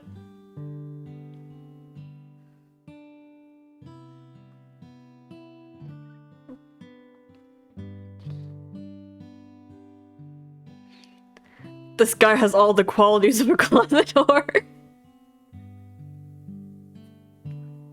I kind of feel you with that. That's true. Like he's got the tied back hair, he's got the glasses and the suit look. I do get what you mean. The more put together a guy is, and the more gentle he seems, the more of a closeted whore he seems like.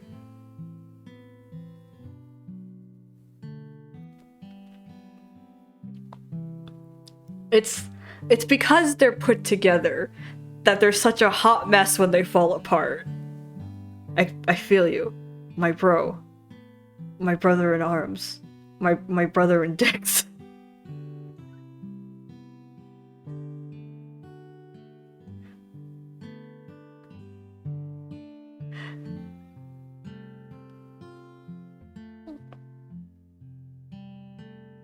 Okay, Patrick.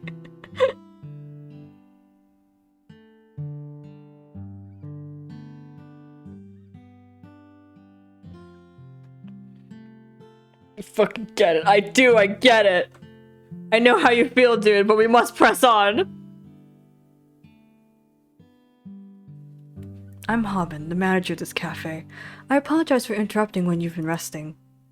No, it's fine. But has something happened? Oh, I noticed something odd when I was registering your order. I think our waiter has made a mistake. A mistake? There must have been a misunderstanding. It's written here that you ordered 5 cups of ZZZ. Oh, it's right. The waiter, now the manager. This cafe is full of hot guys. I think about it, Tay works here too. This cafe is going to be called the Hot Guys Cafe pretty soon. Excuse me? Oh, it's nothing, but there's no mistake with our orders, so you don't have to worry, right, Soy? Yes, I'm drinking as much as I want today. Tricking in on the hot guys.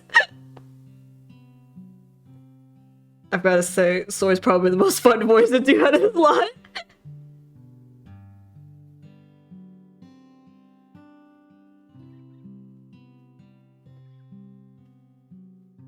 Life is more fun when you're down bad. Life is always much more exciting and fun when you're down bad.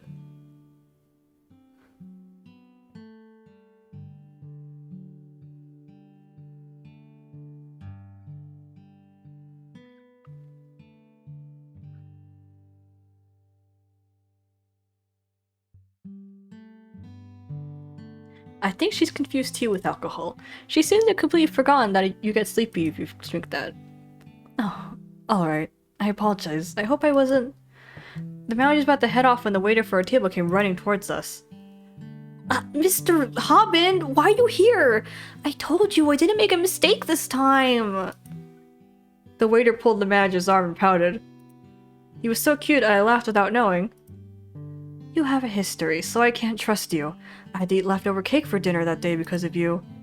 I told you to take it off my paycheck, but you said it was fine. And how many times you reminded me that? Such a cheap shot. Anyways, hurry. The kitchen's going crazy looking for you. Alright, I get it, so let go. Then, missus, hope you have a good time.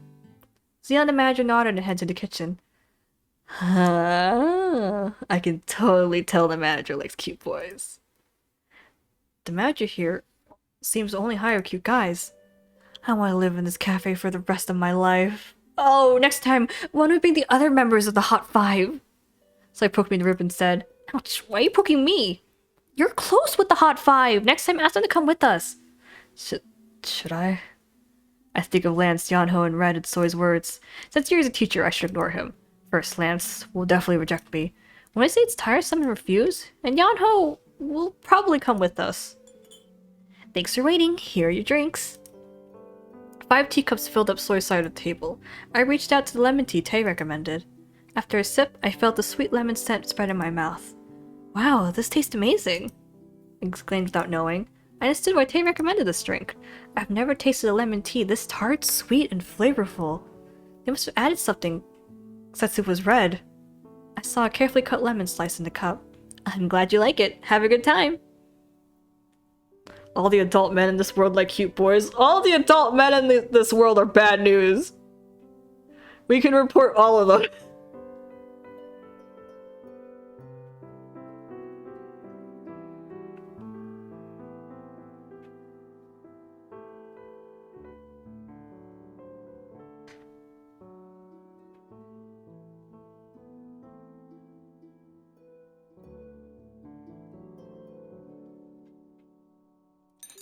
So I started sipping the tea.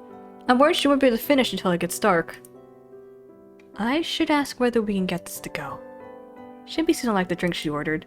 Yeah, I should ask for it to go too. I peeked around to see what else they sold. I saw just in time a couple eating a piece of cake right beside us. There's a cute looking piece of carrot cake on the table. So cute. I was admiring the family back home and seeing the carrot on top of the cake. I suddenly imagined Yanho's happy face after getting a sweet piece of cake. And I also imagined Red, who looks determined to seize the cake. And a few seconds later, Lance would come in frowning, and nag him not to spill crumbs. I smiled at imagining all the things that could happen with just a piece of cake. Dude, I'm scared that the doctor's gonna pop out any second now. Don't worry. Me and Marvin are here for you. We, the defenders of justice. Catch me, catch you. I can't meet you. I want to meet you. We've got your back.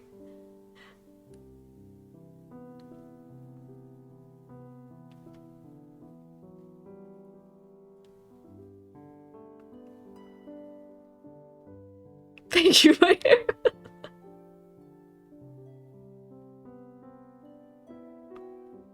No problem, citizen.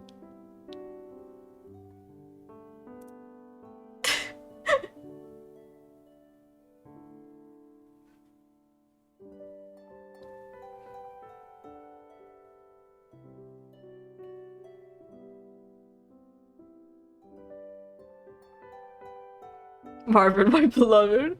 You used to fear him, Jay, but now he's a pillar of strength. He's a strong back to depend on. You've had your arc with him.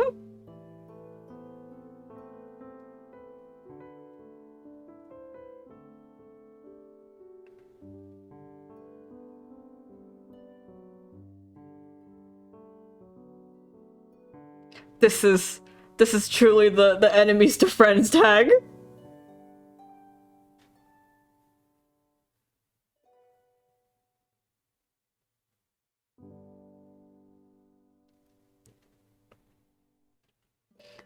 You were scared at first, but he stood by you time and time again. Sheds a tear. Marvin will protect you from terrible, terrible adults.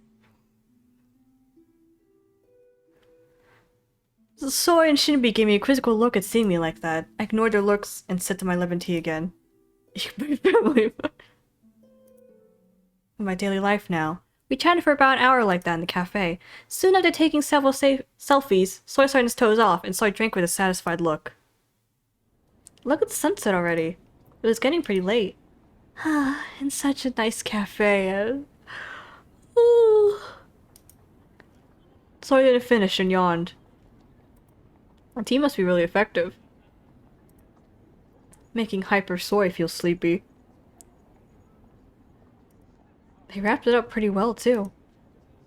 Shinbi must have liked it a lot, too. Mine, too. I had a Banjo the go cup in my hands. Quietly opens up Google.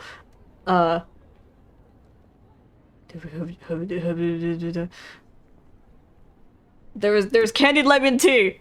Lance will love me if I bring him home candied lemon tea.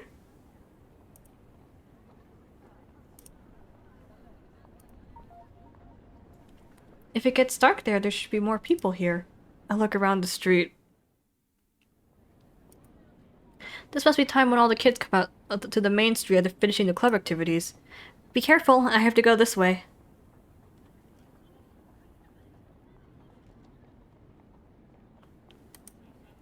I moved to Soy and Shinbi. Yeah, you too.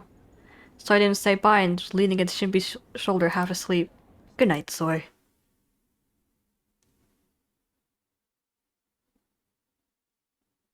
Now let's go home.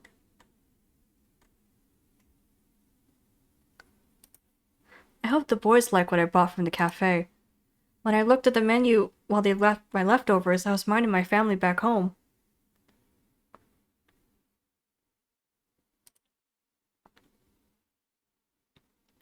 A piece of cute carrot cake for Yanho, a cup of sweet tart lemon tea for Lance.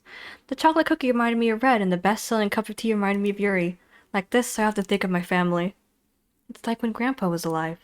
When he was with me, I used to be reminded him wherever I saw sweet snacks and bought it for him. Oh, come to think of it, Grandpa loves sweet snacks. Did I forget? Grandpa, it's not good if you eat too many sweets. Should I get something plainer next time? I really want you to live a long, healthy life. I stopped walking.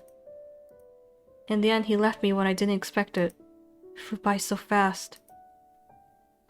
I don't want to take a second for people to leave you. Huh? Those boys can turn back into dolls any moment now. I fiercely shook my head just thinking about the worst situation. I don't want to think about it. That won't happen. I'm scared. Let's think no more of it. It really scares me. Got you. I felt a hand guiding my shoulder and heard a familiar voice. Seeing his face, I felt like suddenly crying. The smile that always comforted me permeated to my heart. I just finished working. Did you have fun today? I'm not sure how I feel about him saying got you, of all things, but I'll let it slide. It's not your roots, so you're not gonna go batshit on me. You wouldn't. It's the first route. You wouldn't go batshit on me on a first route. Unless... You know, I'm not 100% against it. Flutter's eyelashes.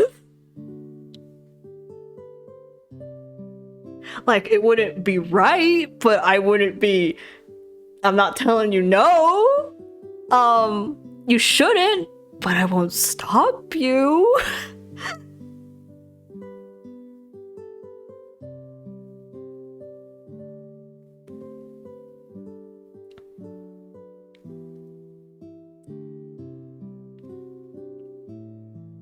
And maybe that's why he goes. Go take compassion so we can't be. Tate caught his breath and looked carefully at my face. Are you okay? Did something happen? Huh? Oh, it's nothing. I stopped thinking and smiled at him. And what I was thinking just till now is a secret. I especially don't want to tell Tay and the rest of the family. Okay, let's go in together. We have to walk her quite a bit. Okay. I'm glad Tay came. I felt so relieved to see him. I was thankful he appeared just at the right time. It's best not to think about someone disappearing from my side for a while. So I got overwhelmed from worrying about these happy days continuing on. No. Come to think of it, I bought candied lemon tea. I bought it because lemon reminds me of Lance for some reason, because he's fucking sour. Is Lance in his room? I knocked on Lance's door. Lance, are you in there? Can I go in? I was about to turn around since there was no answer when the door suddenly opened. He was standing there holding the doorknob. Oh.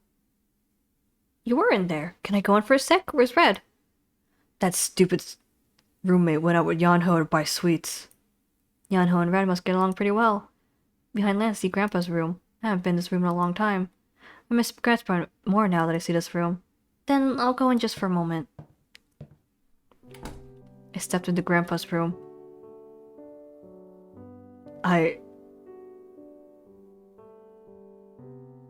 One, absolutely that poster and the plastic models Reds, but that the cabinet the plastic models on. I think my family has that. It's not with us. Or I don't think we have it on display, but I'm pretty sure we own a cabinet like that. My brain's like, I recognize it. Grip. No, it's red! It's so red!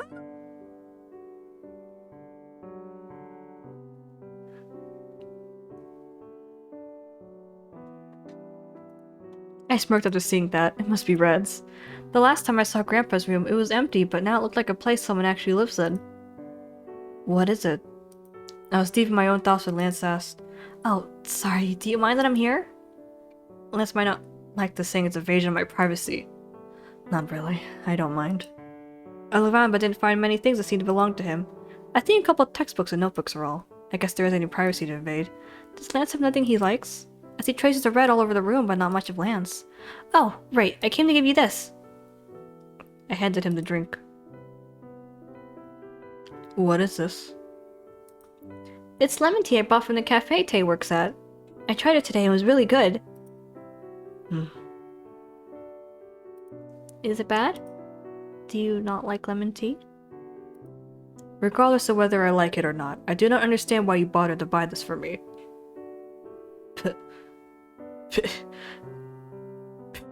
Because I like you, bitch!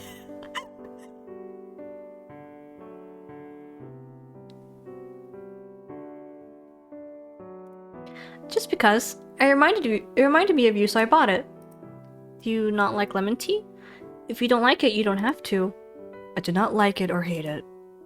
Like you said, I had no idea if you liked it or didn't like it. What does he want me to do? Do you have any other drink you like? I asked so I could make at least note of it from now on. No. What? Really? Lance nodded. A sweet drink or something sour? Do you not know because it hasn't been long since you turned human? I've never thought about it. Let's just make it or something. Come to think of it, Lance seems to be indifferent to his own likes and dislikes. Really? Well, then drink this and think about it, whether you like it or not. All drinks are the same anyways. That's because you drink without thinking. If you try to think about the different tastes while drinking, they might be different. Is it because he was dull that he was duller than normal people? Even after listening to what I said, Lance stood still while holding the drink. I do not understand why you were insisting, but I'll follow your request if you want. He's scared. He's scared of being a unique individual because he feels like once he steps out of the mold he was born in that made him popular, he will not receive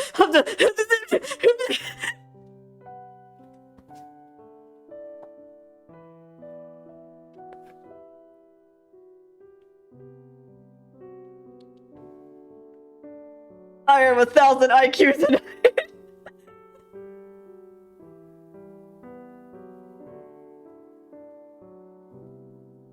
he's scared. He doesn't want to be his own person.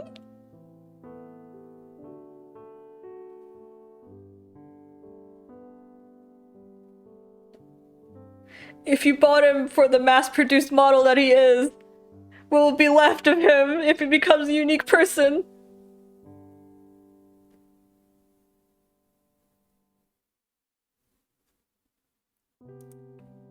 Lance reluctantly sipped at the drink. How is it? Do you think it's good? Lance's expression suddenly changed. Is it good? Lance didn't say anything. Does he like it? It's tart. That's what's so good about that drink. Lance say anything after noting it's tart. He must not have liked it. Well, if you didn't like it, then oh well. I'll be off then. What is this called? What? The name of this drink. Lance almost whispered. You seem to be a bit shy and looked cute. It's called candied lemon tea. I left the room after telling him the name. Candied lemon tea. Did you note that it was tart because I said it reminded me of you? I'm saying you're tart. You're fucking tart.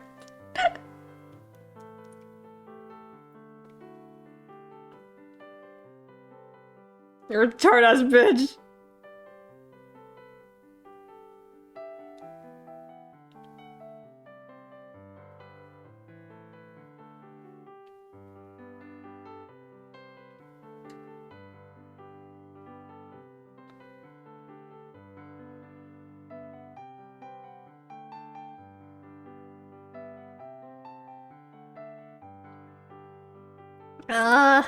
I stretched out my arms. Now that I finished dinner, I should write in my diary. A lot of things happened today, so I should think through first. I opened my diary. When wondering what I should write first, I thought of Banjul. I pictured Tay, that waiter Zeon, and the manager Hobin, all in their uniforms, and the family members I got closer to after giving them the gifts from the cafe. After thinking about the boys, I got curious about something. I think of the dolls as my family, but do they think the same as me? Oh. After asking the question, the worrying thought I had earlier crossed my mind again. I quickly shook my head. Nope, no way they're turning back to dolls. At least, not yet. I don't want to lose this precious daily life. Now that I finished writing my diary, I should get to bed. I plopped down the bed and turned off the lights. What will happen tomorrow? I closed my eyes looking forward to the next day. This is kind of funny. You don't want to part soon, then? Alright. I won't tear down your memories just yet. Not just yet.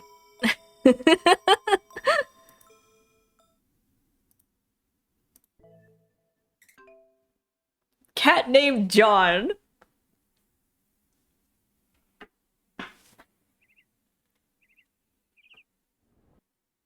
Today, as usual, Yuri begged for me to take the cab with him. But I succeeded in losing him and went to school. The bus is genuinely hell. But I can't just take the cab when all the others except Yuri have to get on the bus.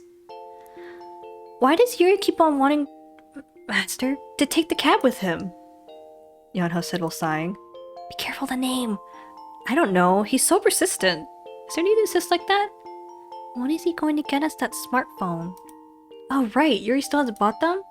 For now, I was the only one using the smartphone Yuri bought. I told him for sure I wouldn't use it if he didn't buy one for everyone else. I should tell him this is clearly a breach of contract. I wanted video chat. He'll get you one soon. I should confront Yuri when I see him today. I felt bad to use the good stuff by myself. I think it's BK to urge him since his first payday seems to be coming soon. I think Yuri has a lot of extra income other than his salary. What? Yanho suddenly stopped walking. And he turned around. What's up, Yanho? Oh, I just heard something. What? A cat. He then smiles brightly. A cat? You just heard a cat?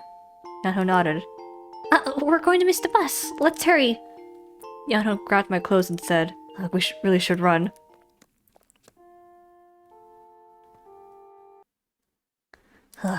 Today's class is almost finished. Oh, right. Do you guys know what club you want to join?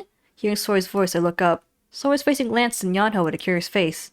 Soy used me to catch glimpses of the Hot Five, but now she seems to be quite close to them. If you haven't decided already... I'm not interested. I thought they became pretty close, but Lance still interrupts and ignores her. I can almost feel the coldness from over here. Really? Alright, how about you, Yanho?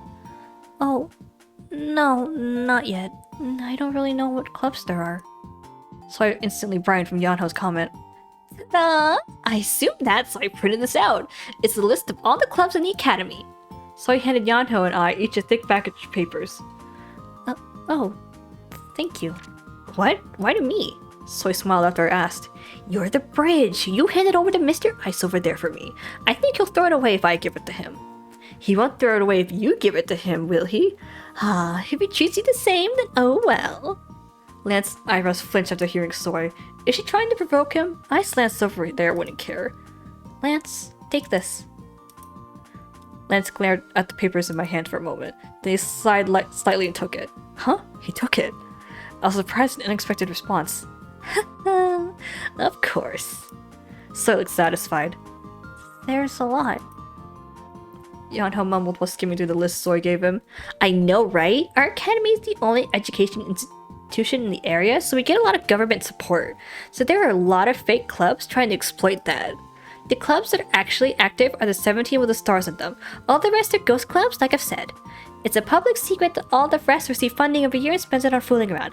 FYI, I'm in the student government, which is one of those ghost clubs. The student government plays around? I thought they were busy with school events. We're only busy for a short time during the year. Oh, the discipline guides are always busy. All the rest just play around all the time. You know what we do in the room nowadays? We play egg shooting. But the president keeps up being the vice president, so things are a bit tense. He doesn't look that way. Surprising.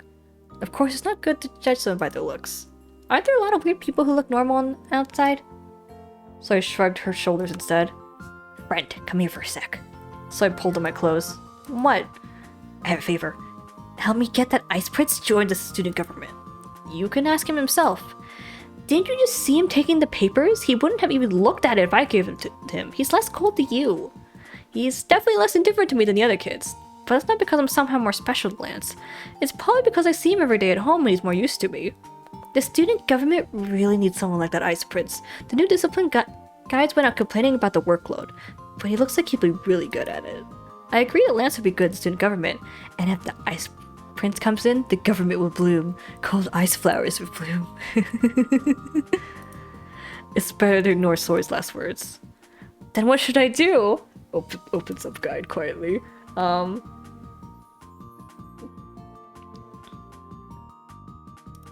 Okay, join the council, Lance! I approached Lance. Hey? I really think he'll do good as a discipline guide. Not just because Soy pushed me. I really do think so. Lance is really straight-edged anyways. It's just my personal opinion, but I think he'll be good in student government. Lance stares at me, asking me with his eyes what the hell I'm talking about. Of course, even I think it's a sudden question. I mean, of course it's your choice to join or not. I felt a bit embarrassed to see him look at me so coldly. What does it mean to have a personal opinion? Huh? Oh, I was just saying what I think. On what basis? On what basis? I felt helpless that Lance asked me to reason behind subjective thought. But Lance could barely be persuaded by a rational explanation. I thought hard.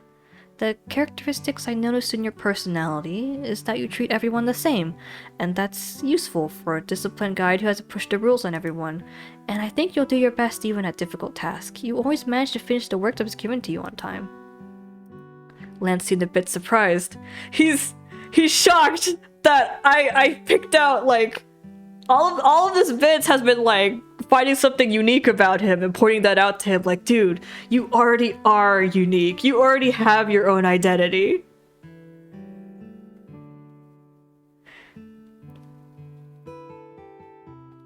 that shit. It's this shit. So that's why I think it'd suit you better than anyone else. Lance still looks at me like he's surprised. I was starting to feel a bit agitated when he opened his mouth. If you put it that way, I guess it would make sense. Lance closed his eyes. Doesn't mean he'll think about it. I'd be really glad he took up my suggestion and joined the new government. I felt my heart beat fast at thinking he felt my sincerity. Yeah, you'll be great at it. I smiled, unable to hide my excitement. I turned around and saw Soy put her thumbs up. Does that mean Soy and Lance are in the same group? To be honest, it does worry me. Yanho continued to read the printouts. Is there a club you like? Yes, I think I found one. Yanho beamed. I have no idea why the last class had to be music. Oh, it's been a while since Yuri. Now, does everyone feel it? The beautiful passion bursting out at this part. I feel it! If I take this class too seriously, I think I'll go nuts. To refresh my mind, I returned my gaze to the view outside the window. I see Yanho next to me staring out the window too. Why is he, though? I looked carefully and noticed he wasn't just staring blankly towards the window. Instead, it looked like he was searching for something outside. Now, the climax is here. This is the part the player interprets and plays according to his own style. I prefer a style that starts soft, but suddenly becomes aggressive without any warning. Oh, of course, it is my strength that I can play in several different styles. If my ears aren't wrong, today's class seems to be more confusing than usual. I was swept by a strong urge to run out of the classroom. That's your survival instinct, Hoharu. At that moment, Yanho suddenly stood up. What's wrong with him? His gaze is fixed at the view outside the window. Yet, Yanho? Yanho stormed out the music room without a moment of hesitation. What's happening? He would rather run out than listen to this class, Lance teased Yuri and said. To the cherry boys, ignorant of the greatness of my class, this might be too difficult. He might be running out of the room enlightened by your class. Can't trust anyone except the class president. I have no idea when they hit it off and become a couple. But more importantly, Lance and Yuri didn't seem to care if I was worried about Yanho. You understood everything? Well, of course. You've already attended one of his day classes. You're not a cherry boy anymore, Jay.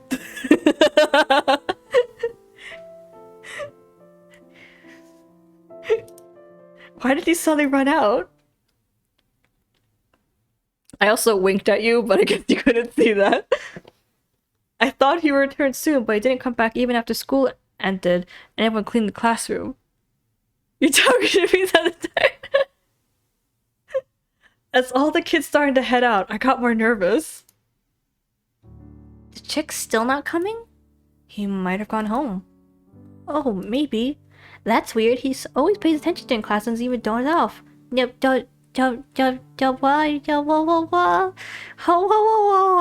That's a water break cue. That's absolutely a water break cue.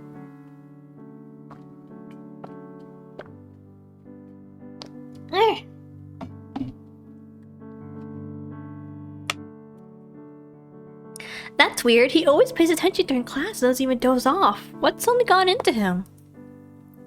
Really, the normal Yanho would never have done that.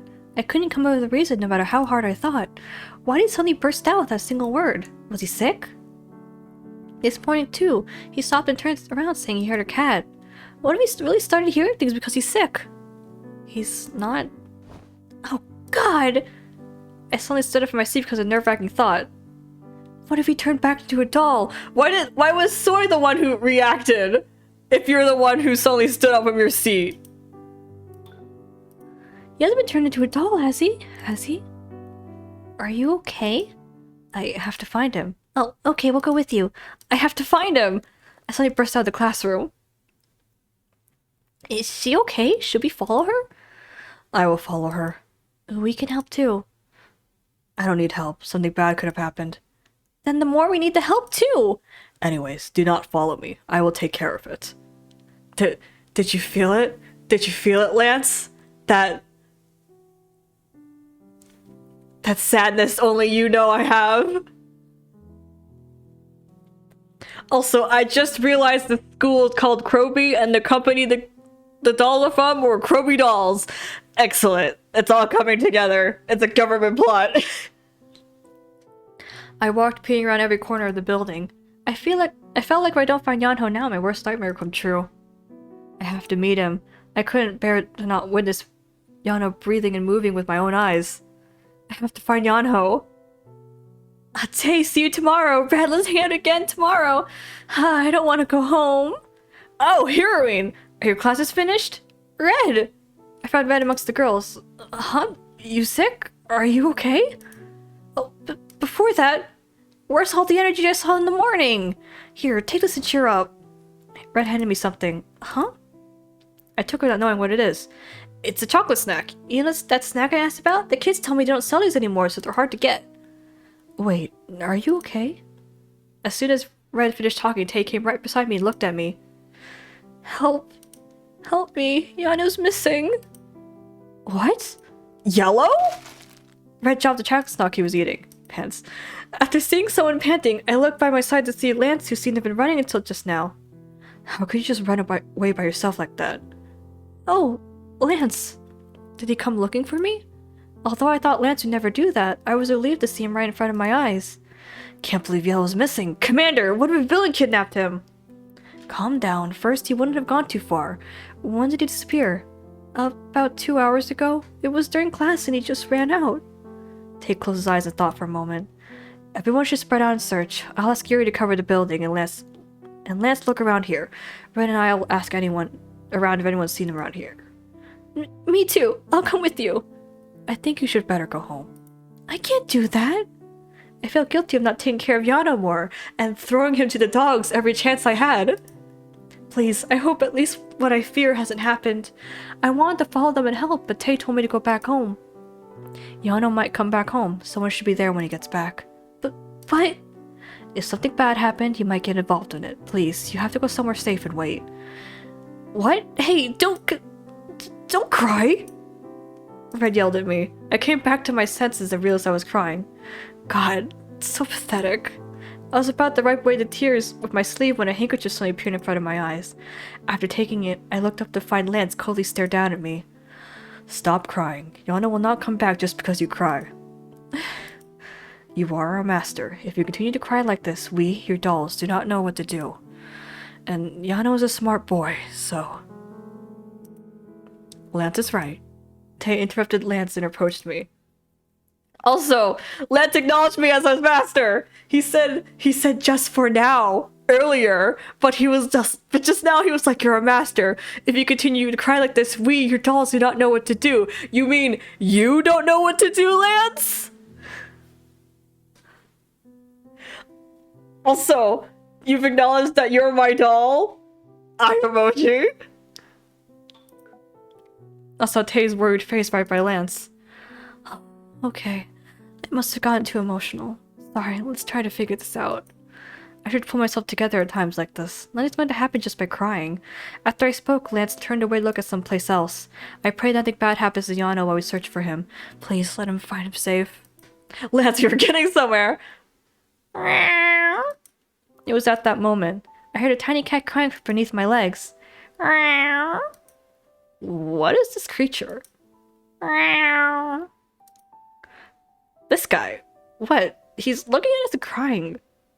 That's strange. Street cats usually avoid people. We practiced for this. My audition.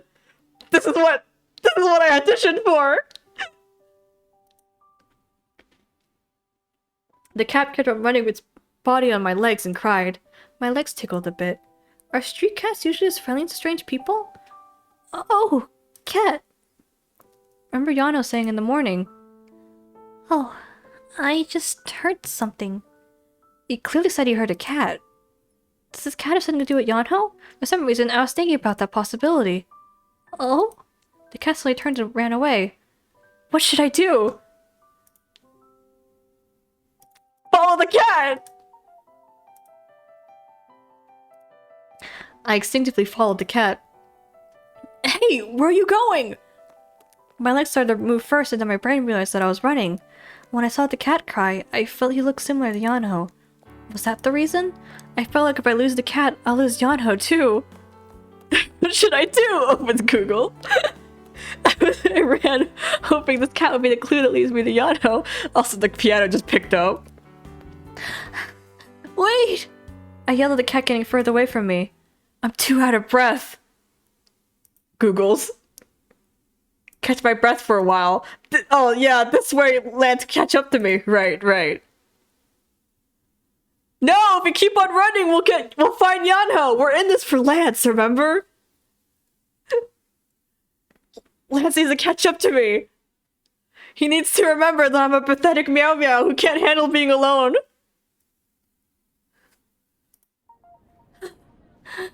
I leaned against the wall and caught my breath. You really do whatever you want. Someone shouted from behind me. You really are a fast runner. Wow, Lance, you ran after me twice after I ran.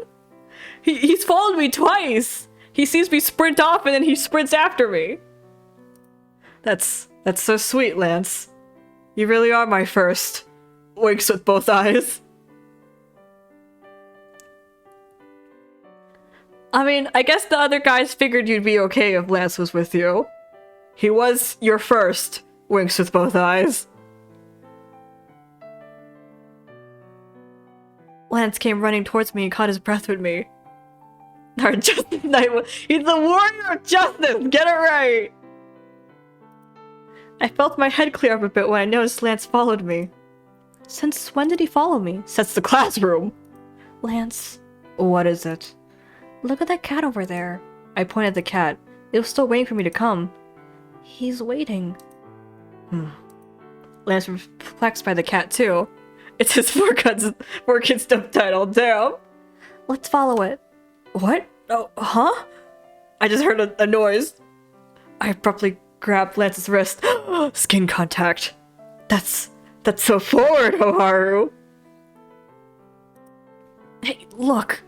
Thanks for the water, Jay. I ignored Lance's voice and started running again. We followed the cat to a narrow alley. This sort of place existed in our neighborhood? Well, what is this place? When will you let go? Huh?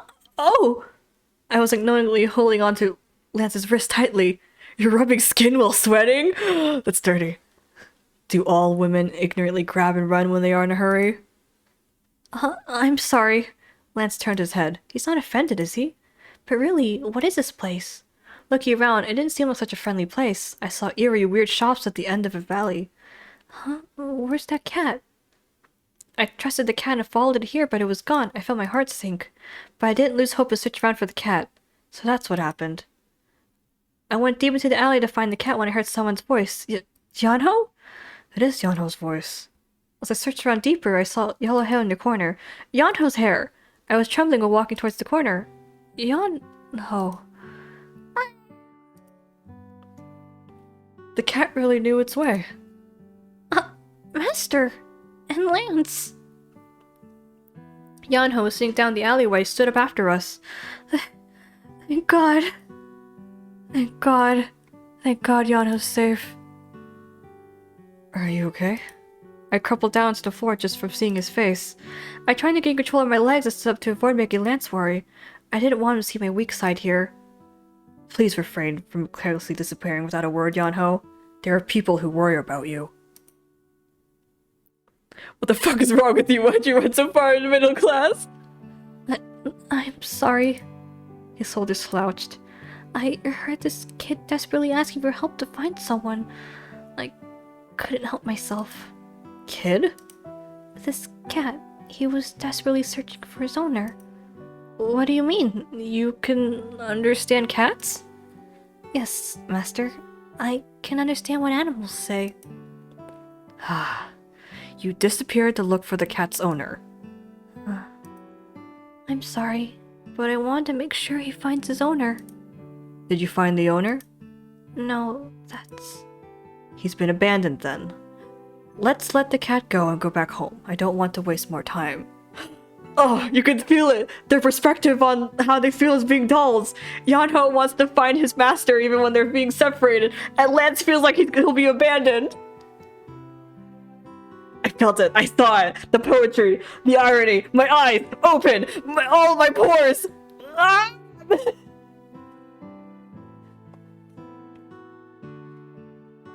Lance will give up because he feels like he's been abandoned, and Yanho will just go for it. He'll run. He'll look for his master. The symbolism, the poetry, the dramatics.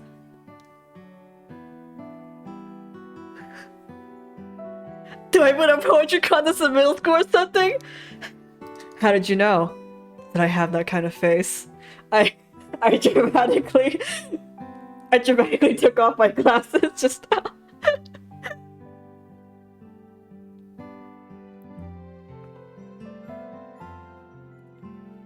No, it wasn't abandoned. Yanho looks sadly at the cat. I'm just glad you're okay. Yeah, you heard my glasses closing.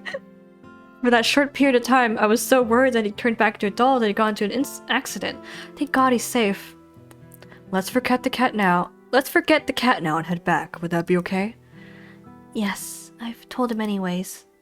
It's amazing that he can talk with animals. We found this new gift. And since I discovered Yanho to the cat, I should thank him too. I came out the alleyway with Yanho and Lance. Yellow! I didn't know you had that gift, talking with cats. Amazing! You indeed are a justice warrior. We are the chosen ones, aren't we, Commander? Well, I don't know about being chosen, but it is a special gift. So, did you find the person the cat was looking for? No, that kid... He searched for his owner for a long time, but couldn't find him. Why not? Well, he's at a place we can't go. But one day they'll meet each other again. I want to tell the cat that. Oh, I understood what Yanho was saying. The cat must have gone through something sad. But still, please don't disappear like that without saying anything. She was worried to death. Next time, hire someone to search. I don't understand why everyone made a fuss about searching themselves. Young people, so tiring. I worried about Yellow a lot too, but you seem to be sorry, so I won't say anything more. As soon as Red finished talking, we heard a cat. Oh, John! As Yanho called him, the cat I saw earlier jumped towards us. He must have followed him home somehow. He cried out after seeing Yanho, but then jumped over the fence and disappeared. Did he come to see Yanho? Anyways, did I hear Yanho call the cat something? Yanho, what did you just say? What? You just called the cat something. Was it John? Oh, that? He's called John. Isn't it cute? It was a cute name. John's his nickname, and his real name is Johnson. You need to get Johnson. What? Did you say John? What? Johnson. Johnson! Yuri quickly covered Yanho's mouth with his hands. I've never heard John in that voice. What do you mean you never heard John in that voice? Yuri quickly covered Yanho's mouth with his hands. I hope I heard wrong. Oh, that's a no-no. That's not a word to come out of your cute mouth. It won't be too late to say it when you get older. Yes, not too late to say it after you become an adult. To be an adult means...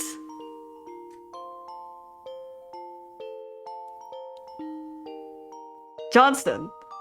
Like your Wow, it's windy today.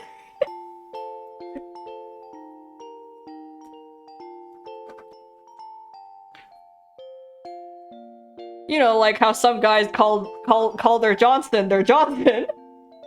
It's probably something that was lost in translation. Like they didn't have a direct equivalent for an English dick joke.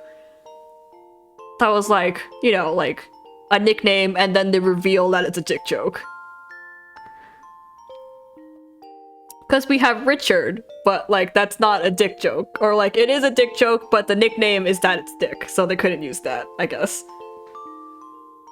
So basically, I think what happened to Yanho is Yanho just said dick with his cute mouth.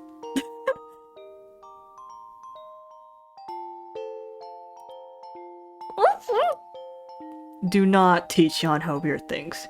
You can say all those things whenever you want, but if you continue that, Yanho will faint.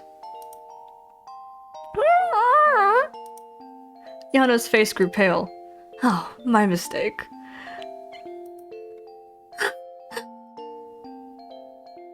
What the fuck is he learning in music class? About Johnsons?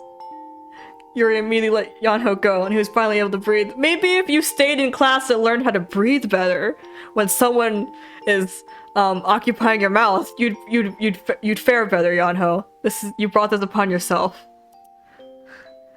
I don't know who named the cat that, but that person has bad taste. Naming a cat like that. That's true. It's quite inappropriate for such a tiny, cute kitten. The owner must have been a freak with a weird hobby. The owner has strange taste. Tay and Lance stare at Yuri. Why are both of you looking at me? I'm not the owner.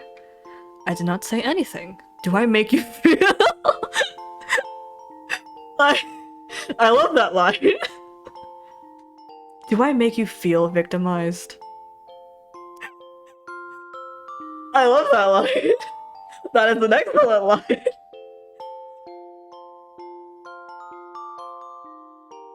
Do I make you feel victimized? Tell him, Lance. Well, it may be hasty to say it's Yuri, but how surprising. There were other strange people like Yuri in this world. Even one is hard to handle, and there's another one. The world must be coming to an end. Besides Yuri, who suddenly became the cause for the end of the world, Red was standing still with his eyes open wide. But hey, what's so weird about the name? It's cute. Johnson. I think it suits him. Does it have some weird meaning behind it? Red genuinely looked clueless. Sometimes I think Red might have the most innocent soul out of all of us. It means his brain is that empty. I avoided Red's eyes, eagerly waiting for me to answer. I'm supposed to be the innocent girl here, so don't ask me. Well, the name's not exactly cute. What? What is it? Hey, don't be like that and tell me too! I want to know too. John said he really liked his name. He said someone important gave it to him. Is there a special meaning behind his name? What does it mean, Master? Yanho and Red begged with sparkling eyes. I desperately needed Tay's help. But Tay was avoiding my eyes. Well then, I had no choice. I suddenly begged for help from Yuri. Alright, I guess you guys are at that curious age. Seeing you guys take the first step to becoming an adult, as a teacher, I feel happy. Alright, I'll teach you. Lance suddenly came over and covered Yanho's ears. Huh? What? Lance, wait. Why are you covering my ears? Then I can't hear anything. It's not something you should hear in the middle of the street. Of course, not even at home too. You redhead, you should stop too. People are looking. Let's hurry back. Yeah, we can't keep on standing here like this. No, let's go. Don't want to tell us, huh? Jerks. Alright, when we get home, I'll cleanse your filthy minds with my song! Hey suddenly flinched. There seem to be so many songs and games I don't know about in Red's world. I have no idea what song he was talking about. He's gonna sing to us. Now let's go home. Please do. I don't want to leave John here like this. Yano stroked the cat instead. Hey, Master, I know I shouldn't ask, but can we take John home? Yanho, I understand, but unfortunately, I couldn't afford to have a cat in the house. 5 hot men, though? Hell yeah, I can afford that. The house is already too small with 5 extra people, so it'll get crazy with a cat in it, too. And besides, I couldn't afford to pay for cat food. As I evaded, Yanho feebly let the cat go. Goodbye, John. I feel like I committed a crime. Anyways, do I have to take the cab tomorrow too? I'm kind of tired of it. Should I write something else? It is none of my business where you ride to school. I will take the bus. Yuri should get used to the bus too. It's too expensive to take the cab every day. Unless you have a van or a limousine, we all have to take the bus. And besides, I still get worried when we go to school separately. Wouldn't it be better to go all together in the bus, though it's a bit uncomfortable? While adding those last words, look at Yanho. Yanho lowered his eyebrows as if he felt sorry and smiled. You're correct. Everyone dragged their exhausted bodies and went inside the house, and... a limousine. No one heard Yuri mumble from behind. You would like limousines, wouldn't you, Yuri? They're long. I sat down at my desk after coming home and washed. I habitually open my diary and think about what happened today. Today was long day 2. Thank God. Yano was safe. I kept on writing. I've been writing twice as much in my diary nowadays. My life has never been this full of bizarre events and accidents. My dolls have become human and are going to the academy with me, and they've caught everyone's attention as soon as they entered. The past few days flashed through my mind, and my mind stopped while thinking about what happened today. Never before did I feel this happy and also this anxious. All done. I stretch. I look out the window. It's already pitch black. Should I go out and get some air? I stood up from my seat. Huh? You're out? I see a familiar silver head. It's very late. Lance spoke while looking at me. I know. I just couldn't sleep. I see. A lot of things happened today. They did. I remember Lance said to Yanho earlier. He told him to leave the abandoned cat there. I didn't say anything, but that bothered me a bit. I'm worried whether the cat will be okay. Alright, so let's see a lot of stars tonight. I should wish for the cat's happiness. I point the stars in the sky and exaggerate. You look quite pathetic. What? It's all good as long as I'm not embarrassed. What? I ended up exaggerating because Lance points out my every move. He points out your every move because he's always watching. He's always looking after you! Like, I said I'm not embarrassed, but I'm slowly feeling ashamed. I hope the cat's happy. Hope you meet a new owner who lives a long life. I'm staring at me. I feel better after shouting. I already figured Yanho for disappearing without a word. He's safe, and that's all that matters. Will Yanho come and wake me up tomorrow morning? I remember Yanho eating dinner, feeling sorry and sullen. I should be energetic to cheer him up tomorrow. How's the academy for you? As I switched subjects, Lance looked at me. About the club activity. Oh, yes! Lance brought it up first. I think it would be okay to give it a try. Really? Like, what are you giving a try? This isn't just about the club, is it? It's about us, isn't it? It's about you putting your trust in me, isn't it? Because you saw me today looking frantically for Yanho. You felt something, didn't you? You're not just giving the club activity a shot, are you? You're giving... Because you initiated this conversation with the club activity first. You're opening up to me, Lance. I feel it. I feel the cold wind coming in from that open door.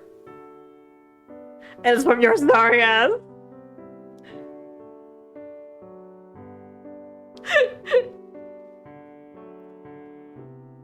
I was already running when he thought he didn't seem so keen earlier, so I was glad he brought it up first.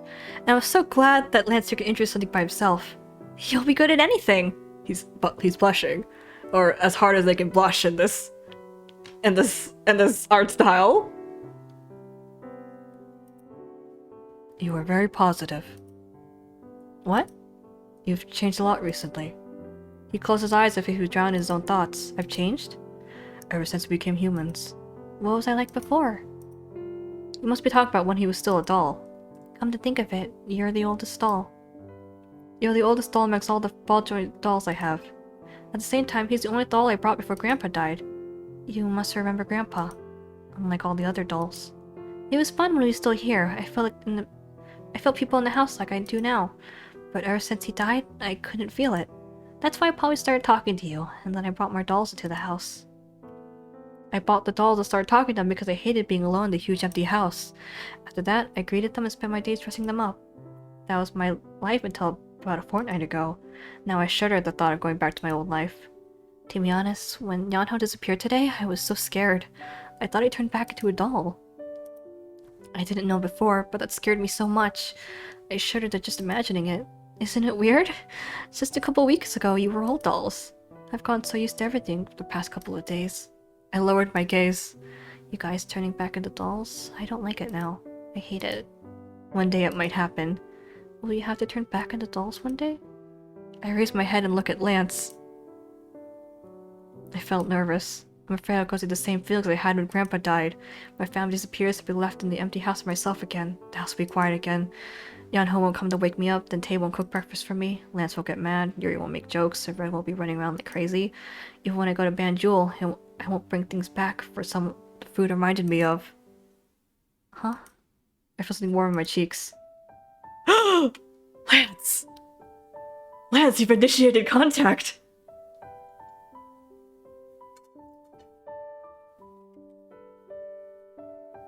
Oh shit.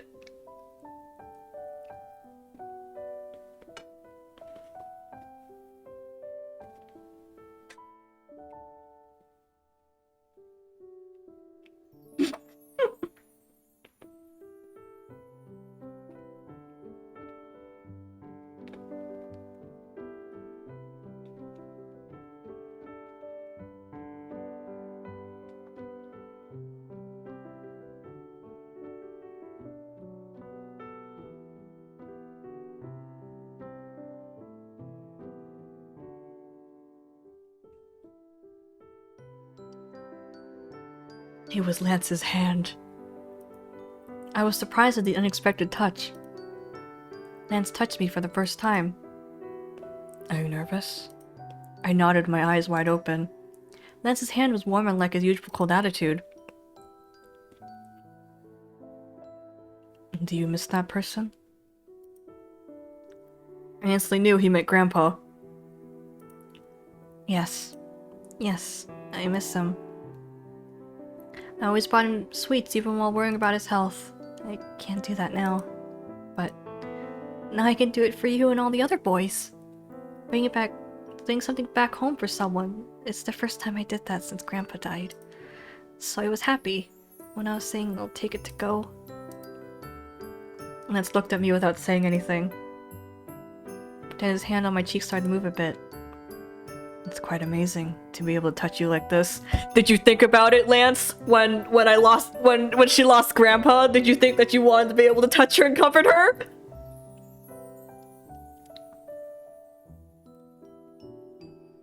Did you curse yourself for your uselessness? And that's why it's amazing you can touch now? When I turn back into a doll, I will not be able to. To get something from you. To be asked if I like something. To talk to you like this. Lance added, still expressionless. Is Lance feeling anxious too? The dolls may be the ones most scared turned back to the way they were. My cheeks, where Lance's hand was, tickled. What? I suddenly became strongly aware of Lance's hand on my cheeks. My face suddenly turned bright red. It's embarrassing.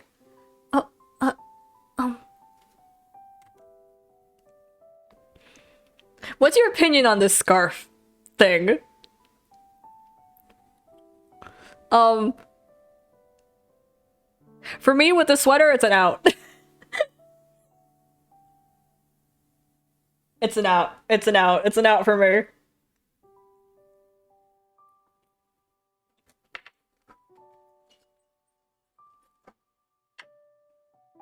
I think with her hairstyle, it would look better if she didn't have it. Kind of like flaunt the space between like her hair to her shoulders. I think you should open that up, girl. This scarf is lame.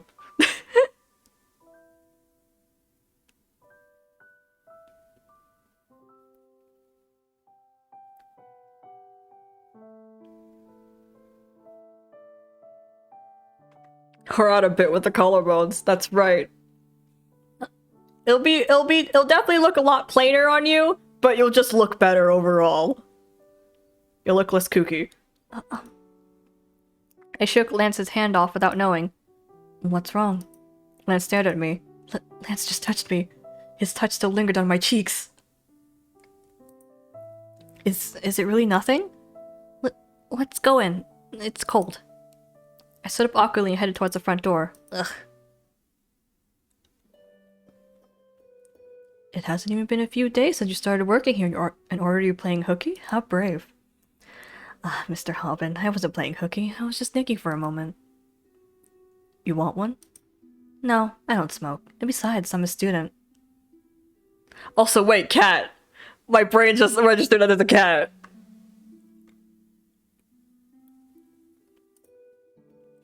I'm not that corrupt to offer you a cigarette. Oh, you were offering candy? I'm trying to quit. My mouth feels empty, but now I think I'm going to get addicted to these candies. I heard you were a chain smoker. You're trying to quit? I have to, since I have a family now. Good idea. He adopted John!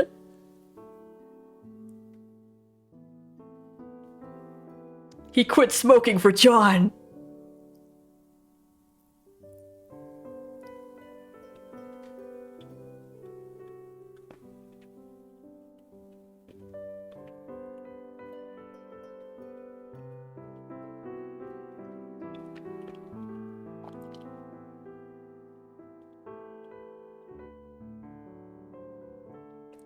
Are you about to homewreck a man and his cat?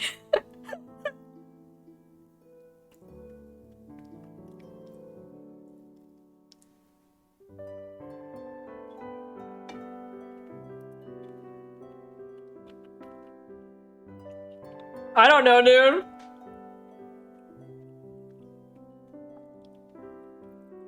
Oh, I don't know who you belong to, but you're quite the handsome cat, buddy. You guys suit each other. Oh, really? The 2 other cats at home will be jealous. He has 2 other cats! Competition. You have more cats to fight.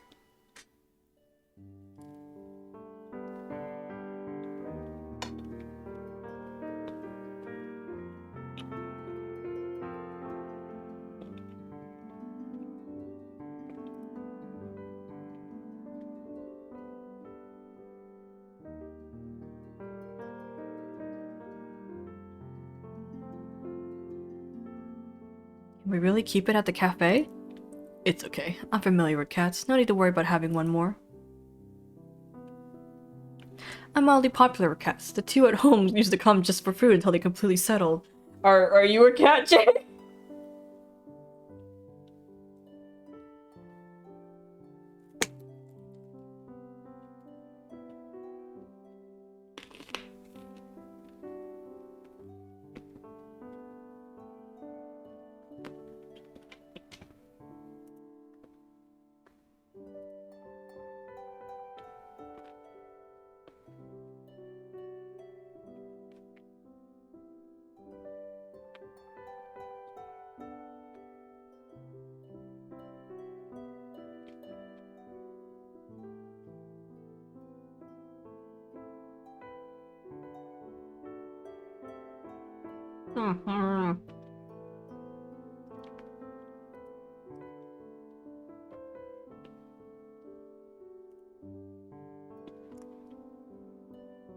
Is that the qualification?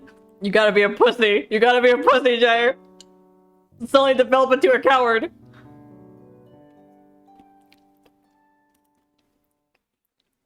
Hey, worried I was asking too much, but I'm glad it's okay.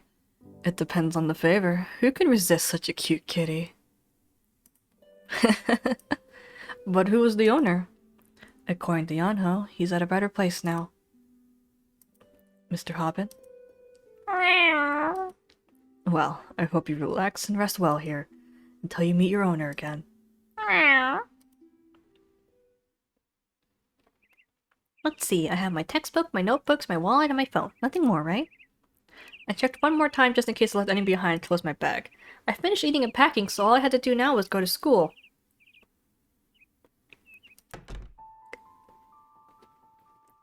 Hey! Come over here! Normally I've gotten mad at him for not knocking, but this time he looked so serious that I got scared. What's happening now? I feel like something bad just happened. What happened? Come here first, come!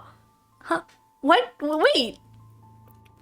Red held onto my arm and dragged me out. The living room was empty. Did anyone go out already? Well, where is everybody? Outside. We should hurry too. Something big must have happened. Everyone ran outside already. I followed Red and hurried out. Everyone is standing at the first floor. What's everyone doing? What? I was approaching the boys from behind when suddenly became speechless. The body shined gloriously as if it had just been washed.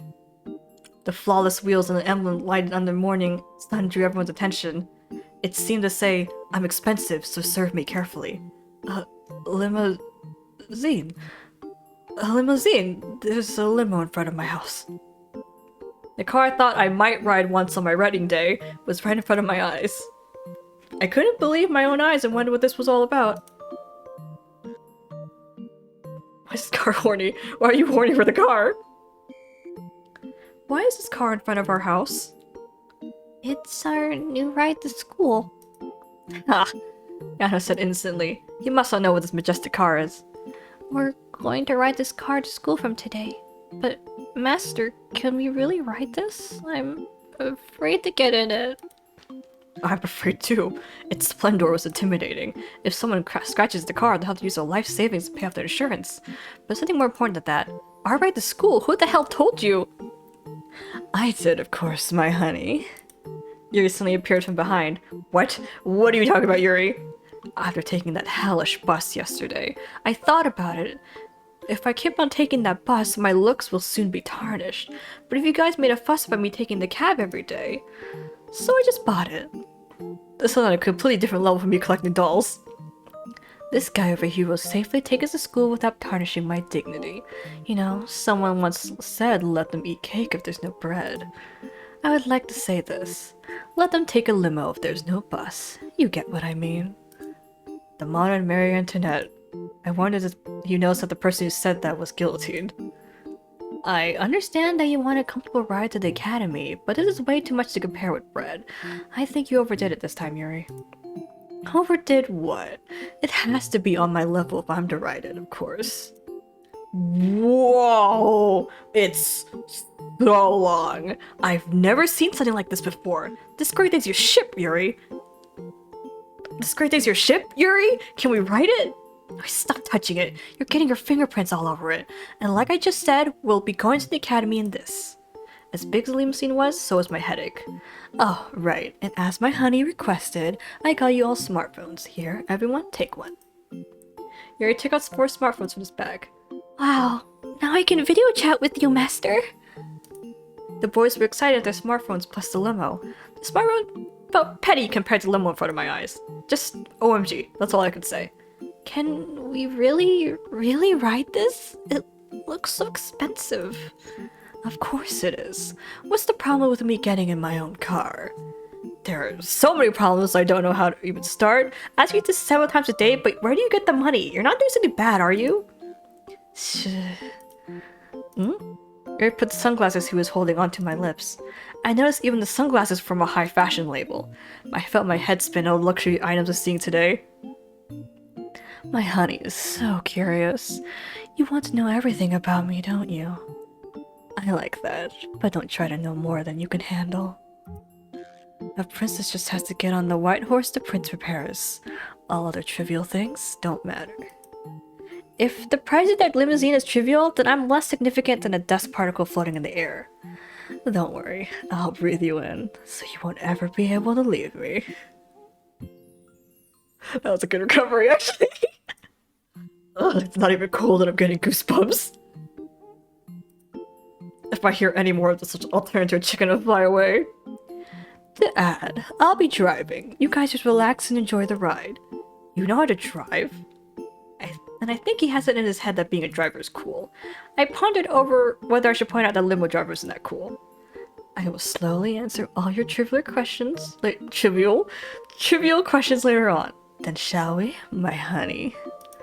Yuri winked. I lost my words and just started blinking at the limo when its door opened. God, today won't be so smooth after all. I do have a hobby I can't tell anyone about, but besides that, I was completely ordinary on the outside. So I thought that I'd ride a limousine once in my life on my wedding day. But what I'm seeing right now is overturning all of that. Who knew that I'd take a limo to school? Maybe my grandpa up there would have known. Anyways, every day I've been going to school in the car of everyone's dreams, in a freaking limousine. Since the commander got off, it's my turn now. Don't rush, princess. You don't mind the cherry boy, just get off when you want to, since you can't get hurt.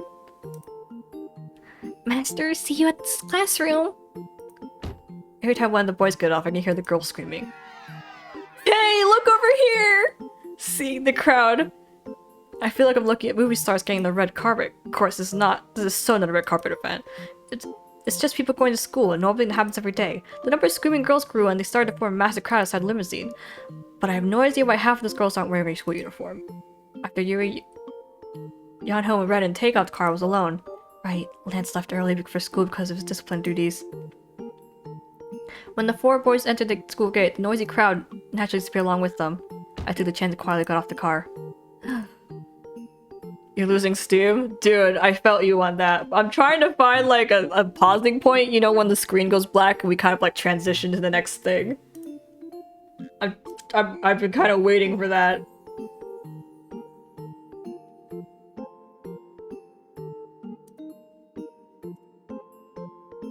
Bro, imagine getting out of a limo with a bunch of famous students. It's just you. That's exactly the life we're living right now. I'm gonna check how long, like, where we are on the route. I can't tell where we are on the route, but I can see how many more choices we have left. We are... You'll be happy to hear that we are not even halfway through. Excellent. We are not even halfway through.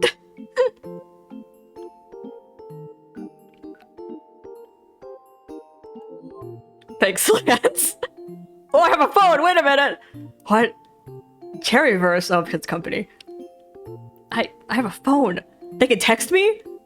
They're gonna text me? Mystic Messenger? Hello? Little loser. Anything else strange?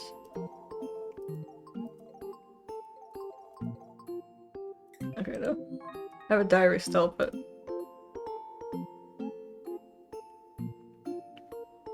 What? Hold on. I had a dream. We were playing some sort of game where Yanho, Yuri, and Lance were in one circle, and Tay and Red were standing separately far away. Yuri smiled and stepped out of the circle. What does that mean? Yadi?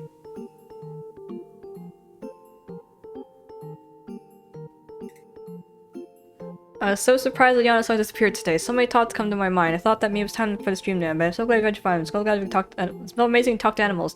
I'm sad he can't be with John, but thank God Yana's safe. I don't want to be part with the dolls. I want to be with him forever, but is that asking for too much? I thought you were having a stroke! I'm worried about Yuri's doing really weird things outside. I can't help but get suspicious since he bought me a smartphone and cut himself since clothes. He's not going around and scanning people, right? I shouldn't think this way. Sorry, Yanho secretly had to cook somewhere in the kitchen. He's so cute, really. What is with this text? Why are some of these things smashed together?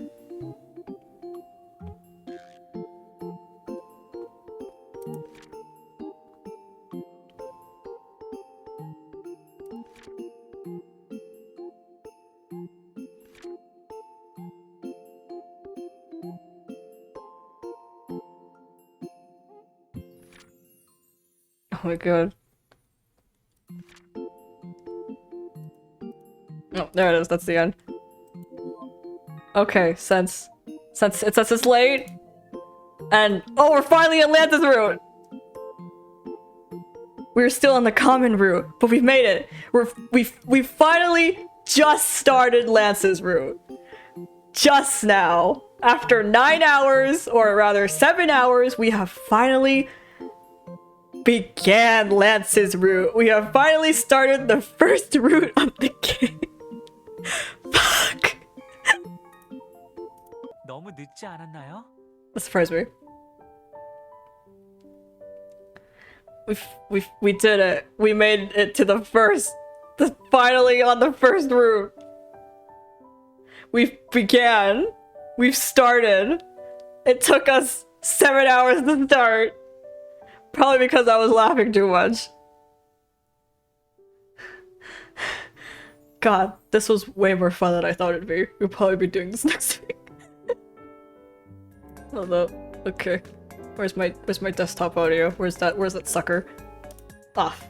Turn that down. So I don't accidentally leak Hatsune Miku at some point. Okay. Are we gonna get copyrighted for the opening? For the intro that played?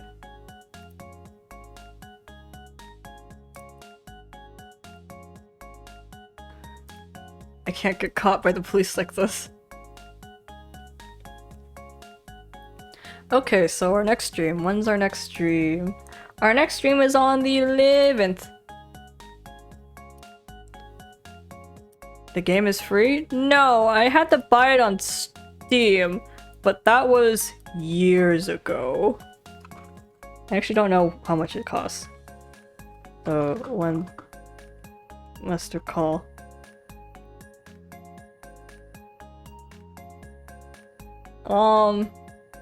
It's $30 on Steam.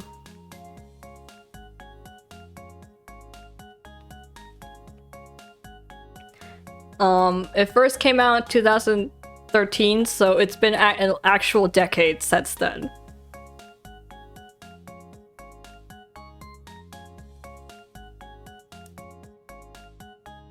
Wait a minute. I'm reading the description on the Steam page.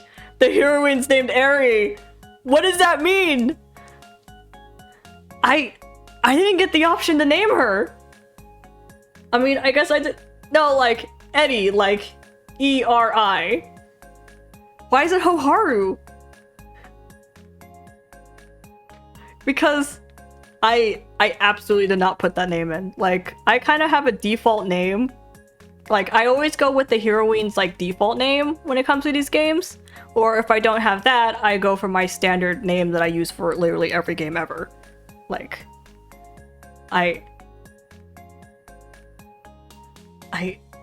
what? Where did Hoharu come from then?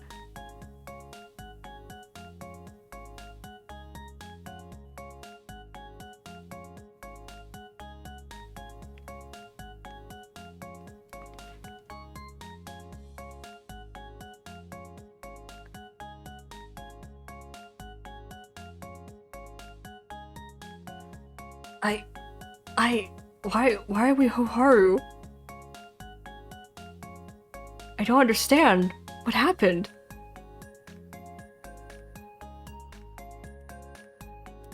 Is this a prank by God? Huh? Huh?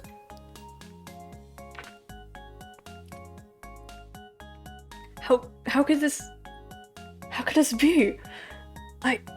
I'm genuinely baffled. Because that is absolutely not a name I put in. Okay, well, we'll be back on the 11th to do something. Maybe I'll suddenly give birth or something. Oh, that's right. I wanted to draw the boys from my dreams, Sosuke and me, his childhood friend. And then I also had to show you guys what I drew for New Carnival. It's not anything good, I'll tell you that right now. I just had to get it out of my system, so they're kind of rushed.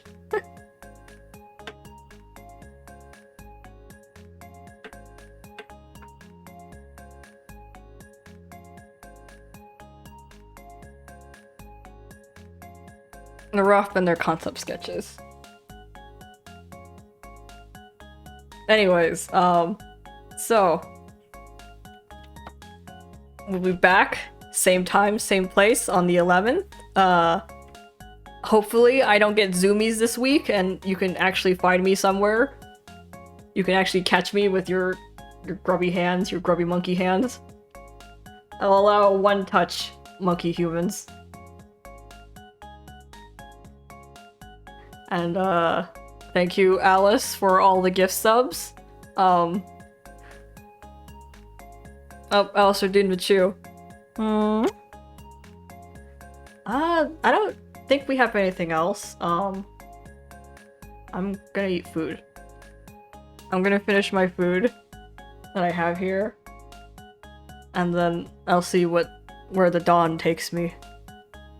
And we'll be back here next week. One more chew for Alice because she's a homie. You're right.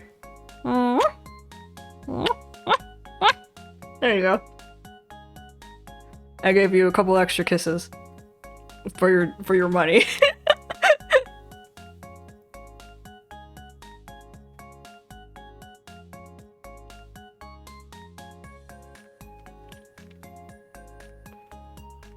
Thanks for the gift subs. You really didn't have to, but thanks.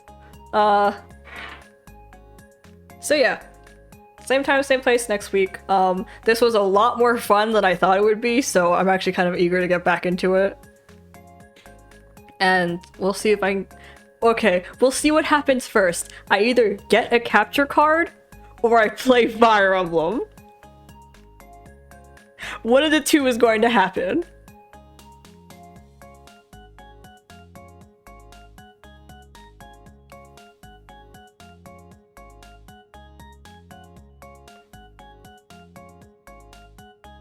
So, one of the two is gonna happen. I either get I either get a capture card first, or I just play Fire Emblem my own first. I don't know what's going to happen. Tune in next week, I guess. Okay. We're going to finish off. It's 9 hours. It's 5 a.m. over here. And I'll see you next time. Thanks for coming to the stream. Bye bye. See you next time.